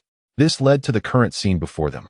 Lin Xiaoyan and Ma Tao were left utterly astonished at the sight of Zhang Cheng's lavish haul. This must be worth at least $1 million, right? Lin Xiaoyan thought, overwhelmed with envy and admiration. Although Ma Tao was her boyfriend, he had never been this extravagant with her. Just a casual purchase, and it's over $1 million. As long as Qing Luo is happy, spending 10 million or even 100 million is no issue. After expressing this, Zhang Cheng took Suchi Luo's hand in one of his, while pushing the cart with the other, leaving Lin Xiaoyan and Ma Tao in a state of shock. This is certainly not some mere playboy. He is, in fact, a discreetly wealthy patron. After walking a distance, Suchi Luo playfully scolded, Zhang Cheng, you are quite something. You managed to buy all this without my knowledge. I just didn't want you to feel reluctant to spend my money, so I made a few random purchases. You should take all this home later. Zhang Cheng replied with a smile. He hadn't anticipated that such casual buying could also serve as a charming display of affluence. Since you bought it, we must take it home. However, you must not indulge in such extravagance again, Su Qingluo said, somewhat concerned. All right, I promise to heed your advice next time. Zhang Qing chuckled. This extravagant shopping spree cost Zhang Qing over 1.2 million, yet he received a rebate of 2 million from the system, making it quite a profitable venture. Given the quantity of items, it was impractical to carry them all, so he arranged for the mall staff to send them to the school. Hand in hand, Su Qingluo and Zhang Cheng continued their day, watching movies, playing games, and enjoying ice cream, sharing bites and reveling in the sweetness of the moment. This was the delightful romance Su Qingluo had long awaited, finally realized in its entirety on this day. It also marked their first formal date since recognizing each other. Zhang Cheng, today has brought me immense joy. All I have yearned for over the years has come to fruition, Su Qingluo said, affectionately linking her arm with his and beaming brightly. Is that so? If you enjoy this, I shall accompany you every weekend from now on, Zhang Cheng replied, discovering that being with Su Qingluo brought him genuine happiness. Could this truly be the feeling of being in love? That sounds wonderful, but it is getting late. Perhaps we should find a place to rest? Su Qingluo suggested. Her cheeks slightly flushed. Let us head to the Golden Huang Hotel across from the Tiansheng Mall. Their presidential suite is quite splendid. Zhang Cheng thought to utilize the remaining budget of 300,000 there. Then let us go? You've gifted us with so much today. I also have a present for you, Su Qingluo said, a hint of shyness in her voice. What kind of gift do you have for me? Zhang Cheng inquired, curiosity piqued. You'll find out soon, Su Qingluo replied with a mysterious smile, her cheeks still adorned with a rosy hue. Chapter 39. Infatuated with the school bell, the Golden Splendor Hotel stands as the pinnacle of luxury in Tianhai City, where even a standard suite commands a price of several thousand per night, while the presidential suite peaks at an astonishing 300,000 per night. In an effort to exhaust his remaining credit, Zhang Cheng unhesitatingly opted for the most opulent presidential suite, amounting to 300,000 for a single night. With a rebate of 3 million, he successfully utilized his full rebate limit of 20 million. Accompanied by a courteous attendant, Zhang Cheng and Su Qingluo strolled leisurely to the lavish presidential suite. Esteemed guests, the presidential suite has arrived. Should you require anything, please do not hesitate to call. I shall be at your service outside the door for 24 hours, the attendant graciously announced. Nodding in acknowledgement, Zhang Cheng led Su Qingluo through the door. It must be said, the suite's decor was indeed extravagant, replete with various smart controls and high-tech furnishings, not to mention an indoor swimming pool, luxury beyond imagination. Zhang Cheng could not help but marvel at the opulence of the 300,000 per night presidential suite. Standing before the suite's expansive floor-to-ceiling windows, they were treated to a breathtaking panoramic view of Tianhai City's nightscape. What a beautiful night view, Su Qingluo exclaimed, utterly captivated by the scenery before her. It was her first encounter with such a stunning vista. Zhang Cheng, equally entranced by the view, soon shifted his attention elsewhere. The details of the suite were indeed impressive. Let us check the bed. With that thought, Zhang Cheng hurried to the bedroom. As he had anticipated, the presidential suite featured a waterbed, which was remarkably comfortable. Indeed, it is a waterbed, quite splendid, he exclaimed, reclining upon it and feeling a gentle undulation, albeit mild. Su Qingluo followed suit, unable to resist the allure of the waterbed. Is this what a waterbed feels like? If I move too much, will it sway significantly? She mused aloud, only to realize the innuendo in her words, causing her cheeks to flush crimson. Perhaps it will. Zhang Cheng, oblivious to the underlying meaning, lay beside her. A fleeting glance at Su Qingluo stirred something deep within him. Her innocent and enchanting visage quickened his heartbeat. Oh no, I must have indulged too much in lamb and sea cucumbers. Though nervous, he could not tear his gaze away from her. Su Qingluo sensed a shift in Zhang Cheng's gaze, and, rather than feeling anger, she secretly rejoiced, her face growing warmer. Zhang Cheng, do you think I'm beautiful? She inquired, tilting her head to gaze at him. Yes, you're far more beautiful than in childhood, he replied, somewhat dazed. Are you implying I was unattractive as a child? She feigned indignation. No, you were lovely then as well. You've simply blossomed into an ethereal beauty, he hurriedly clarified.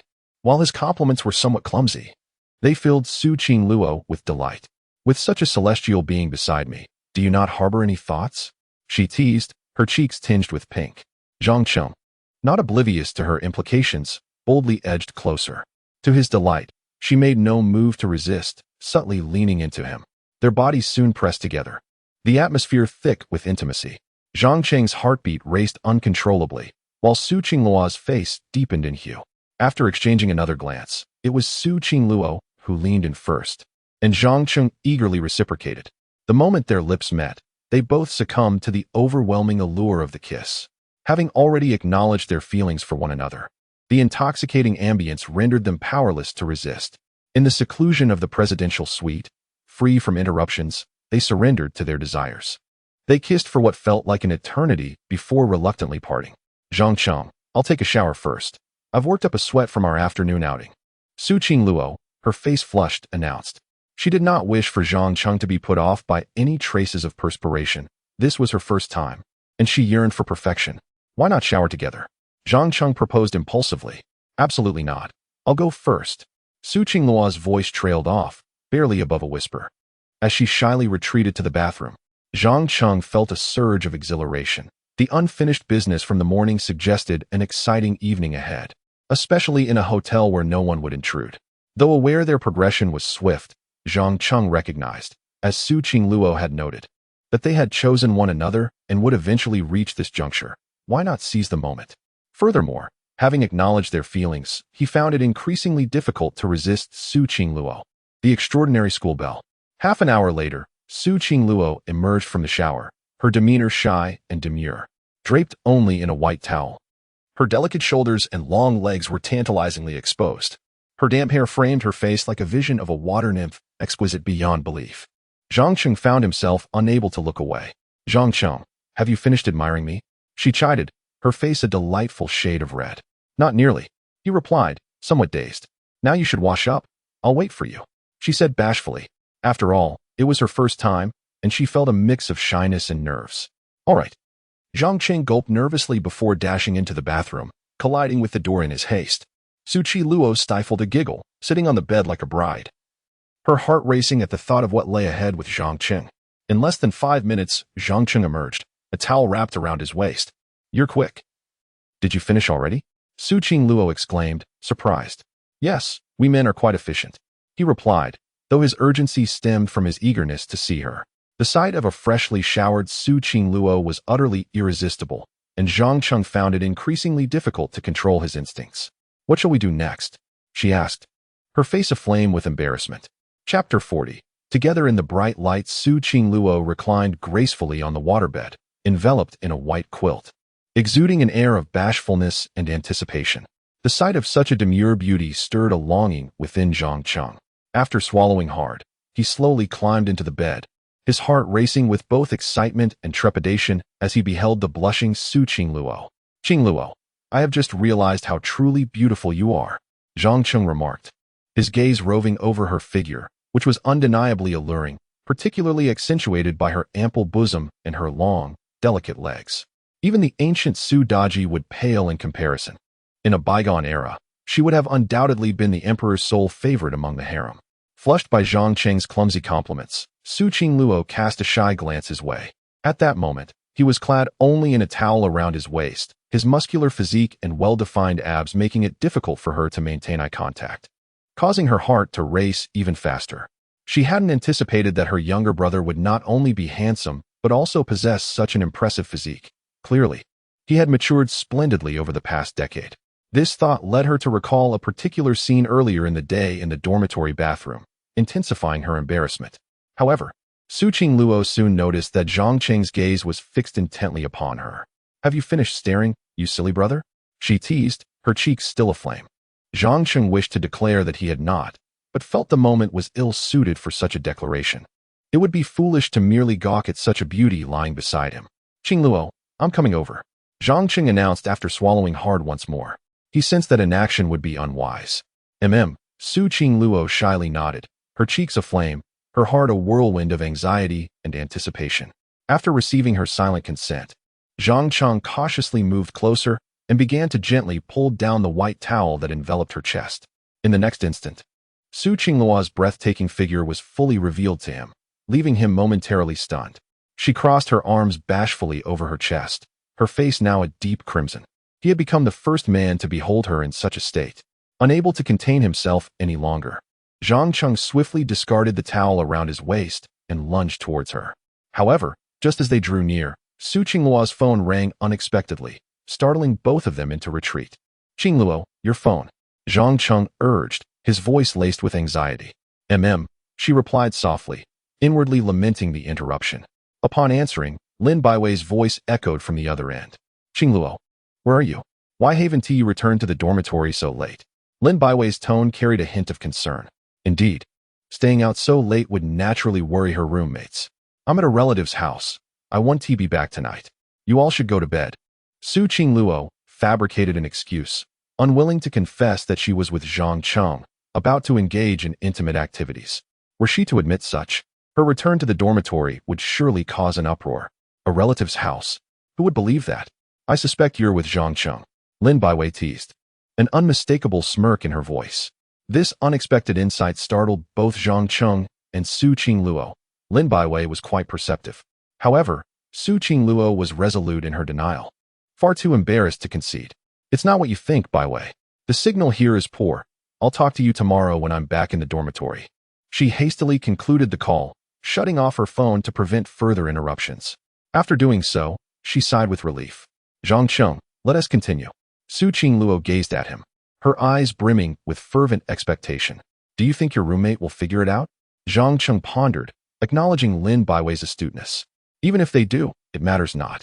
I plan to be open about our relationship once I return.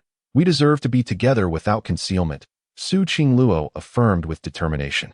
She had no desire to engage in a romance with Zhang Cheng that required secrecy.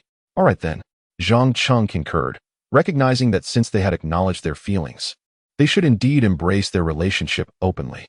Just as he prepared to lean in for a kiss, his phone rang again, leading to another abrupt separation. Frustration simmered within Zhang Cheng, but he managed to quell it as he answered the call. "Bro, why aren't you back in the dormitory at this hour?"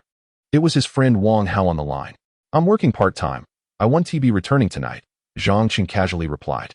His roommates were aware of his family's financial struggles, so they readily accepted his excuse. "Where are you working?" "Don't tell me it's at the White Horse Club. Take care of yourself." Wang Hao jested. "Get lost. I would never work there. Gotta go, I'm busy." Zhang Cheng responded before hastily hanging up and following Su Qingluo's lead to switch off his phone. With that, they were finally free from interruptions. "At last, peace," Zhang Cheng remarked, his eyes drifting back to Su Qingluo, who was looking at him with an alluringly bashful expression. Unable to restrain himself any longer, he pounced on her once more, kissing her tenderly. Su Qingluo eagerly reciprocated, instinctively wrapping her delicate arms around Zhang Cheng's neck. This time, no one would disturb them again. Chapter 41. Bringing home a grandson the following morning, it was once again Zhang Cheng who awoke first. As he gazed at the sweetly sleeping Su Qingluo, nestled in his arms, a subtle smile graced his lips. Reminiscing about the events of the previous night, he felt an overwhelming sense of nostalgia. Su Qingluo was simply enchanting. Even in slumber, her charm was irresistible, and Zhang Cheng found it difficult to divert his gaze. Unable to restrain himself, he leaned down and placed a gentle kiss on her lips. Sensing his movement, Su Qingluo let out a soft murmur and slowly stirred awake. Upon opening her eyes, she found Zhang Cheng staring intently at her, causing her cheeks to flush with embarrassment. "You naughty brother, what are you staring at?" she exclaimed, feeling a newfound awareness of the joys of femininity. Zhang Cheng, with a slight smile playing on his lips, responded with genuine concern. "Go back to sleep for a little while longer. I will prepare breakfast for you." "No, I want to hold you and sleep a bit longer," Su Qingluo insisted. Wrapping her arms around him and draping one of her long, fair legs over him, clinging to him like an octopus, Zhang Cheng couldn't help but chuckle at the sight. "If you keep this up, I might lose control," he said with a teasing smirk. "It's best not to tempt a man so early in the morning, or you may find yourself regretting it."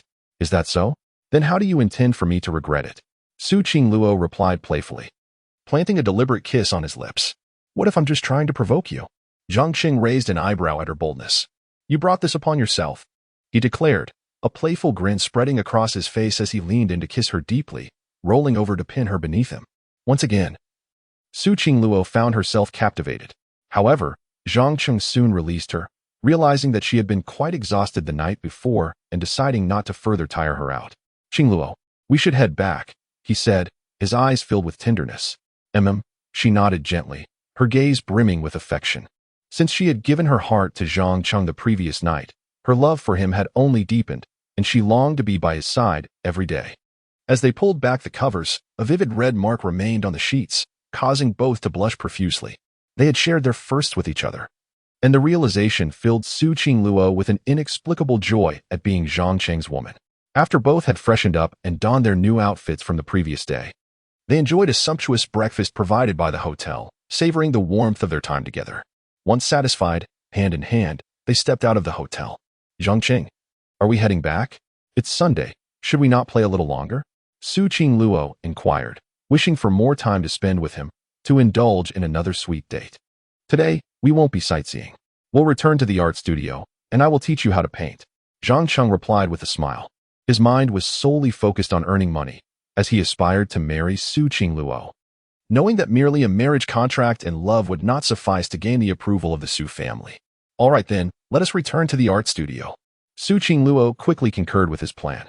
The thought of learning to paint while being with her beloved filled her heart with happiness, a dream she had longed for. Zhang Cheng held Su Qingluo's hand, and the feeling was exquisite. Half an hour later, as they arrived at Tianhai University and were about to head to the art studio, Su Qingluo's phone rang unexpectedly. Seeing that it was her mother calling, she answered without hesitation. Mom, what made you think to call me today? Su Qingluo asked, slightly surprised. I happen to have some free time today, so I thought I'd come see you. I'm at the CAF next to your university. There's something I need to discuss with you. Her mother, Zhang Li, replied shortly thereafter. Something to talk about. All right then, I'll come right out. I have good news to share with you too. Su Qingluo said excitedly, turning to Zhang Cheng. Zhang Cheng, you go ahead to the art studio. I'll meet my mom and be right back. With that, she dashed out, brimming with excitement. Zhang Cheng, sensing an unsettling premonition about her meeting with her mother, nonetheless proceeded to the art studio to wait for her. Inside the CAF next to Tianhai University, Su Qingluo's mother, adorned in an elegant qipao and adorned with jewels, exuded the poise of a wealthy matron. Before long, Su Qingluo entered, her face alight with joy, quickly scanning the CAF before making her way to her mother. Mom, what is it that you wanted to discuss? She inquired, curious to share her encounter with her fiancé, Zhang Cheng. Seeing her daughter in high spirits, Zhang Li took a sip of her coffee and smiled. Shaluo, you seem particularly cheerful today. Of course, I have good news to tell you shortly, Su Qingluo replied, her face beaming with happiness. What good news? Zhang Li asked, intrigued. First, tell me why you came to see me, Su Qingluo said, playfully teasing her mother as curiosity. Still trying to keep me in suspense, are you? Fine, I'll go first. Zhang Li paused before continuing, with the National Day holiday coming up soon. Your father's friend has a son returning from abroad. He is the heir of the Tianhai Qin family, and your father wishes for you to meet him during the holiday. The heir of the Tianhai Qin family? Why does Dad want me to meet him? Su Qingluo's eyes sparkled with curiosity. It's simply for young people to get to know one another. The Qin heir is a Harvard graduate, a top student, and his family background is even more substantial than ours. After seeing your photo, he has expressed great interest in you and wishes to get to know you better. Zhang Li explained with a smile. At this revelation, Su Qingluo sensed a foreboding atmosphere. Mom, what do you mean? Is this about me going on a blind date with him during the holiday? She said, her displeasure evident. Kind of. The Tianhai Qin family is among the top 10 business giants in the country, and their heir is the only son. He is likely to inherit the vast Qin group. And if you were to marry into the Qin family, it would greatly benefit both you and our Su family, Zhang Li stated plainly. However, her words pierced Su Qingluo's heart. Mom, have you forgotten that I already have a fiancé? Why are you introducing me to the Qin heir? She said, her emotions swelling. Don't be foolish. Who said you have a fiancé? Never mention that again, especially not in front of the Qin family. Zhang Li admonished sternly, her expression serious. This only deepened Su Qingluo's hurt and anger. I will mention it. My engagement to Zhang Cheng was arranged when we were children, and it is to be fulfilled by the end of the year. I don't care whether you approve or not. I will marry Zhang Cheng, she declared, her eyes glistening with determination. Seeing her daughter's stubbornness, Zhang Li felt a surge of frustration but suppressed her anger, opting for a gentler approach. That was a long time ago. It's best not to bring it up again. The Zhang family has gone bankrupt, and Zhang Cheng and his mother are living on the edge. Our Su family is now worth over 400 billion. How can they possibly be worthy of us? In the Su family, no one wishes to mention the marriage contract, except for Su Qingluo and her grandmother, who have been preoccupied with the matter, much to the dismay of Zhang Li and her husband. I don't care. Since you initially signed the contract, you must honor it. Otherwise, you shall be deemed untrustworthy. Su Qingluo exclaimed, her eyes glistening with unshed tears. She had eagerly come to see her mother, only to be met with such words. Is what I say of no consequence? Throughout my life, I have consumed and utilized the resources of the Su family. Yet when it comes time for you to fulfill your part, you label us as untrustworthy. Zhang Li was equally infuriated by her daughter's defiance. Regardless, I will marry Zhang Cheng. If you oppose, my grandmother will support me. Su Qingluo retorted indignantly. Her greatest ally was indeed her grandmother, who had always cherished her and fervently encouraged her to uphold the engagement. Just recently, her grandmother had sent a letter and was preparing a wedding gown for her. You may have your grandmother's temporary assistance, but she cannot support you indefinitely. If you do not return to meet young Master Chen during the National Day holiday, I will sever your financial resources and let you experience the hardships of poverty, Zhang Li declared, employing her ultimate tactic. She was convinced that her daughter, accustomed to a life of comfort, would find it unbearable to live without financial means. Furthermore, she believed that once her daughter's funds were cut off, it would not be long before she returned to them, submissive. It must be said that Zhang Li and her husband were calculating astutely. However, Su Qingluo was resolute in her refusal to yield. If you cut off my finances, so be it. I will earn my own money, and you will regret this decision. She declared defiantly before running away in tears, allowing her sorrow to cascade down her cheeks. In her heart, she pondered, if her parents continued to oppose her, she would return home during the new year with a grandchild and see if they would still object. Chapter 42. Having a baby. Reward of 100 billion upon exiting the CAF. Su Qingluo was awash in tears, her visage a portrait of despair. She never anticipated that her mother's invitation to meet would entail a renewed arrangement for a suitor, a notion that was utterly unacceptable to her. This revelation plunged Su Qingluo into a profound sense of hopelessness regarding her parents. In her heart, she now placed her hopes on her grandmother. If all else failed, she would return home for the new year with a grandchild and see if her parents would still oppose it. This was her sole means of retaliation, for she was determined to take charge of her own future. As she made her way back to the art society, Su Qingluo hastily dried her tears, striving to conceal her sorrow from Zhang Cheng. She adjusted her demeanor and even retrieved a mirror and cosmetics from her bag to touch up her makeup. Once she appeared devoid of any traces of sadness, she felt reassured enough to enter the gallery. However, upon her arrival, her phone buzzed incessantly with multiple messages. Instinctively glancing at her phone, she discovered notifications regarding the freezing of her bank accounts. Anger surged within her. She recognized it as her mother's doing. You think that freezing my bank accounts will force me to submit? I can earn my own money, she thought defiantly. The idea of surrendering to her parents due to financial constraints was not an option. If they initiated this on the first day of the lunar month, she would respond on the 15th. She would return home with a grandchild during the new year.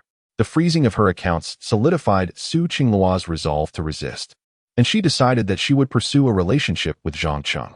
With newfound determination, she quickened her pace towards the art society. At that moment, Zhang Cheng was deeply engrossed in his painting, striving to earn more to elevate his worth. Not wishing to disturb him, Su Qingluo quietly closed the door and approached him stealthily, though he soon noticed her presence. Qingluo, you're back. Did your mother have something to discuss? He inquired, pausing his brush to regard her with concern. It's nothing significant. She merely inquired about my plans for the National Day holiday, Su Qingluo replied, feigning nonchalance. She had no desire for Zhang Cheng to learn that her family was reluctant to uphold the engagement. Revealing the truth would only bring sorrow to both of them. So for Zhang Cheng's sake, she resolved to bear this burden alone. In truth, Zhang Cheng had already anticipated this outcome and had been working quietly towards it. Thus, both were striving towards the same conclusion through different means. It's good that there's nothing pressing. By the way, what are your plans for the holiday? He asked instinctively. Su Qingluo initially contemplated suggesting a trip together, but the reality of her current financial predicament dampened her spirits. I plan to find a job and experience life, she confessed, unwilling to divulge the truth about her circumstances. You're going to work? Zhang Cheng blinked in surprise, completely unprepared for her statement.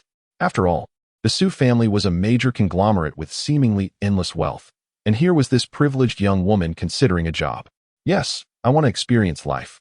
By the way, dear brother, isn't the restaurant you invested in called Haidaleo? Can I work there?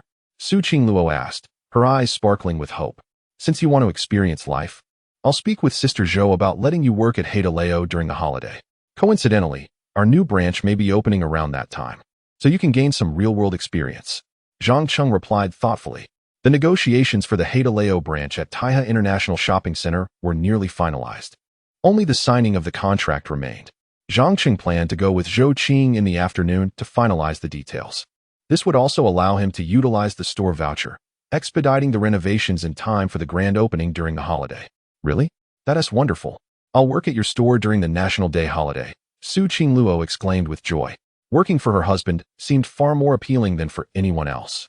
With that, they resumed their painting, but Su Qingluo paused to ask a question. Dear brother, may I pose a question before we continue painting? What is it? Zhang Cheng turned to her. After a moment of hesitation, her cheeks flushed as she asked, Can we have a baby now? Her inquiry left Zhang Cheng astonished. They were both still students. Wasn't this a bit premature? Just then, the system's voice chimed in. Ding. New task triggered. Option 1. Agree to have a baby with Su Qingluo. Reward. 100 million cash. Option 2. Refuse to have a baby with Su Qingluo. Reward. Random attribute point. Hearing the system's prompt surprised Zhang Cheng. He never imagined that having a child with Su Qingluo would come with such a generous reward. However, despite the enticing offer, he felt it was not the right time. They were both still students, and prioritizing their education was paramount. If Su Qingluo became pregnant, her studies would be severely impacted. After careful consideration, he gently advised, Qingluo, we should wait until we're done with school before having children. This was a tactful refusal. Congratulations, host, for making a choice. Strength attribute increased by 1. Though declined, Su Qingluo was undeterred. She wrapped her arms around Zhang Cheng's neck and playfully pleaded, Darling husband, let us have a baby. Her sweet, beguiling voice sent shivers down Zhang Cheng's spine, prompting another system notification. Ding. Host has triggered the same task again. Rewards multiplied by 10. Option 1. Agree to have a baby with Su Qingluo. Reward, 1 billion cash. Option 2. Refuse to have a baby with Su Qingluo. Reward, random attribute point. Seeing the lucrative reward of 1 billion, Zhang Cheng swallowed hard. Yet, the current circumstances were simply not suitable for starting a family, and they weren't even married yet. Qingluo, let us be patient and wait, he reiterated, though his tone was less resolute than before. Congratulations, host, for making a choice. Intelligence attribute increased by 1. Noticing Zhang Cheng's wavering resolve, Su Qingluo once again coaxed, Darling, let us just have one baby. I could take a year off from school, and it wouldn't hinder my studies. As she pouted, she leaned in to kiss him, her charm irresistible. Just then, the system chimed once more. Ding. Host has triggered the task for the 3rd time. Rewards multiplied by 100. You have 10 seconds to make a decision. Failure to respond will void this task. Option 1. Agree to have a baby with Su Qingluo. Reward, 100 billion cash. Option 2. Refuse to have a baby with Su Qingluo. Reward, random attribute point.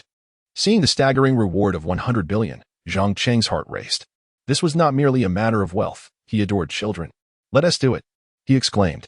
Chapter 43. A home for my wife. Zhang Cheng was astounded to discover that the same task had triggered 3 times, resulting in a reward that multiplied 1,000-fold. The prospect of receiving 100 billion in cash stirred his heart. Qingluo, since you have such a fondness for children, I will wholeheartedly accompany you in having one. Zhang Cheng replied earnestly. As soon as he finished speaking, the system's voice echoed once more. Congratulations, host, on making a choice. You have earned 100 billion in cash. Confirmation of Su Qingluo's pregnancy will result in immediate credit to your account, valid for 3 months. Zhang Cheng paused momentarily. Realizing that this 100 billion was not immediately accessible, it required confirmation of Su Qingluo's pregnancy to be received. Moreover, there was a deadline.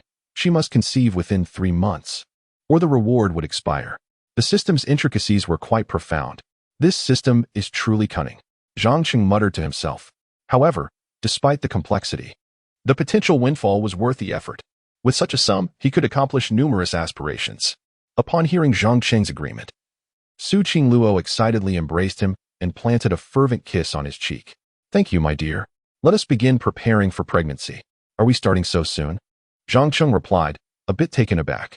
He felt unprepared for such a rapid progression. Of course, we must conceive before the winter break, Su Qingluo asserted with utmost seriousness. Before the winter break? That means we have 3 to 4 months left. Zhang Cheng calculated the timeline, realizing it aligned closely with the system's stipulated deadline.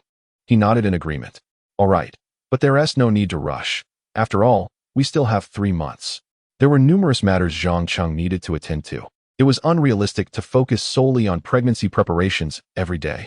Yet, Su Qingluo was not inclined to delay. How can we not be urgent? We must start tonight. Tonight? Where shall we go? Zhang Cheng was surprised by Su Qingluo's eagerness, especially considering the impracticality of such endeavors at university. Where we go is indeed a question. Su Qingluo pondered for a moment before her cheeks flushed slightly.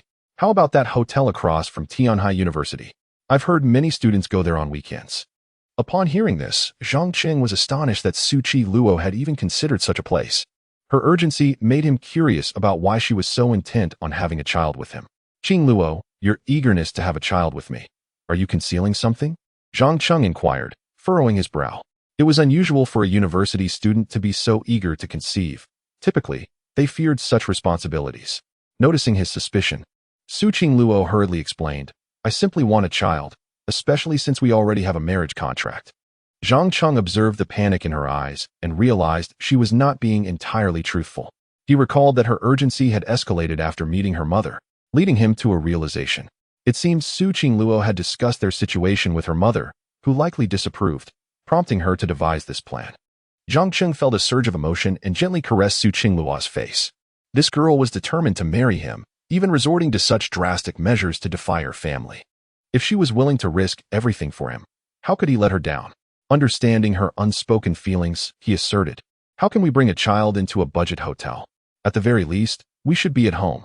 Su Qingluo looked puzzled. Home? Yes. I will purchase a house nearby.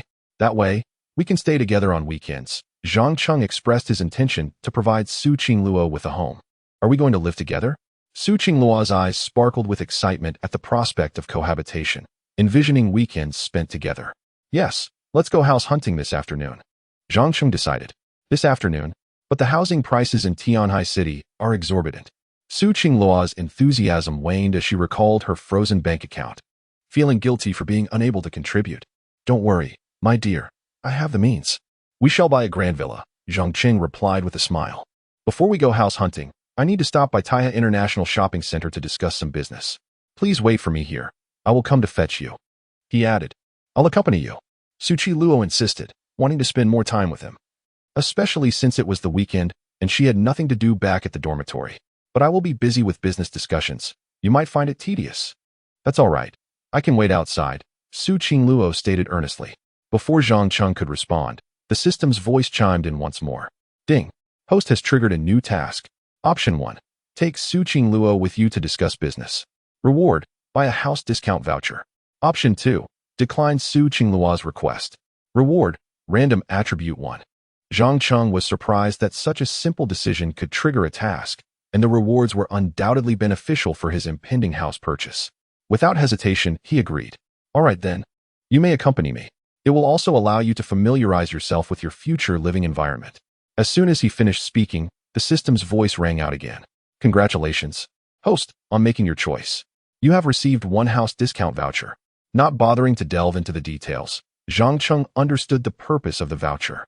Seeing his agreement, Su Qingluo joyfully kissed him on the cheek. Really? That's wonderful. Thank you, my love. Her happiness was palpable. Being with Zhang Cheng made her feel elated. No matter the destination. Around 1 o'clock in the afternoon, Zhou Qing personally drove Zhang Cheng and Su Qingluo to Taihe International Shopping Center. Prior to their arrival, Zhou Qing had already negotiated the terms and prices with the manager there, so Zhang Qing only needed to sign the contract. This matter could have been settled entirely by Zhou Qing, but since Zhang Cheng had a shop voucher to utilize, his signature was essential. On the way, Zhang Cheng could not help but ask Zhou Qing, Sister Zhou, where is the most expensive house in Tianhai City? With a discount voucher in hand, Zhang Cheng felt ambitious. Determined to secure the most luxurious villa in Tianhai City for Su Qingluo, ensuring she would not be deprived of a splendid home. The most expensive house in Tianhai City is undoubtedly the one atop Tianshan Mountain, rumored to cost 500 million, Zhou Qing responded, her voice tinged with envy. Those who reside there are the CRME de la CRME of the wealthy, she added. I have heard of that house too. The environment is exquisite, complete with its own waterfall and swimming pool. From the mountaintop, one can overlook the entirety of Tianhai City. A true treasure, Su Qingluo remarked, her eyes filled with longing. Even my father couldn't afford that property. I wonder who could possibly buy such a villa. Zhou Qing mused. A villa worth 500 million. I'd wager there are no more than 3 individuals in all of Tianhai City who could afford it. Upon hearing this, Zhang Cheng nodded in satisfaction. Qingluo, since you like it, let us purchase that apartment. This statement left Su Qingluo and Zhou Qing utterly astonished. Chapter 44. The exorbitant villa purchase. Su Qingluo and Zhou Qing were taken aback when Zhang Cheng announced his intention to buy a villa worth 500 million. Dear brother, are you truly serious about purchasing a villa valued at 500 million? Su Qingluo exclaimed, her face a picture of astonishment. That was a premium villa that even her father could not afford. Zhou Qing's eyes mirrored her shock. Zhang, are you joking? A 500 million villa? There are likely no more than 3 people in Tianhai City who could afford such a property. Zhou Qing spoke with disbelief. Unable to fathom that a freshman like Zhang Cheng could possibly afford the city's most expensive villa. Zhou Jia, I am not joking. I genuinely wish to buy that villa. After we finish our business discussion, could you please take us to the location? Zhang Cheng replied earnestly. Zhou Qing noted his serious demeanor and held back her doubts, though she still harbored skepticism in her heart. All right then, I will take you there shortly. Although she verbally agreed, she struggled to believe that someone could casually produce 500 million in cash for a house. Su Qingluo also found it hard to accept. Yet there was a flicker of hope that Zhang Cheng's words might hold truth. If so, perhaps her parents would reconsider their insistence on ending her engagement. Before heading to purchase the villa atop Tianshan Mountain, Zhou Qing took Zhang Cheng to Taihe International Shopping Center to finalize the shop lease agreement she had previously negotiated. Zhang Cheng, possessing a shop voucher, signed the contract, which resulted in a full 300,000 rebate on the annual rent of 3 million. The shop was also enhanced by the benefits of its auspicious location. Zhang Cheng felt he had made a small profit. Once the business was concluded, Zhang Cheng requested Zhou Qing to lead him to the villa at Tianshan Mountain. He aspired to provide Su Qingluo with a home, and he wanted it to be the best possible. Moreover, utilizing the home purchase discount voucher meant that the more expensive the house, the more valuable the voucher would be. The sales office for the elite villa was located at Tianshan Shuiyuan. Upon their entrance, the sales staff immediately scrutinized their attire and demeanor. Soon, the attention of the salespersons gravitated towards Zhou Qing, whose elegant appearance and refined aura marked her as a business elite, unlike the youthful Zhang Cheng and Su Qingluo, who bore no resemblance to affluent clients. Excuse me, are you here to purchase a property? A charming saleswoman named Anna approached Zhou Qing with enthusiasm. It's not me who's buying. It's my younger brother here, Zhou Qing said, gesturing towards Zhang Cheng. Anna's expression shifted to one of surprise as she instinctively appraised Zhang Cheng, whose attire and youth suggested he was hardly in a position to buy real estate. Feel free to look around, sir. Anna's demeanor cooled, and she lost interest in providing further assistance, leaving him to peruse the offerings alone. The properties here were all top-tier villas, with the cheapest starting at 80 million. Zhang Cheng, with his seemingly modest appearance, did not fit the profile of a potential buyer. Undeterred by Anna's abrupt change in attitude, Zhang Cheng asserted, I wish to purchase your most expensive property. This declaration not only startled Anna, but also astonished the other sales staff present, who exchanged doubtful glances, some even displaying subtle disdain. The most expensive property? That would be 500 million. Anna replied, her tone tinged with incredulity. It was not that she looked down upon him. Rather, Zhang Cheng simply did not resemble someone capable of affording such a lavish villa. Even the chairman of publicly listed companies in Tianhai City might struggle to purchase such a property, let alone a student like Zhang Cheng. 500 million it is. I intend to buy this villa. However, I am quite displeased with your attitude. Bring your manager here, Zhang Cheng retorted, his patience wearing thin. He could tolerate a single instance of disrespect, but a second or third would not be in his nature. What attitude? You think you can meet our manager? Anna bristled at Zhang Cheng's accusation, her irritation palpable. As tensions escalated, the sales manager was summoned. Good day, sir. How may I assist you? Manager Luo when greeted. Having been called in on short notice and unaware of Zhang Qing's intentions, I wish to buy the villa on the mountain. Please expedite the paperwork, ideally. I would like to finalize everything today, Zhang Qing stated with unwavering seriousness. Initially, Luo Wen thought Zhang Qing was exaggerating, but upon observing his earnest expression, he began to take him seriously. Certainly. Would you like me to provide details about the villa? Luo Wen's demeanor contrasted sharply with Anna's. He exhibited a level of professionalism and perceptiveness that was markedly superior. No need. Just proceed with the paperwork. I will pay by card, Zhang Qing declared, producing a standard bank card from his possession. Such a straightforward transaction was unprecedented for Luo Wen, and it left the other sales personnel in stunned silence. This was a 500 million deal, not a mere $5. Even the wealthiest individuals in Tianhai City would not transact so seamlessly. Are you certain about proceeding with the transaction right now? Luo Wen inquired, clearly taken aback.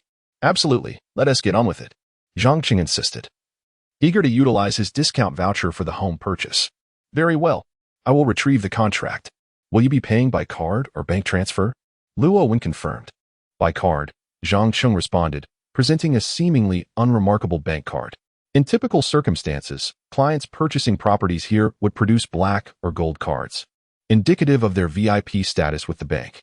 Zhang Qing's ordinary card was a first for them. Anna could not contain her laughter upon seeing the standard card. Just a regular bank user, and you expect to buy a 500 million villa? Perhaps you're not in your right mind.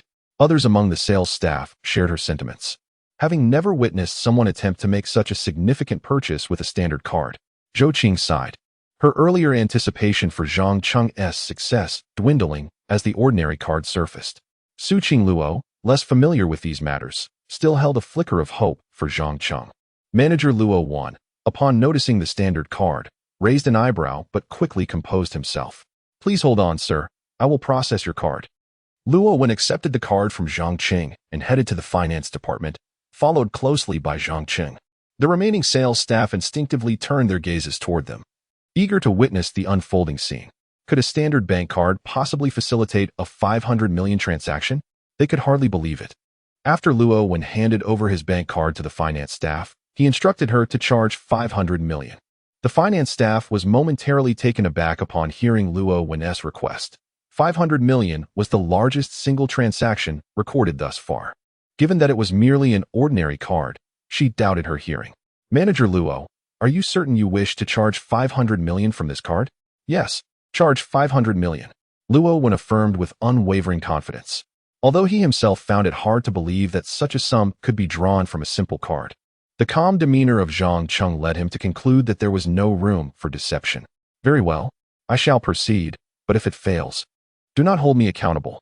The finance staff began her operations, and just before she swiped the card, Zhang Qing utilized a discount voucher for purchasing properties that had been gifted to him by the system. The 500 million villa would actually only require him to pay 50 million, and with over 70 million in his bank card, he was more than equipped to handle it. All the sales personnel gathered around, eager to witness Zhang Qing's potential embarrassment, particularly Anna. However, after the card was swiped, a crisp voice emanated from the machine, utterly shocking everyone present. Beep, transaction successful. The moment the announcement rang out, the crowd was rendered speechless. Chapter 45. My husband turns out to be a super rich man. A seemingly ordinary bank card astonishingly processed a transaction of 500 million. This left everyone utterly speechless. They could hardly believe that the card had actually gone through. The finance staff wore an expression of disbelief, having assumed that the balance on such a commonplace card would be insufficient. Yet, it had succeeded. 500 million. Not only was the finance staff taken aback, but also the sales manager, Luo Wen, who never imagined that this unremarkable youth possessed the means to purchase a house for 500 million. However, he quickly sighed in relief, grateful that he had not offended this enigmatic young master. Otherwise, they would have missed out on this monumental deal. The other sales personnel were equally flabbergasted, especially Anna. How could this be? He could indeed produce 500 million. Why was this happening? He appeared so ordinary in his attire and demeanor. Even his bank card was unremarkable. How could he possibly be this wealthy? Anna struggled to comprehend it all. Her previous sales experience failed completely in the face of Zhang Qing. Yet, she soon concocted a possible explanation. Perhaps this young man was feigning poverty to negotiate a better deal on the house. The thought made her regretful. She had never anticipated that a plot from a television drama would unfold in her reality, right before her eyes. Had she known, she would have endeavored to win his favor. This single order could have made her fortune, she lamented silently. Qing Zhou was equally astonished. She thought she had regarded Zhang Cheng with sufficient esteem, only to discover now that she had underestimated him. What was the true background of this young man who could effortlessly produce 500 million to buy a home? It seemed she had truly misjudged him. She suddenly realized that persuading Zhang Cheng to invest in their venture might mean she had secured a lucrative ally. Perhaps they would never be short of money again. Among the crowd, only Su Qingluo seemed the most elated, as she realized that Zhang Cheng was indeed incredibly wealthy, super wealthy. She even began to doubt her mother's claims about the Zhang family's bankruptcy. Could it be that her brother's family had not gone bankrupt? How else could he possess such wealth? Certainly, her mother must have been mistaken. She was likely just trying to keep her from associating with her brother. Su Qingluo entertained these thoughts while secretly feeling happy for Zhang Cheng. The crucial point was that they would soon have their own little nest. Not just a little nest, but a grand mansion. Seeing that everyone was left in awe, Zhang Cheng felt a sense of satisfaction. "Manager Luo, can we proceed with the paperwork now?" he casually inquired. "Yes, we can continue with the process." Luo Wen's demeanor shifted to one of utmost respect as he returned the bank card to Zhang Qing with both hands. "Let us proceed with the paperwork. By the way, I would like to register this villa under a different name," Zhang Cheng suddenly remembered to say. "Whose name would you like it registered under, Mr. Zhang?" Luo Wen asked, somewhat surprised. "Su Qingluo," Zhang Cheng announced, casting a tender gaze towards Su Qingluo, filled with affection. Since Su Qingluo had been willing to bear a child to defy her family for him, he was determined to provide her with the best in the world. Upon hearing that the luxurious villa would be registered in her name, Su Qingluo was overwhelmed with emotion, feeling that all her sacrifices were worth it. Qingzhou watched Zhang Qing's intention to write Su Qingluo's name on the villa's deed, envy flickering in her eyes. The others also exhibited expressions of envy. "Very well. Please follow me, Miss Su and Mr. Zhang," Luo Wen said respectfully. Zhang Qing nodded, taking Su Qingluo's hand as they followed Luo Wen to complete the paperwork. The formalities were swiftly concluded, resulting in a property purchase agreement, a real estate certificate, and the key to the villa, all inscribed with the names of Zhang Cheng and Su Qingluo. Initially, Zhang Cheng intended only to write Su Qingluo's name, but she insisted that this was to be their home together, naturally requiring both names. He acquiesced, recognizing that this house would symbolize their love. Once the paperwork was finalized, it was already past 4 in the afternoon. Zhang Qing and Su Qingluo decided to visit the mountaintop to behold their so-called luxurious villa, while Qingzhou, not wishing to intrude, made an excuse to leave. Luo Wen personally escorted Zhang Qing and Su Qingluo to the mountaintop villa, which was not far from Tianshan Shuiyuan. The trio ascended the mountain on foot, surrounded by the songs of birds and fragrant flowers. With an artificial lake and various rare plants and fruit trees enhancing the picturesque environment. "Zhang Qing, look over there, swans," Su Qingluo exclaimed, her hand entwined with his. Pointing towards the swans gliding on the artificial lake, her face alight with excitement. "Indeed, the environment here is truly delightful, and the air is remarkably fresh," Zhang Qing remarked, inhaling deeply, relishing the sweetness of the air. Yes, a child born in such an environment would surely be intelligent and healthy. Su Qingluo immediately associated the setting with the prospect of having a child. Zhang Cheng smiled inwardly, amused by her preoccupation with the idea of having children with him. Before long, they reached the mountaintop, where a villa resembling a palace came into view, sprawling nearly 1,000 square meters. It was surrounded by private gardens, and on the western peak, there was a natural waterfall cascading into a clear, sweet spring below. From the mountaintop, one could overlook the entire scenic view of Tianhai City. "Mr. Zhang, Miss Su, we have arrived," Luo Wen said respectfully. Zhang Qing nodded, unable to suppress his admiration for the dreamlike landscape. "How beautiful! There is genuinely a waterfall and a spring," he marveled.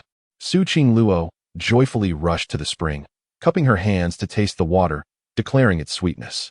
"Zhang Qing, the spring water is delicious. You must try it too," she urged, her excitement akin to that of a child. Zhang Qing chuckled, joining her to sample the water, which indeed was exceptionally sweet. "Mr. Zhang, Miss Su, this spring water is pristine and has been tested by our health department. It is safe to drink. Rich in trace elements," Luo Wen interjected at the opportune moment. "Wonderful. Let us explore the interior." Zhang Cheng replied, thoroughly satisfied with the spring water. Soon, Luo Wen led Zhang Cheng and Su Qing Luo inside the villa. The entrance was secured by a card key, and upon swiping it, they entered a realm of opulent decor. Crystal chandeliers, tiger skin sofas, European carpets, and an array of exquisite furniture adorned the space, all crafted by top-tier designers tailored specifically for this villa. How lavish! This is even more extravagant than my home, Su Qi Luo gasped, having never witnessed such luxury before. Zhang Qing too was taken aback, marveling at the splendor. Mr. Zhang. Miss Su, the house was designed by Italy's finest designers. Should there be anything unsatisfactory, feel free to make changes as you see fit, Luo Wen offered. Excellent. I am very pleased with this place. Zhang Qing nodded, affirming that the 500 million spent was indeed worthwhile. That's great. If you need anything, do not hesitate to call me, Luo Wen said, handing Zhang Cheng a business card inscribed with his phone number. All right. Zhang Qing accepted the card, then recalled something and addressed Luo Wen. Manager Luo, I am quite impressed with you. Would you be interested in joining me in an investment company? I could use someone as astute as you as an assistant. Zhang Cheng is about to establish an investment firm and requires talented individuals like Luo Wen to assist him. Luo Wen was taken aback by Zhang Cheng's audacious proposition, feeling both astonished and delighted. May I take a few days to consider? Luo Wen, nearing 40 and with a family to support, was understandably hesitant to make a swift decision. Of course, feel free to reach out once you've made up your mind. The salary and benefits will be at least double what you currently receive, Zhang Cheng replied with a subtle smile, casually scribbling his phone number on a piece of paper. Luo Wen excitedly accepted the note, expressing solemnly, I will certainly contact Mr. Zhang once I have made my decision. Very well, go ahead. Zhang Cheng nodded in affirmation. In no time, Luo Wen joyfully departed from the villa atop the mountain. Within the vast estate, only Zhang Cheng and Su Qing Luo remained. The villa was indeed expansive, boasting nearly 20 rooms in total. Zhang Cheng, which room shall we choose to stay in tonight? Su Qing Luo inquired, already beginning to select a living space. Let us opt for an upstairs room. The first floor seems designated for the staff, Zhang Cheng chuckled. That makes sense. Let us head to the second floor. Su Qing Luo replied, cheerfully bounding upstairs like a child. The second floor offered an abundance of options, featuring 8 bedrooms, 2 bathrooms, and an enormous bathing area. Zhang Cheng, look at this bathroom. It's so spacious, with a pebble-lined bathtub that can easily accommodate both of us, Su Qing Luo exclaimed, only to realize the double entendre of her words, her cheeks flushing slightly.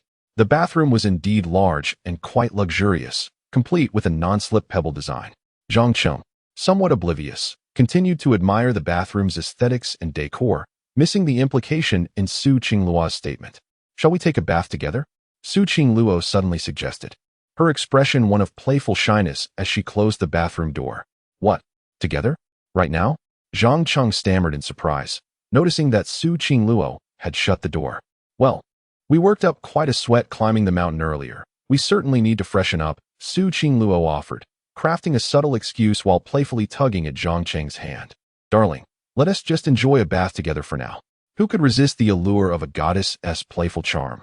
Zhang Cheng felt a delightful shiver at her words, realizing just how enchanting Su Qing Luo truly was. At that moment, the system's voice chimed in once more. Ding! The host has triggered a new task. Option 1. Agree to Su Qing Luo's request. Reward: 1 Longhu pill, a market investment analysis report, and 30 million in investment capital. Option 2. Decline Su Qing Luo's request. Reward: random attribute 1. Chapter 46. Striving for parenthood. The system's voice resonated at an opportune moment, indicating an enticing reward that seemed exceptionally beneficial. Without the slightest hesitation, Zhang Cheng acquiesced. Well, since you insist, let us bathe together. As soon as he uttered those words, the system chimed in. Congratulations, host, for your successful selection. You have received 1 Longhu Dan, a market investment analysis report, and an investment capital of 30 million. The rewards were bountiful, particularly the market analysis report, which Zhang Qing desperately needed to make precise investments in promising sectors. Upon hearing Zhang Cheng's agreement, Su Qing Luo beamed with joy, rushing over to embrace him and planting a kiss on his cheek. Darling, shall we commence our bathing? She said, her cheeks slightly flushed, yet her eyes sparkled with delight. Let us not rush into bathing. We should fill the tub first. This large pebble bathtub will take quite some time to fill, Zhang Cheng remarked, eyeing the expansive tub. Despite its chic design, the sole drawback was its excessive water consumption. That is true. You go ahead and fill it. I will change out of my clothes, Su Qingluo said, somewhat bashfully.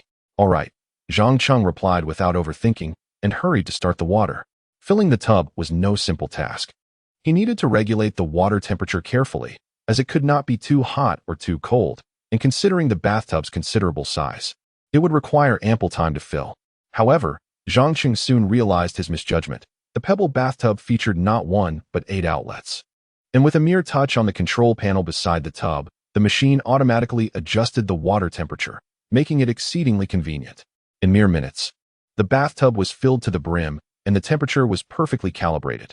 I never anticipated that filling the tub would be so effortless and that the temperature could be controlled. The expensive options truly are superior, Zhang Cheng mused, pleasantly surprised.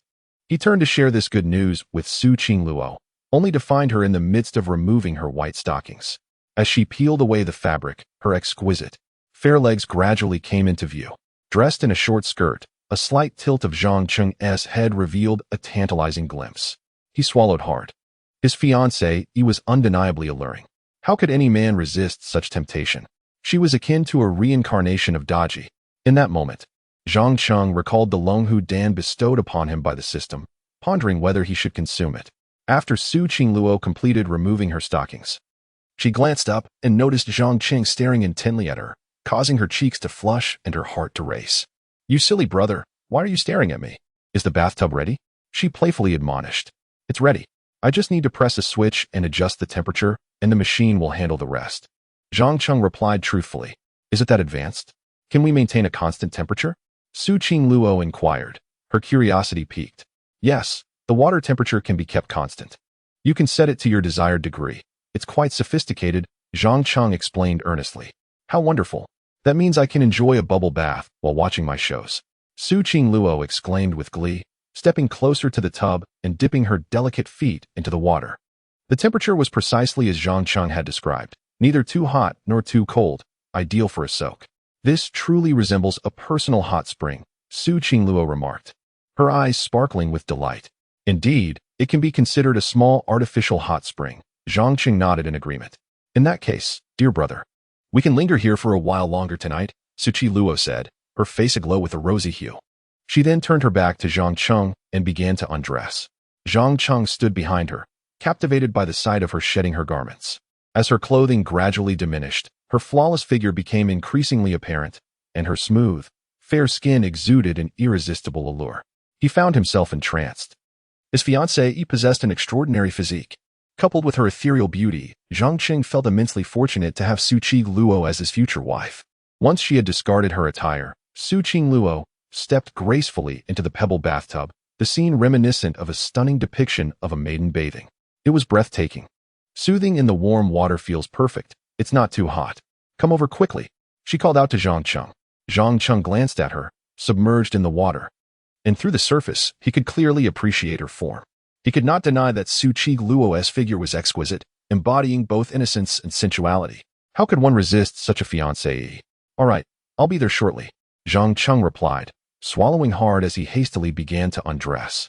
Su Qingluo, blushing, wanted to steal glances at Zhang Cheng but felt shy to do so, her heart racing with anticipation.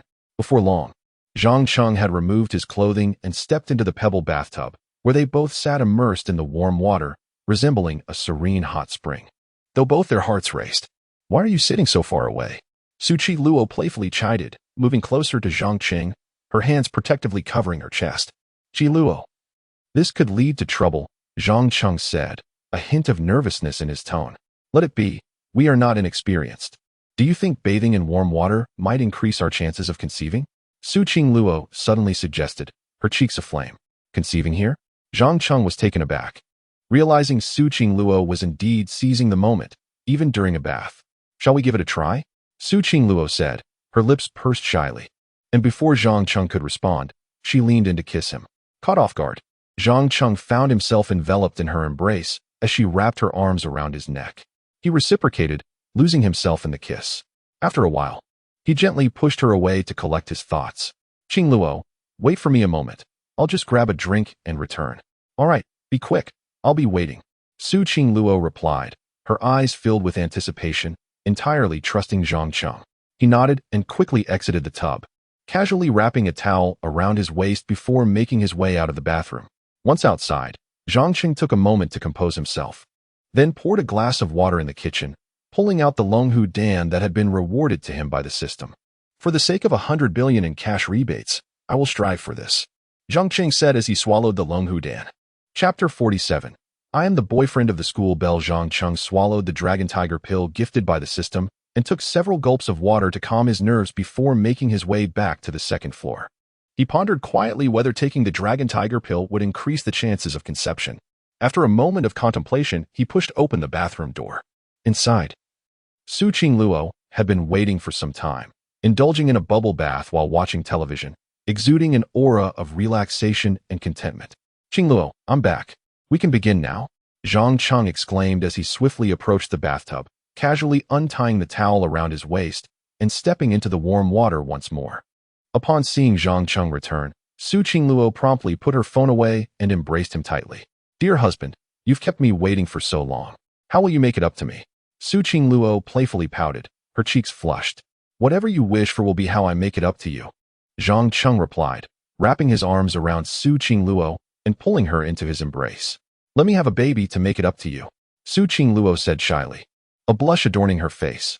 Very well, I shall fulfill your wish right now, Zhang Cheng said with a slight smirk before leaning down to kiss her without hesitation. The effects of the dragon tiger pill quickly took hold. As the night deepened, so did the affection within the villa. It was tea until the early hours of the morning that the two finally concluded their intimate encounter.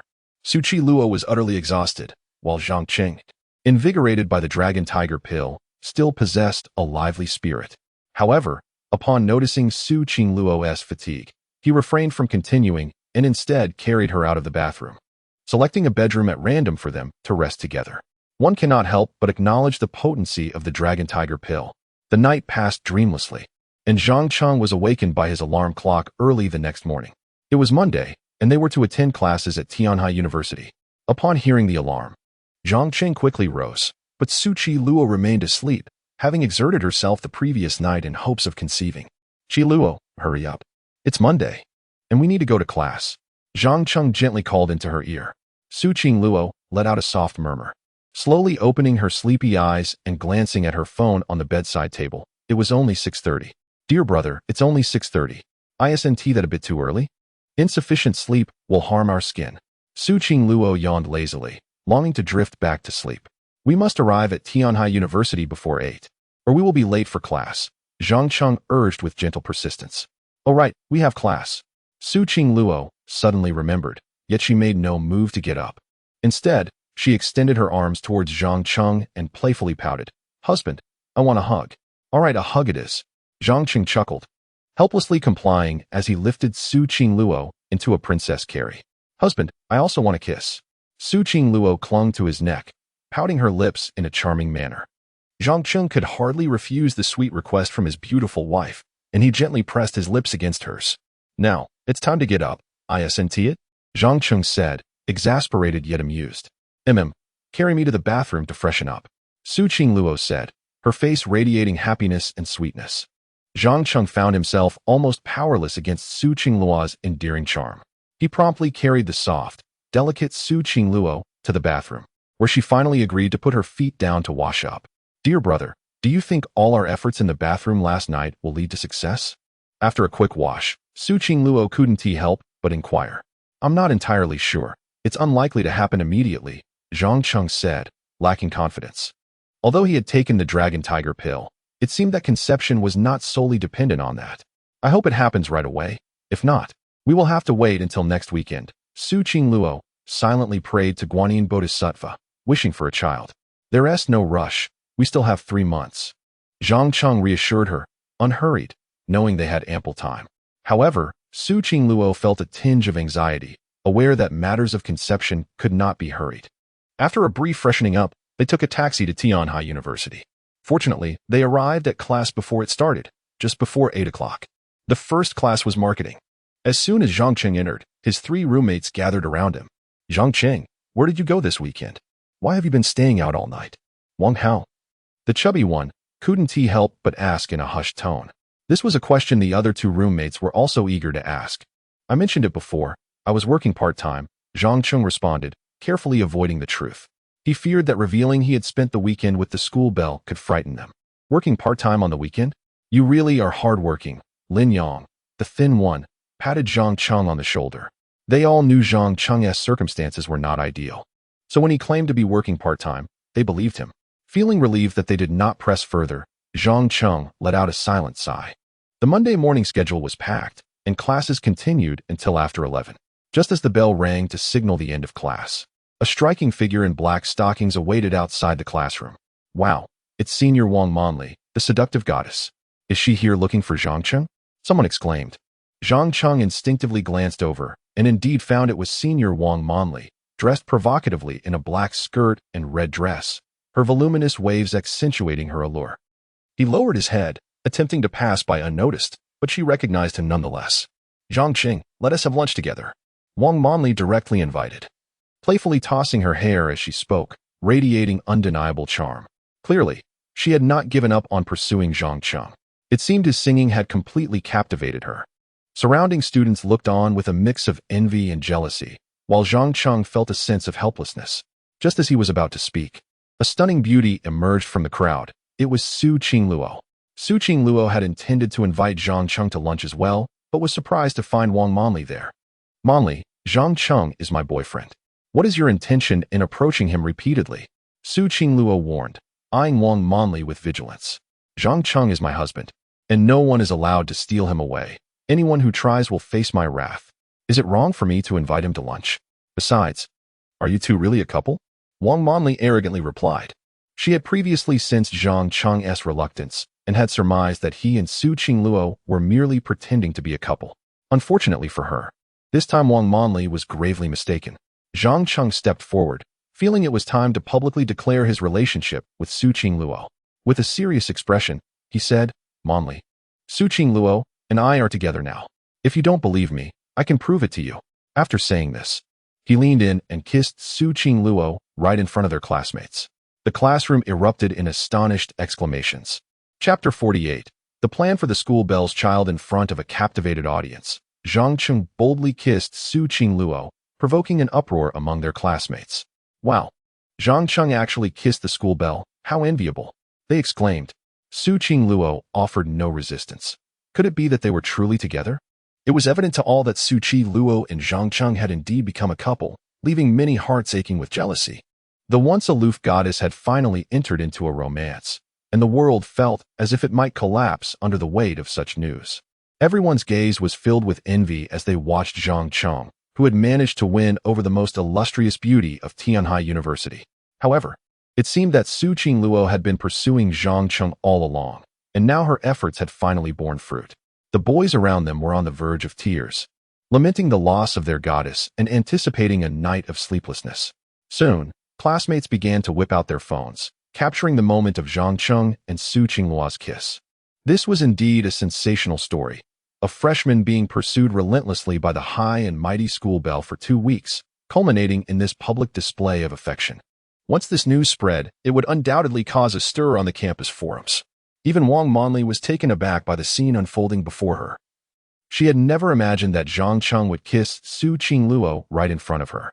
In Zhang Cheng's eyes, she perceived affection and adoration, indicating that this kiss was not reluctant, but rather voluntary. How could this be? Had Zhang Cheng developed feelings for Su Qingluo in just a single weekend? What methods had she employed to capture his heart?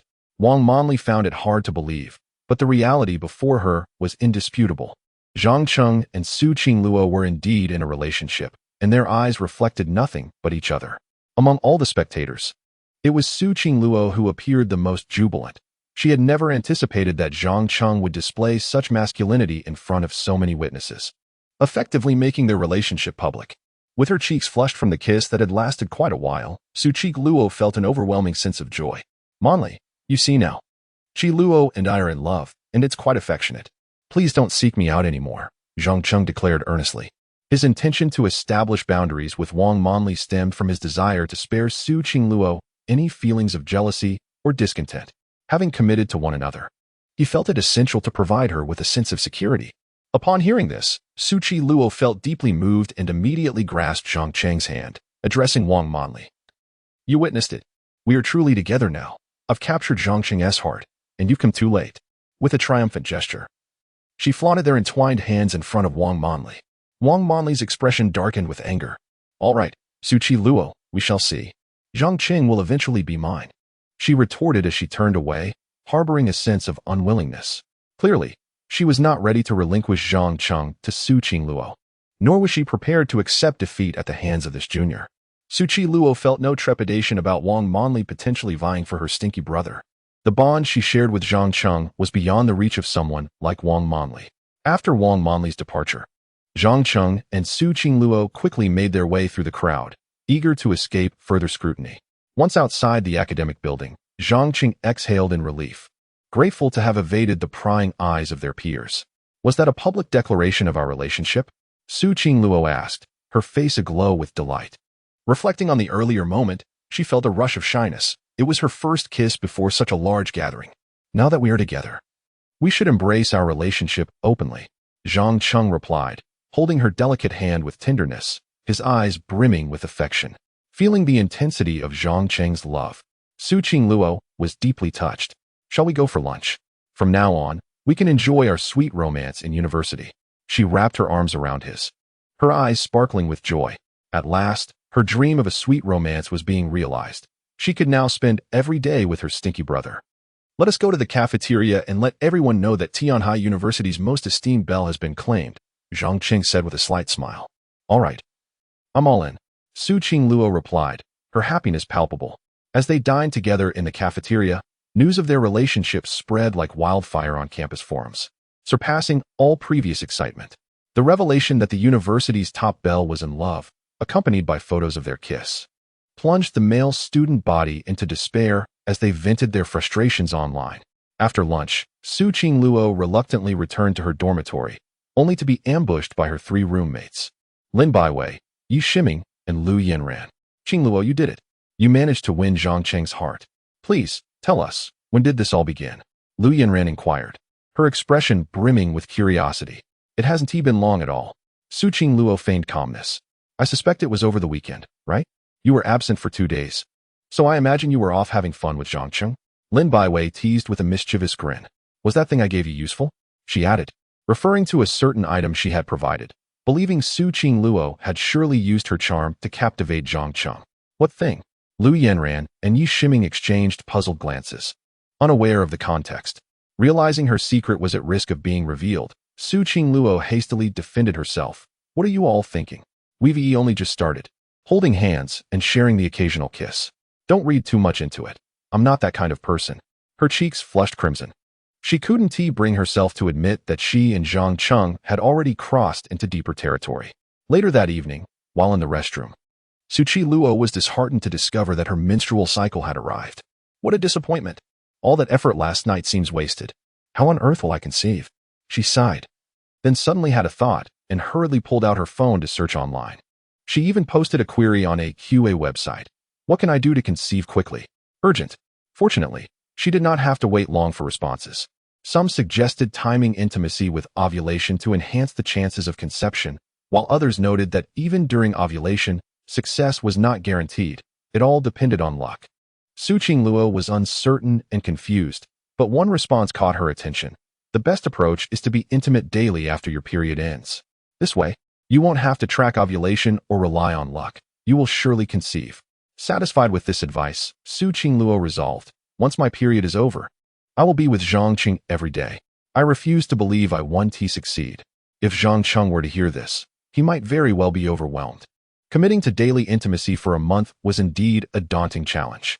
Chapter 49. A life-threatening task. In the stillness of the night, Zhang Cheng lay in bed, quietly perusing the market investment analysis report gifted to him by the system. With this report in hand, he could make precise investments in various industries. Moreover, the system had provided him with 30 million in investment capital, a perfect sum to practice his skills. A wave of satisfaction washed over Zhang Cheng.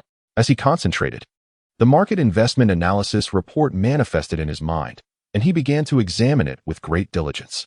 Zhang Cheng, being a student of investment finance, found the report easily comprehensible. However, after a cursory glance, he was astonished. The market analysis report was likely worth several billion. He was secretly impressed, for it listed the investment potential data of over 10,000 companies. At the forefront was a nascent short video company named Douyin, boasting an astounding investment potential score of 98, with the maximum being 100. This indicated that Douyin held limitless potential, and investing now would undoubtedly yield substantial profits. Zhang Cheng's eyes sparkled with excitement upon this revelation. With such a high potential score, it would be a disservice to neglect the insights provided by the system's report. Zhang Cheng felt a surge of exhilaration. Armed with this market investment analysis report, he could invest with accuracy, significantly accelerating his wealth accumulation. Once Qing Luo conceived, he envisioned possessing 100 billion in cash, at which point he would invest in all the companies identified as high potential in the report. He fantasized about a glorious future. 100 billion in cash, combined with this precise market investment analysis report, would empower him to reach a net worth of 400 billion by year's end. This was 400 times greater than his initial projection of 10 billion. Zhang Cheng continued to delve into the report, meticulously noting the companies with high potential. For several days, he dedicated himself to studying the investment analysis report. On the third day, however, an unfamiliar phone number rang, and Zhang Cheng answered it casually, only to hear the voice of Luo Wen on the other end. "Greetings. Is this young Master Zhang? I am Luo Wen, the sales manager at Tianshan Shuiyuan," he said, his tone laced with respect. Upon recognizing the caller, Zhang Cheng felt a rush of excitement. Finally, someone talented had approached him. "Mr. Luo, have you made your decision today?" he inquired calmly. "After 3 days of careful consideration, I have decided to work with you, young Master Zhang. Do you have time to meet?" Luo Wen replied earnestly. "Certainly. I will be waiting for you at the CAF near Tianhai University," Zhang Cheng responded before ending the call. His heart raced with anticipation. He was about to embark on an ambitious journey in the investment sphere, and with Luo Wen's high professional standards and intellect, he was assured he had gained a valuable ally. Having him as an assistant would undoubtedly save Zhang Cheng a great deal of time and energy. Before long, Zhang Cheng met Luo Wen at the CAF. The 40-year-old man was sharply dressed, exuding an aura of stability. His decision to join Zhang Cheng was not made lightly. It had taken him 3 days of deliberation. Firstly, Zhang Cheng's background was impressive. His initial investment of 500 million in a villa indicated that he was not short on funds. Secondly, Zhang Cheng was known for his loyalty and commitment. And as he began his entrepreneurial journey, aligning with him would elevate Luo Wen's status significantly.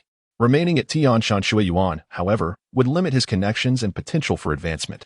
Thirdly, the most pragmatic reason was Zhang Cheng's offer of double the salary. Weighing these factors, Luo Wen made his choice. Inside the CAF, Luo Wen respectfully addressed Zhang Cheng. "Young Master Zhang, after 3 days of consideration, I have decided to join you. May I inquire about the current status of your investment company?" Zhang Cheng leisurely sipped his coffee before responding. "My investment company has yet to be established, but with your addition, it will be formed immediately." Luo Wen paused, slightly taken aback to learn that the company had not yet been established, but he quickly regained his composure. "Do you have any preliminary plans, young Master Zhang? So I know how to proceed?" "Your immediate task is to facilitate the establishment of the investment company, including all necessary qualifications. Additionally, starting today, I need you to reach out to Douyin. I intend to invest in them, with no upper limit on the amount," Zhang Cheng stated with grand ambition. With Douyin's investment potential at 98, Zhang Cheng was determined to secure this fledgling company, confident that the returns would be extraordinary. "Douyin? That name sounds familiar," Luo Wen mused, nodding respectfully. "No problem, I will attend to these matters right away." Luo Wen rapidly embraced his role as Zhang Cheng's assistant. Following this, they discussed salary, benefits, and the company's future vision. When Zhang Cheng revealed his goal to elevate the company's market value to 400 billion by year's end, Luo Wen felt a sense of disbelief, even suspecting Zhang Cheng was exaggerating. After all, how could a company achieve such a valuation in such a short time? Nonetheless, Zhang Cheng remained resolute in his confidence. "Well, I have shared everything I wanted to convey. If you have any questions, please feel free to ask. At the moment, I have no further inquiries," Luo Wen replied, diligently noting key points in his notebook. "Excellent. Please proceed with registering the investment company and ensure swift action regarding the investment in Douyin. The funds are limitless, and it must be secured," Zhang Cheng commanded. "Rest assured, Director Zhang, I will handle it immediately. Luo Wen replied, rising to leave. Upon exiting the CAF, Zhang Cheng received a message from Su Qingluo stating that she was waiting for him at the art gallery, eager to discuss something important. Without hesitation, he hurried to the art gallery. When he arrived, Su Qingluo was already there, her face lighting up upon seeing him. Zhang Cheng, you finally made it, she exclaimed, quickly shutting the door to the art room before approaching him. Luo, didn't you say you had something important to tell me? What is it? Zhang Cheng inquired, a hint of suspicion in his tone. There is indeed something significant to discuss. It's about our last visit to Tianshan Villa, where we didn't win, Su Qingluo lamented. Not winning was to be expected. It's unrealistic to succeed on the first attempt. That's the stuff of television dramas, Zhang Cheng replied, understanding her sentiment. Hearing this, Su Qingluo's cheeks flushed red. Then Zhang Cheng, let us do this every day. That way, our chances of winning will be higher. Zhang Cheng nearly choked on his drink at her suggestion. Engaging in such activities daily would surely be detrimental to his health. Just then, the system's voice echoed in his mind. Ding! The host has triggered a new task. Option 1. Agree to Su Qingluo's request. Reward, 50 million in investment capital, 10 Longhu pills. Option 2. Reject Su Qingluo's request. Reward, random attribute 1. This troublesome system is back with another task, a life-threatening one at that. Naturally, I shall choose. Chapter 50. The school bell's growing audacity in response to Zhang Cheng's inquiry regarding life-threatening tasks. He had already formed a resolute answer in his heart. He would undoubtedly choose option 2. After all, engaging in such endeavors daily would be unbearable, even for a bull. With this thought, Zhang Cheng adjusted his demeanor and delicately addressed Su Qingluo. Qingluo, the matter of pregnancy is not urgent. We have ample time. Besides, the conditions at university are hardly conducive for us to engage in such activities daily. This was Zhang Cheng's choice, and he considered the 50 million investment quite modest. No sooner had his words left his lips than the system's voice echoed in his mind once more. Ding! Congratulations, the host has made a choice. Random stamina increased by 1. With the completion of the system's announcement, Zhang Cheng felt a slight surge in his stamina, a gift from the system. After several days of attribute enhancements, his physical condition had significantly surpassed that of the average person. Upon noticing Zhang Cheng's refusal, Su Qingluo did not relent. Instead, she resorted to charming him. Darling, I researched online, and it appears that the likelihood of conception is highest when we engage in intimacy daily. Otherwise, we risk missing the ovulation window. Her expression was one of pitiful allure, her playful demeanor igniting affection. Please, my dearest husband, Su Qingluo implored with her large, glistening eyes. Exuding a sense of vulnerability, Zhang Cheng felt a wave of warmth. If Su Qingluo were placed in ancient times, even an emperor would be captivated by her charm, undoubtedly leading to her sole dominance in the imperial harem. However, the thought of daily engagements left him concerned for his well-being. Thus, he felt it prudent to maintain his stance, especially since there were still over 2 months until the system's stipulated deadline. Just as Zhang Cheng was preparing to politely decline again, the system's voice resonated in his mind anew. Ding! The host has triggered the same task again. Rewards are doubled. Option 1. Agree to Su Qingluo's request. Reward, 100 million investment, 20 Dragon Tiger pills. Option 2. Decline Su Qingluo's request. Reward, random attribute 1. Hearing the system's announcement, Zhang Cheng was taken aback. What on earth? This system is relentless with its rewards. Does it expect me to risk my life? The investment had surged to 100 million, a staggering increase. Zhang Cheng began to suspect that this system was merely a pawn of Su Qingluo, as her options seemed to always be favored. Yet, faced with the doubled rewards, Zhang Cheng remained steadfast in his refusal. Qingluo, be good and listen. There is no rush for a child. We can wait until before winter break to conceive. Besides, there are no facilities at university for such matters. He gently reiterated his position. Enduring a month of such activities would leave him utterly drained. He had many responsibilities to attend to during the day, and without vitality, he would struggle to excel, especially with plans to establish an investment company and evaluate promising enterprises. Once again, the system chimed in. Ding! Congratulations. The host has made a choice. Random stamina 1. Following this announcement, Zhang Cheng felt a slight enhancement in his stamina. Assessing his physical condition, he concluded that with his current stamina, he could compete in a marathon and secure a medal. This thought prompted another idea. if he continued to refuse? His physical attributes might become extraordinarily formidable. Would he not dominate in sports events and the Olympics, effortlessly claiming gold medals? Zhang Cheng considered this a viable path for development. Yet his immediate focus remained on generating wealth. Seeing Zhang Cheng's persistent refusal, Su Qi-luo felt a twinge of disappointment but was reluctant to concede. Darling, if it's not the weekend, we could use the art studio, only I have the key, and no one else would discover us. Su Qi-luo boldly suggested. Zhang Cheng was taken aback. What? In the art studio? He realized that Su Qingluo's audacity was increasingly remarkable. She dared to entertain such notions in the studio. No, absolutely not. He vehemently shook his head. Engaging in such activities there was too risky. If discovered, the consequences would be dire. After a moment of contemplation, Su Qingluo reconsidered and proposed. Then let us go to the five-star hotel behind the university. Our relationship is already public. It wouldn't matter if classmates saw us. Moreover, Baiwei has a VIP card for there, allowing us to stay at half price. As for the weekend, we can retreat to the Tianshan Villa. What do you think? Su Qingluo felt she had devised a more thoughtful plan, yet Zhang Cheng furrowed his brow. Baiwei, your roommate? Yes, she is my roommate, and we're quite close. The last box of protection in our dormitory was given to me by her. The VIP card was a gift from her wealthy ex-boyfriend, which she has kept since their breakup, Su Qingluo explained. Zhang Cheng was slightly astonished, realizing that university girls tended to be quite open-minded. Just then, the system's voice chimed in again. Ding! The host has triggered the same task once more. Rewards are multiplied tenfold. You have 10 seconds to make a choice. Failure to do so will result in the task no longer being triggered. Option 1. Agree to Su Qingluo's request. Reward: 1 billion investment, 200 Dragon Tiger pills. Option 2. Refuse Su Qingluo's request. Reward: random attribute 1. Upon hearing the system's announcement, Zhang Cheng was astounded. He had activated the same task 3 times, with rewards multiplying significantly. It appeared to be a system setting. Perhaps in the future, he could exploit bugs to achieve even greater rewards. Su Qingluo gazed at Zhang Cheng with pleading eyes, her expression one of desperation. Darling, please, just agree. I truly wish for a baby. Fulfill my desire. She resumed her charming antics, wrapping her arms around his neck and planting a kiss on him. This enchanting little temptress was irresistible to any man. With the system's countdown nearing its end, Zhang Cheng gritted his teeth.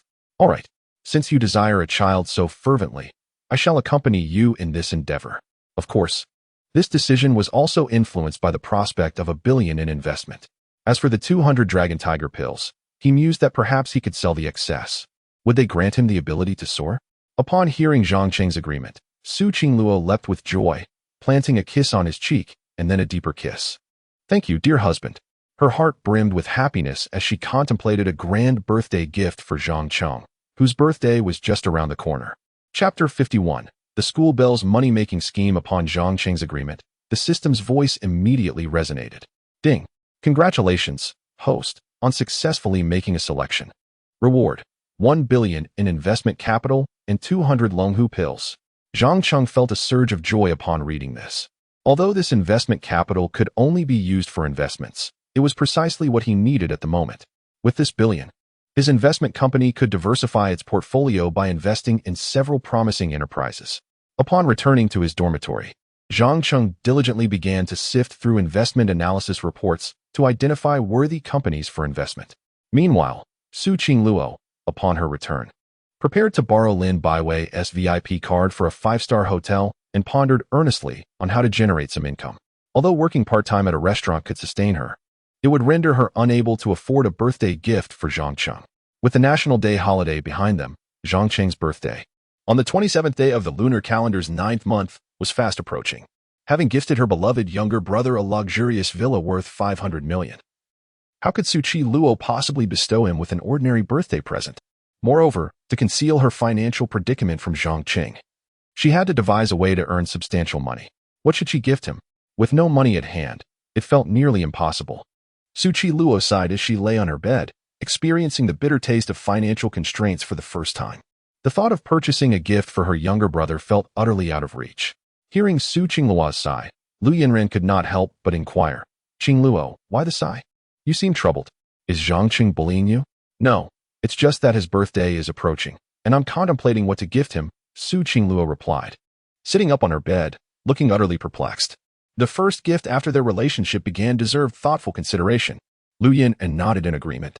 Lin Baiwei, overhearing this, chuckled and remarked, based on my experience, the best gift for a boyfriend is your first time.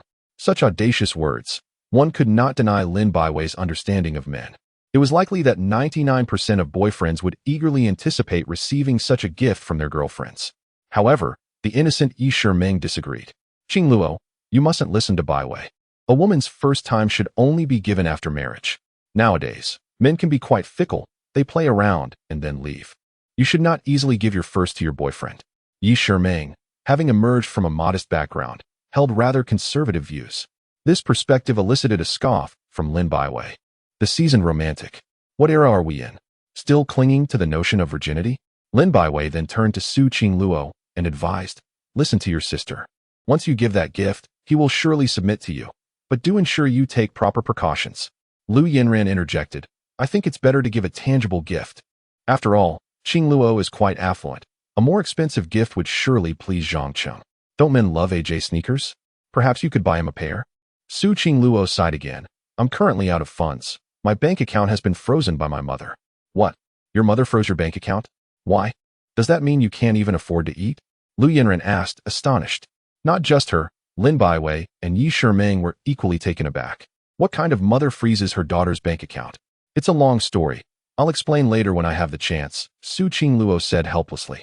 Yi Shimeng, unable to restrain herself, suggested, Qingluo, why not knit a scarf or a sweater?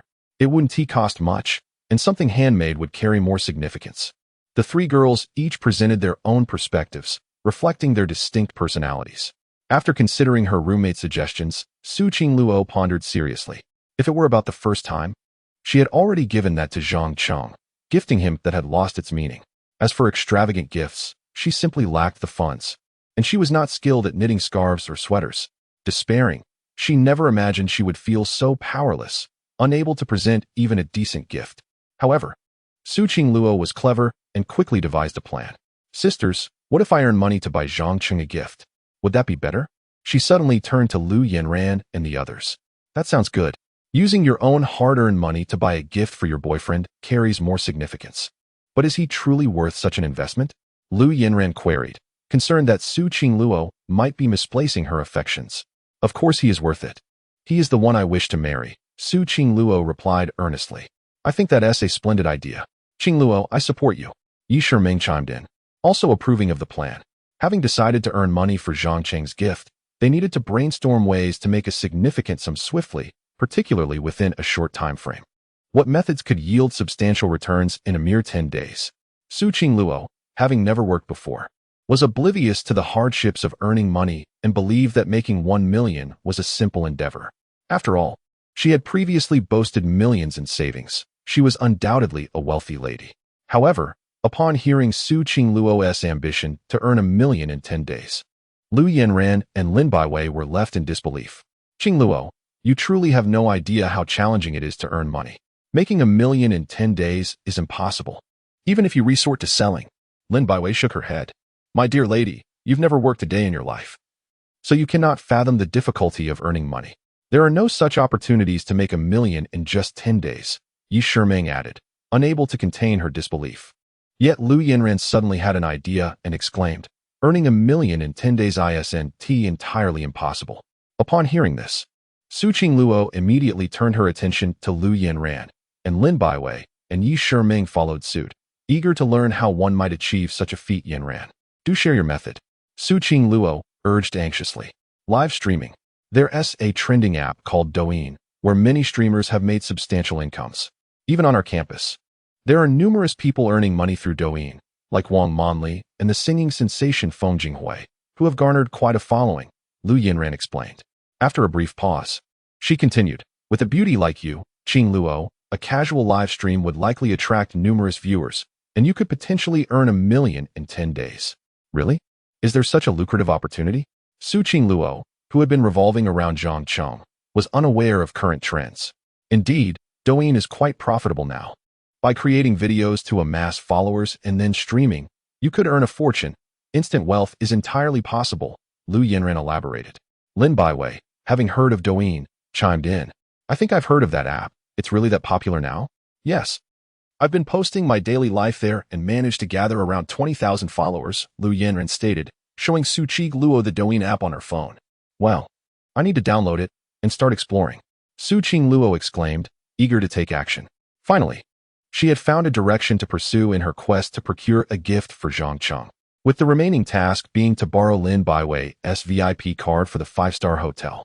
As the night deepened, once Lu Yanran and Yi Shiming had drifted off to sleep, Su Qing Luo stealthily climbed into Lin Baiwei's bed. At that moment, Lin Baiwei was busy responding to a plethora of adoring messages. There are far too many suitors vying for her attention. One must indeed be judicious in their selection. However, just as she was halfway through her reply, Su Qing Luo climbed into the bed, startling her. Qing Luo, what brings you to my bed today? Lin Baiwei quickly turned off her phone. Baiwei, don't you possess a VIP card for the Jinhao Hotel? Could I possibly borrow it for a month?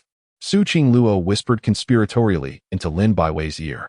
The mention of the Jinhao Hotel's VIP card sparked Lin Baiwei's keen intellect. Little girl, you're not contemplating gifting your first experience to Zhang Cheng, are you? I knew my suggestion was the best. If Lin Baiwei were aware that Su Qing Luo had already bestowed her first time upon Zhang Cheng, she could only imagine her reaction. In truth, this time, it was about offering Zhang Cheng a child. Hearing this, Su Qing Luo's cheeks flushed slightly, yet she persisted in her hushed tone. Will you lend it to me?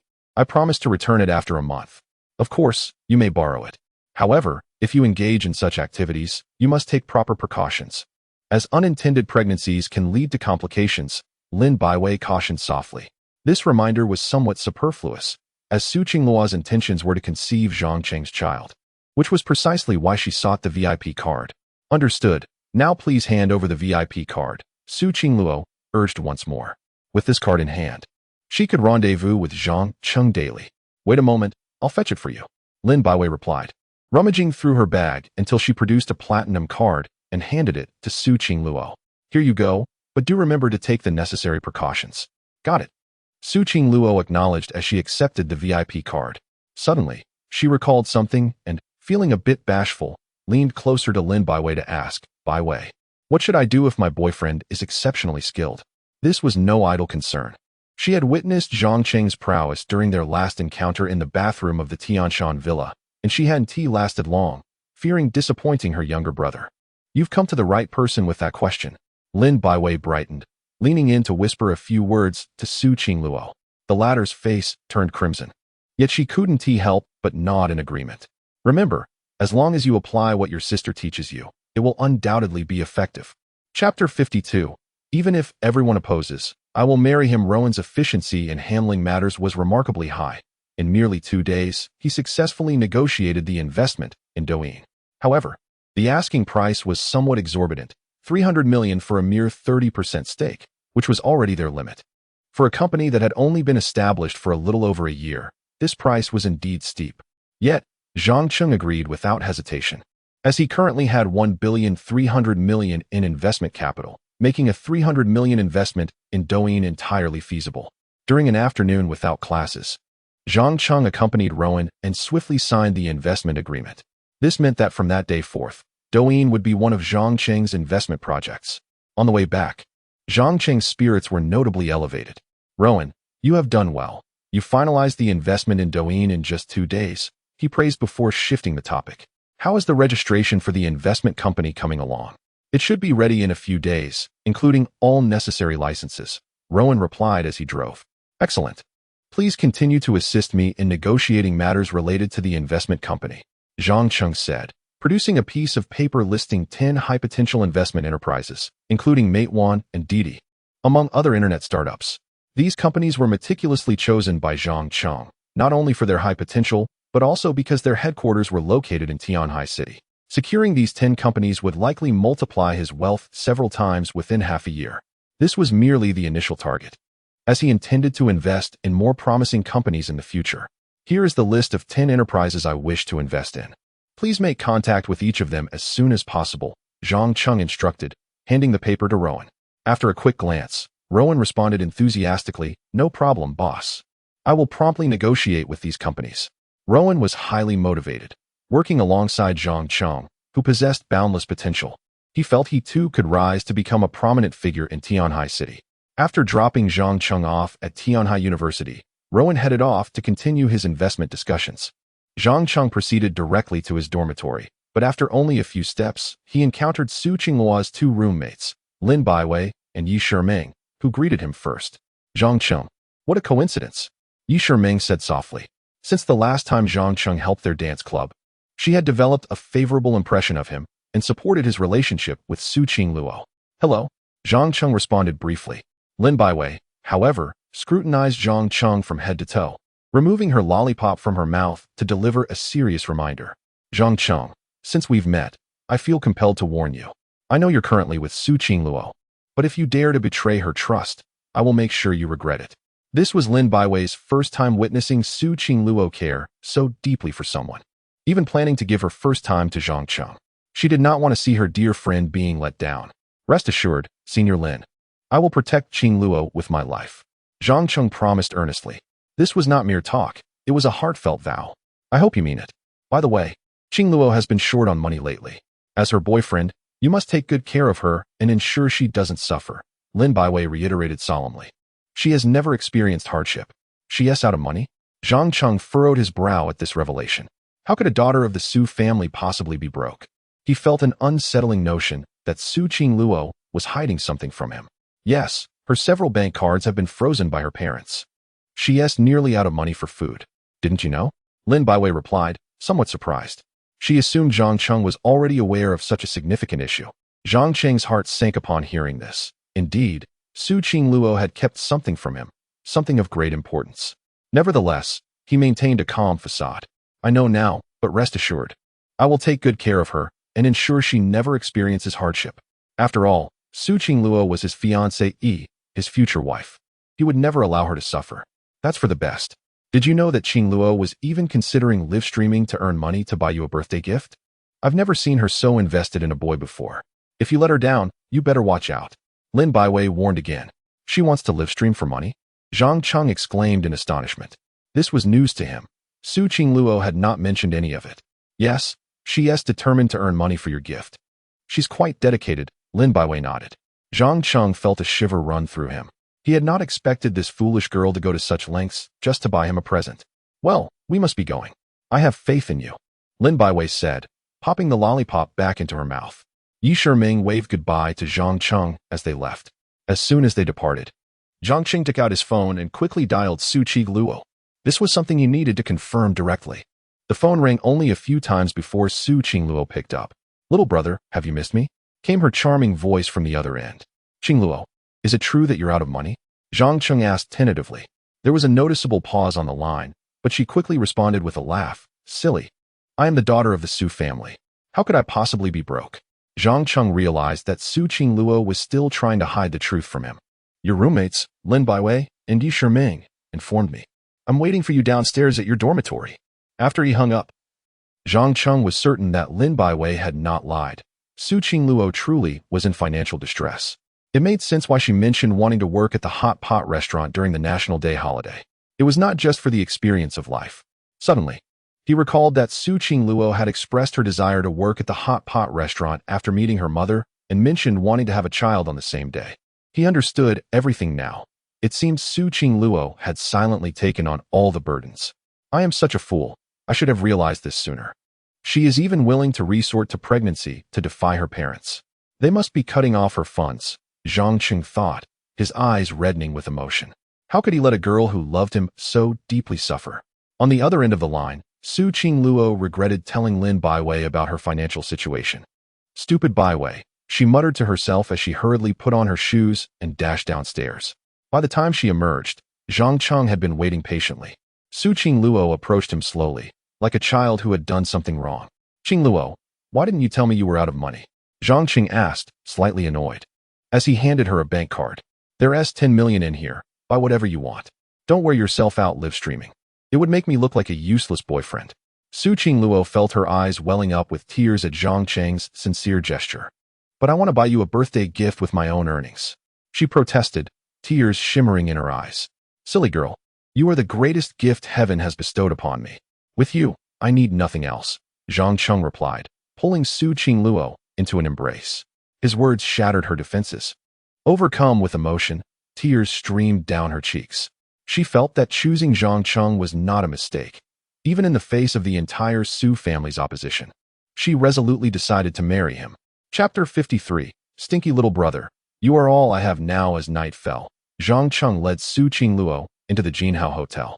Fortunately, it was not the weekend, and there were few classmates checking in, so they were not recognized. Otherwise, the school forum would certainly be in an uproar the next day. Nevertheless, even in this relative safety, Su Qingluo kept her head down, fearing she might be spotted. Although she was now openly with Zhang Cheng, the idea of checking into a hotel still made her shy. Truth be told, Zhang Cheng felt a bit anxious as well. He too feared recognition but forced himself to remain calm. Hand in hand with Su Qingluo, they soon arrived at the front desk of the hotel, where he presented his VIP card. "Hello, I would like a luxurious king-size room," Zhang Cheng said, feigning tranquility. The receptionist glanced at the duo, quickly grasping the situation, as they encountered such scenarios frequently. She then inquired, "Would you prefer a themed suite or a standard king-size room?" Upon hearing this, Zhang Cheng was taken aback. A themed suite? This hotel certainly had its playful side. He instinctively looked at Su Qingluo and asked, "Qingluo, which one should we choose?" "Whichever you prefer." Her shy response was one that a girl like her dared not voice directly, leaving the decision to Zhang Cheng. "Then let's go with the standard king-size room. But make sure it's a good one. Price is not a concern," Zhang Cheng replied earnestly, not wishing to compromise Su Qingluo's comfort. "Understood. The rate is 1,200. But with the VIP discount, it will be 600.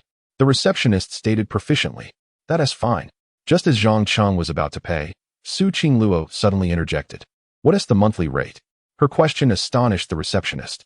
A monthly rate for a king-size room? How bold. However, respecting the client's privacy, she quickly calculated. For a monthly rate, it would be 18,000, but I can offer it to you for 15,000. Turning to Zhang Cheng, Su Qingluo proposed, "Stinky little brother. Let's go with the monthly rate. It will be more convenient for us moving forward, considering they would be spending ample time together. This arrangement would save them the hassle of repeated check-ins." "All right, if that is what you want, let us do it." Zhang Cheng agreed, proceeding to pay. "Here are your room keys. Your room is 601. Just left, and then take the elevator," the receptionist cheerfully instructed. "Thank you." Zhang Cheng expressed his gratitude as he took Su Qingluo's hand and headed towards the elevator. Before long, they arrived at room 601. Zhang Cheng swiped the key and entered swiftly. Once inside, Su Qingluo finally exhaled in relief. "We made it to the room. Stinky little brother. Do you think any classmates saw us?" she asked nervously. "Probably not. It's not the weekend. We're likely the only students here," Zhang Cheng reassured her while assessing the room's decor. The 5-star king-size room was indeed splendid. The bed was European-style, soft, bouncy, and spacious enough for two, allowing for all sorts of playful antics without fear of falling off. While it couldn't compare to the waterbeds at the Jinwang Hotel, it was still quite impressive. The bathroom featured frosted glass. One could vaguely see the silhouette of someone bathing, a form of tantalizing allure that was far more enticing than complete transparency. "I want to try the bed," Su Qingluo exclaimed, leaping onto the plush mattress, reveling in its softness. "This bed is so bouncy and soft. I absolutely love it." Zhang Cheng joined in, testing the bed himself. It was indeed very soft and warm, surpassing even the waterbeds. As they lay on the bed, their gazes locked. The atmosphere grew increasingly intimate. Su Qingluo leaned closer to Zhang Cheng, who instinctively welcomed her advance. In no time, their lips met. Su Qingluo opened her mouth, and their souls intertwined in that moment. Zhang Cheng instinctively wrapped his arms around Su Qingluo, and they began to roll playfully on the bed. Fortunately, the spacious bed accommodated their antics without issue. Just as their kisses grew fervent, a phone call abruptly interrupted them, causing Su Qingluo to sit up quickly. "It seems my phone is ringing," she said, her cheeks flushed as she retrieved her phone. It was her mother calling. Upon seeing the caller ID, Su Qingluo's expression shifted, and after a moment's hesitation, she answered. "Mom, what is the matter?" she asked, striving for composure. "It's been 5 days. Have you given it any thought? You must be struggling without money. If you agree to go on a blind date when you return for the National Day holiday, I'll unfreeze your bank account," her mother, Zhang Li, pressed assertively. In her mind, she believed her daughter, having never faced hardship, would yield after 5 days without funds, prompting her to call. However, Su Qingluo remained resolute. I want to go on a blind date. You can give up on that idea. I will only marry Zhang Cheng, she declared defiantly, ending the call with tears welling in her eyes, feeling a mix of grievance and sorrow. Zhang Cheng, having overheard the entire exchange, felt a pang of empathy. Just as he suspected, Su Qingluo's mother was indeed pressuring her, which fueled her resistance. Seeing Su Qingluo on the verge of tears, Zhang Cheng pulled her into an embrace. "Stinky little brother, you are all I have now," she cried, clutching him tightly, tears streaming down her face. "Don't worry, Qingluo. By the end of the year, I will go to your home to propose. They will be begging me to honor our engagement," Zhang Cheng comforted, gently patting her back. "Really? Do you think they will agree to our engagement?" she asked, her voice choked with emotion. "Yes, then we can marry openly," he replied tenderly, wiping away her tears. Su Qingluo nodded, confidence in Zhang Cheng evident in her eyes. With a slight blush, she said, "I'm going to take a shower now." As she stood and walked towards the bathroom, Zhang Cheng nodded, then caught a glimpse of her through the frosted glass as she began to undress. At that moment, Zhang Cheng swallowed hard. This bathroom design was indeed enticing. He forced himself to maintain composure and retrieved a few dragon and tiger pills from his system space. "Should I take one or two? With my increased stamina, perhaps I won't need them right now. After all, I wouldn't want Qingluo to be overwhelmed." Zhang Cheng hesitated over the pills. Meanwhile, Su Qingluo in the bathroom recalled the techniques Lin Baiwei had taught her. Soon, wrapped in a towel, she emerged, resembling a celestial being fresh from a bath, breathtakingly beautiful, leaving Zhang Cheng momentarily speechless. "Qingluo, you look stunning," he exclaimed, unable to contain his admiration. Who could possibly resist such a woman? Chapter 54. Together in happiness after a night of passion, both individuals succumbed to exhaustion and drifted into slumber. The gentle morning sun filtered through the transparent window, casting a warm glow upon the grand bed, while the air was thick with the essence of love. Nestled in Zhang Cheng's embrace, Su Qingluo slept soundly, her long eyelashes fluttering slightly before she slowly opened her eyes, realizing she was cradled in Zhang Cheng's arms. She could not resist the urge to close her eyes once more, savoring this fleeting moment of bliss. The memories of the previous night's fervor ignited a blush upon her cheeks. To her surprise, the method that Bai Wei had imparted proved to be quite effective. Su Qingluo thought shyly to herself. The mere recollection of Zhang Cheng's robust physique and enduring stamina made her face flush even deeper. Being a woman, particularly Zhang Cheng's woman, was indeed a source of great happiness. Soon, Zhang Cheng awakened, his gaze falling upon the beautiful sight of Su Qingluo, who lay bare upon his chest. A smile involuntarily crept across his lips. Both had thoroughly enjoyed the previous evening, although Zhang Cheng had abstained from using the dragon and tiger pill. The attributes rewarded by the system had significantly enhanced his vitality. Captivated by the image of Su Qingluo, resembling a sleeping beauty, he leaned down to plant a kiss upon her lips. To his astonishment, she responded with unexpected warmth. "You are awake," Zhang Cheng exclaimed, a hint of surprise in his voice. "It was my prince husband who awakened me with a kiss," Su Qingluo replied sweetly, her words imbued with tenderness. "When did your lips become so sweet?" he teased, affectionately brushing his fingers against her delicate nose. "My lips have always been sweet. If you don't believe me, you can taste for yourself," she playfully retorted, lifting her chin and presenting her rosy lips. Without hesitation, Zhang Cheng leaned in to kiss her, and in that moment, they instinctively embraced once more. After a prolonged kiss, Zhang Cheng suddenly sensed the potential for trouble and quickly pulled away. "Qingluo, if we continue like this, we might find ourselves in a predicament. We should get up. I have class this morning," he said, a note of urgency in his tone. He was acutely aware of his own desires, and Su Qingluo's enchanting allure was nearly irresistible. "I recall that you only have class at 10 on Thursday morning," Su Qingluo replied, showing no intention of rising, even settling herself directly atop Zhang Cheng. "How do you know I have class at 10 on Thursday?" Zhang Cheng asked, taken aback that she was privy to his schedule. Hee, I've memorized your timetable. How else could I find you?" she replied playfully. Zhang Cheng sighed inwardly, realizing that Su Qingluo had indeed committed his schedule to memory.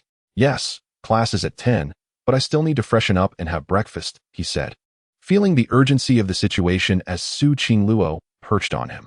Seeing that her charms were ineffective, Su Qingluo conceded, also concerned for Zhang Cheng's well-being. "All right, then we'll continue this in the evening." She finally relented, sliding off him. "Much better. Come, let us freshen up. The day after tomorrow is National Day. We will have plenty of time then, Zhang Qing said, affectionately tousling her hair. That is true, Su Qi Luo mused dreamily. Being with Zhang Cheng, no matter the activity, felt like sheer happiness. Meanwhile, within the opulent Su family villa, Su Qingluo's parents were exasperated by their daughter's stubbornness. What has possessed this child? She would rather be without money than comply with us. It infuriates me. Su mother, Zhang Li, exclaimed, plopping down onto the sofa. She had anticipated that cutting off her daughter's finances would compel her to yield, but to her astonishment, Su Qingluo remained resolute. The day after tomorrow is National Day. Young Master Chun has flown back from abroad specifically to see her, yet she refuses to even meet him. Zhang Li lamented, her expression fraught with worry. They had already made arrangements with the Chen family, and if their daughter did not show up, how would they explain it? Su Qingluo's father, Su Guozhen, furrowed his brow at this predicament, recognizing that their daughter's obstinacy could no longer be tolerated. He tossed aside the newspaper he had been reading and turned his sharp gaze toward the family steward, Old Su, who stood nearby. Old Su, take 2 of my bodyguards and bring our daughter back from Tianhai University. We cannot allow her to continue this way. Go, he commanded. Yes, sir, Old Su replied, promptly departing. If gentle methods proved ineffective, then more assertive measures would be necessary. Chapter 55. I am the future husband of the campus belle at noon. While Zhang Cheng was still in class, Su Qingluo had arrived early at the door of his classroom, eagerly waiting to accompany him for lunch. The classmates within the classroom watched with envy, jealousy, and resentment. The campus belle, Su, was waiting for Zhang Cheng to have a meal together. How they longed for a girlfriend like her. What virtue had Zhang Cheng amassed in his previous life to earn Su's favor? Alas, my goddess is no longer attainable. Displaying affection at the classroom door every day, it is unbearable. The classmates, especially the boys, could only harbor their jealousy silently. Soon, the bell rang, signaling the end of class.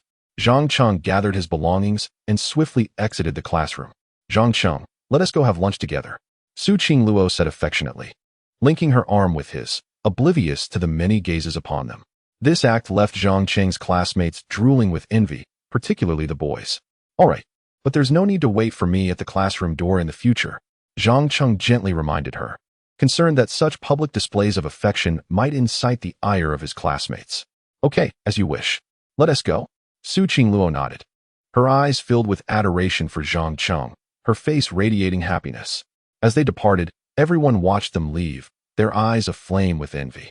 After exiting Tianhai University, Zhang Cheng chose not to take Su Qingluo to the cafeteria, but instead to a nearby hot pot restaurant. Eating in the cafeteria every day could become monotonous, so a change of flavor was a refreshing idea. Today, Zhou Qing was also present. Upon seeing Zhang Cheng and Su Qingluo hand in hand, he warmly greeted them. Zhang, my brother, Su, it's been a few days, and your feelings seem to have deepened. Zhou Qing immediately recognized the blossoming relationship between the two, attributing it to the sea cucumber and lamb he had gifted Zhang Cheng last time. Indeed, those gifts had served their purpose. Sister Zhou, please arrange a table for us quickly. We are starving, Zhang Cheng exclaimed, rubbing his stomach. There's a private room available. Follow me, Zhou Qing replied, leading the way. Zhang Qing and Su Qingluo entered the room, where they casually ordered several dishes. Zhou Qing then presented Zhang Cheng with a selection of nourishing foods, such as sea cucumbers, seahorses, and pig kidneys. Sister Zhou, you're at it again? Zhang Cheng remarked, slightly exasperated by the offerings. This is all for Su's sake. Hurry up and eat. Zhou Qing teased, casting a glance at Su Qingluo, whose cheeks flushed red as she realized the significance of the food. Thank you, Sister Zhou. We won tea stand on ceremony. Su Qingluo expressed her gratitude on Zhang Cheng's behalf. She wished for him to replenish his strength, especially with the demanding days ahead. See, Su understands. Now eat up. If it's not enough, I have more, Zhou Qing said before exiting. Zhang Cheng, have some sea cucumber to bolster your health. Su Qingluo quickly prepared a piece and placed it in his bowl. Zhang Cheng, feeling no qualms about fortifying himself, acknowledged that it would be beneficial, especially with the laborious days ahead. Their lunch was satisfying, and both enjoyed it thoroughly. However, just as they stepped out of the hot pot restaurant, an impeccably dressed elder, accompanied by 2 bodyguards, approached Su Qingluo. Miss, the master requests your return at once, said Butler Su with a stern expression. Su Qingluo's countenance shifted slightly. She hadn't anticipated her parents would send Butler Su to fetch her. I will not return.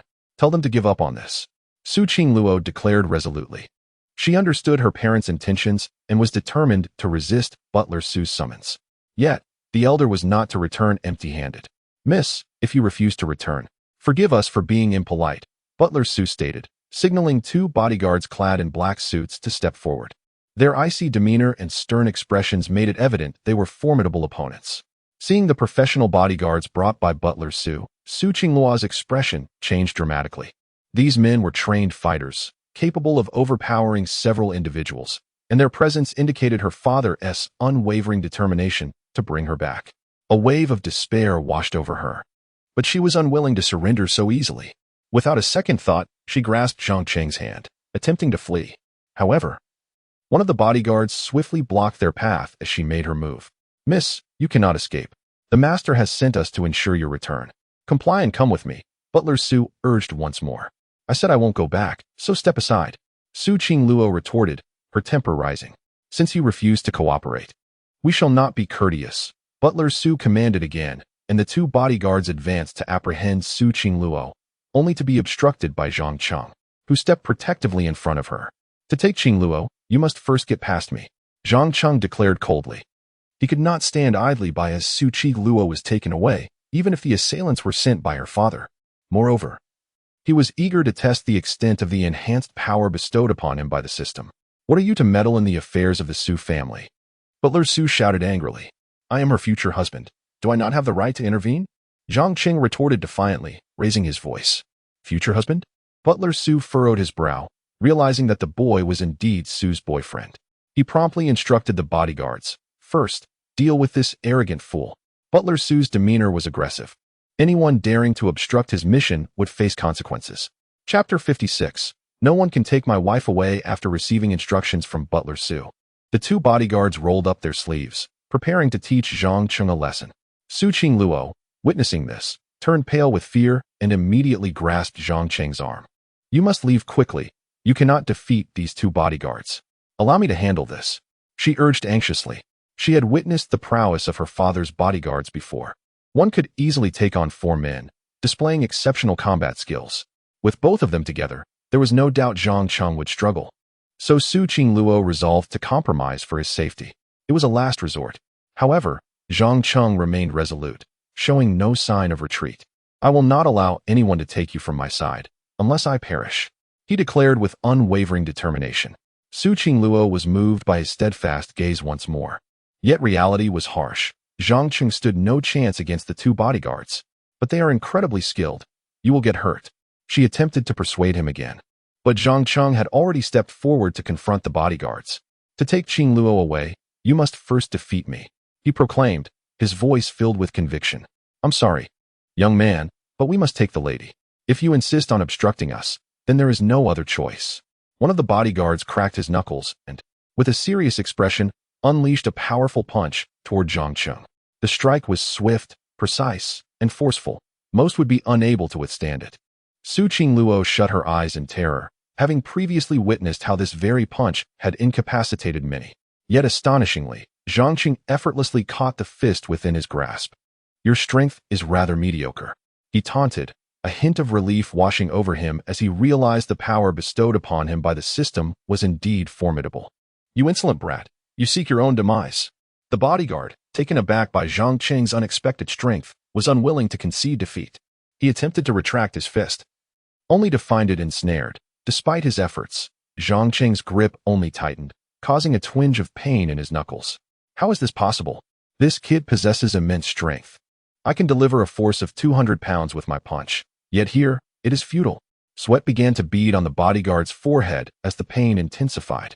Seeing his fist held captive, Zhang Cheng seized the opportunity to deliver a powerful kick to the bodyguard's abdomen.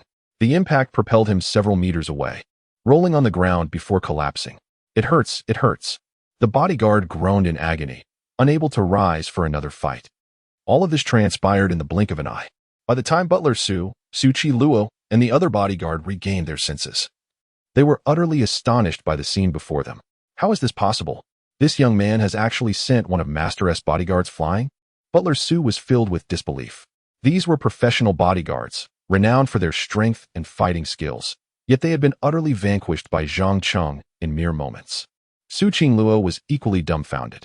"Little brother, you're amazing," she exclaimed, her mouth agape in astonishment. She had witnessed the bodyguard's prowess firsthand, but before Zhang Cheng, he seemed no match at all. With such feeble strength, how can he be a bodyguard? Zhang Cheng clapped his hands, exuding an air of nonchalance, before fixing his gaze on the remaining bodyguard. "Now it's your turn." Zhang Cheng's provocation infuriated the other bodyguard, who believed his comrade had underestimated Zhang Cheng, prompting him to prepare for a full-on assault without granting the young man any opportunity. "You're seeking death," the remaining bodyguard shouted, launching himself at Zhang Cheng with a swift elbow strike. The attack was rapid and precise, leaving no time for Zhang Cheng to react.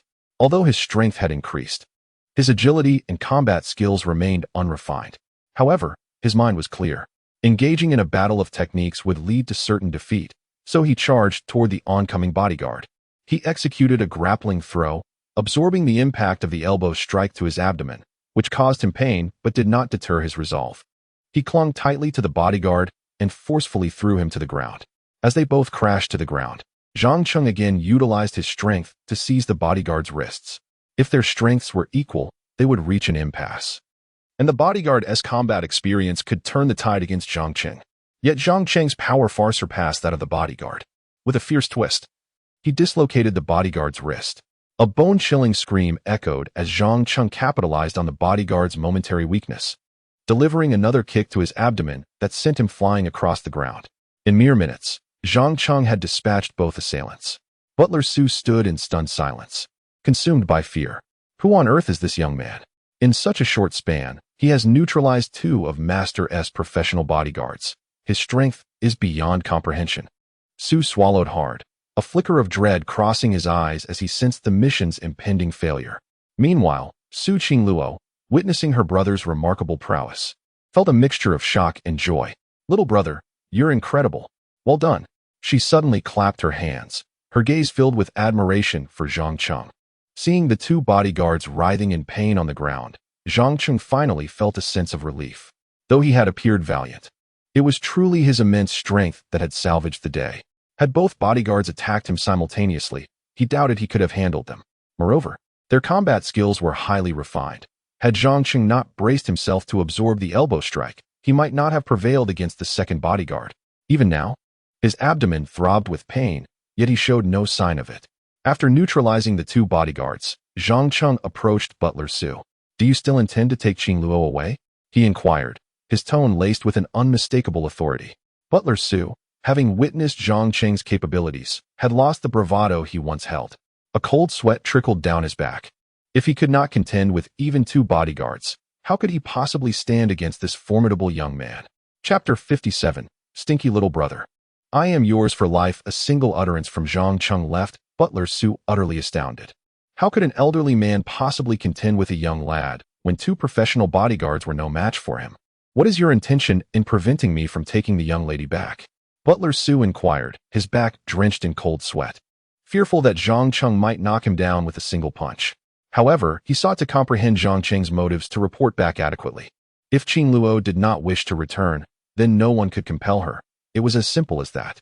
Zhang Cheng had initially intended to reprimand the old butler, but upon observing his frail, 60-something frame, he hesitated, concerned that a blow might prove fatal. Nevertheless, he issued a stern warning before departing. "This time, I shall spare you due to your age, but should there be a next time, you may never rise again." After delivering his warning, Zhang Cheng took Su Qingluo's hand, striding towards Tianhai University before Butler Su could fully exhale in relief, his back already soaked from the fright Zhang Cheng had instilled. "This young man dares to hold the young lady's hand. It seems he has become her boyfriend. I must report this to the master." Butler Su thought as he wiped the cold sweat from his forehead and quickly departed. Upon returning to school, Su Qingluo's admiration for Zhang Cheng deepened. "Stinky little brother, you are incredible. How could you defeat even my father's two professional bodyguards? When did you become so formidable?" Her eyes sparkled with excitement and a hint of reverence. Naturally, she felt elated to have such a powerful husband. "They underestimated me. That is why I managed to prevail," Zhang Cheng replied with a humble smile. This was a half-truth. Had the two bodyguards not underestimated him or attacked together, he might not have emerged victorious. "Regardless, my husband is the best. By the way, Did you sustain any injuries? Su Qingluo inquired, her expression turning to one of concern. No, how could they possibly harm me? Zhang Cheng feigned calmness, though his abdomen still ached slightly from being elbowed by one of the bodyguards. I don't believe you. I saw that bodyguard strike your stomach. Let me see. Su Qingluo's expression suddenly turned serious. That was a professional bodyguard. A single elbow strike could cause injury. I assure you, I am fine. Zhang Cheng wished to alleviate her worries. Show me. Su Qingluo persisted. But we are on campus. Many classmates will see. Zhang Cheng attempted to find an excuse. But Su Qingluo seemed resolute. She directly lifted his shirt, revealing a bruise on his abdomen. The sight of the bruise pained Su Qingluo deeply, her eyes turning red instantly. Stupid bodyguard, I will ensure father has them dismissed, she declared, pulling Zhang Cheng towards the infirmary. Qingluo, where are we going? Zhang Cheng asked, bewildered. To the infirmary for treatment. Su Qingluo replied without looking back. As Zhang Cheng received treatment at the infirmary, Butler Su returned to the Su family villa with the two injured bodyguards. Master, the young lady refuses to come back, Butler Su reported anxiously. The young lady refuses to return? Su Guizhen's expression darkened as he glanced at the injured bodyguards, his brow furrowing. What happened? How did my two professional bodyguards end up like this? Both Su Guizhen and Su Mu Zhongli were curious. How could two professional bodyguards be beaten so badly? It seems the young lady has a boyfriend, and it was he who injured the two bodyguards, Butler Su explained honestly. This revelation stunned Su Qingluo's parents. What? My daughter has a boyfriend? Zhang Li's face changed. She knew her daughter's character all too well. Her daughter was notoriously aloof, having rejected numerous suitors during her freshman year. How could she suddenly find a boyfriend barely a month into her sophomore year? Moreover, that young man is exceedingly arrogant, claiming to be the young lady's future husband and asserting that no one has the right to take her away. Butler Su relayed every detail he knew. Humph. Su Guizhen scoffed, clearly displeased. This young man is indeed presumptuous, daring to fantasize about being my daughter's husband. I must teach him a lesson. Does he truly believe Su Guizhen is a pushover? With a grim expression, Su Guizhen rose, exuding an air of authority. In Tianhai City, he was a person of considerable influence, and dealing with a mere college student would be a trivial matter. However, Zhang Li, fearing the situation might escalate, quickly intervened. Guizhen, let me first investigate the matter with our daughter. We should avoid making a scene, as the Chun family would not like to hear news of our daughter having a boyfriend. Su Guizhen considered her words and found them reasonable. If the Chun family learned that their daughter had a boyfriend, it could jeopardize the prospective alliance. He reluctantly agreed to Zhang Li's suggestion. Very well. You should swiftly find a time to ascertain the situation and ensure this matter is handled discreetly. We must not let the Chun family discover this. Young Master Chun is arriving in Tianhai City tomorrow afternoon. The earliest we can arrange a meeting is the day after, Su Guizhen stated, having already devised a plan that no one could obstruct. Understood, I will personally go to find our daughter to understand the situation, Zhang Li said, her brow furrowed in concern. In the infirmary at Tianhai University, Su Qingluo was diligently applying ointment to Zhang Cheng's bruise, her delicate face filled with concern. Once I return, I will insist that father dismiss those two bodyguards, and that Butler Su too must be let go for daring to strike my husband, she murmured as she carefully tended to him. Zhang Cheng, touched by her care, felt a wave of happiness. But what if you cannot return? At his words, Su Qingluo's body trembled slightly before she declared, if I cannot return, then I shall not. Wherever you go, I shall follow. This declaration made Su Qingluo's intentions clear. She was willing to elope to be with Zhang Cheng. He felt deeply moved, yet he was determined not to let her reach such extremes. He wished to marry Su Qingluo in a grand manner, not through a secretive elopement. By the way, Qingluo, tomorrow marks the National Day holiday. Shall we return to the Tianshan Villa tonight? You still have work at the new restaurant tomorrow, right? Zhang Cheng suggested. Of course, since it's your business. How could I, as the boss's wife, not lend a hand? Su Qingluo replied with a sweet smile. Then let us go together. Sister Zhou just messaged me that the new store might be short-staffed, and she asked me to help out, Zhang Cheng continued. That sounds perfect. We can work together during the day and return to the Tianshan Villa at night. Su Qingluo thought blissfully. It was indeed a beautiful and fulfilling day. That evening, Su Qingluo and Zhang Cheng hailed a car, bringing along some daily necessities and ingredients, and moved into the Tianshan Villa for the second time. Due to the National Day holiday, they planned to stay for 7 days. Zhang Cheng, you are injured. Sit and rest. I will prepare dinner, Su Qingluo insisted, pushing him onto the sofa as she carried a large bag of ingredients into the kitchen. You, a young lady, can cook? Zhang Qing asked, filled with concern. Cooking is not difficult. I've seen my family's maid do it. It should be manageable. Su Qingluo adjusted her sleeves, poised to embark on a culinary endeavor. Zhang Qing, upon witnessing this, was rendered speechless, aware that observation does not guarantee competence. Predictably, moments later, a piercing scream echoed from the kitchen. Ah! Zhang Qing hastened into the kitchen, where he discovered a half-cooked fish flailing on the floor, while the oil in the wok sputtered ominously. Evidently, the fish had leaped from the scalding oil, and Su Qingluo was frantically attempting to capture it, her composure utterly shattered. Zhang Qing, observing the scene, shook his head in silent resignation. Qingluo, allow me to handle this. You should rest. As he spoke, he seized the errant fish, noting with dismay that its abdomen remained unopened. How could one possibly prepare a live fish in such a state? Zhang Qing, I am capable. You should relax, Su Qingluo insisted, her determination unwavering. She desired to prepare a delectable meal for the injured Zhang Qing.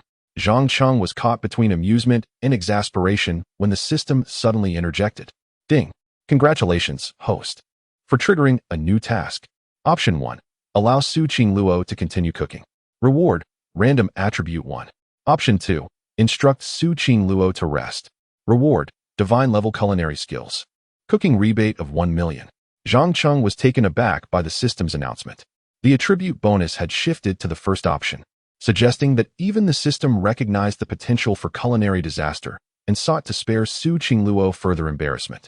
Just as Zhang Qing was about to concede, an idea sparked in his mind. He turned to Su Qingluo, offering words of encouragement. Qingluo, if you are determined, then by all means, continue. The system's voice immediately chimed in. Ding! Congratulations, host, for making your selection. Strength attribute 1. With the additional strength, Zhang Qing's physical prowess was further enhanced. Su Qingluo, buoyed by Zhang Qing's willingness to let her proceed, felt a renewed surge of confidence. Dearest, please retire to the sofa and rest. Dinner will be ready shortly. With that, she ushered Zhang Qing out of the kitchen once more. A subtle smile played on Zhang Qing's lips as he retreated, clutching the hapless fish. Several minutes elapsed before the aroma of burnt food permeated the air, accompanied by wisps of smoke. Zhang Qing, sensing an opportunity, hastily returned to the kitchen. Qingluo, what has happened? Zhang Qing inquired, feigning concern. I have scorched the fried egg. Su Qingluo lamented, her face crestfallen. Qingluo, perhaps I should take over. Zhang Qing suggested once more. No, I can manage. Please, return to your seat, Su Qingluo insisted stubbornly. The system's voice promptly resounded once more. Ding! Host, you have triggered the task for the second time. Rewards multiplied tenfold. Option 1. Allow Su Qingluo to continue cooking. Reward, random attribute 1. Option 2. Instruct Su Qingluo to rest. Reward, divine level culinary skills. Cooking rebate of 10 million. Zhang Qing's lips curled into another subtle smile as he reiterated, Qingluo, please continue. I shall await you outside. The system's voice immediately followed. Ding! Congratulations, host, for making your selection. Agility 1. Zhang Qing was pleased with the system's attribute reward and dutifully returned to the sofa in the living room. Shortly thereafter, a blaze erupted in the kitchen, followed by Su Qingluo's renewed scream. Ah, fire! Zhang Qing, ever vigilant, immediately rushed back to the kitchen. Qingluo, what is amiss? Zhang Qing inquired solicitously. The wok is ablaze. Su Qingluo exclaimed, her face smudged with soot, pointing at the raging flames within the wok. Her countenance was ashen with fear, a far cry from her usual goddess-like demeanor. Zhang Qing swiftly seized a lid and smothered the flames, extinguishing the fire in short order. Before Zhang Qing could utter a word, the system's voice interjected urgently. Ding! Host, you have triggered the task for the third time. Rewards multiplied tenfold, with an additional bonus. Refusal to comply will result in the permanent deactivation of this task. Option 1. Allow Su Qingluo to continue cooking. Reward, random attribute 1. Option 2. Instruct Su Qingluo to rest. Reward, divine level culinary skills. Cooking rebate of 100 million, random attribute 10. Zhang Qing's heart leaped with joy at the system's rewards. Even random attributes were now being offered, and at a tenfold increase. Clearly, the system had reached its limit and could no longer bear to witness Su Qingluo's culinary misadventures. The choice was obvious. Qing Luo, Zhang Cheng declared, allow me to handle the cooking. Please, retire to the living room and await my summons. Very well, Su Qing Luo conceded, her initial resolve wavering. The memory of nearly incinerating the wok was enough to dissuade her from further attempts. Persisting any longer might result in the complete destruction of the kitchen. As Su Qing Luo departed from the kitchen, the system's voice resounded once more. Ding! Congratulations, host, for making your selection. Reward, divine level culinary skills, cooking rebate of 100 million, limited to 7 days, 1 rebate per day, strength 3, agility 4, constitution 2, intelligence 1. Zhang Cheng had struck gold with this exploit. The 10 random attributes had significantly enhanced his physical capabilities, making him more than a match for even 2 bodyguards. In addition to his newfound physical prowess, Zhang Cheng had instantly acquired divine-level culinary skills, along with the promise of a 100 million rebate for each meal he prepared. The 7-day National Day holiday provided the perfect opportunity to capitalize on this windfall. Empowered by his divine culinary abilities, Zhang Cheng swiftly crafted a series of delectable dishes: sweet and sour carp, braised pork, boiled cabbage, and a delicate egg drop soup. A 3-course meal, complete with soup, bursting with color, aroma, and flavor. As he completed the meal, the 100 million rebate was instantly deposited into Zhang Cheng's account. It is ready, Qing Luo. Please, sample it. Zhang Cheng said expectantly as he placed the dishes on the dining table. Su Qing Luo, gazing at the beautifully presented dishes, was visibly astonished. Dearest, your creations are exquisite, and the aroma is intoxicating. She could not resist the urge to sample the fare, eagerly seizing a pair of chopsticks. The braised pork is divine, even better than our housekeeper's, and the sweet and sour carp is simply sublime. Su Qing Luo exclaimed, her mouth full. Dearest, I never knew you possessed such versatile talents. It seems I have struck gold. I shall never let you go. Chapter 58. The mother-in-law comes knocking early the next morning. Zhang Cheng gazed at Su Qing Luo, who was nestled in his embrace, still deep in slumber. A gentle smile crept onto his lips as he recalled the events of the previous night. Reluctant to rouse her, he carefully extricated his arm from beneath her head, though his arm felt slightly sore from serving as a pillow throughout the night. It paled in comparison to the warmth of Su Qing Luo's presence. However, as Zhang Cheng attempted to rise, he discovered that Su Qing Luo had firmly grasped the fabric of his nightgown. He could only manage a wry smile at this sight, and he began to gently pry her fingers away from the garment. Just as he released her grip, she stirred awake. Stinky little brother, are you getting up? Su Qing Luo squinted, a sleepy expression on her face as she stretched languidly on the bed. Sleep a little longer. I'll make you breakfast. Zhang Cheng replied tenderly. Honey, give me a kiss. Su Qing Luo cooed playfully. Zhang Cheng chuckled helplessly, then leaned down to place a light kiss on her forehead. Yet, Su Qing Luo seemed dissatisfied. Kiss my lips, she insisted, her tone still playful. All right. Zhang Cheng laughed lightly and obliged with a kiss on her soft lips, before sitting up with a look of fondness. Now, I'm off to make breakfast. What would you like to eat? As long as it's made by you, I'll love it. Su Qing Luo replied, her face radiating happiness. Okay, then sleep a bit more. When it's ready, I'll come to get you, he said, filled with adoration. With that, Zhang Cheng headed straight to the kitchen downstairs. Before long, he had prepared breakfast, a porridge of vegetables and lean meat, egg pancakes, and soy milk. Upon completion, he was pleasantly surprised to receive a cash rebate of 100 million for his cooking efforts. Although the rebate was limited to once a day, earning such a sum for merely preparing a meal was quite remarkable. After finishing breakfast, Zhang Cheng intended to wake Su Qing Luo, but to his surprise, she appeared in a pink nightgown, having come downstairs on her own. It smells so good. What did you make, stinky brother? Su Qing Luo exclaimed, her nose twitching as she caught the aroma.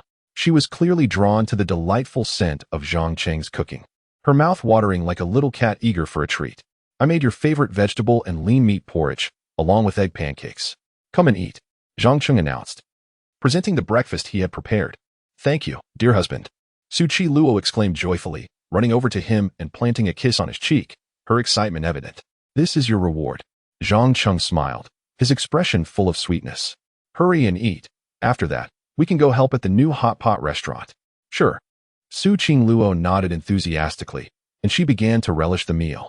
After just a bite, she was captivated by the deliciousness of the porridge. This porridge is exquisite. And the egg pancake too. Stinky brother, how did you make it? It's even better than the breakfast places outside of school. Just a casual attempt. As long as you enjoy it, that's all that matters. Zhang Cheng replied with a grin.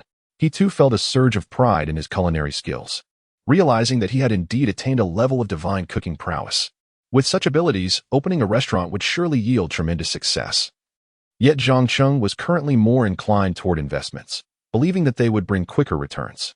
After their meal, Zhang Cheng took Su Qingluo to the hot pot restaurant located in the Taihe International Shopping Center. It was the first day of the National Day holiday, and the shopping center was bustling with crowds. The newly opened hot pot restaurant was already filled with eager patrons. Zhou Qing, the general manager, had taken to the front lines herself due to a shortage of staff. Zhang Cheng and Su Qingluo arrived just in time to assist her in a moment of need. Sister Zhou, we're here to help. Su Qingluo chimed in cheerfully. Su Xiaojia, it's wonderful to have you here. You and Zhang Cheng can take charge of welcoming the guests in the waiting area. Zhou Qing replied eagerly. With both Zhang Cheng and Su Qingluo being exceptionally attractive, their assignment to the reception area was most fitting and would likely draw in many patrons. No problem, Sister Zhou, we'll handle the waiting guests. Zhang Cheng assured her earnestly. Thank you so much. Here are aprons for you both. Please put them on. Zhou Qing said, handing each of them an apron. Without hesitation, they donned the aprons.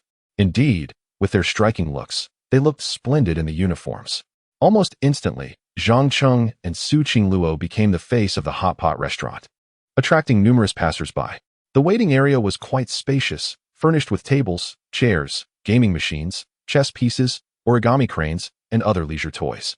There were even baby rockers and cribs, showcasing a professional approach. Complimentary snacks were also available, ensuring that guests would not feel impatient while waiting. Zhang Cheng and Su Qingluo's task was to serve tea and water to the waiting guests. The job was rather simple, yet the allure of the two drew in even more patrons, many of whom came specifically to catch a glimpse of them. Some even began to ship them as a couple and shared videos of them online. Amidst their diligent work, Su Qingluo's phone suddenly rang.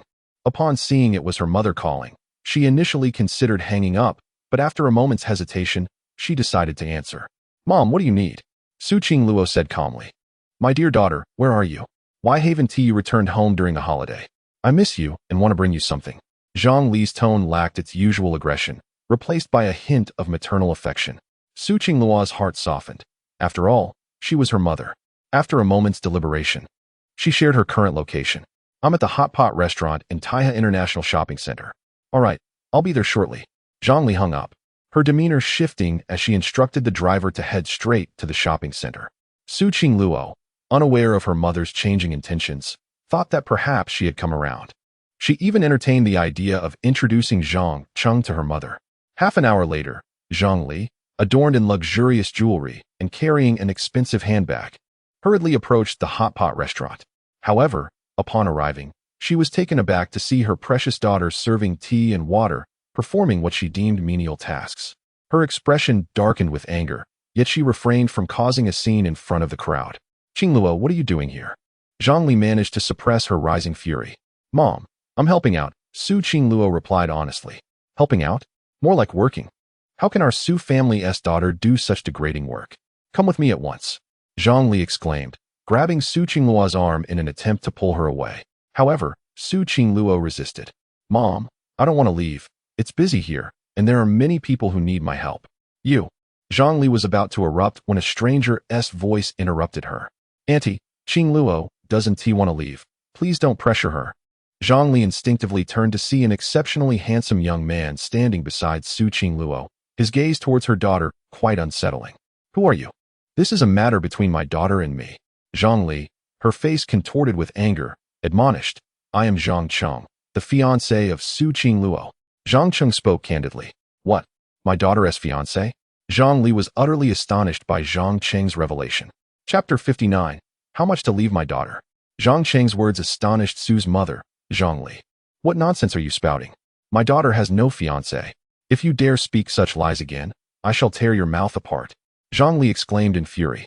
With so many people present, how could this young man audaciously claim to be her daughter's fiancé? Was her daughter's reputation not at stake? I am not lying. I am indeed the fiancé of Su Qingluo, and I have a marriage contract to prove it. Zhang Cheng asserted emphatically, since he had crossed paths with them. He wanted to gauge the Su family's stance on this engagement. Marriage contract? Zhang suddenly recalled something, her brow furrowing as she probed. What is your name? My name is Zhang Cheng. My father is Zhang Zuahai, a descendant of the Zhang family in the capital. Does that ring a bell, aunt? Zhang Cheng replied nonchalantly. Upon hearing this, Zhang Li was taken aback. She never anticipated that a descendant of the Zhang family would dare approach her daughter so brazenly, igniting a surge of anger within her that she struggled to contain. However, with so many witnesses around, she refrained from erupting. I remember now. You are indeed from the Zhang family. However, I have something to discuss with my daughter first. We will talk later. Zhang Li suppressed her fury and turned to Su Qingluo. Qingluo, come with me. I have questions for you. Su Qingluo felt anxious and uncertain, glancing at Zhang Cheng. Upon seeing him nod encouragingly, she reluctantly agreed to follow her mother. They entered a nearby CAF and found a private booth, sitting opposite each other. The atmosphere between mother and daughter grew tense, and neither touched their coffee. Since when have you been involved with Zhangqing? Zhang Li inquired coldly, her expression darkening. Initially skeptical of the butler's claims about her daughter's boyfriend, she now realized the truth. This young man was indeed her daughter's nominal fiancé. We only recognized each other last week. Su Qingluo replied timidly.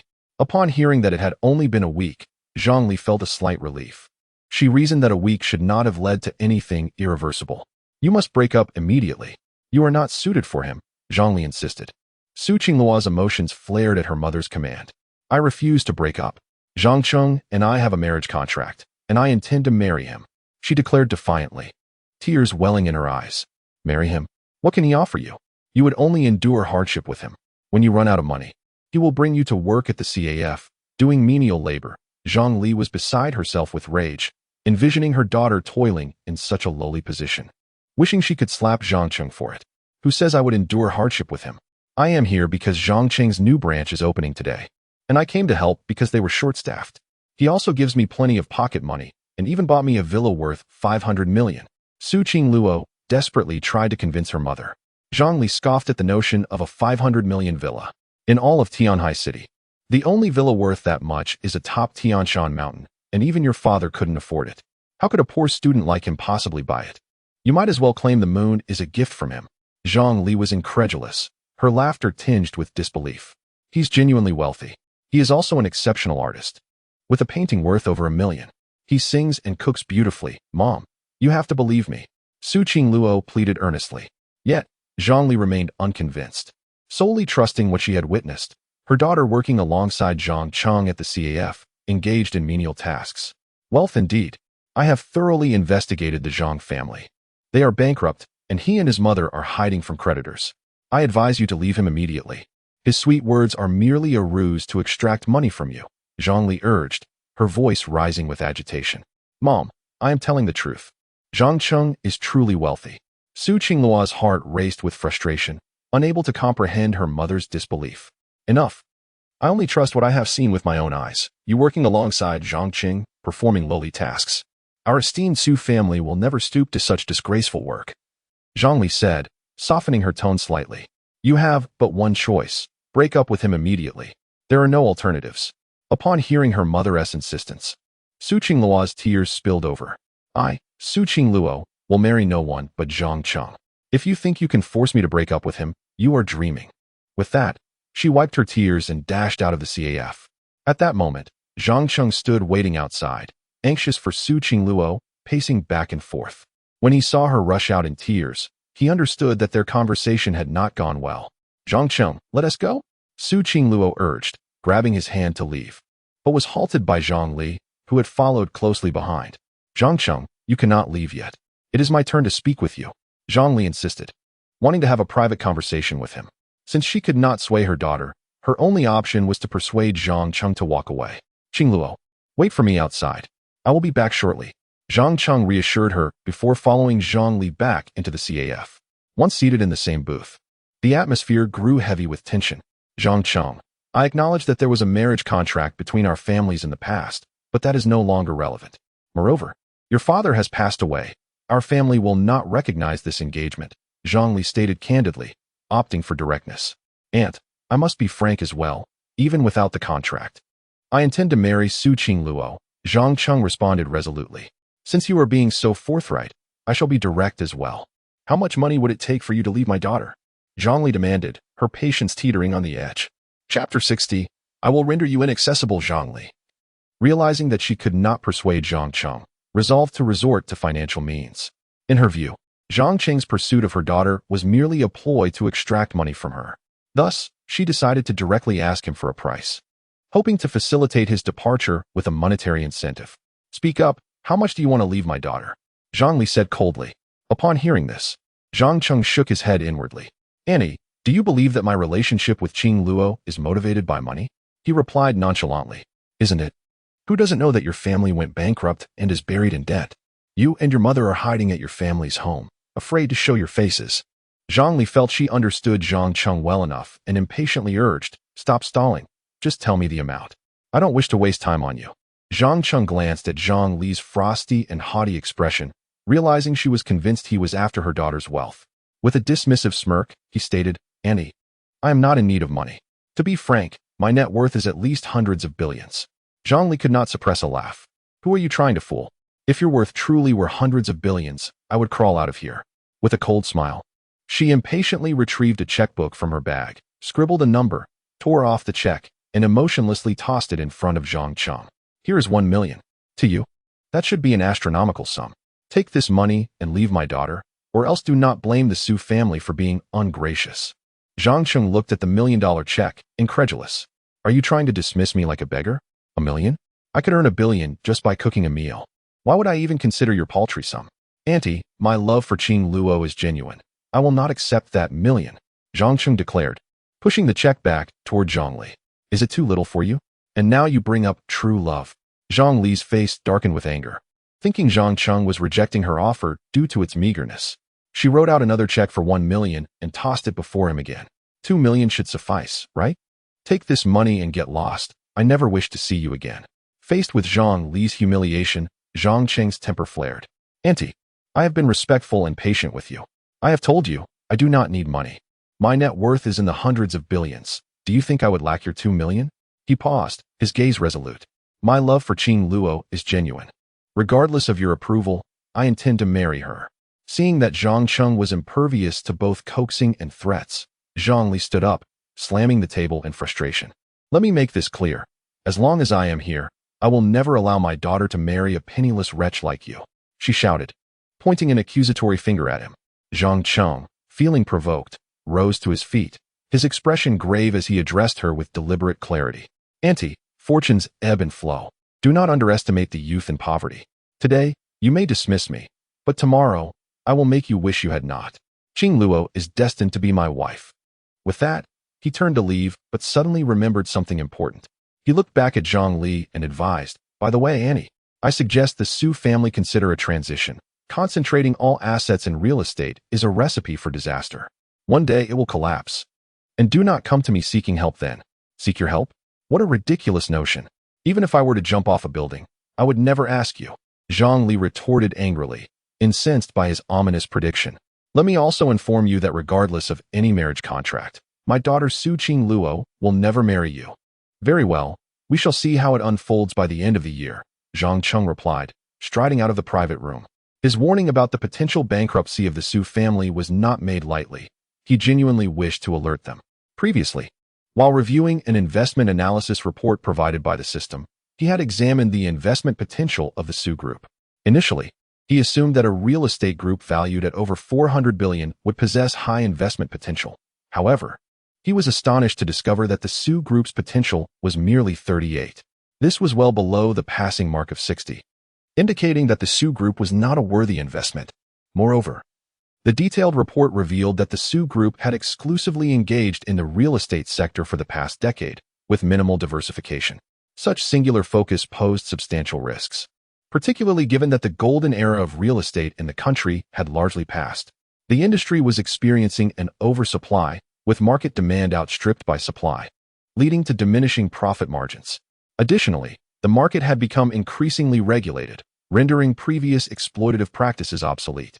Most critically, policies had been instituted to safeguard the rights of homebuyers, restricting the flow of funds to developers.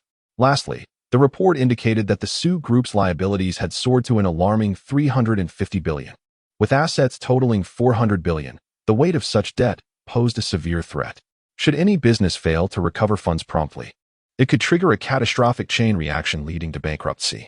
Su Qing Luo's assertion that her father could not afford a 500 million villa was undoubtedly true. Despite the Su Group's substantial valuation, the liabilities weighed heavily. Su Guozhen genuinely could not procure such a sum, as he lacked the necessary liquid assets. For the Su Group to survive this critical juncture, a transformation was imperative. Failing to adapt would equate to a death sentence. By year's end, the fate of the Su Group would be revealed. Zhang Qing's words were an earnest caution, yet Zhang Li interpreted them as a curse upon their family, further deepening her disdain for him. At that moment, Su Qing Luo anxiously awaited Zhang Qing outside a CAF. Upon seeing him emerge, she rushed over. Her eyes filled with concern. "Zhang Qing, what did my mom say to you?" Zhang Qing, sensing her worry, reassured her, "I had a pleasant exchange with Andy. Rest assured, we will not part ways. The wedding will proceed as per our agreement by the end of the year." He grasped her icy hand tightly. "Really? Did my mom agree to our engagement?" Su Qing Luo asked, her expression tense with anticipation. "Not yet, but it will happen soon. In no time. She will be pleading for our agreement," Zhang Qing said affectionately, ruffling her hair before taking her hand and departing together. Chapter 61. Holiday baby. Zhang Li was utterly exasperated by Zhang Qing and her own daughter, feeling that this trip had been a complete waste, leaving her with a heart full of frustration. Upon returning to the Su family villa, she plopped down on the sofa with a sullen expression, her mood decidedly bleak. Noticing his wife's discontent, Su Guozhen furrowed his brow and inquired, "What happened? Have you found out about our daughter's situation?" "I have indeed discovered that our daughter is in a relationship," Zhang Li replied, her tone grim. "What? She's truly in a relationship?" Su Guozhen's expression shifted instantly.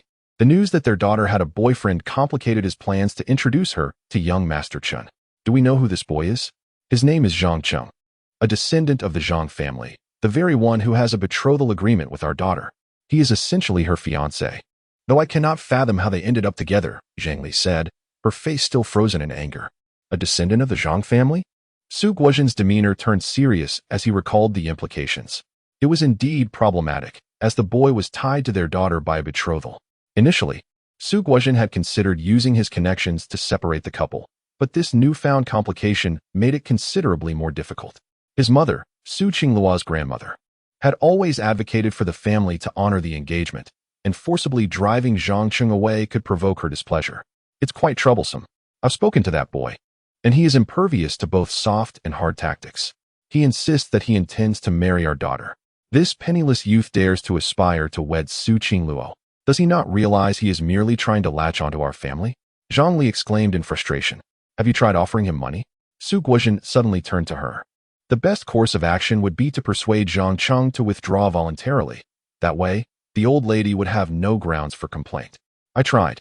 I offered him 2 million, but he not only refused the check, but boasted that his worth is over 20 billion, declaring he has no need for such a trifling sum. It infuriated me."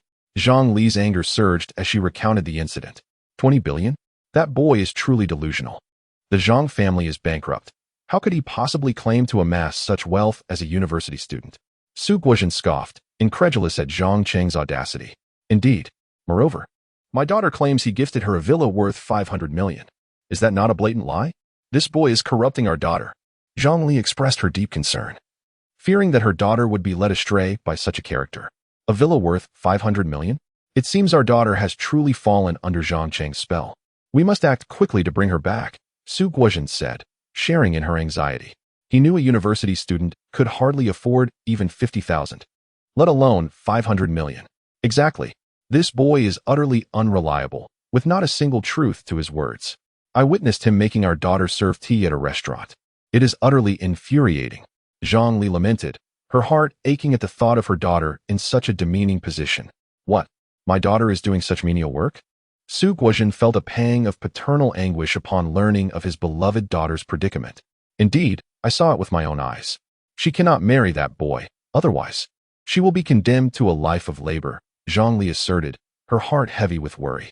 "By the way, not only does he boast, but he also curses our Su family's real estate business, predicting its downfall unless we pivot quickly. He claims we will beg him for assistance when that time comes. Is that not infuriating? Did he truly say that?" Su Guozhen raised an eyebrow, surprised rather than angry. He alone understood that while the Su family appeared prosperous, they were teetering on the brink of collapse. His desire for his daughter to marry into the Qin family was motivated by the hope of securing investment for the Su group to avert bankruptcy. The Qin family was the foremost financial power in Tianhai City, and an alliance with them would be immensely beneficial for the Su family. However, Su Guizhen had kept the family's precarious situation from others, not wanting to burden them with worry. Unbeknownst to Zhang Li, she dismissed Zhang Cheng's words as mere nonsense. Yes, that is exactly what he said. This boy, whose own family is bankrupt, dares to curse ours. We must devise a plan to make him leave our daughter, otherwise, she is bound to be ruined by him. Su Guizhen silently nodded in agreement. Recognizing that uniting his daughter with young Master Qin would indeed be the most advantageous path for the Su family. Yet the question remained, how could they compel Zhang Cheng to relinquish his hold on their daughter? This was a troubling conundrum. Later that evening, Zhang Cheng and Su Qi Luo returned to the villa atop Tianshan Mountain, utterly exhausted from a long day's work. Zhang Cheng, is working like this always so exhausting? After just one day, my feet feel as though they may give out. Su Qing Luo lamented as she collapsed onto the sofa. Shall I fetch you some hot water for your feet? Zhang Cheng said, feeling a pang of sympathy for Su Qing Luo, who, despite her delicate beauty, had toiled all day. Let us both soak our feet together, Su Qi Luo suggested eagerly. Very well. Zhang Cheng nodded, quickly bringing over a large basin of hot water. All right, try the water temperature, he instructed. Su Qing Luo slowly peeled off her white stockings and dipped her delicate feet into the water. Ah, it's a bit hot, she exclaimed, instinctively withdrawing her feet. Is it still too hot? I will add some cold water, Zhang Cheng offered, concerned for her comfort. No need. Soaking requires hot water, Su Qing Luo insisted, biting her tender lip as she gradually submerged her feet in the basin.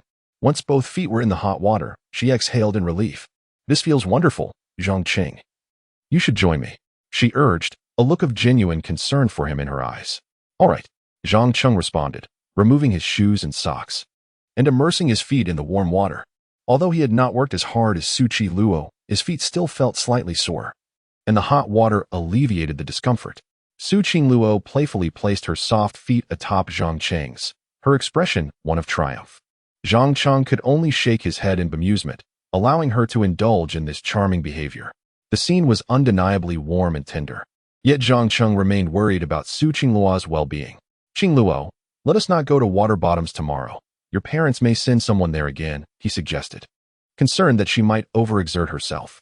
All right, Su Qing Luo agreed reluctantly after mulling it over, not wishing to engage in another quarrel with her parents.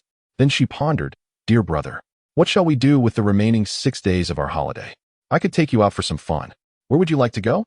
Zhang Cheng proposed, eager to treat Su Qing Luo. I do not wish to go out. How about we spend the next 6 days here in the villa making a baby? She suggested playfully. Chapter 62. The school bell's playful charm during the day, the pressure from her mother to arrange a blind date, had once again unsettled Su Qing Luo.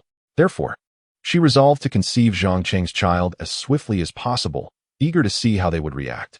It is undeniable that Su Qing Luo was exceptionally resolute about being with Zhang Cheng. Upon hearing this, Zhang Cheng feigned hesitation.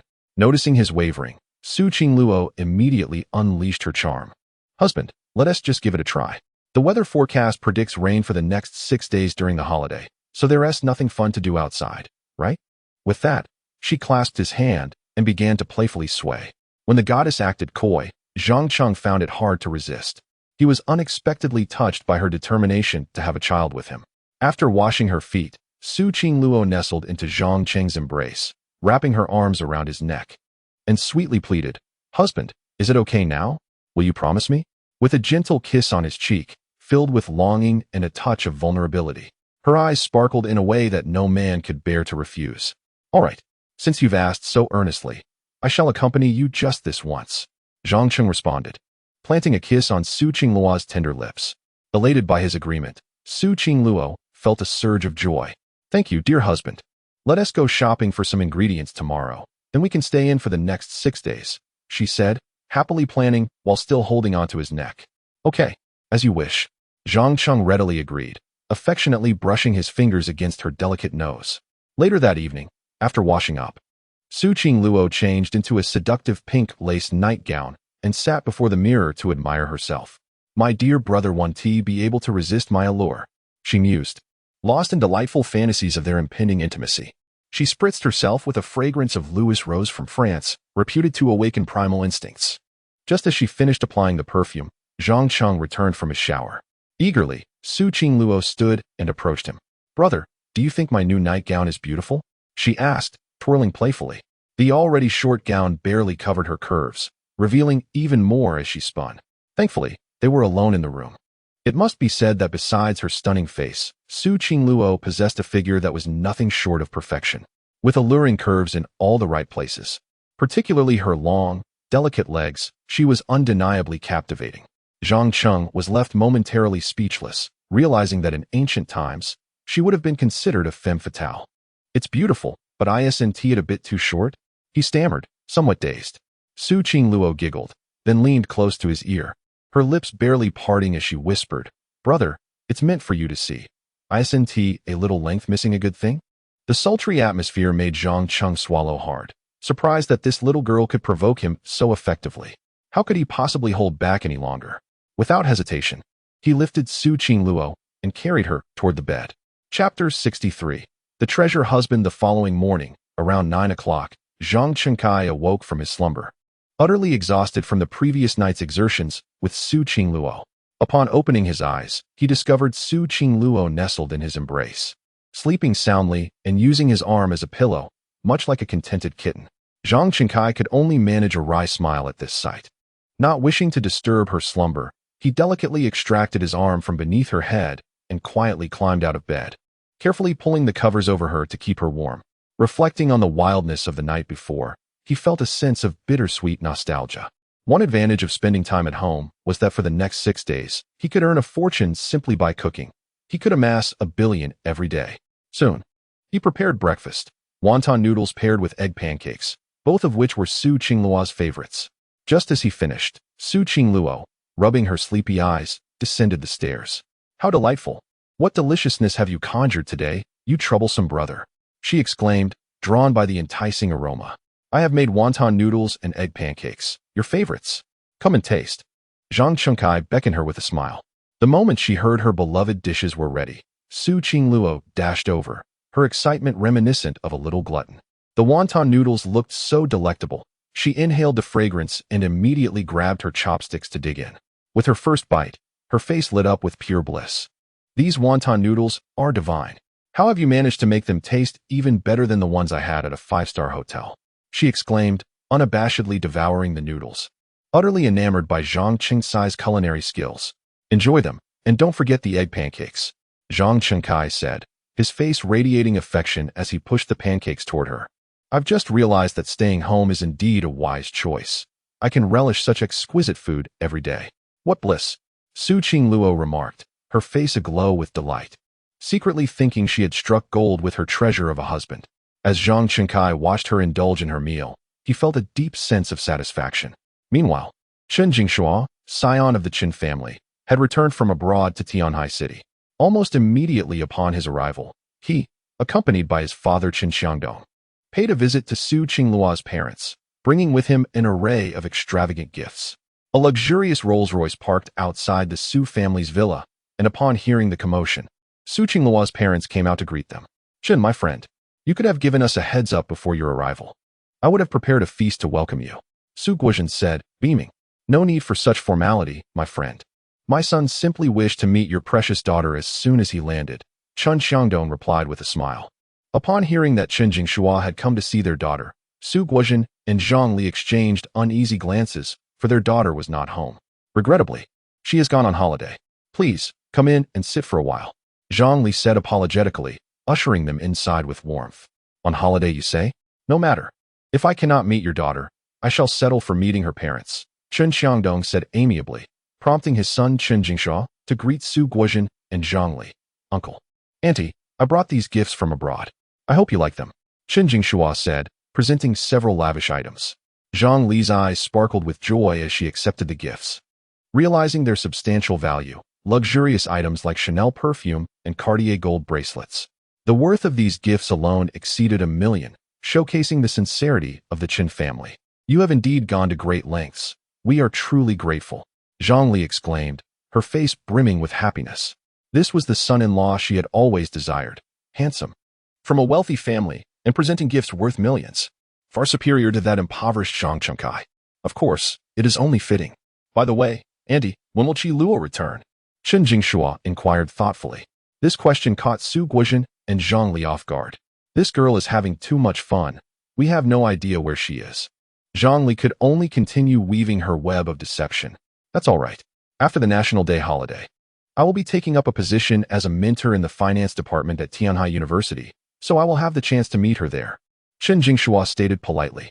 Oh, that would be wonderful. Once you are at Tianhai University, please keep a close watch on her. Zhang Li replied enthusiastically.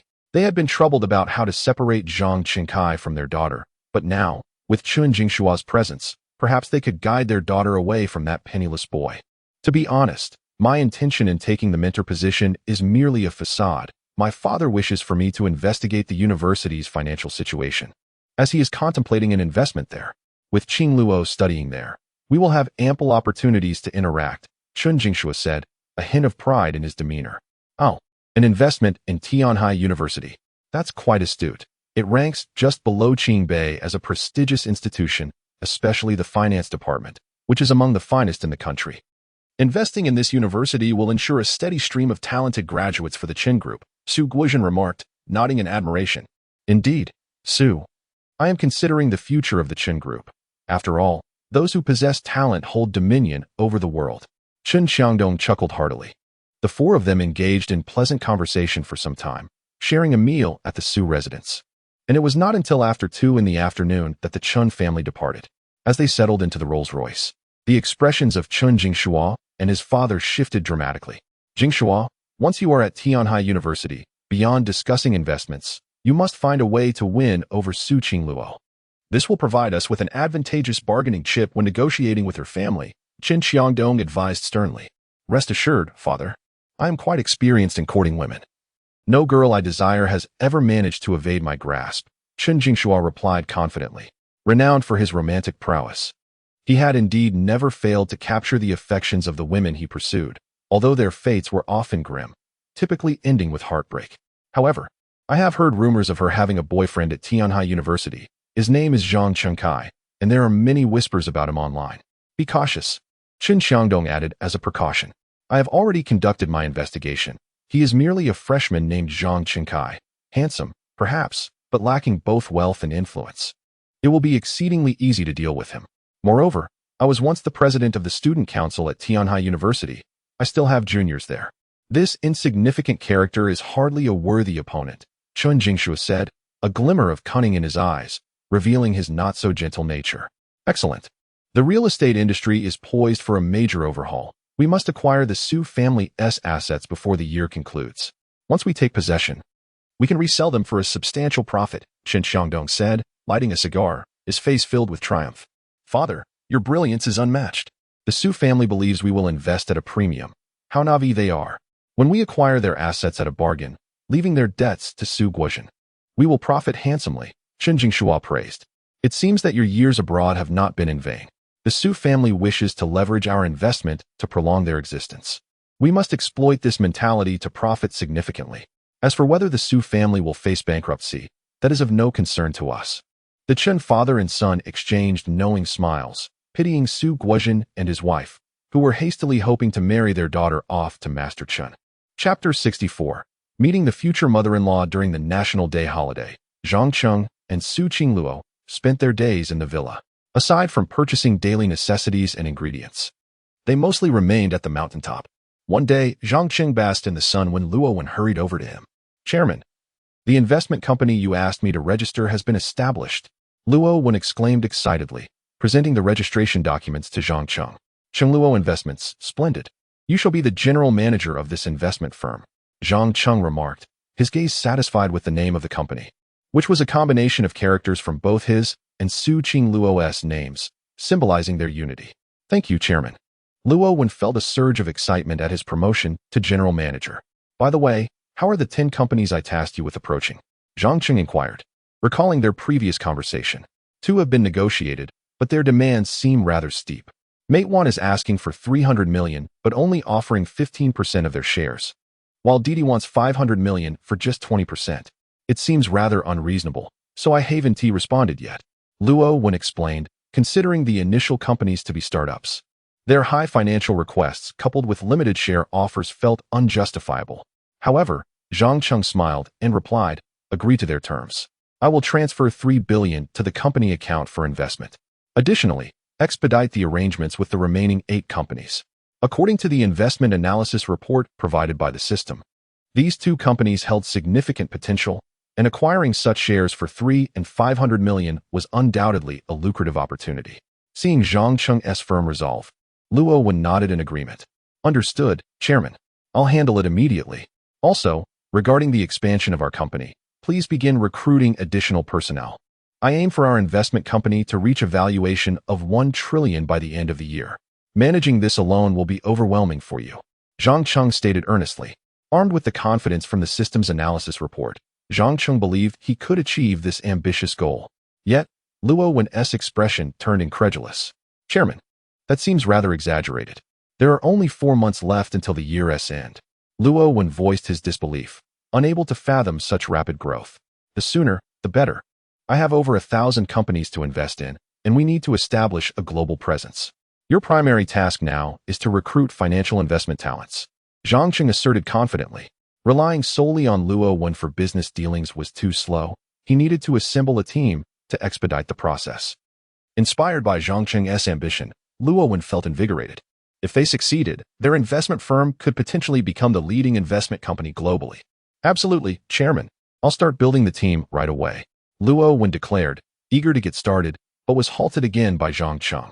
By the way, Tianhai University seems to be seeking external financing. Please investigate this personally. The investment analysis report updates in real time, and any new potential organizations expressing financing intentions will be promptly highlighted, Zhang Cheng instructed, having noted Tianhai University's high investment potential in his recent reviews of the report. Of course, Chairman. I'll take care of it. Luo Wen replied before swiftly departing. Delegating such responsibilities to Luo Wen certainly placed a burden on him. Yet Zhang Cheng's generous compensation and trust fueled Luo Wen's determination. Once Luo Wen left, Zhang Cheng stretched and returned to the villa, where he found Su Qingluo intently painting by the window, genuinely passionate about her art. With curiosity, Zhang Cheng approached her, only to be astonished by the content of her artwork. It was a depiction of him, captured in the moment he had been enjoying the sun outside. Evidently, Su Qingluo had been observing him closely while painting. Dear brother, have my painting skills improved?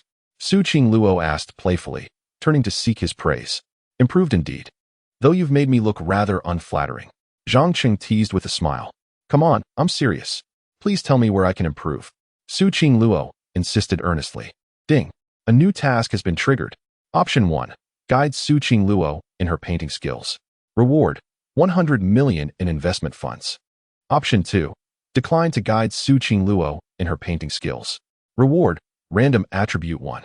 Zhang Cheng was taken aback at the unexpected task, perceiving it as an effortless opportunity for financial gain. He promptly made his choice. Since you're so earnest, I shall offer you some guidance. Zhang Cheng began to provide his insights. Ding. Congratulations to the host for making a choice. You have earned 100 million in investment funds. As Su Qingluo listened attentively to Zhang Cheng's instructions, her admiration for her future husband grew. Her gaze lingered on his handsome profile, reluctant to look away. After completing his advice, Zhang Cheng instinctively glanced down, meeting Su Qingluo's captivating eyes. The atmosphere shifted, becoming both enchanting and intimate. Su Qingluo bit her soft lower lip and, unable to resist, leaned closer. Zhang Cheng reciprocated with familiarity. However, just as their lips were about to meet, a sudden, urgent ring interrupted them. Zhang Cheng quickly pulled away, realizing it was his phone. Upon checking the caller ID, he was taken aback. It was his mother calling. It's my mom. Zhang Cheng exclaimed before hastily answering the call. Zhang Cheng, since it's a holiday, I'd like to come visit you. His mother's voice chimed from the other end. Sure, I'll come pick you up, he replied eagerly. Now that he had the means, it was time to bring his mother over to enjoy a better life. No longer should she endure the disdain of others at his uncle's home. It was also an opportunity for his mother to meet her future daughter-in-law. After ending the call, Su Qingluo felt a wave of anxiety wash over her. She was about to meet her future mother-in-law and wondered if she would be liked. Chapter 65. spending a fortune for my wife's favor upon hearing that her future mother-in-law was arriving. Su Qingluo felt an overwhelming sense of anxiety. Zhang Cheng, do you think your mother will dislike me? She asked nervously. Although she had met Zhang Cheng's mother in her childhood, the encounter had left no impression. Now, as an adult, the prospect of meeting her made her anxious. How could she possibly dislike someone as beautiful and charming as you? Besides, we have a marriage pact. She will surely come to appreciate you, Zhang Cheng gently reassured her. Really? Then let's go shopping soon. Su Qingluo immediately thought of ways to win over her future mother-in-law and leave a favorable impression. Just as Zhang Cheng was about to respond, the system's voice chimed in. Ding! Host has triggered a new task. Option 1. Accompany Su Qingluo shopping. Reward: 100-fold rebate on goddess spending. Option 2. Decline to accompany Su Qingluo shopping. Reward: random attribute 1. Zhang Cheng had grown accustomed to tasks appearing at any moment, but the prospect of a 100-fold rebate was especially appealing at this time. All right, I will accompany you shopping. Zhang Cheng nodded affirmatively. As soon as he spoke, the system's reward was credited to him. Previously, he had received a 10-fold rebate, but this time it was a staggering 100-fold. Upon receiving the reward, Zhang Cheng promptly checked the details. 100-fold rebate on goddess spending, valid for 24 hours, with a maximum rebate of 1 billion. Reading this, Zhang Cheng felt a surge of astonishment. Although the validity period had significantly decreased, the rebate cap had increased exponentially. With this rebate buff in hand, today was the day to indulge in shopping. However, before that, Zhang Cheng decided to purchase a car. As he would be picking up his mother from the airport the following day, it would be quite unseemly to take a taxi for such an occasion. Moreover, with the rebate in effect, it would be a waste not to spend generously. With this thought in mind, Zhang Cheng turned to Su Qingluo. Qingluo, let me buy you a car. A car for me, but I don't know how to drive. Su Qingluo exclaimed, taken aback by the sudden offer from Zhang Cheng. I can drive. I got my license during the summer break. Come on, Zhang Cheng said, pulling Su Qingluo along with him. This was an opportunity for him to acquire a vehicle under the guise of buying it for her. Since he was buying a car, it needed to be something exceptional, spacious enough for multiple passengers. The Maybach immediately came to his mind. It was elegant, prestigious, and would undoubtedly astonish his mother. Soon, Zhang Cheng and Su Qingluo arrived at the Maybach showroom in Tianhai City. Su Qingluo, unfamiliar with cars, did not grasp the expense associated with a Maybach. She simply followed Zhang Cheng, trusting his judgment. This was a high-end luxury car dealership, and anyone shopping here was undoubtedly affluent. Zhang Cheng, dressed in ordinary attire, appeared to be someone who could not afford a Maybach. Nevertheless, the sales staff greeted them warmly, showing no signs of disdain. Good afternoon, sir and miss. Are you here to view cars? Would you like me to provide an introduction? A charming young lady, clad in professional attire and stockings, approached them with a friendly demeanor. Qingluo, choose any car you like, and I will buy it for you. Zhang Cheng offered, surveying the showroom. Choose for me. Su Qingluo was surprised. Yes, whichever you fancy. Zhang Cheng affirmed earnestly. I'll take that red one. Su Qingluo pointed to a striking red Maybach, instantly captivated. All right, we'll purchase that one. Just as Zhang Cheng finished his sentence, an unfamiliar young man appeared before them. Are you Su Qingluo, the heiress of the Su family? Chen Jingshua exclaimed, his face lighting up with excitement. He had come to the dealership to look at cars and was astonished to encounter the illustrious daughter of the Su family. Though he had never seen Su Qingluo in person, he recognized her from photographs, and her beauty drew the attention of everyone present. Who are you? Su Qingluo furrowed her brow, not recognizing him. Feeling uneasy, she instinctively grasped Zhang Cheng's arm, finding solace in his presence. My name is Chen Jingshua, heir of the Chen Group.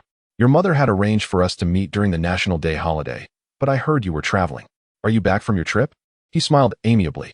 I didn't go on a trip. My parents deceived you. Su Qingluo paused, then added, since we've met, I should clarify, I already have a boyfriend. And we plan to marry by the end of the year, so you should give up on any notions. Su Qingluo felt it necessary to be straightforward to avoid wasting anyone's time. However, Chen Jingshua seemed unfazed. Your boyfriend? You mean this poor fellow beside you? Chen Jingshua scoffed, sizing Zhang Cheng up disdainfully. His ordinary clothing and average demeanor only reinforced Chen Jingshua's perception that Su Qingluo's rumored boyfriend was indeed a pauper. For someone like him, the heir of the Chen Group, it would be a piece of cake to deal with a financially struggling individual. Yes, he is my boyfriend. We will marry and have children together, so I advise you to abandon any hope, Su Qingluo reiterated firmly. She had no affection for the suitor her mother had arranged. Nonetheless, Chen Jingshua had no intention of backing down, believing that winning over Su Qingluo would bolster his negotiating position. Qingluo, didn't you just say you liked that red Maybach? I will buy it for you, Chen Jingshua declared, pulling out a bank card, intending to use his wealth as leverage while casting a challenging glance at Zhang Cheng. I'll woo your woman right in front of you. What can you do about it? Zhang Cheng, watching this unfold, smirked slightly and remarked coolly, I'm sorry, but we'll be paying for the car ourselves. So you needn't trouble yourself. Huh, you paying? That's a Maybach S450, worth 1.5 million. Can you, a mere pauper, afford it? Chen Jingshua openly mocked. What I spend is none of your concern. Zhang Cheng shot him a cold glance before presenting his bank card to the saleslady. Swipe this. I want 5 of these cars. His declaration left everyone present in shock, especially the saleswoman, who stuttered. Sir, are you sure you want to purchase 5 Maybach S450s? Absolutely. 5 it is. Hurry up and swipe. The name should be under Su Qingluo. Zhang Cheng responded nonchalantly, with the 100-fold rebate in effect. Spending here felt no different than anywhere else, and buying 5 cars saved him the trouble of spending energy elsewhere. Chen Jingshua was utterly dumbfounded. Had Zhang Cheng lost his mind? Was he truly buying 5 cars? You think you can buy 5? What a show-off. Let us see how this plays out. Chen Jingshua thought, convinced that Zhang Cheng could not possibly afford such an extravagant purchase. Why are you still standing there? If he wants to swipe, then do it. Chen Jingshua urged the saleswoman, following her to witness Zhang Cheng's imminent embarrassment. However, when the saleswoman took the card to the finance department for processing, the transaction went through successfully. Beep. Transaction successful. As this crisp sound echoed, Chen Jingshua's expression turned to one of utter disbelief. Chapter 66. The best husband in the world. Upon successfully swiping the card, Zhang Qing immediately received a staggering rebate of 750 million from the system. This was a 100-fold return. He spent 7.5 million and received back 750 million. With this windfall, Zhang Cheng had undoubtedly struck gold. Meanwhile, Chen Jingshu's expression was one of disbelief and frustration. He could not fathom how Zhang Cheng could afford 5 Maybachs, a sum amounting to 7.5 million, which was beyond the reach of most. How was this possible? His family was so impoverished. How could they muster such a fortune? Chen Jingshu was incredulous and unwilling to accept defeat against Zhang Qing in front of Su Qingluo. Zhang Qing, however, remained unperturbed. After retrieving his bank card, he glanced at Chen Jingshu and, with a faint smile, remarked, Mr. Chen, I kindly ask you to keep your distance from Su Qingluo. She is my wife. At these words, Chen Jingshu clenched his fists in anger. No one had ever dared to provoke him so audaciously. Zhang Cheng, don't get too smug. After the National Day holiday, I will be taking up a position as a financial lecturer at Tianhai University. We shall see who prevails then. He retorted bitterly before turning to leave. I'm always ready for a challenge. Zhang Cheng called after him, his voice echoing with confidence. This only served to infuriate Chen Jingshu further. Zhang Cheng's arrogance was intolerable, and he felt compelled to teach him a lesson. Su Qingluo, observing this exchange, felt a twinge of concern. Zhang Cheng, he is the scion of the Chen group. By offending him, do you think he might retaliate against us? She expressed, her delicate features marred by worry. Who will retaliate against whom remains to be seen. Zhang Cheng replied with a smirk, before changing the subject. Come, let us take the new car for a spin. As he spoke, he took Su Qingluo's hand and led her towards the gleaming red Maybach, with the saleswoman promptly following behind. Sir, here are the keys. The remaining 4 vehicles are not in stock at the moment and will take a few days to arrive, she said, her demeanor noticeably more respectful. That's quite all right. Please ensure that the colors of the other 4 cars are distinct. If not, they can all be black. Zhang Cheng instructed after a moment's thought. With so many Maybachs at his disposal, he planned to reward diligent employees with them, boosting their morale while expressing gratitude for their hard work. Certainly, sir. Please follow me to finalize the paperwork. The saleswoman cheerfully responded. All right, Qingluo, please sign here. Zhang Qing urged her. Do I really need to sign my name? Su Qingluo asked, still incredulous. It was one thing for the villa to be in her name, but now even 5 luxury cars as well. This husband was exceedingly generous. The saleswoman watched in envy, wishing for a partner just as thoughtful. Yes, go ahead. What is mine is yours, so it makes sense for it to be in your name. Zhang Cheng replied, a playful smile gracing his lips. In truth, The rebate had to be recorded under Su Qingluo's name, as it was her expenditure that warranted it. Otherwise, the system might reclaim the 750 million. Very well then. You are too good to me, husband, Su Qingluo said, touched. Any woman would be moved by such gestures.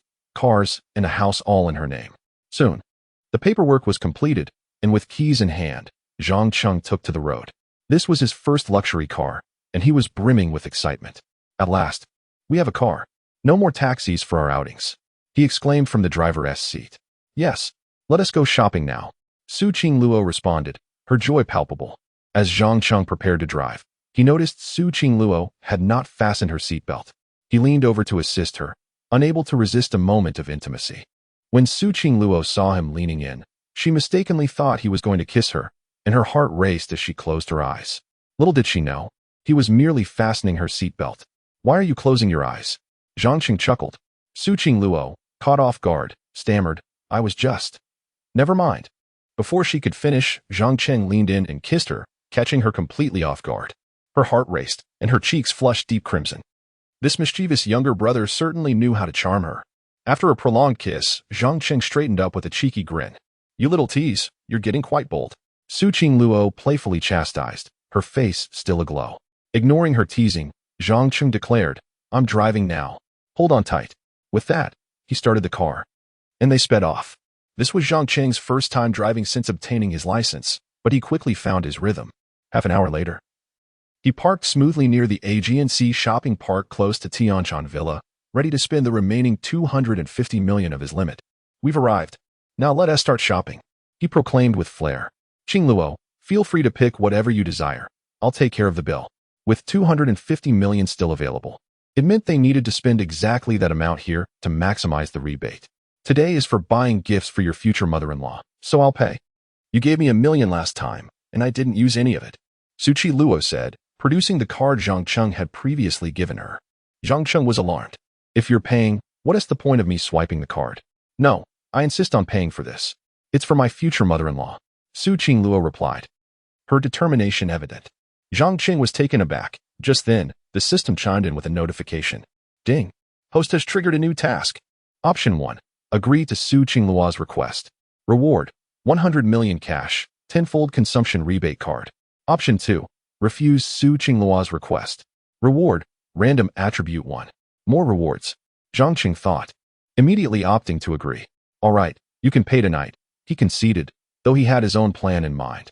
While Su Qingluo bought for her mother, he would secretly purchase gifts for her.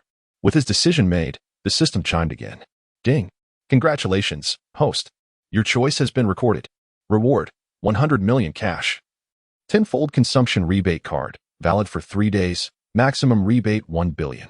Receiving such a generous reward left Zhang Cheng astonished. The system was becoming increasingly lavish. Now we're talking. Let us go. Su Qingluo beamed, linking her arm with Zhang Cheng's as they walked towards the shopping center. Later that evening, after completing their shopping, Zhang Cheng excused himself once more to use the restroom, secretly purchasing an entire set of Cartier jewelry for Su Qingluo, spending 250 million to exhaust the remaining balance. Once home, Zhang Cheng finally dared to unveil the exquisite set of Cartier jewelry. Qingluo, I have a gift for you. What is it? Why do you keep buying me things? Su Qingluo feigned annoyance, though her eyes sparkled with delight. A complete set of Cartier jewelry. Do you like it? Zhang Cheng spoke as he unveiled a magnificent collection of jewelry, instantly revealing a dazzling array before Su Qingluo. Golden bracelets, necklaces, earrings, an entire set of exquisite Cartier jewels. How beautiful! As a girl, it was impossible for Su Qingluo not to adore such treasures. Let me adorn you, Zhang Cheng exclaimed, taking a necklace and draping it around her neck. It's truly stunning. You look just like a princess, he remarked, filled with admiration. It must be said that Su Qingluo was indeed a natural beauty. With just a touch of jewelry, she resembled royalty. She too cherished the Cartier set. Darling, you are so wonderful to me. Su Qingluo gazed at Zhang Cheng, her eyes sparkling with affection. He had gifted her a car, a house, and now this splendid jewelry, truly the best husband in the world. Little did she know that Zhang Cheng was merely spending money that he had taken from her, though his feelings for her were genuine. Foolish girl, you are my everything. If I don't treat you well, whom should I treat well? Zhang Cheng's heartfelt words moved Su Qingluo to tears. You silly husband, you've made me cry. Tonight, I shall reward you properly. With her eyes glistening with emotion, she took Zhang Cheng by the hand and led him to the bedroom. Chapter 67. The Token of Affection at 10 o'clock in the morning. Zhang Cheng and Su Qingluo were already at the airport, eagerly awaiting the arrival of his mother, Lin Lifen. Su Qingluo had risen early, feeling anxious as she spent the morning preparing herself, fearful of leaving a poor impression on her future mother-in-law. Brother, could you please check if my makeup is too heavy? Su Qingluo asked Zhang Cheng for the third time. It's not too heavy. It's just right, and you look beautiful. Zhang Cheng reassured her once more. What about my dress? Is it too short? Will Andy dislike it? Su Qingluo's anxiety grew. Zhang Cheng glanced at her knee-length white dress, took her icy hand in his, and comforted her. Qingluo, don't be nervous. My mom will like you. Really? Su Qingluo still couldn't quell her apprehension. Absolutely. My mom has always liked you since we were kids, and she still does now that you've grown up, Zhang Cheng reiterated with conviction. I hope so. Su Qingluo took a deep breath, attempting to calm herself, though her nerves persisted. Soon, a plainly dressed middle-aged woman emerged from the airport, pushing an old suitcase and looking weary from her journey. Upon spotting her, Zhang Cheng hurried towards her, with Su Qingluo quickly following suit. Mom, I'm here. Zhang Cheng exclaimed, rushing to her side. Lin Lifen noticed her son, and a smile broke through her tired expression. Son, finally I see you. How have you been at Tianhai University for the past month? I've been well. By the way, Mom, let me introduce you to my girlfriend, Su Qingluo. Zhang Cheng said, taking Su Qingluo's hand.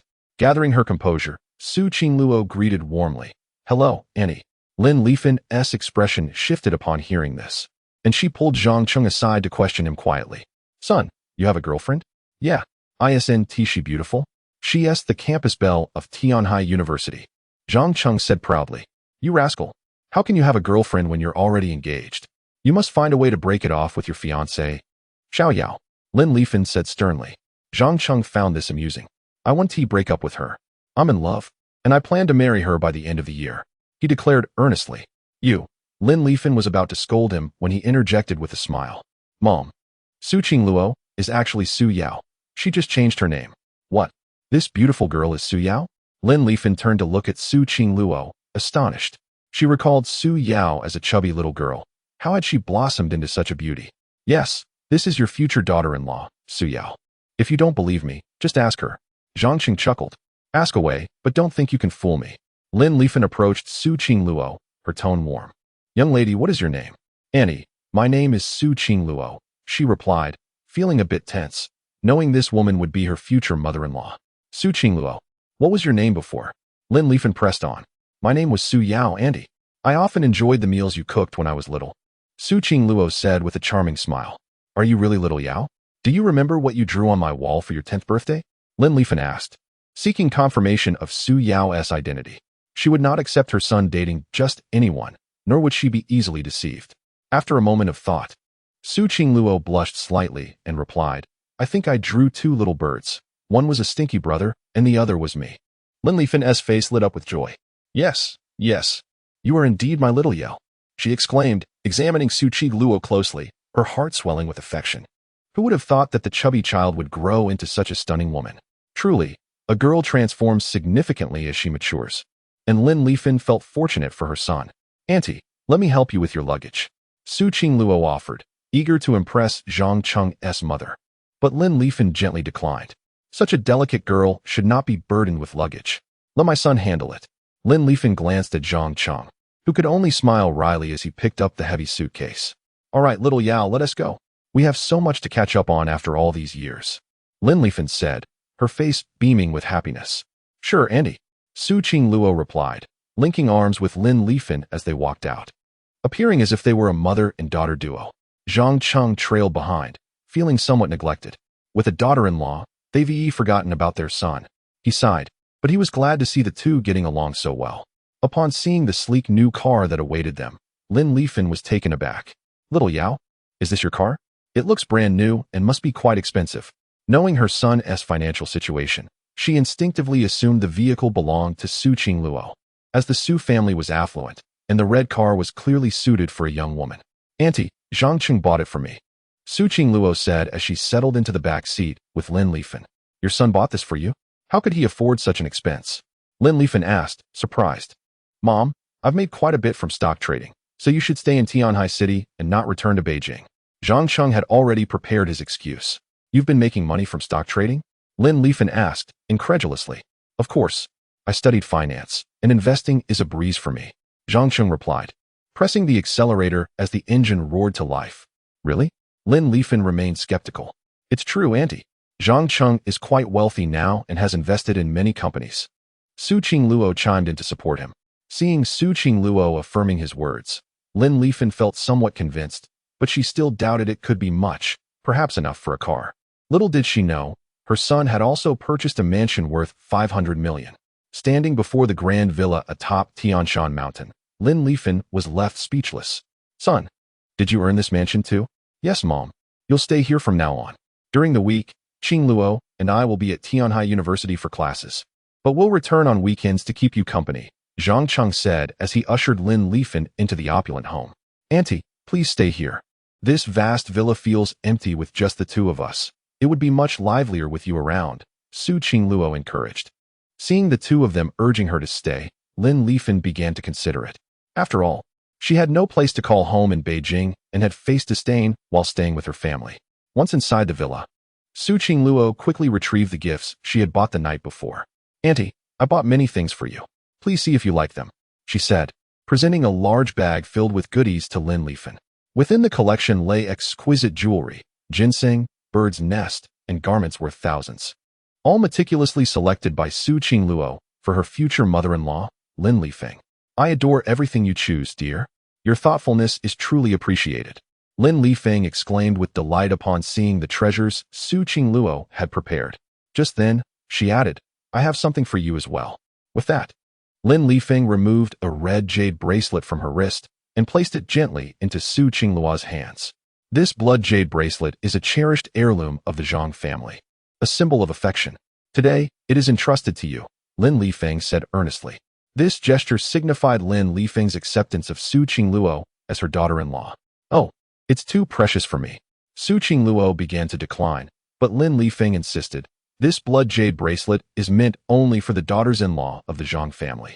Do you not wish to become one of us?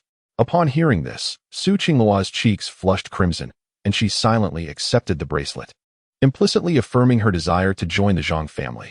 That's the spirit. Tonight, I'll prepare dumplings for you, Lin Lifan exclaimed, her joy radiating. Meanwhile, Su Qingluo's face grew even warmer at the thought. Chapter 68. A narrow path for rivals. The joyful moments are always fleeting.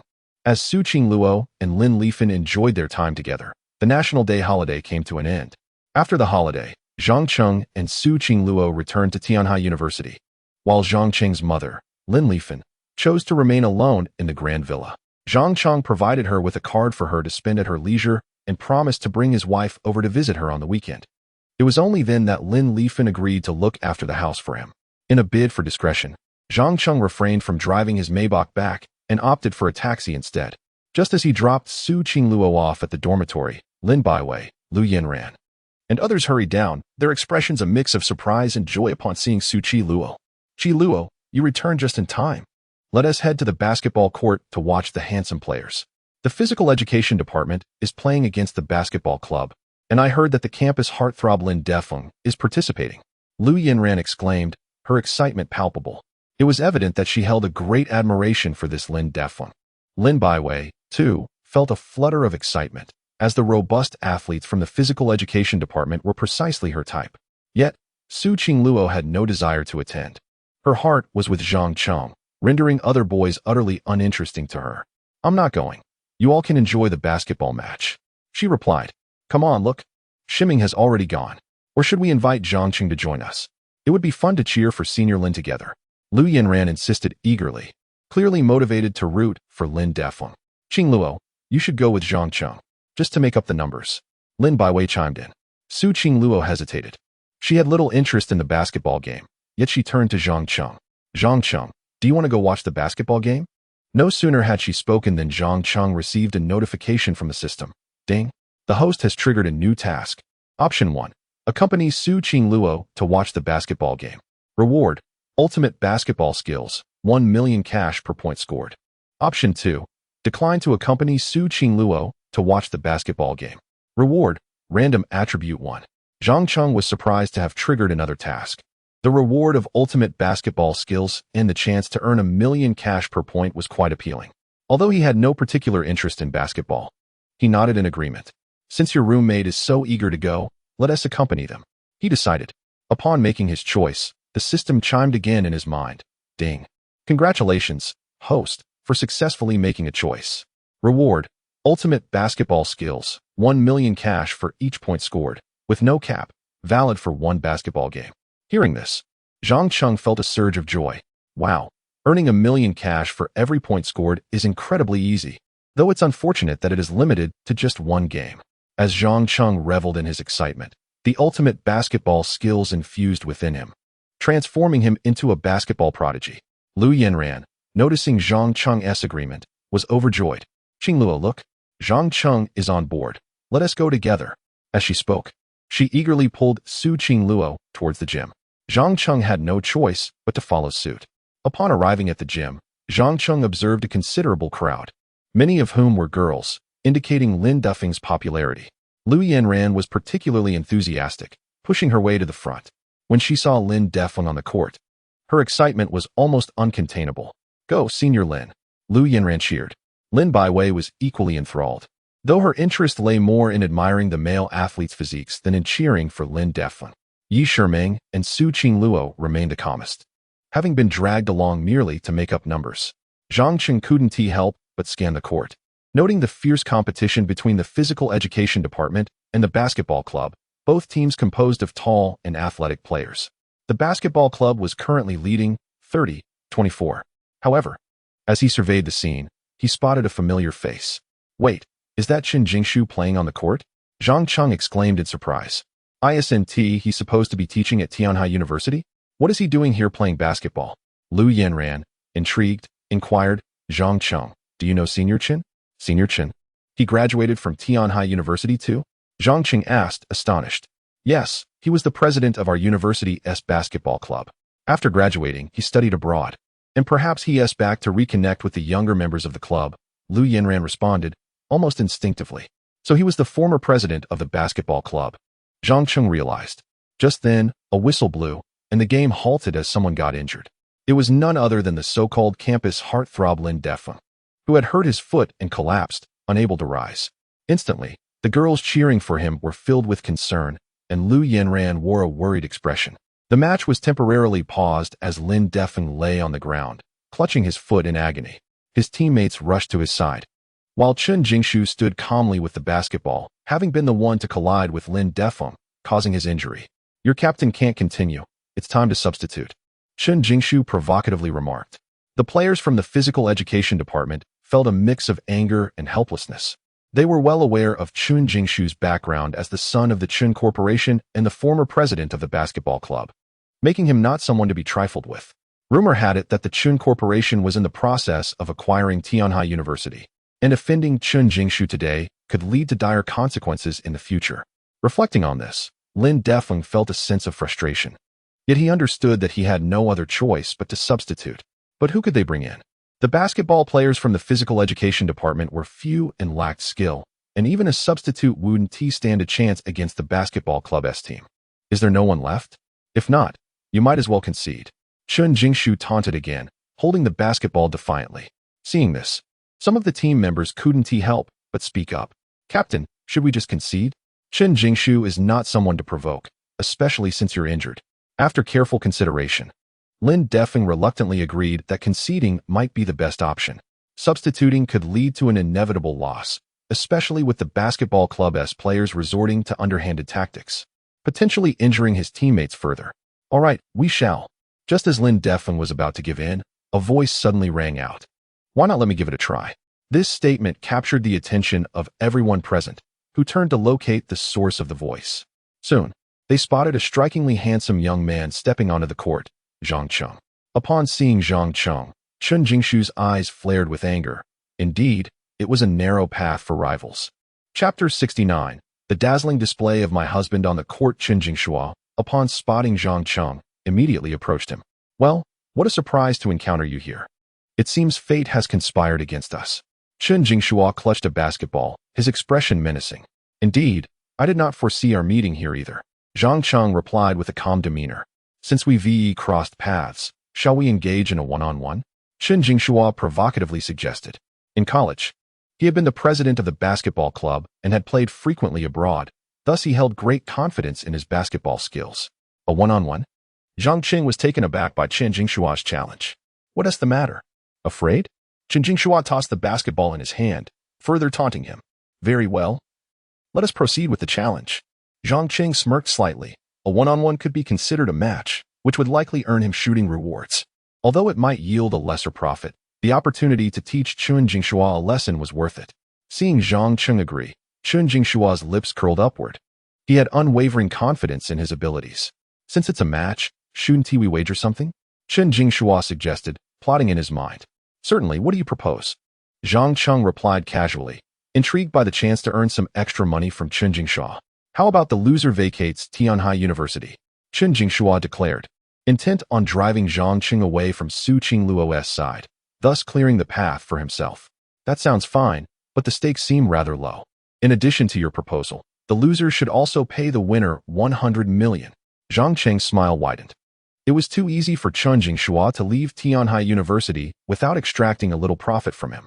Chen Jingshua was taken aback by Zhang Qing's audacity to wager such a large sum, yet it perfectly aligned with his intentions. Why refuse free money? He promptly nodded in agreement. Excellent, then it shall be as you say. I mean in U.S. dollars. Zhang Qing added, noticing Chen Jingshua's readiness to comply. With his exceptional basketball skills, he was confident of his victory and sought to gain more from Chen Jingshua. Upon hearing it was in dollars, Chen Jingshua's eyes twitched slightly. He hadn't anticipated Zhang Cheng would wager so much. However, refusing would imply defeat, and he believed he would not lose. Very well, as you wish. Chen Jingshua proclaimed loudly to the gathered crowd. Everyone present today, bear witness. Zhang Cheng and I will face off in basketball. The first to score 5 points wins. The loser must vacate Tianhai University and pay the winner $100 million. I, Chen Jingshua, hope you will serve as witnesses. The crowd erupted in astonishment. Unable to fathom that someone would dare to gamble against the heir of the Chen group, this was akin to courting disaster. They feared that Zhang Cheng might not even obtain his graduation certificate from Tianhai University. Su Qingluo grew increasingly anxious, while Lu Yanran and Lin Baiwei silently worried for Zhang Cheng. Qingluo, perhaps you should call Zhang Qing back. This wager is too great, Lu Yanran urged, feeling responsible for Zhang Cheng's presence. Indeed, Qingluo hastened to bring Zhang Cheng back. The opponent is the son of the Chen group, regardless of the outcome. Zhang Qing will not fare well. Lin Baiwei chimed in. Su Qingluo initially contemplated urging Zhang Qing to retreat, but she saw unwavering confidence in his eyes and chose to trust him. I believe Zhang Cheng can win, she asserted resolutely. Qingluo, this is not the time for bravado. The opponent is the heir of the Chen group. Regardless of the outcome, Zhang Cheng will not have it easy. Lin Baiwei reiterated, concerned for Zhang Cheng's well-being. Lu Yanran shared her anxiety, but Su Qingluo remained steadfast in her belief in Zhang Cheng. I trust Zhang Cheng can triumph. What is so remarkable about the Chen group? My brother is far more formidable. Lu Yan and Lin Baiwei exchanged worried glances, fearing a grim outcome. Lu Yanran regretted bringing Su Qingluo and Zhang Cheng to the basketball court. Lin Defeng, limping over, cautioned Zhang Cheng. Brother, I appreciate you standing up for me, but this wager is too perilous. This is a personal matter between him and me. You need only bear witness. Zhang Cheng replied with a slight smile. Very well. May fortune favor you. Lin Defeng, seeing Zhang Cheng's determination, shook his head and withdrew. Many in the crowd were skeptical of Zhang Cheng's chances, particularly those from the basketball club. However, Zhang Cheng paid them no mind. Are you ready, kid? We will alternate between defense and offense. The first to score 5 points wins. Do you understand the rules? Chen Jingshua asked confidently. Understood. Let us begin. Zhang Cheng responded calmly. All right, you may attack first. Chen Jingshua tossed the basketball to Zhang Qing, who accepted it effortlessly. Then I shall commence my offense. Without hesitation. Zhang Cheng leaped from beyond the three-point line and made an effortless shot. Chen Jingshua was caught off guard, never expecting Zhang Cheng to act so impulsively. And neither did the crowd anticipate such an unorthodox play. That shot, so casually executed, surely wouldn't succeed. Chun Jingshua thought, echoing the sentiments of those present. The shot seemed far too nonchalant, akin to a mere toss. Liu Yanran and Lin Baiwei also held doubts, while Su Qingluo anxiously focused on the basketball. Moments later, the ball swished through the net, a clean shot. What? It actually went in? Chun Jingshua was dumbfounded, as were the rest of the spectators, all stunned by Zhang Cheng's unexpected prowess. Was it truly that easy? A casual toss from beyond the arc, and it finds the net? This moment left everyone in awe. Liu Yanran and Lin Baiwei could hardly believe their eyes. Did that ball really go in? Qingluo, is Zhang Cheng exceptionally skilled at basketball? Liu Yanran exclaimed. I'm not sure. I've never seen him play. But his shooting just now was incredibly impressive. Su Qingluo's eyes sparkled with admiration, realizing she was beginning to develop an affinity for basketball, all due to her brother's captivating performance. Chapter 70. Completely enchanted by my husband's handsomeness, Zhang Cheng casually tossed the basketball, effortlessly sinking it into the hoop. At that moment, the system's voice chimed in, congratulating him for scoring a basket and awarding him a cash rebate of 1 million. Upon hearing this, Zhang Cheng felt an inner thrill. Indeed, even one-on-one matches could yield financial rewards. His remarkable shot left everyone present in awe, especially Chun Jingshua, who could hardly believe Zhang Cheng's incredible luck. Kid, you've got good fortune. It's now my turn to attack, Chun Jingshua declared, turning to seize the basketball and positioning himself for offense. Luck is but a facet of skill. Zhang Cheng smirked slightly. Is that so? Let us see whether your luck prevails or my prowess shines. As Chun Jingshua launched into an aggressive dribbling display, weaving left and right with impressive finesse and a series of feints aimed at outmaneuvering Zhang Cheng. The crowd was spellbound by his professional-like performance. Yet, just as he made a determined drive forward, Zhang Cheng crouched low and executed a precise steal, snatching the basketball from Chun Jingshua's grasp. How is this possible? Where's my ball? Chun Jingshua was astounded, and the onlookers were equally shocked by the speed of the interception. Such a swift steal, it rivals that of professional basketball players. Lin Defeng observed in astonishment, with others also left in disbelief at Zhang Cheng's rapid maneuver. What transpired next was even more astonishing. After seizing the basketball, Zhang Cheng decisively leaped from beyond the three-point line to shoot again. Swish! Once more, the ball found its mark. Scoring 2 consecutive baskets sent Su Qingluo into a frenzy. Go Zhang Cheng! You are the best! She cheered, leaping in excitement. Lin Baiwei and Liu Yanran were utterly mesmerized. Incredible! His skills surpass even the campus heartthrob. Lin Defeng, Liu Yanran mused, realizing that Zhang Cheng was indeed more formidable than she had anticipated. Lin Baiwei echoed her surprise. Qingluo, your Zhang Cheng is astonishing. Surely, he must have trained before? I don't know. I'll ask him later. Su Qingluo was brimming with admiration, delighted to see her man shine on the court. She suddenly found basketball to be rather intriguing.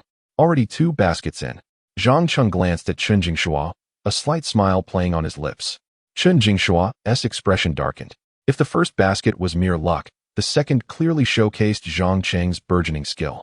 Bring it on, he said, reluctantly tossing the basketball to Zhang Cheng, who was now on the offensive. With determination, Zhang Cheng began to dribble, but Chun Jingshua tightened his defense, denying Zhang Cheng an opportunity to shoot. Yet, underestimating Zhang Cheng proved to be a grave mistake. The basketball slipped through Chun Jingshua's legs, and in an instant, Zhang Cheng darted past him, breaking through his defense. What? Chun Jingshua exclaimed in disbelief. By the time he reacted, Zhang Cheng had already caught the ball and was shooting again. Swish, another basket. This marked Zhang Cheng's 3rd score, showcasing his exceptional dribbling and dazzling skills. The crowd erupted in excitement. So cool. This junior plays basketball with such style. Even Lin Defeng's female admirers began to praise Zhang Cheng. Lin Baiwei and Liu Yanran were equally impressed. Zhang Cheng's prowess was undeniably captivating, surpassing even Lin Defeng's charm. Qingluo, your Zhang Cheng is incredibly cool. Does he have any brothers or cousins? Lin Baiwei asked, her eyes sparkling. Su Qingluo was equally entranced by Zhang Cheng's athletic grace. So handsome. My little brother is truly remarkable. Her gaze was filled with admiration. Even Lin Defeng found himself in awe of Zhang Cheng's skills. However, Chun Jingshua was visibly unsettled. It's my turn to attack, he exclaimed, hurriedly taking the basketball, eager to reclaim his footing. He could not afford to lose again, having been scored upon thrice already. All right, let us see what you've got. Zhang Cheng waved dismissively, As Chun Jingshua began to dribble, he resorted to aggressive tactics, bumping into Zhang Cheng and even covertly stepping on his foot, revealing his desperation to win. Lin Defeng recognized the impending trouble. Oh no, Chun Jingshua is resorting to tricks again. However, they had underestimated Zhang Cheng.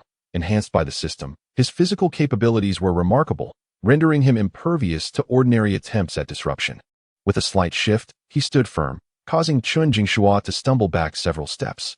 In the ensuing chaos, Zhang Cheng seized the moment to snatch the ball away. With a swift pivot, he leaped gracefully and shot without hesitation. Swish, another basket. 4 o'clock. The crowd erupted into cheers, captivated by Zhang Cheng's elegant jump shot, complemented by his striking appearance. The girls in attendance were completely entranced, some even letting out excited squeals. Lin Defeng marveled at Zhang Cheng's solid foundation, professional dribbling, and precise shooting. He recognized a true talent for basketball. He resolved to recruit Zhang Cheng for the school's basketball team. Meanwhile, Chun Jingshua was utterly stunned. How can this kid possess such incredible skills? The tables had turned unexpectedly, leaving him feeling humiliated. Zhang Cheng remained unfazed, a slight smile gracing his lips. Just one more basket. Now it's my turn to attack. He cradled the basketball and returned to the court. Chun Jingshua had no option but to block him. This time, he could not allow Zhang Cheng to score.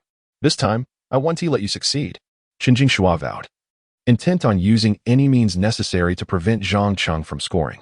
Is that so? You're no match for me, Zhang Cheng retorted as he charged forward, dribbling past Chun Jingshua, who attempted to hinder him, even tugging at Zhang Cheng's shirt in a futile effort to impede his advance. Yet, Zhang Cheng's strength was formidable. Despite Chun Jingshua's attempts to pull him back, he surged forward like a bull, leaping toward the hoop to execute a dunk. The sound of tearing fabric echoed as Chun Jingshua's grip failed, revealing Zhang Cheng's chiseled physique, eliciting gasps from the female spectators. The excitement escalated as Zhang Cheng slammed the ball into the basket with tremendous force, knocking Chun Jingshua to the ground. The basketball landed squarely on Chun Jingshua's head, leaving him dazed and disoriented. As Zhang Cheng landed gracefully, he looked down at Chun Jingshua, his expression calm. You've lost. Chapter 71. The school bell is jealous again. Chun Jingshua could hardly fathom that he would suffer a humiliating defeat of 0-5 to Zhang Cheng, a reality that left him seething with resentment. You lost, and according to our agreement, you owe me $100 million, in addition to vacating Tianhai University. Zhang Cheng stated coolly. You little brat, just wait. I won't let you off so easily. Chun Jingshua retorted with a malevolent expression as he rose from the ground, attempting to leave, only to be halted by Zhang Cheng. First, hand over the $100 million. Otherwise, you won't be leaving today, Zhang Cheng said coldly. Unlike others who feared Chun, Zhang Cheng felt no such trepidation. Initially, Chun Jingshua contemplated reneging, but with so many witnesses present, he realized that denying the debt would irreparably tarnish his reputation. Thus, he grudgingly accepted the situation, vowing to find a moment to make Zhang Cheng regret it. Fine, give me an account number, and I'll have someone transfer the money to you immediately, Chun Jingshua said through clenched teeth, secretly plotting to reclaim the funds later, as he could not simply swallow this humiliation. Now that is more like it, Zhang Cheng replied, adding Chun Jingshua on WeChat and promptly sending him a bank account number. Though reluctant, Chun Jingshua arranged for the transfer of $100 million. Upon receiving the funds, Zhang Cheng felt a wave of satisfaction wash over him. Not only had he secured the $100 million, but he also earned a $500,000 rebate. Quite a lucrative deal. All right, you may leave now, Zhang Cheng declared, his demeanor one of contentment. Just you wait. I will make you regret crossing me. Chun Jingshua spat angrily before hastily exiting the basketball court. Zhang Cheng, however, paid him no mind and prepared to leave the court himself. To his surprise, a throng of girls suddenly surrounded him. Senior, your basketball skills are incredible. Let us exchange WeChat. Hey there, could you teach me how to play? Handsome, may I have your contact information? At least 7 or 8 bold girls enveloped Zhang Cheng, leaving him somewhat speechless. Observing this, Su Qingluo pouted, feeling a twinge of jealousy. After all, he was her husband. She swiftly darted to Zhang Cheng's side. I'm sorry, but this little brother already has a partner. You should forget about him, Su Qingluo declared, pulling Zhang Cheng away. She had no intention of letting those girls swarm around him. Her little brother belonged solely to her. Once outside the basketball court, Su Qingluo slowed her pace. Those girls were infatuated, flocking to any attractive boy they encountered. Even now, she felt a pang of jealousy. Qingluo, are you feeling jealous? Zhang Cheng inquired with a slight smirk. Jealous? How could I possibly be jealous? Su Qingluo stubbornly denied, only to notice a tear in Zhang Cheng's shirt, revealing his well-defined abs, intensifying her envy.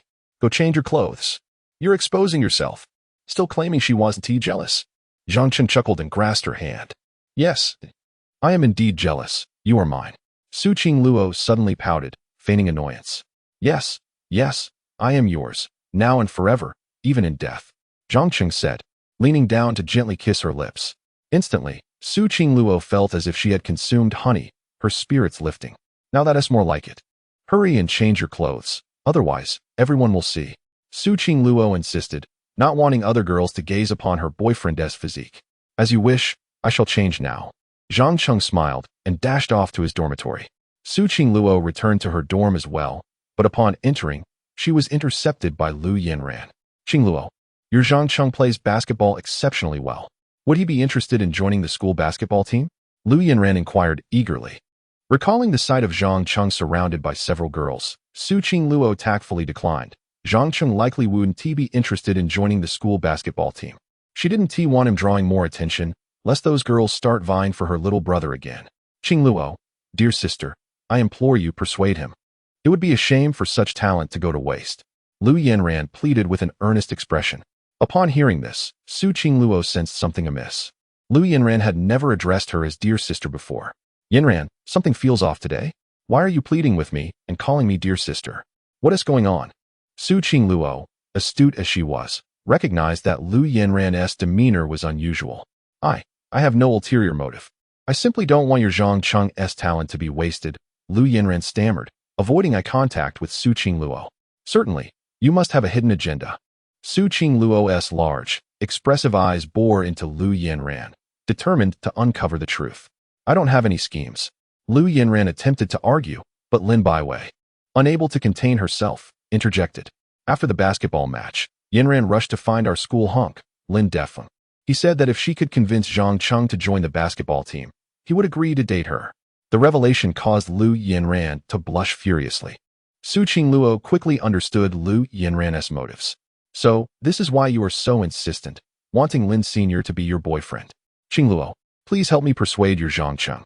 I yearn for a sweet romance like yours, Lu Yanran pleaded, presenting an array of snacks to Su Qingluo, clearly desperate to win Lin Sr.'s affection.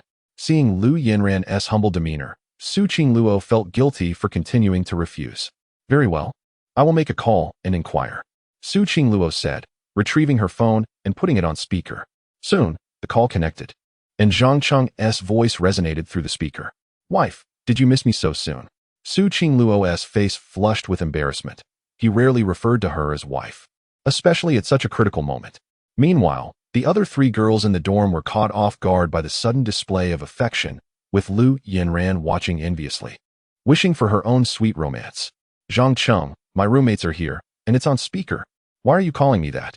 Su Qingluo replied, her cheeks aflame. Roommates present? Even better. Wife, let us go to Hot Pot later. Invite your roommates too. Zhang Cheng suggested without hesitation. Having earned $100 million from Chen Jingshua, he felt compelled to treat everyone to a meal. Sure, you're reliable as always, Zhang Cheng. I support you. Lin Baiwei chimed in enthusiastically. Lu Yanran wanted to agree as well, but knew she had more pressing matters at hand. Zhang Cheng, considering your impressive basketball skills, wouldn't you want to join the school basketball team? Lu Yanran couldn't resist asking. Join the school basketball team? Zhang Cheng was taken aback. He was far too busy enhancing his worth to devote time to the team. Thus, he had to decline politely. Actually, I'm not particularly fond of basketball, so I probably won't join the school team. Hearing this, Lu Yanran felt a wave of disappointment wash over her. Lin Baiwei, sensing Lu Yanran's despondency, comforted her by wrapping an arm around her shoulder. Yanran, you should seek a partner like Zhang Cheng, someone who gazes at you like he does with Qingluo. That is how you'll find happiness, rather than seeking someone like Lin Defeng, who shows no regard for you. Even if Zhang Cheng promised to join the school basketball team and you reluctantly engaged with Lin Defeng, the one who ultimately suffers is you. It must be said that Lin Baiwei's words resonate with truth when someone does not harbor affection for you. Forcing your way into their life will only lead to self-inflicted pain. I understand. I'm fine. Lu Yinran quickly regained her composure, as she had never held high hopes. She collected her thoughts and continued. Let us go. Zhang Cheng is treating us to a meal. What are you all doing standing around? Upon witnessing Lu Yinran's recovery, Su Qingluo also breathed a sigh of relief. Then let us depart. We shall dine at the hot pot restaurant. While Zhang Cheng and the others enjoyed their meal, Chen Jingshu had already returned to his residence, his expression grim. Zhang Cheng, just wait until I invest in Tianhai University. You shall witness how I deal with you. Chen Jingshu was eagerly anticipating his investment in Tianhai University.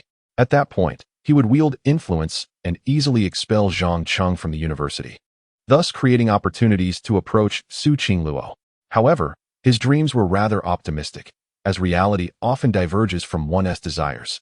While dining at the hot pot restaurant, Zhang Cheng received a call from Luo Wen. He stood up and stepped outside the private room to answer. Luo Wen, what is it? Zhang Cheng inquired earnestly. Chairman, I have inquired. The public financing for Tianhai University is scheduled for the day after tomorrow, and it will follow a public bidding format. Would you like to attend? Luo Wen's voice resonated from the other end of the line. Which companies are participating in the bidding? Zhang Cheng instinctively asked. Qin Group, Hongwen Group. Luo Wen enumerated a long list, totaling 8 formidable groups, each possessing considerable strength. It appeared that many were vying to invest in Tianhai University. Upon hearing that Qin Group was involved, Zhang Cheng immediately responded, Of course, I shall participate. You will accompany me the day after tomorrow. Zhang Cheng had over 3 billion in investment funds remaining and was eager to find an opportunity to utilize it. Certainly, Chairman. Luo Wen replied promptly. After hanging up, Zhang Cheng returned to the private room at the hot pot restaurant. Su Qingluo, Lin Baiwei, and the others were enjoying their meal immensely, having ordered several bottles of wine while he was outside on the call. Currently, the 4 girls were slightly tipsy. Su Qingluo and Yi Shimeng had succumbed to intoxication and were sprawled on the table. Lu Yanran was still coherent, but the most remarkable was Lin Baiwei, who, despite several empty wine bottles before her, remained the most alert. Upon Zhang Cheng's entrance, she greeted him. Zhang Cheng, we've nearly finished eating. Let us head back now. I'll leave Qingluo in your care. As Lin Baiwei spoke, she hoisted Yi Shimeng onto her back and made her way out. Lu Yanran was capable of walking on her own, requiring no assistance. Only Su Qingluo, having succumbed to another drink, collapsed back onto the table, prompting Zhang Cheng to shake his head in dismay. Can't handle your liquor, but insist on drinking. Zhang Cheng sighed, yet he obediently lifted her up. However, just as he did, a drunken Su Qingluo murmured, Zhang Cheng, carry me to the Jinhao Hotel. Even in her inebriated state, Su Qingluo did not forget her desire to have a child with Zhang Cheng. Perhaps today is not the day. You are far too intoxicated. Let us return to the dormitory and rest well. Zhang Cheng said compassionately. No, I must go to the Jinhao Hotel. In her drunken state, Su Qingluo clung to Zhang Cheng's neck, playfully demanding. Zhang Cheng internally chuckled, and at that moment, the system's voice chimed in once more. Ding. The host has triggered a new task. Option 1. Agree to Su Qingluo's request. Reward, double investment return. Option 2. Refuse Su Qingluo's request. Reward, random attribute 1. Chapter 72. The extravagant auction. A new task had been triggered, and this time, the reward was something Zhang Cheng could indeed put to good use. Without further hesitation, he readily agreed. All right, I shall heed your wishes. Tonight, I will take you to the Golden Luxury Hotel. Zhang Cheng's eyes sparkled with a tenderness that was unmistakable. As soon as he finished speaking, the system's voice chimed in once more. Congratulations to the host for making a choice. You have received double investment returns limited to 72 hours. Zhang Cheng was quite pleased to see that the validity period for the double returns was indeed 72 hours, allowing him to invest in Tianhai University and reap double the rewards. This meant that his investment would not only be cost-free, but could also yield profits, which filled Zhang Cheng with joy. In the private room, Lin Baiwei, Lu Yanran, and Yi Shimeng had already returned to their dormitories. The remaining Su Qingluo was swept up in Zhang Cheng's embrace as he carried her toward the Golden Luxury Hotel. Fortunately, it was not the weekend, and there were hardly any students at the hotel. Otherwise, they might have been seen. Zhang Cheng had booked a monthly stay, so he walked directly to the suite with the room card in hand. Upon entering the room, he gently placed Su Qingluo on the bed, feeling a slight fatigue in his arms after carrying her for such a distance. Thankfully, his physique had been enhanced. Otherwise, he would not have been able to hold her for so long. The journey from the water's edge to the hotel spanned over a kilometer, and carrying someone for that length of time was indeed a challenge. After a brief moment, he decided to wash off the sweat accumulated from the exertion. He glanced back at Su Qingluo, who lay peacefully on the bed, drowsy and drifting into slumber, and then made his way to the bathroom.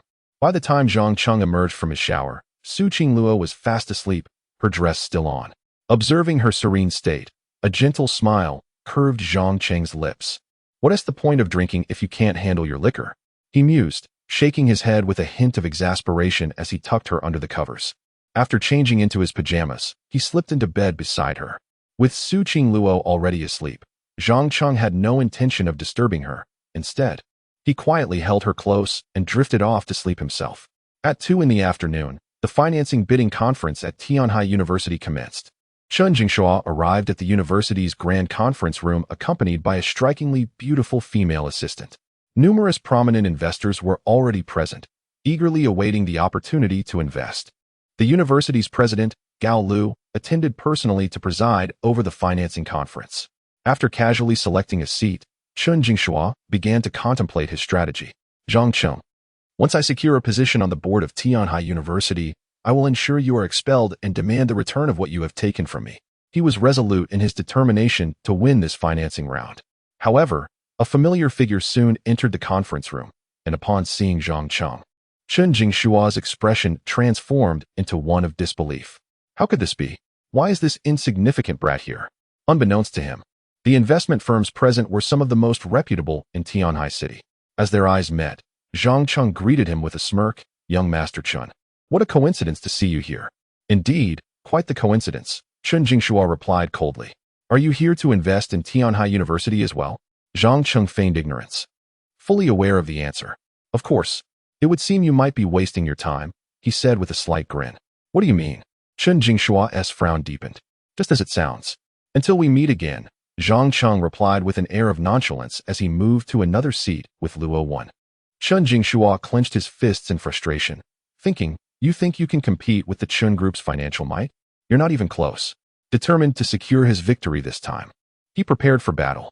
Soon, President Gao Lu stood at the forefront of the conference room, addressing the attendees. "Ladies and gentlemen, we are offering a 20% stake in Tianhai University with a minimum financing bid of 100 million. The funds raised will be utilized for the expansion of the college and the establishment of a state-of-the-art scientific laboratory." In attendance were 9 investment firms, including Zhang Cheng. Apart from him, the other 8 were well-known investment groups in Tianhai City. "Let the bidding commence. Each increase must not be less than 100 million, the president proclaimed. As soon as he finished, representatives from the various investment firms began to raise their bids. 200 million, 400 million, 600 million. The figures soared. And Chen Jingshua confidently declared 1 billion. The Chen Group had ample resources, and this matter was tied to his dignity. He was determined to secure a place on the board of Tianhai University. With his bid of 1 billion, many in the room hesitated to continue. Yet a few groups pressed on. 1 billion, 100 million, 1 billion, 200 million, 1 billion, 300 million. Only 3 investment firms remained in contention. Noticing that Zhang Cheng had yet to make a move, Chen Jingshua dismissed him altogether. What could someone of his caliber possibly contribute to such a high-stakes auction? 20 billion. Chen Jingshua boldly announced, reveling in his own audacity while casting a smug glance at Zhang Cheng. Upon hearing the figure, President Gao Lu's face lit up with delight. This amount exceeded his expectations. The Chen Group was indeed a financial behemoth. With such a staggering bid, the other investment groups fell silent, unwilling to counter. "If there are no further bids, I shall begin the countdown," the president declared, a mix of urgency and anticipation in his voice. However, before he could finish, a voice rose above the rest, declaring 40 billion.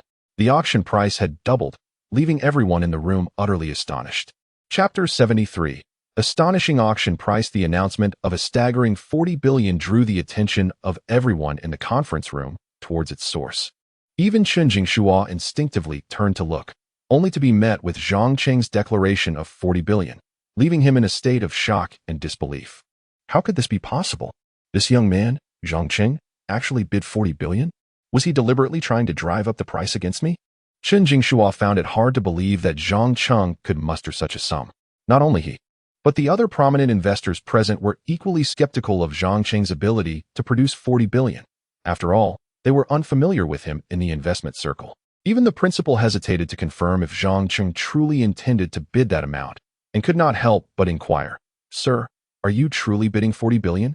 Yes, I am bidding 40 billion. Please proceed with the counting." Zhang Qing replied calmly. With the investment rebate buff he possessed, the higher the bid, the greater his returns would be. If he weren't concerned that a high bid might intimidate the others, he would have aimed for 100 billion. Upon hearing Zhang Qing's intent to bid 40 billion, the principal was immediately elated, as this figure exceeded his initial estimates by several multiples. This is a profit. Since this gentleman genuinely wishes to bid 40 billion, I shall begin the countdown. Principal Gao Lu declared. 40 billion, first call. 40 billion, second call. Seeing the principal commence the countdown, Chen Jingshua felt a pang of anxiety. This investment in Tianhai University was something he had to secure. Only by obtaining a seat on the board could he hope to expel Zhang Qing. If he failed to secure this investment, he would have no means to deal with Zhang Qing, a thought that left him seething. Resolutely, he clenched his fists and raised his hand to bid 41 billion. However, his voice lacked conviction. His father had set a baseline of 35 billion, and bidding 41 billion had already exceeded the limit of his father's authorization. Yet, driven by pride, he gritted his teeth and continued to raise the bid, determined to remove Zhang Qing from the board once he secured his position. Principal Gao Lu, noticing Chen Jingshua's increase, felt a surge of excitement. Master Chen bids 41 billion. Is there anyone willing to raise the stakes further? Who would dare to challenge this price? Yet, before he could finish, Zhang Qing raised his hand once more, proclaiming 60 billion. The audience erupted in astonishment at the audacious increase of 20 billion. What kind of background did this young man possess to throw around such a fortune for a mere stake in Tianhai University? This price represented a five-fold premium. This was no longer an investment. It was a colossal gamble. Chen Jingshua was utterly shocked by Zhang Qing's bid of 60 billion. Could it be that this fellow truly possessed such wealth? He suspected Zhang Qing was intentionally trying to drive up the price, forcing him to overpay. If this is your plan, then I shall withdraw and thwart your intentions, he thought, convinced that Zhang Qing was targeting him specifically. Principal Gao Lu, trembling with excitement at Zhang Qing's 60 billion bid, was elated, as it was a figure that far exceeded his expectations. Yet, he began to worry whether this obscure investor could actually produce 60 billion. Nevertheless, he proceeded with the formalities. 60 billion, first call, he announced, and the room fell silent. No further bids forthcoming. 60 billion, second call. 60 billion, third call. Congratulations to Mr. Zhang for successfully acquiring 20 of Tianhai University. Principal Gao Lu exclaimed, his voice filled with exhilaration. The crowd was left astounded by Zhang Qing's extravagant bid. As the bidding concluded, the system's voice echoed in Zhang Qing's ears. Ding. Investment auction of 60 billion confirmed, receiving a rebate of 120 billion. Zhang Qing reveled in the joy of receiving the 120 billion rebate. Having not only made a profit of 60 billion but also secured a 20 stake in Tianhai University, thereby earning a position on the board. What a tremendous victory! Chen Jingshua, still convinced that Zhang Qing's high bid was a mere ploy to outmaneuver him, believed he had thwarted Zhang Qing's plans by not raising his bid and felt a sense of smug satisfaction. Huh, you think you can make a fool of me? I doubt you can actually afford 60 billion, he thought, eagerly anticipating Zhang Qing's downfall. Suddenly, he stood up and addressed Principal Gao Lu. Principal, I suspect Mr. Zhang is merely bluffing. He cannot possibly have 60 billion. I propose we restart the auction and blacklist him permanently from our institution. His words sent a ripple of shock through the room, especially among the other investors, who shared doubts about this unknown individual's ability to secure such a vast sum. 60 billion was a figure that even the leading investors in Tianhai City might struggle to meet, let alone this obscure newcomer. Principal Gao Lu harbored his own doubts about Zhang Qing's financial viability. Initially dazzled by the 60 billion bid, he now felt a twinge of concern. He quickly approached Zhang Qing. Mr. Zhang, will you be paying the 60 billion in installments, or will it be a one-time full payment? Without revealing his suspicions, Principal Gao Lu sought to gauge Zhang Qing's intentions. Chen Jingshua stepped forward, a mocking expression on his face. Zhang Qing, you made the bid of 60 billion. Now you must pay up. Zhang Qing, with a slight smile, replied, this amount is trivial for me. I will pay in full, as I certainly have the means. Meanwhile, Luo 1, standing nearby, wiped the sweat from his brow. He knew their investment firm had only 30 billion available, and producing 60 billion seemed daunting. Yet he secretly hoped his boss would prove his worth. Are you trying to impress me? Chen Jingshua scoffed. Then hurry up and bring out the 60 billion. Principal Gao Lu, feeling a sense of urgency, handed Zhang Cheng a business card. Mr. Zhang, here is our university's account. Please transfer the 60 billion here. Not a problem. Let's do it now. Zhang Cheng responded, taking the card and pulling out his phone to initiate the transfer. Chen Jingshua, observing Zhang Cheng's pretense, couldn't suppress a derisive laugh. I'll see how long you can keep this up. When you fail to produce the 60 billion, I will ensure you are expelled from Tianhai University. However, his anticipation would soon be dashed. After completing the transaction, Zhang Cheng looked up at Principal Gao Lu and said, "All right, the 60 billion has been transferred. Please have the finance department check. You think it's as easy as transferring $60? Chen Jingshua scoffed in disbelief, unable to fathom that Zhang Cheng could have completed such a substantial transfer in such a short time. Just then, Principal Gao Lu's phone rang. It was a call from the finance department. He answered, his heart racing, as an excited, trembling voice came through the line. "President, someone has transferred 6 billion into our account. Has the investment on your end been successfully secured?" Upon hearing this, the initially skeptical President Gao Lu was instantly filled with exuberance. As long as the funds have arrived, that is all that matters. After repeatedly expressing his excitement, President Gao Lu warmly grasped Zhang Cheng's hand. "We are immensely grateful for your generous investment in our institution. From this moment forth, you shall be one of the esteemed members of the Tianhai University Board." This heartfelt declaration from President Gao Lu unequivocally confirmed that Zhang Cheng had indeed transferred the 6 billion. At this moment, Chen Jingshua was left utterly speechless in astonishment. Chapter 74. Tianhai University will be mine. Chen Jingshua could hardly fathom that Zhang Cheng actually possessed 60 billion, and it appeared he could summon it with the utmost ease. This revelation instilled a profound sense of doubt within Chen regarding Zhang's background. Who exactly was this individual? How could he so effortlessly produce such an extraordinary sum?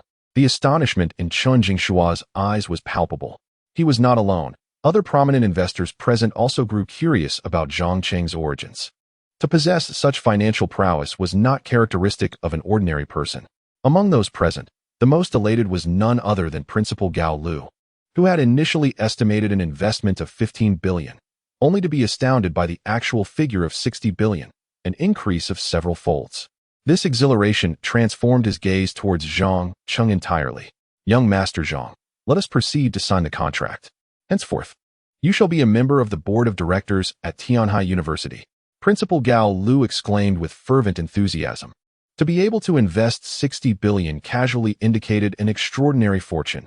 Principal Gao was astute enough to recognize that if he catered to this financial benefactor properly, Tianhai University would face no monetary shortages in the future. "Indeed, let us sign the contract." Zhang Cheng nodded in agreement, but then recalled something and turned to Chen Jingsha. "By the way, young Master Chen, we had a wager, and upon your loss, you are no longer permitted to enter Tianhai University." Upon hearing this, Chen Jingshua's expression darkened. He had intended to leverage his investment in Tianhai University to orchestrate Zhang Cheng's expulsion, thereby regaining his dignity. But now he found himself outmatched in this competition of investment. "Rest assured, I shall not return to Tianhai University, but our matters are far from resolved." Chen Jingshua gritted his teeth, unable to suppress his frustration. After uttering these words, he turned on his heel and departed in a fit of indignation. Zhang Cheng felt a sense of satisfaction at Chen's exit before proceeding with Principal Gao Lu to sign the investment agreement for Tianhai University. With Zhang Cheng's 60 billion investment, his company, Chengluo Investments, would acquire a 20% stake in Tianhai University, and Zhang Cheng would assume a position on the board of directors. In essence, Tianhai University would, to some degree, become Zhang Cheng's. After finalizing the investment contract, Principal Gao Lu eagerly shook Zhang Cheng's hand once more. "Young Master Zhang, your youth and remarkable generosity suggest you hail from a prestigious lineage." Principal Gao inquired, probing for information. Recognizing the potential of such a benefactor, he sought to ingratiate himself with Zhang while harboring his own curiosity about Zhang's background. Until today, he had never heard of anyone by the name of Zhang Cheng in Tianhai City. One could say so. To be precise, I am still a student of Tianhai University. Zhang Cheng replied with a smile. Principal Gao Lu was taken aback. Young Master Zhang is still a student here? Is that true? His incredulity was evident. He never anticipated that such a well-connected benefactor would be a student of Tianhai University. Indeed, it is true. I am a first-year student in the finance department. Zhang Cheng responded nonchalantly. What a twist of fate. It seems that young Master Zhang is destined to be intertwined with Tianhai University, Principal Gao Lu flattered. Eager to curry favor. Young Master Zhang, would you care to join me for dinner this evening? Certainly, I would be delighted. Zhang Cheng hesitated briefly before acquiescing. After all, he recognized the importance of accommodating the university's principal, as he might find future utility in their relationship. That evening, Principal Gao Lu personally hosted a lavish banquet for Zhang Cheng, accompanied by Luo Wen. The trio indulged a bit too much in their revelry, particularly Principal Gao, who, in his inebriated state, insisted on forming a brotherly bond with Zhang Cheng. This left Zhang Cheng feeling somewhat bemused. After the feast, as Principal Gao Lu staggered away, Zhang Cheng retained Luo Wen. Luo Wen, for the next 2 days, arrange meetings with all companies I intend to invest in. I wish to negotiate personally. Zhang Cheng stated earnestly. With the investment rebate's double effect lasting only 2 days, he aimed to capitalize on this opportunity by investing in multiple companies to maximize his profits. Understood. Should I schedule meetings with all companies? Luo Wen inquired, unable to suppress his curiosity. Meeting more than 10 companies in 2 days seemed rather ambitious. And time might not suffice. Indeed, arrange all meetings. Starting tomorrow morning, we shall finalize an investment every 2 hours. The faster, the better. Zhang Cheng replied, urgency evident in his voice. Missing out on the benefits of this investment rebate would be a grave oversight. Very well, I will make the arrangements immediately, Luo Wen said. Departing to organize the schedule. After Luo Wen left, Zhang Cheng exited the restaurant, the brisk air revitalizing his senses. He then made his way to the Jinhao Hotel. Earlier, while drinking with Principal Gao, Suchi Luo had sent several WeChat messages inquiring about his return. Unable to break free, he begrudgingly instructed Su Qingluo to wait for him at the Jinhao Hotel. At that moment, Su Qingluo was indulging in a bath within the hotel suite, the tub overflowing with rose petals, their fragrance intoxicating. You naughty brother, leaving me to await your return in this empty hotel room. When you come back, you shall be punished. Su Qingluo playfully pouted. Just as she finished speaking, her phone rang, revealing it was Zhang Cheng calling. She eagerly answered, naughty brother, when will you be back? Su Qingluo's impatience was evident. I've just left the restaurant. I will arrive at Jinhao Hotel in 10 minutes. Zhang Cheng's voice resonated through the phone. Great, I shall await your arrival. I have a surprise for you. Su Qingluo mystified him with her words. What surprise? Zhang Cheng couldn't help but inquire. You'll find out when you arrive. Su Qingluo replied before hanging up. She then emerged from the bathtub, her flawless form entirely unclothed. Droplets of water glistening on her milk-like skin.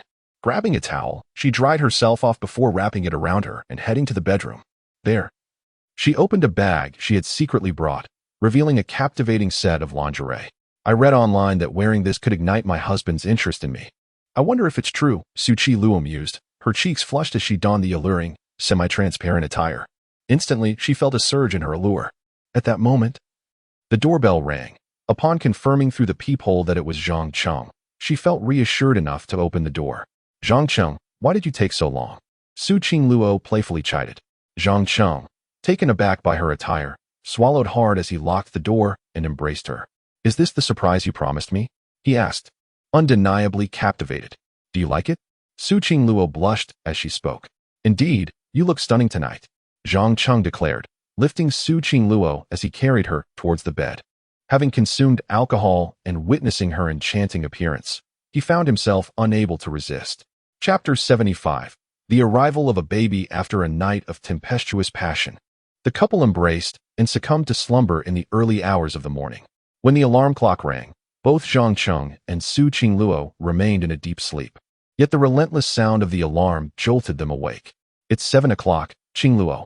We must rise quickly. I have classes this morning. Zhang Cheng exclaimed after glancing at his phone, hastily donning his clothes. Besides attending class, he had significant investment matters to attend to. This was the crux of his day. Su Qingluo, rubbing her sleepy eyes, was reluctant to leave the warmth of her bed. However, the obligation of attending class compelled her to rise. As she began to dress, She noticed the sheer lace nightgown lying on the bed, instantly recalling the wildness of the previous night, her cheeks flushing with a hint of embarrassment. It seemed the blogger was indeed correct. The nightgown had proven effective, encouraging her younger brother to take the initiative last night. Su Qingluo secretly contemplated purchasing several more alluring nightgowns to enhance their intimacy. For the next 2 days, Zhang Cheng was entirely engrossed in investment negotiations. With the opportunity for double investment returns dwindling to just 2 days, he seized the chance to accumulate wealth, determined not to let such a lucrative moment slip away. Over 2 days, he invested in 18 companies, readily agreeing to whatever exorbitant sums were proposed. He even hoped for higher offers, as that would yield greater returns. Among the 18 companies Zhang Cheng invested in were Hengdao Real Estate, Dazhong, Tianhai Airlines, Malin Pavilion Catering Group, and Baike Ling, among others. These enterprises boasted tremendous investment potential across various sectors. In just 2 days, Zhang Cheng invested over 500 billion, receiving over 1,000 billion in returns.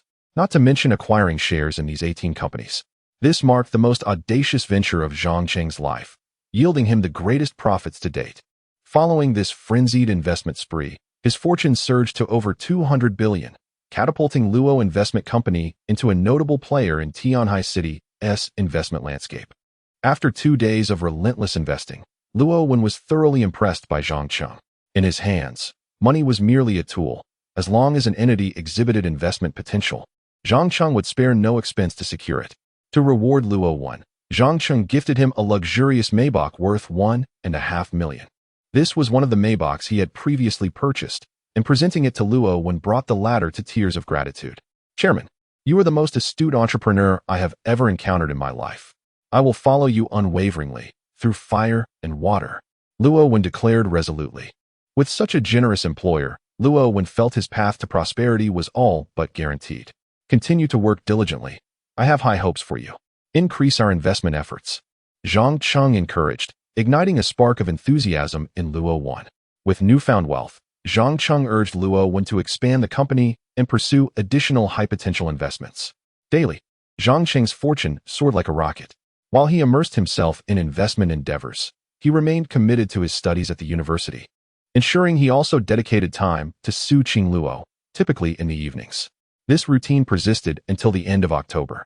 One day, after attending her morning class, Su Qingluo returned to the dormitory with 3 roommates, cheerfully discussing the latest captivating television series.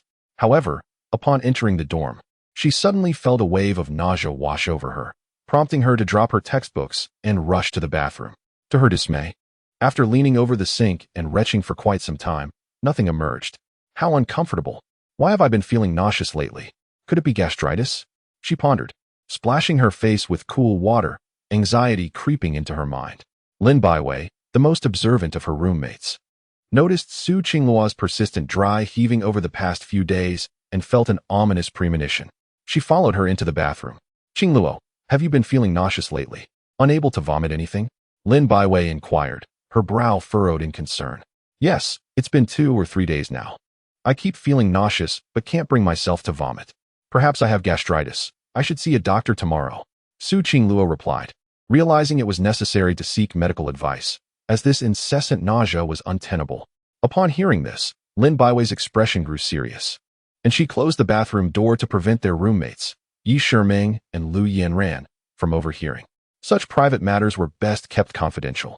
Qingluo, you might be pregnant, Lin Baiwei said gravely. Pregnant?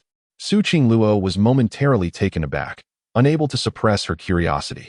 Can pregnancy cause nausea? Having never been pregnant, she was unaware of the symptoms. But Lin Baiwei seemed well informed. Yes, pregnancy can indeed cause nausea. By the way, have you been eating more than usual and feeling sleepy? Lin Baiwei probed further. Actually, yes. I've felt a bit drowsy in class and have been eating more than usual, Su Qingluo admitted, reflecting on her recent behavior. Hearing this, Lin Baiwei's heart sank, and she asked the final question. How long has it been since your last period? Over a month. Su Qingluo responded after a moment of thought. Oh my goodness, Qingluo. You might truly be pregnant. I'll get you a pregnancy test, Lin Baiwei exclaimed and hurried out. Su Qingluo wanted to ask Lin Baiwei how she knew so much about pregnancy, but the words caught in her throat. Half an hour later, Lin Baiwei returned to the dormitory, clutching a pregnancy test. just as Yi Shiming and Lu Yanran had stepped out for a meal, leaving Su Qingluo alone in the dorm. Here is the pregnancy test. Follow the instructions and test it quickly, Lin Baiwei urged, handing the test to Su Qingluo, her urgency palpable. Thank you, Baiwei. Su Qingluo felt touched by Lin Baiwei's concern for her. Quickly test it. If you are pregnant, it would be a significant matter, Lin Baiwei insisted, her anxiety evident. Having experienced the trials of being a student while pregnant, she wished to spare Su Qingluo from a similar fate. In contrast to Lin Baiwei's urgency, Su Qingluo found herself hoping for a positive result. If she were pregnant, her parents would be unable to separate her from Zhang Cheng. Following the instructions, Su Qingluo proceeded to test with the pregnancy kit. I must wait half an hour for the result, she thought, anxiously awaiting the outcome in the bathroom. Soon enough. Half an hour passed. When Su Qingluo saw the 2 lines on the pregnancy test, shock and joy flooded her being. Wonderful. I'm finally pregnant. My younger brother and I are going to have a baby. Chapter 76. Unexpectedly twins. When Su Qingluo saw the 2 lines on the pregnancy test, she was overwhelmed with a mixture of shock and joy. After more than a month of effort, she had finally succeeded. Now her parents could no longer separate her from Zhang Cheng. Su Qingluo felt a surge of happiness within her. Outside the bathroom, Lin Baiwei, having waited for over half an hour, could no longer contain herself and knocked on the door. Qingluo, have you found out? How many lines are there? Lin Baiwei was genuinely worried about Su Qingluo, fearing she might face a situation similar to her own past misfortunes. As soon as Su Qingluo emerged from the bathroom, Lin Baiwei immediately pressed on. Well, are you pregnant? It seems like 2 lines, so I should be pregnant, Su Qingluo exclaimed, handing the test stick to Lin Baiwei, her face radiating excitement and joy. What? You're really pregnant? Lin Baiwei felt her head spin as she gazed at the 2 lines on the pregnancy test, her expression growing increasingly grim. Her worst fears had come to pass. Didn't I tell you to take precautions? Didn't you and Zhang Qing use protection? Su Qingluo instinctively shook her head. No, she had deliberately chosen not to use protection, hoping to compel her parents into accepting her relationship with Zhang Cheng. Lin Baiwei sighed in despair upon hearing this. Did you take my words lightly? Did Zhang Cheng suggest not using protection? I knew all men are the same. They disregard a girl's health for their own pleasure. Lin Baiwei's frustration was palpable. In matters of love, women often found themselves at a disadvantage. And once they fell into a relationship, their rationality seemed to vanish, leading them to agree to anything, ultimately reaping bitter consequences alone. However, Su Qingluo's response took Lin Baiwei by surprise. It was my own request not to use protection, Su Qingluo said, touching her belly with a glimmer of satisfaction in her eyes. She had wanted to conceive Zhang Cheng's child. This revelation left Lin Baiwei momentarily speechless. Qingluo, are you out of your mind? You're a university student. What will happen to your studies? What about your future? What if Zhang Cheng abandons you? What will you do then? Lin Baiwei's concern rendered her almost incoherent. She could not fathom that Su Qingluo, being so mature, had not considered these critical aspects. Her greatest fear was that Su Qingluo might end up like her past self, abandoned after an unplanned pregnancy, left in despair to face a termination alone. I have thought about all of this. I am doing this willingly, Su Qingluo insisted earnestly. Surprisingly, she was indeed willing to embrace motherhood, while Zhang Cheng was the reluctant one. Yet, Lin Baiwei saw it differently. She believed Zhang Cheng had manipulated Su Qingluo with sweet talk, showing complete disregard for the well-being of young women. You're still defending Zhang Cheng? Is your intelligence so diminished by this relationship? Lin Baiwei sighed, seeing too much of her former self in Su Qingluo. Feeling a sense of responsibility for the situation, Lin Baiwei recalled that the VIP card to the Jinhao Hotel was borrowed from her. Qingluo, I really am doing this of my own accord. The brat did not force me. Su Qingluo attempted to clarify, but Lin Baiwei ignored her. Enough of the explanations. Call Zhang Cheng right now. After all, he is the father, and it's essential to inform him. If he dares to shirk responsibility, I will ensure he pays for it, Lin Baiwei declared, clenching her fists.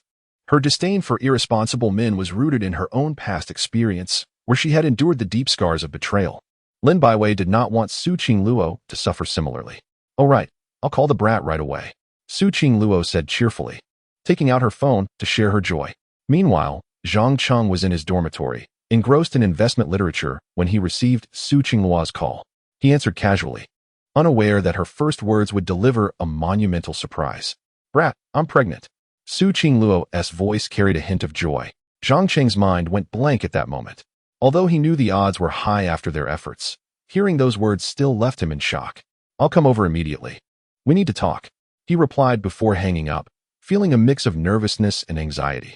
Should he really be preparing for fatherhood? This seemed too swift. He was still a freshman. Zhang Cheng took several deep breaths, trying to calm himself before racing to the girls' dormitory. As Su Qingluo anticipated Zhang Cheng's arrival, her heart raced with excitement, albeit tinged with nervousness. Lin Baiwei, on the other hand, worried Zhang Qing might abandon her friend.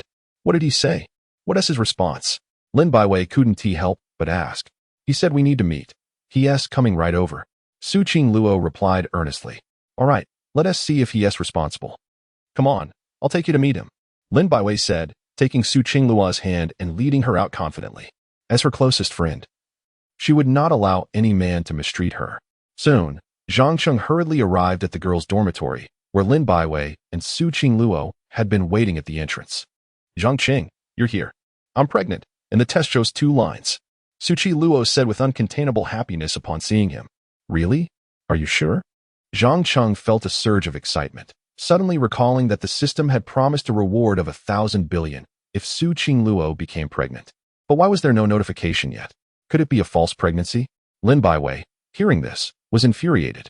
The test shows 2 lines. How can it be false? Do you not want to take responsibility? She exclaimed, her emotions running high. Su Qingluo nodded, affirming her pregnancy. How could I not take responsibility? Let us go to the hospital for a checkup, Zhang Cheng said, taking Su Qingluo's hand and leading her out. Su Qingluo also wished to confirm her pregnancy, and Lin Baiwei, concerned for her friend, decided to accompany them. After hailing a taxi at the school gate, the trio headed straight for the Tianhai City People's Hospital and went directly to the obstetrics and gynecology department. After a series of examinations, the doctor, holding the test results, spoke seriously. You are indeed pregnant, and it appears to be twins. However, I see you are still university students. What are your plans for these 2 children? Upon hearing the news of twins, Su Qingluo felt elated, thinking to herself how remarkable it was that she had hit the jackpot twice. However, Lin Baiwei cast a cold glare at Zhang Cheng, seemingly awaiting his reaction. Zhang Cheng, astonished by